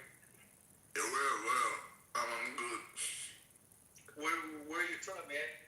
No, I'm from France. Oh, nice. How do you, what do you think about what's going on with the war and the politics and everything? Yo, let me tell you this. Yeah. In the world right now, it's totally messed up, But at the end of the day, we got some humanities rest in this world. So it doesn't matter like what politics gonna do to this world. But we have to believe in a certain way that it's gonna be a better world some days. So yeah. Well, let's hope so, right? I mean, because if it's not a better world, then guess what? We're all in death row, right? So that's not the kind of world we want to live in, right? Because we want to live in a happy, free kind of a what's the word? Not terrified people. People should be confident. What do you mean that 35 people? What are you talking about? For example, the people that exist in Iran, they are under some level of scare and terrorism that humans shouldn't be under that. Any human being. That's level of role modeling of governance. That shouldn't be the role model of long-term governance. Nobody wants to be ruled under a regime that goes out and goes out to neighborhoods to look for people, and if it's a girl, if she's not wearing her hijab or whatever, she's killed. You know what I mean? Or she's lashed, or she's blah blah blah blah.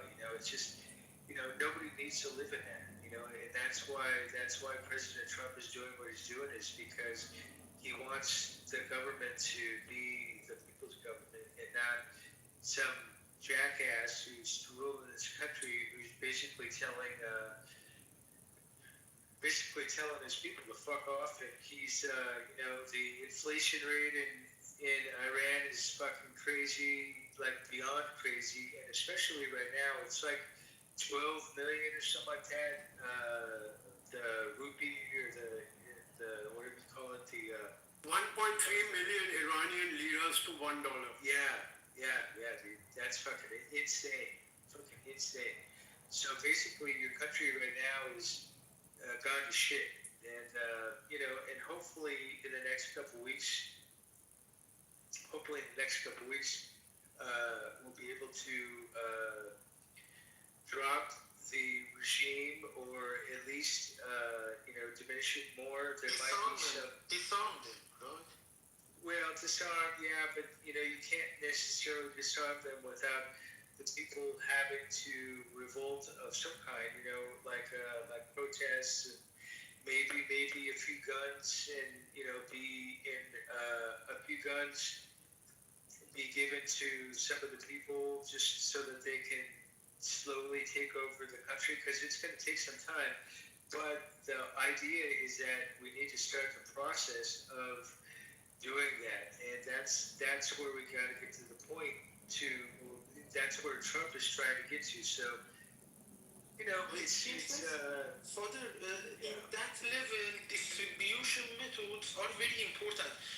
We should not empower any special groups around the country and make them more powerful than other groups to be able to separate the land, to divide it to 4 or 5. You need to be able to find a good distribution method. I'm not well aware of that, but you might be much more aware of than me. Yo, can I say something? Yeah, go ahead. Like you said, like Donald Trump is doing something good to Iran. I just want to add that like Iran is a sovereign country, so you cannot like go there and bomb Iran. Like you have like certain international rules. What if like even in America, US, you have like certain problem, and one group of leaders come and they cannot like solve the problem. You gotta do it by your own. According to international law, governments are also not allowed to massacre protesters. According to international law, the governments are not supposed to have police officers that rape their women in prison. According to international law, people should have all these rights of not being massacred when they're protesting for basic human rights, just like. What's your source, though? What's your source? I am Iranian. What's my source? I'm Iranian. Are you living in Iran? Are you living in Iran? You cannot say like I'm Iranian, so I know everything. I studied on PhD station. I'm from France. I'm from France. Like it does not matter. Like if you are. You're from France. No, it does not matter. Like you gotta know that you cannot say. You cannot say like I'm Iranian and I know everything. It's just like you. It means like you're Israeli and you know everything. Like it doesn't go like that. Iran for me. I did whatever I did with the equipment that they gave me. I am on the first. Now every country have a problem. Like you cannot go in a country and like do something like it's totally messed up. Like. I'm very sorry for you, but they can't. During Nazi Germany, they bombed the shit out of Germany and they did a good job to killing all the Nazis. So sit back and enjoy. I have a word record. I won't be deceived by you. You are intentionally playing simple-minded. Who are you talking to? My reception went by. What about the killings? Like killings of the children? Does that make sense? Like? What about the killing of the children? What about it? Bombing the schools. Like, does it make any sense? Them shooting them with military-grade weapons in the streets, all those children and women. What about it? What about it? Yeah, does that make any sense? Like, are way higher. What about it? Yo, give me the source. Like, you cannot say like this. Even if guys are going to be like 2 minutes. It's going to be like 2 minutes. We would fuck Mullah to death. That's it, period. Mullah is done. Peter, okay, stop. Hello. Okay, so Mr. E was wanting to talk real quick, so we'll give him the stage for a few minutes. So you were asking me a question before my reception went bad. Sorry. Yeah, that's all right. Yeah, so I hope you understand my accent. So what was the question? Sorry. You know what? To be honest with you, I can't even remember the question. I think the question was is America the bully or is Iran the bully? And basically, like, what are your thoughts and everything? You know what I mean? Like your opinions. So basically, I think we're seeing this war from a superficial point of view. We are actually not seeing the reason why this war is going on, right? People keep saying America is trying to beat Iran. Iran is trying to beat the other person, but that's not the reason why they're fighting. America is trying to fight the war to make sure it's saying this, it has got nothing to do with Iran treating its citizens bad or Iran having weapons of mass destruction. Right? Why I'm saying this is that you've got chaos in all parts of the world. Why is America choosing to fight in the Middle East where you have oil? Because Haiti has been in the It is not a choice. It is not a voluntary revolt. Sorry, I think it will be best we all listen to one person when I'm done. The next person can speak. That way we can basically get each other and understand each other. So what I'm trying to say is this. I mean, North Korea has got its own issue, right, with its citizens and whatever it's doing. So, America has never said one day, oh, I'm going to North Korea to do whatever. They just stood up and went to Iran to do whatever they would to Iran because they have a different interest, not what you and I see. You and I think they're trying to bully, they're trying to bomb Iran to put stability in Iran and make sure Iran is not treating its people bad. Haiti has been in civil war and is the closest country to America. America has not gone to Haiti to do that because Haiti has got to do. No, because there's nothing for them to gain in Haiti. That's what I'm trying to tell you. America. You think we don't know? You think we don't know there's a deal being made for oil? No. Existence. Listen. Let me tell you something. Every country has got its own self to blame if you don't survive for the next 100 years. America, the country that is smart enough. America is a country that is smart enough to know what it's got to do to make its people survive, right? And it's doing what it has got to do to make its people, to keep its people living for the next 100 years. Same as Russia, same as China, and these three countries at the top dogs, same as India and same as Pakistan, right? But America's actions are more visible because we see them as the what do you call them? I'm trying to find a word here. Oh, okay, you see them as the top dog in the world, right? They go to fight Iran. They're basically not fighting Iran because Iran is doing what it's doing. They're basically fighting Iran to have a place, a stability in the Middle East where they can actually situate their bases and say, oh, we've secured Iran for ourselves before Russia and before China. Same thing China is doing in Africa. China is building bases in Africa because they really want to secure places in Africa, mine places in Africa, countries with minerals and oil. And same thing Russia is doing. So if you and I are basically here arguing, oh, they are trying to do this, nobody's trying to bring any stability in any country. Look at Iraq. What has been going on in Iraq? Right? Afghanistan, what's going on there? Afghanistan has got its own things to give, but you and I don't know about it. But the American government know more than you and I. The CIA know more than you and I actually doing right here. Because this war is basically not countries against countries. It's basically the CIA, the KGB, and the Chinese, whatever, fighting against each other because they know more than you and I do know.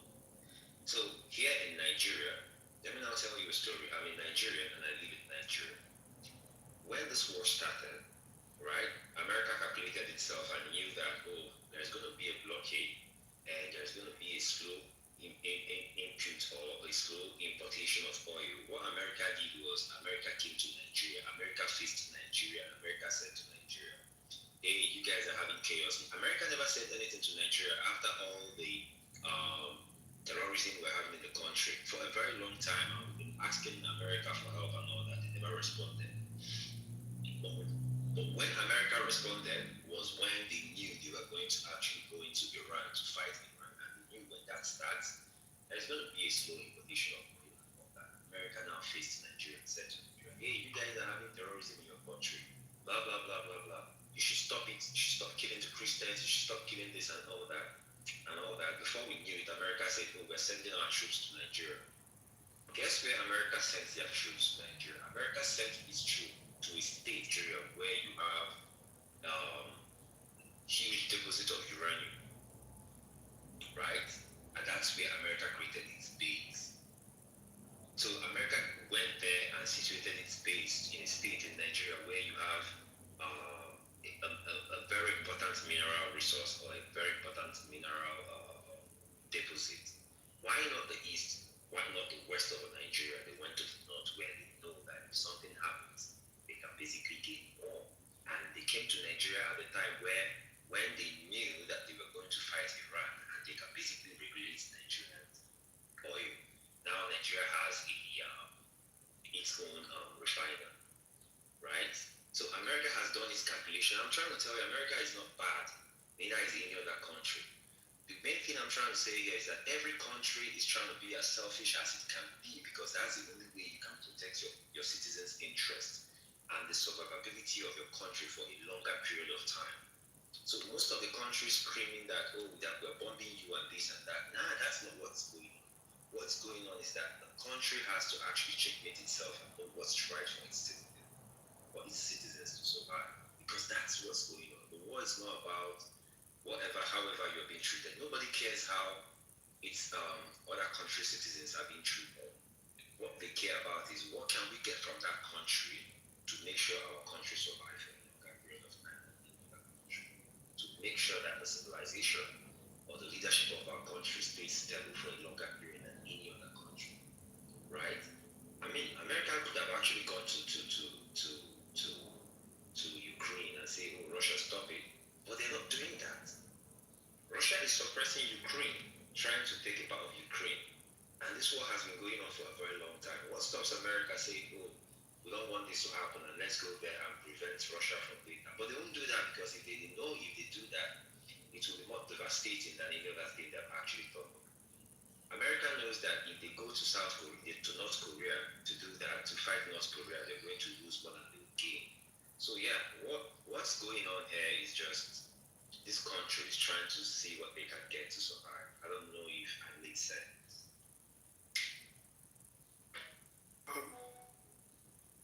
Can I respond? Father, can I just chip in? Sorry, go ahead. No, I want to respond to this. Yeah. So there's some people saying, Ali is saying, I am not educated enough. Well, let me tell you something. All the oil money right now is going where? I'm going to tell you where it's going. It's going to proxy wars in the region, killing millions of people in Yemen, in Syria, Assad, also 300 something thousand. In Yemen, also 380,000 people died because of the proxy war of Iran, funded by the Houthis, done by the Houthis.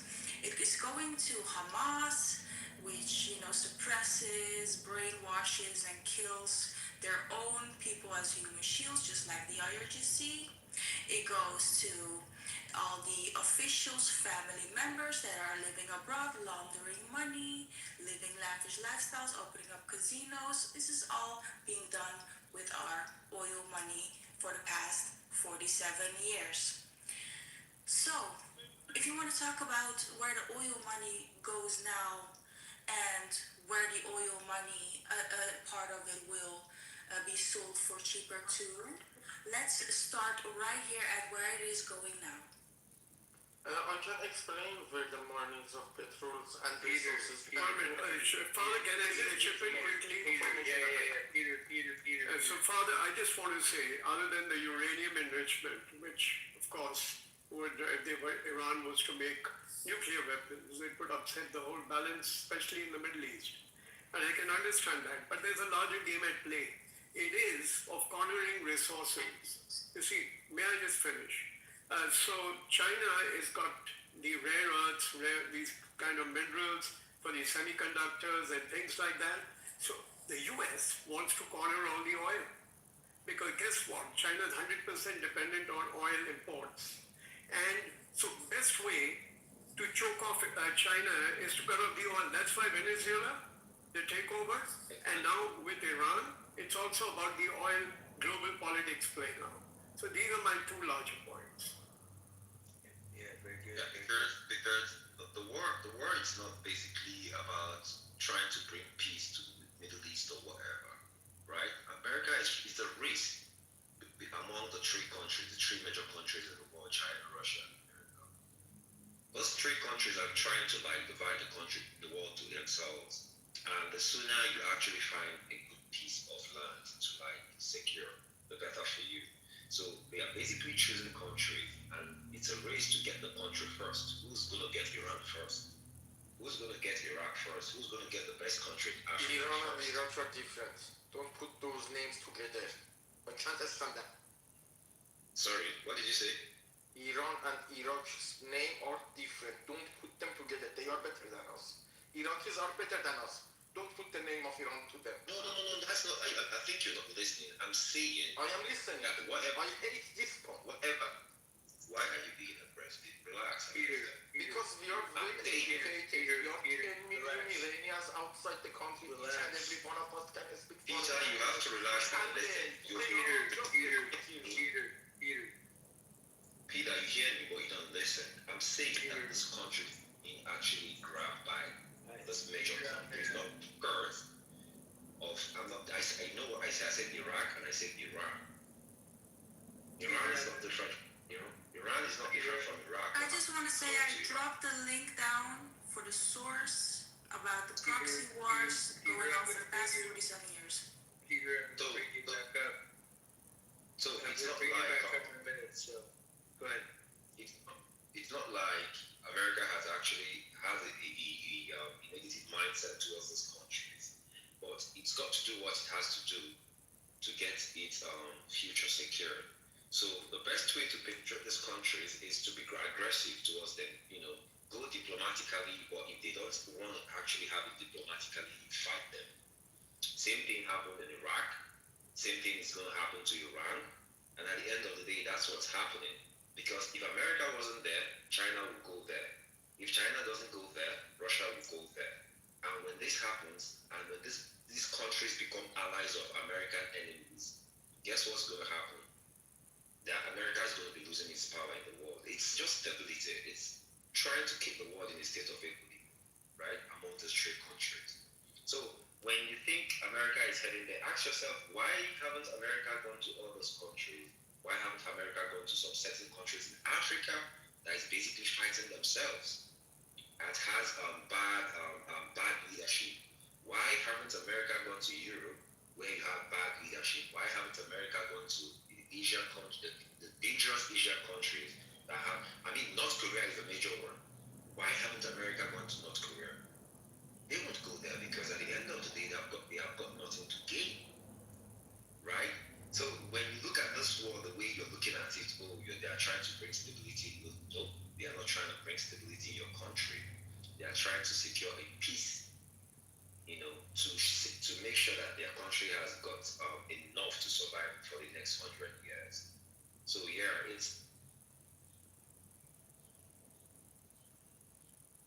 but don't get it wrong. Ask them to be your friend, but if you don't want them to be your friend, they will force themselves on you. And that's what's happening. China and Nigeria owe China a whole lot of money. And what's China doing right now in Nigeria? China is building its bases. China has actually taken over all the mining companies in Nigeria. Every single state you go to Nigeria, you see a Chinese mining there. Right? So whenever Nigeria says, we need a China pops up and gives us any amount of loan we want, because they really need a certain thing, they really need a token in Nigeria. And that was the reason why America had to be, rushing and build a base. America comes in with its military, and that's the best they can do. That's what they know how to do, right? So they come in as, we want to defend you from terrorists, we want to do this, we want to do that, and then they bring in the military base. And once the military base is in your country, they've got more power than any other country coming in to secure its peace in that country, right? So China comes in as, we want to bring in industries and all that, and before you know it, they are all over the country. But America goes straight to the point and says, this is what we want to do, and this is what we want to do. So when we talk about these things, we don't really get to understand that most of this terrorism that we're facing in the world is being sponsored by these village operations. So take a look at them. Sorry, Mr. Reed. I have an update real quick. Sleepless in Tehran as crowds rallied behind the flag. This is from the Hindu. It says crowds gathered nightly in Tehran's Mayhem Valley Yasir Square to show solidarity amid an ongoing war, displaying images of assassinated Ayatollah Ali Khamenei and the new supreme leader Mojita Khamenei. The assassination was carried out by a U.S.-Israeli airstrike on February 28th, prompting widespread rallies. So that's the latest update. There's other updates, but that was the latest one. That was as of 30. Well, now it's 22 minutes ago. So there are more updates, but I'll have to read those as we go along. What else? Let's see. What else is going on? Peter, where are you, Peter? There you are. Peter, there you are. Okay. Clarify something about Iran, if you let me. Iran. Real quick. Okay, real quick. About the geographical locations, Iran, south to north is about 2,500 kilometers. East to west is more than 1,500 kilometers. If it is too geographically big to be judged by itself, people in south and north have some different opinions. I think it is natural because it is two big country. When you put another big country's name together, because just it is similar, Iran, Iraq, it is some kind of same syllabus. This comes out of some naiveness, because Iran is as big as not to be judged by its own. Iran is too big for you to analyze it with one opinion. How can you put Iran and Iraq together? This is something unacceptable. For example, if you compare the stats, Iran is the with a simple search on ChatGPT or Google, you can understand which country with this level of knowledge and educated people give me 30 more seconds. Needs this level of 30 seconds. 30 seconds. We are the most victimized, educated population of the world. That's it, period. Okay, thank you, Peter. Okay, so let's go to, who else do we have? We have Yashar. Are you on? Can you speak? You're on mute. I don't know. You know what? I'm just gonna drop you down. If you want to come back up, that's fine. Ali Reza, what's going on? How are you? Hi. How you doing? What's happening, dude? What's cooking? Okay. What are your thoughts on what's going on? I'm here not to talk about North Korea or China. I'm here to talk about Iran. So, as the debate sees, Iran's situation has gotten weaker, closing the Strait of Hormuz and not having enough capacity to store oil. I think is really hurting the economy and weaken the economy. And on top of that, parts of the international leftism, who think anti-capitalism is kind of cool, are actually making it harder for Iranian people to move forward with the next stage of their revolution. So to me, it feels like Iran is trying to look strong through media propaganda, but in reality, it's not powerful as it claims. You know. I've heard something here about children. I lived in Iran until just a couple of months ago, and so I know what I'm talking about when I say the Islamic Republic is a totalitarian system. And now suddenly, some people are acting concerned about children. But where was the concern when children named Kian Falek were killed? Where was it when schools were targeted with chemical attacks a few years ago by Islamic Republic. And where was it for the children killed in January 2025? So please, please, please, please, don't pretend to stand for children now, because the reality is the Islamic Republic has been responsible for more harm to children than any other governments in the world. And I'm not saying this based on headlines or news or fake news or something. I'm saying this based on what families have lived through. Families who were searching among black plastic bags just to find bodies of their children. And trust me, the footage is so painful, most of you wouldn't even want to see it. That was okay, dude. Okay, dude, that's good. Let's go to Mr. Porto. Mr. Porto, are you here? You're on mute. Can you unmute yourself? There he is. I'm here, but I would like to I'll look to have some discussion, but can I do it later on? Is it okay? Yeah, sure. Your voice is not clear. Sure. Yeah, that's what I'm saying. Yeah, that's right. Okay.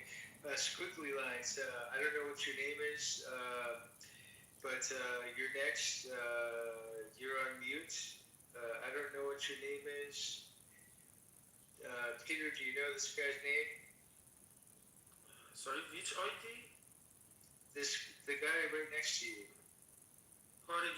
Yes, I noticed I come from another room. I think that was being headed by Elham Najafi or something. I'm not sure if they are friends or not. Hey, what's going on, man? How are you? Hello, I just listened to your conversation here, and I thought that it's my responsibility to talk about my people here, about Iran.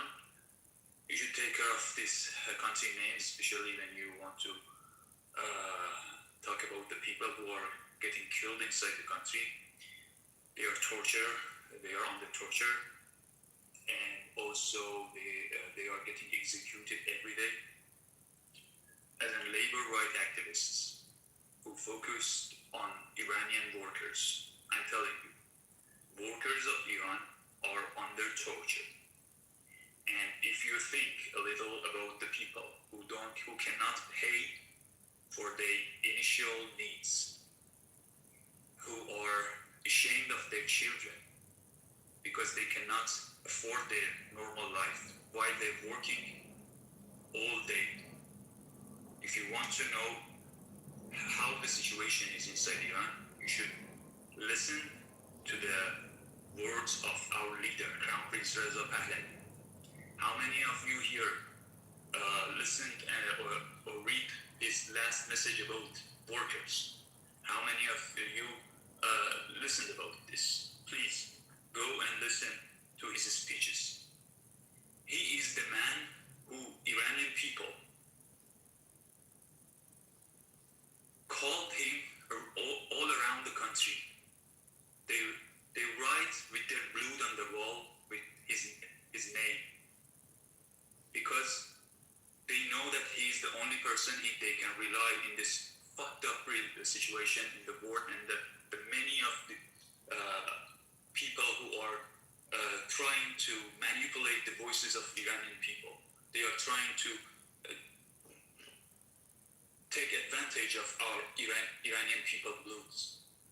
We have one voice, we have one nation, and we have one leader. Our flag is lion and sun flag. And as an Iranian, I'm asking you, please be the voice of Iranian people. Do not publish the sounds which comes from the Islamic Republic. The sounds that try to manipulate Iranian people's voice. The sounds to try to bully the voice. And so, I just want to ask you that this action inside, what's happening inside Iran is a devil action against the people. They are trying to destroy our nation with killing, executing, torturing our people. So after all we've done against them, the majority of the people, they continue this process. We have to fight with everything we can. Yeah, thank you so much for what you just said. So the reason for me as well as an Iranian that I came on here and I became friends with all of the mods of this room and is actually because, you know, these people are going to be here and we know they're mercenaries, we know they're spewing their propaganda, but if we are not here to debate them, then that's our responsibility and we have failed our people. Because they're being shut off from the internet and we know that they're being silenced while they can spew their propaganda. So we are the ones responsible to debate them and be here. Because they're going to be here, if I'm here or not, they are going to be here anyway. So we have to be here as well. Thank you. Jovica. So much. Okay, so what I'm gonna do is when somebody speaks or whatever, if people want to keep listening to them, if they want them to continue to talk, then to either do like the fire emoji or like a one or whatever like that in the chat, just so I know what's going on, because I'm not really following what they're saying. So because I'm busy trying to invite people to come up to the stage. So and not only that, but if you want to come up to the stage, come up to the stage. You know, I'll give you a few minutes to say a piece and everything else, and that way we can continue having this room. You know, you know what? Either just shut the fuck up for a second. So it's one of those things where I want to keep this room open, and I'm sure you guys do too. Here it's almost 4 o'clock in the morning, so I'm getting tired. But it's one of those things where I'm going to do everything I can to keep this room open. But so if you have anything to say it now. Come up to the stage. By the way, I had totally forgotten about Ben. Ben, are you around? Yeah, there you go. What's up, man? Yeah, West Coast. Yeah, I'm in Tijuana, New Mexico. Oh, nice. Father, thank you for calling me up, man. It was a good conversation. So catch up with you some other time. Sure, okay. I'm not inviting anybody up. I'm letting you handle all of that. I can mod to some degree for a little bit, but I'm basically waiting to see if I'm working today. So if I'm working today, I'm gonna log off pretty quickly. But I don't mind having. Where are you at? I'm in Maine. Oh, okay. Wow, you're East Coast too. Far northeast. Yeah. Cool. Maine, cold for that? But yeah, hold on, dude. All right, just chill for a second, dude. Peter, you got seriously chill. But it seems like I'm following the type of room that you're trying to facilitate here. I am listening to the conversation. So. Yeah, good. But I know Ali was spouting out in the chat quite a bit. Calling everybody out, and that's fine. I mean, he has the right to do so. But I'll let you lead if you want. Like you said, I don't really care how you mod. I'm chilling. Here's what you wanted for the room. Yeah, well, basically, it's one of those things where I used to mod. In fact, when Clubhouse started, I used to start my own rooms, and about 1,500 people would just come in the room like within a few minutes. I mean, it was fucking crazy. And so I'm used to modding, and in fact, this is the first time I modded like a room and kept it open for a while. So and it's just it's bringing back a lot of memories. So, but anyways, I want to get back to the conversation. But if people aren't coming up, then we have a threat of closing the room, and I really don't want to do that. But again, it all depends on the tone and tenor that you want to keep for the room. So. Yeah, that's the thing, because I have noticed Peter is interrupting. I know he's very passionate, I love him passionate. I am serious. But I am on the yeah, phone. I was I know. always. Me too, Peter. But I we don't have have to. to stay muted and let other people that haven't spoken. I disagree with you on Corrigan Paris. You are trying to confuse everyone. We are the Z generation. You won't accept. Peter, Yeah, we get it. We're good. We're good, buddy. calm down. You have to calm down, Peter. It's 6:52 a.m. where I am. There's so much energy here. Okay. And that's fine. It's fine. So, yeah, I guess I would just say, again, I'll follow the tone and tenor that Father wants for this room. But yeah, try to keep it concise so we don't have people running on and on and on. That way we can get in points. And yeah, I guess that would be my only recommendation. But again, Father, it's your room. So. Sure, Ali, were you gonna say some stuff or? Yeah, guys, I want to first of all complain about your attitude towards me because you keep kicking me out. Ali, whatever. I don't care about your attitude. You know what? Just play by the rules. Just say what's on your mind. That's it. That's all right. Whatever. We'll just get through it. Like right now, I'm not concerned about what the fuck you're talking about. I'm trying to get more people up on the stage. Otherwise, I'm going to have to be forced to close this room down. So, and I really don't want to. So, like I said, we'll give you let's just say we'll give you 5 minutes to say what's on your mind and everything else, and then after 5 minutes, maybe I'll drop you down again and stuff like that. But it's not an attitude against you. No, whatever. I'm trying to keep the flow going. You know what I mean?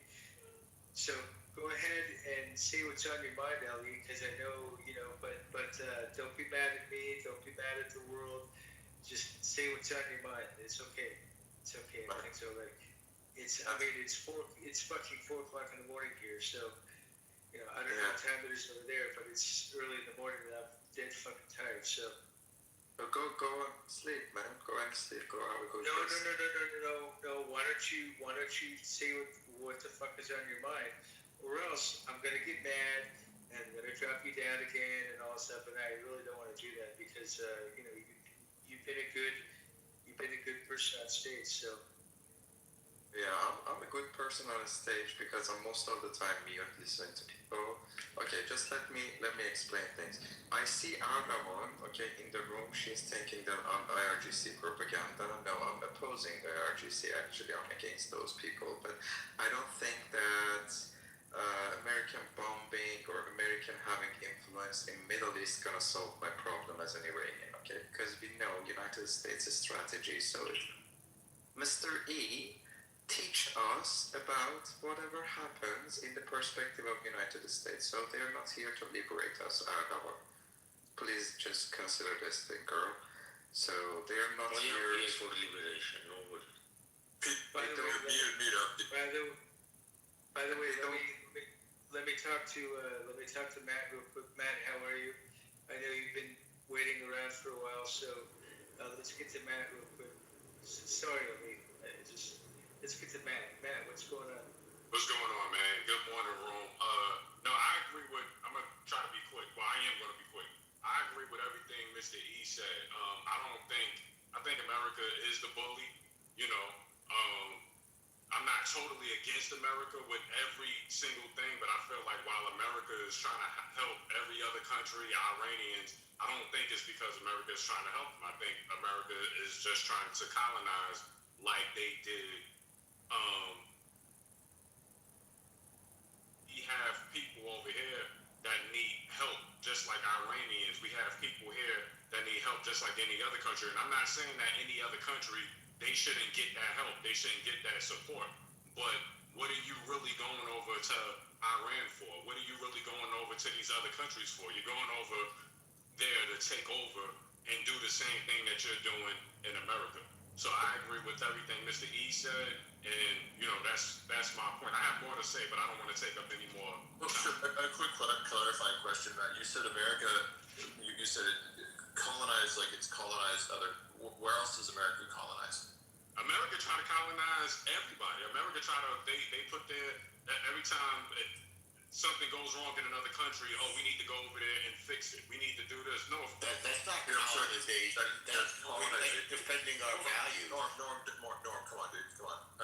We got this, buddy. What do you mean? You got a super quick trigger, bud. What other countries does America call? Well, that's because it's easy to answer this nonsense. No, it's not. First off, I'm talking. So what? So mute up, Norm. And I continue to listen to everybody else talk because everybody. I was asking you for a rebuttal. I'm a moderator. I'm asking for a rebuttal. You don't need to immediately jump on stage and start talking, Norm. It's okay. It's not that kind of room. Why not if I have something to say? Because it's not that kind of room. Okay, what kind of room is it? It's the one where it's a one mic policy room. That's right. The way I only have one mic. I know you only have one mic, but I asked Matt a question and then you jumped in. No, he answered and then I answered after he stopped his stand. He meant one mic at a time. You actually cut So one mic on Matt. Okay. And then after he finishes the thought, I'll talk or you'll talk. Well, why do we need all this crazy, fragility? Go ahead, Matt. Fragility, your Norm. I know how you work in rooms. And it's not that room. Look, I like your moderation, by the way. It's just we don't have to be so precious about it. Go ahead, Matt. I don't want to get so meta is boring. Meta is boring to me. Matt, but we're not colonists. We defend the world's policemen. That's the way it goes. What did you want to say, Matt? I mean, I pretty much said everything that I said, and I understand what he's saying. There's respect to the room. It's one mic when somebody's talking. No, we're not talking about the mic. We're talking about colonization. Nobody. Yeah, but I'm talking about the mic because he gave me the floor. The moderator gave me the floor. Yeah, it's boring. And it don't matter whether it's boring. It's called respect. It doesn't. And there's people like you. Boring. And there's people like you. Yeah. To come in places and take over. It's all good. It's a thing. He doesn't have much. I actually disagree with your points, and I agree. I got you more with him, but I just want to have an actual conversation. Yeah, I just have Joe. And that's cool. I have this my opinion. I'm not saying. Okay, so let's jump into this, Matt. So how is the United States colonizing? Are you just saying because the United States is world police? Are you confusing? Are you conflating the two? It's evident. Like I feel like America is meddling in other countries' affairs, and I don't think they say well it's for this reason, and it could be a good reason why they're doing it. But are you really doing it for that good reason? Or are you doing it for self-gain? And that's what I mean by colonizing. And this what they've been doing. This what the founders, quote-unquote founders, been doing since the beginning. But I understand all of it. I understand, what it's for and why they do it. It's for power. Sure, but the gentleman brought up earlier that all countries act in their own best interest. So wouldn't you argue that America is acting in her own best interest? So what is I'd be like, well, as an American, I want America to act in her own best interest. Yeah, I agree with that. I just don't think America is doing it for the right reasons. I think it's what is the right reason? I mean, is to really help people. To really help people. If you're going to help people, help people. If you're going to help people over here in America. That's one of my main points. And I don't think America. But that is the point, right? It should be the point, but I don't think America does that. So you don't think that America is acting in the best interest of her people? Not all the time. So what about we're talking about Iran and that intervention in Iran? From what they say, they're acting. From what they say, yes. But do I believe it by certain actions? Nah. I just don't. That's my opinion. I don't think everything America do is wrong. That America do is wrong. So it's not. America had four stated reasons for the Iranian incursion. Whether or not you want to call it a war or not is up for debate. But the Iranian war, whatever you want to call it, the Iranian war, the United States had four separate reasons. Do you think that the reasons matched up with the values of the American people or not? Somewhat. So that you seem very conclusive that it was a caution, and I reject what you're saying because I don't think it is a colonization. Colonization, if we want to look up dictionary definition, we can. But it struck me as a colonization. It struck me as, well, the United States is looking after her own best interest, which as a voting tax-paying American citizen, I want America acting in their best interest. I can explain your answer, Ben, if you... Sure. I don't, yeah, again, this is a conversation. As long as we're being respectful of each other, let's have a conversation. Yeah, Ben, when you look at Iraq, okay, America takes the money of the oil, most of it, and it only shares it with the oligarchs inside Iraq. So this is the colonization we are talking. And there's another reason. If the best interest or interest of United States comes from a war over my country in Iran, obviously we're gonna fight your interest. Obviously, you know, you cannot gain any advantage, you know, attacking my country. Obviously, I'm not gonna let you to do that. Okay, so go another place and find another money for yourself. Iran is not a proper place to do it because Iranians gonna fight. Sure, and that's, again, I'm glad that the United States is doing what it's doing. I like the military incursion in Iran, and because I think the Americas acting in the best interest of its people. As somebody who voted for the Trump administration, I'm very, very glad we're doing what we're doing.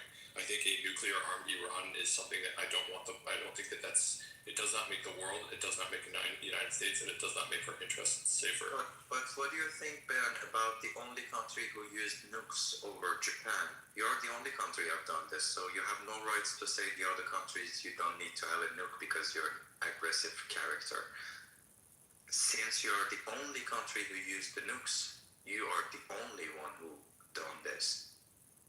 Sure, and I think if it's in the best interest in the United States, in bombing in Hiroshima and Nagasaki, the only uses of nuclear weapons in history on in the time of war, yes, I think that was in the best interest of the American people.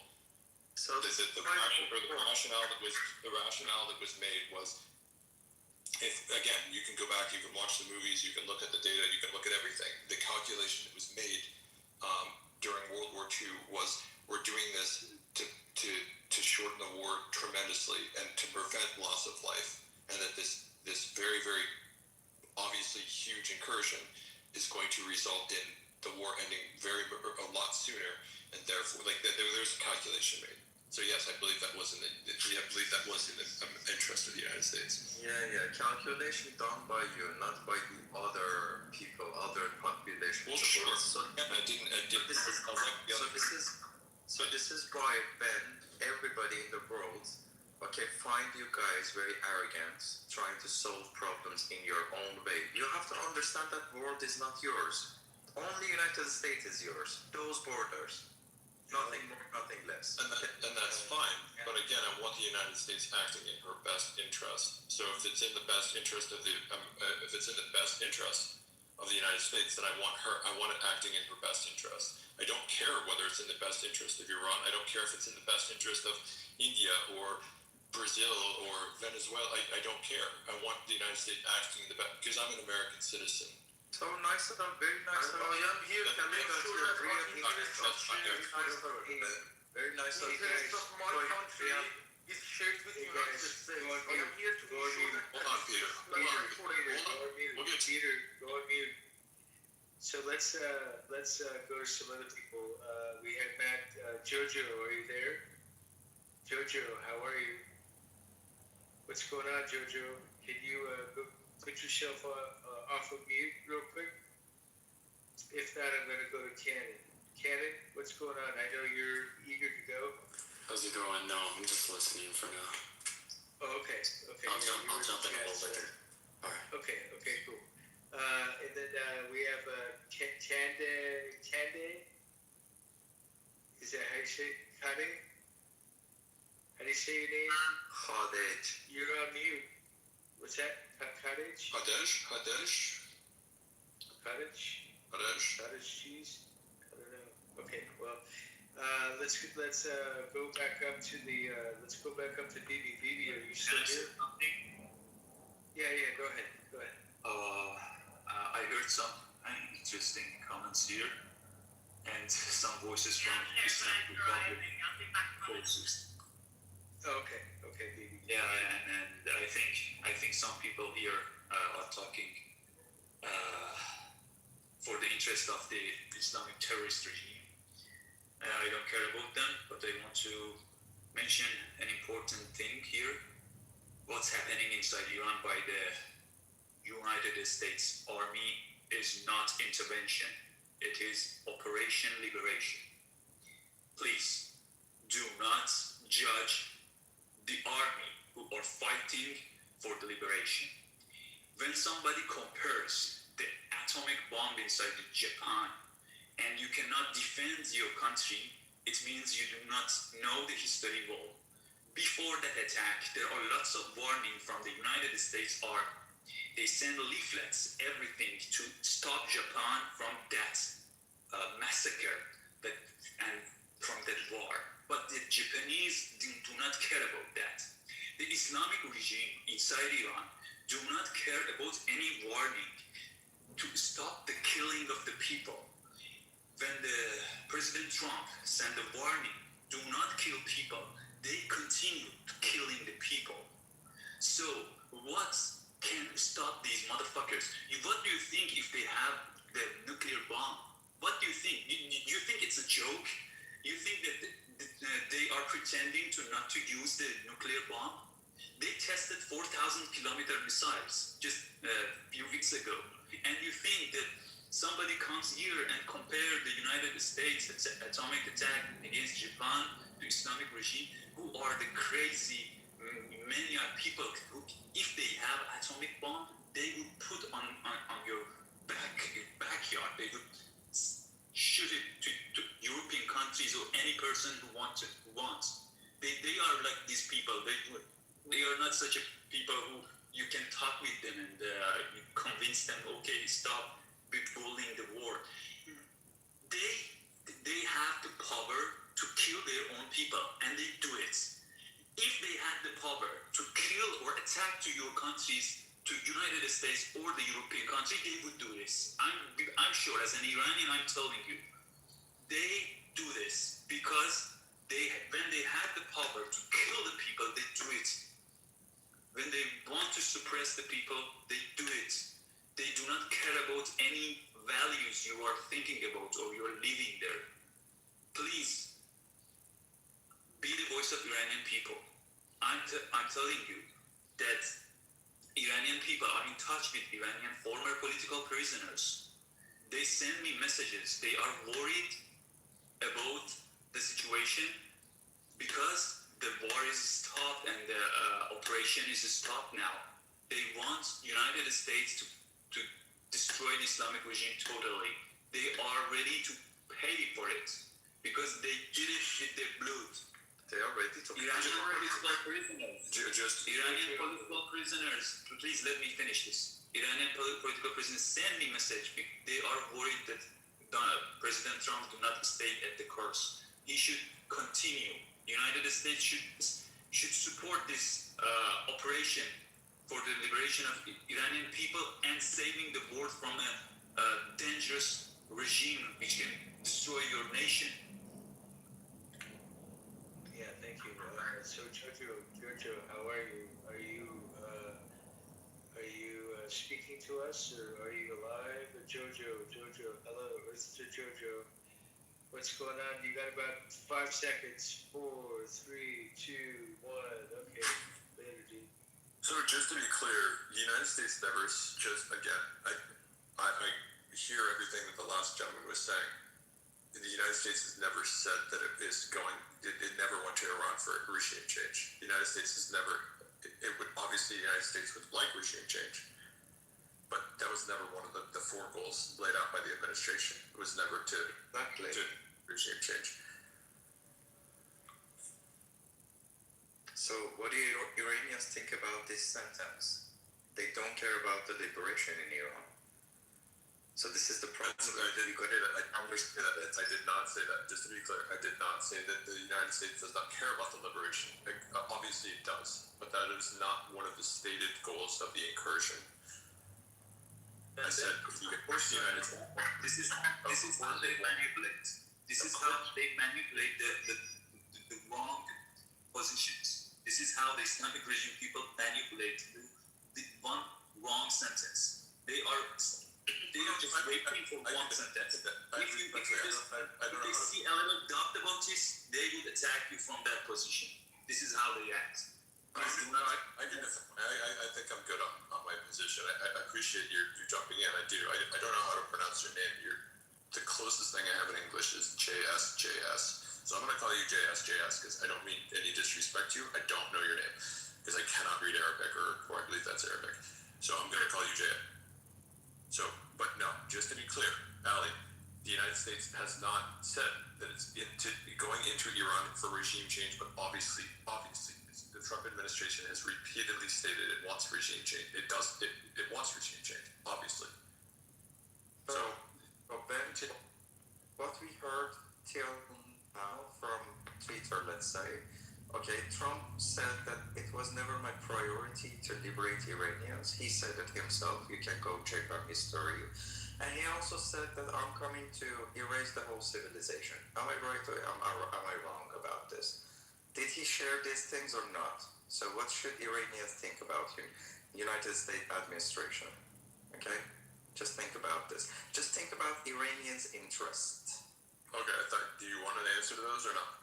Yeah, I want. Of course, it's in the United States' interest to have regime change. Again, the United States has very, very obviously said that. And very, very clearly stated that it's in the best interest of the United States to have a friendly regime to the United States. The United States would like democracy around the world. But again, if you're trying to sell a war to the American people or a military incursion or whatever you want to call this to the American people, doing a full-fledged Iraq, Afghanistan style, boots on the ground, massive thing it's not gonna cut it for the American people. American people do not have the American voting people do not have the stomach for a very, very long war with a very few exceptions. So of course they're gonna say that. With that being said, of course the United States wants regime change. This is an oppressive regime that's killed 30 to 50,000 of its own people just in a matter of a couple of days. It spreads terror around the world. The four stated goals of the Iran war were destroying its missile capabilities, annihilating Iran's navy, preventing Iran from developing nuclear weapons, and ensuring the regime cannot continue to arm, fund, or direct terrorist armies outside its borders. Those are the four. And again, those are in the best interest of America. It's in the best interest of America's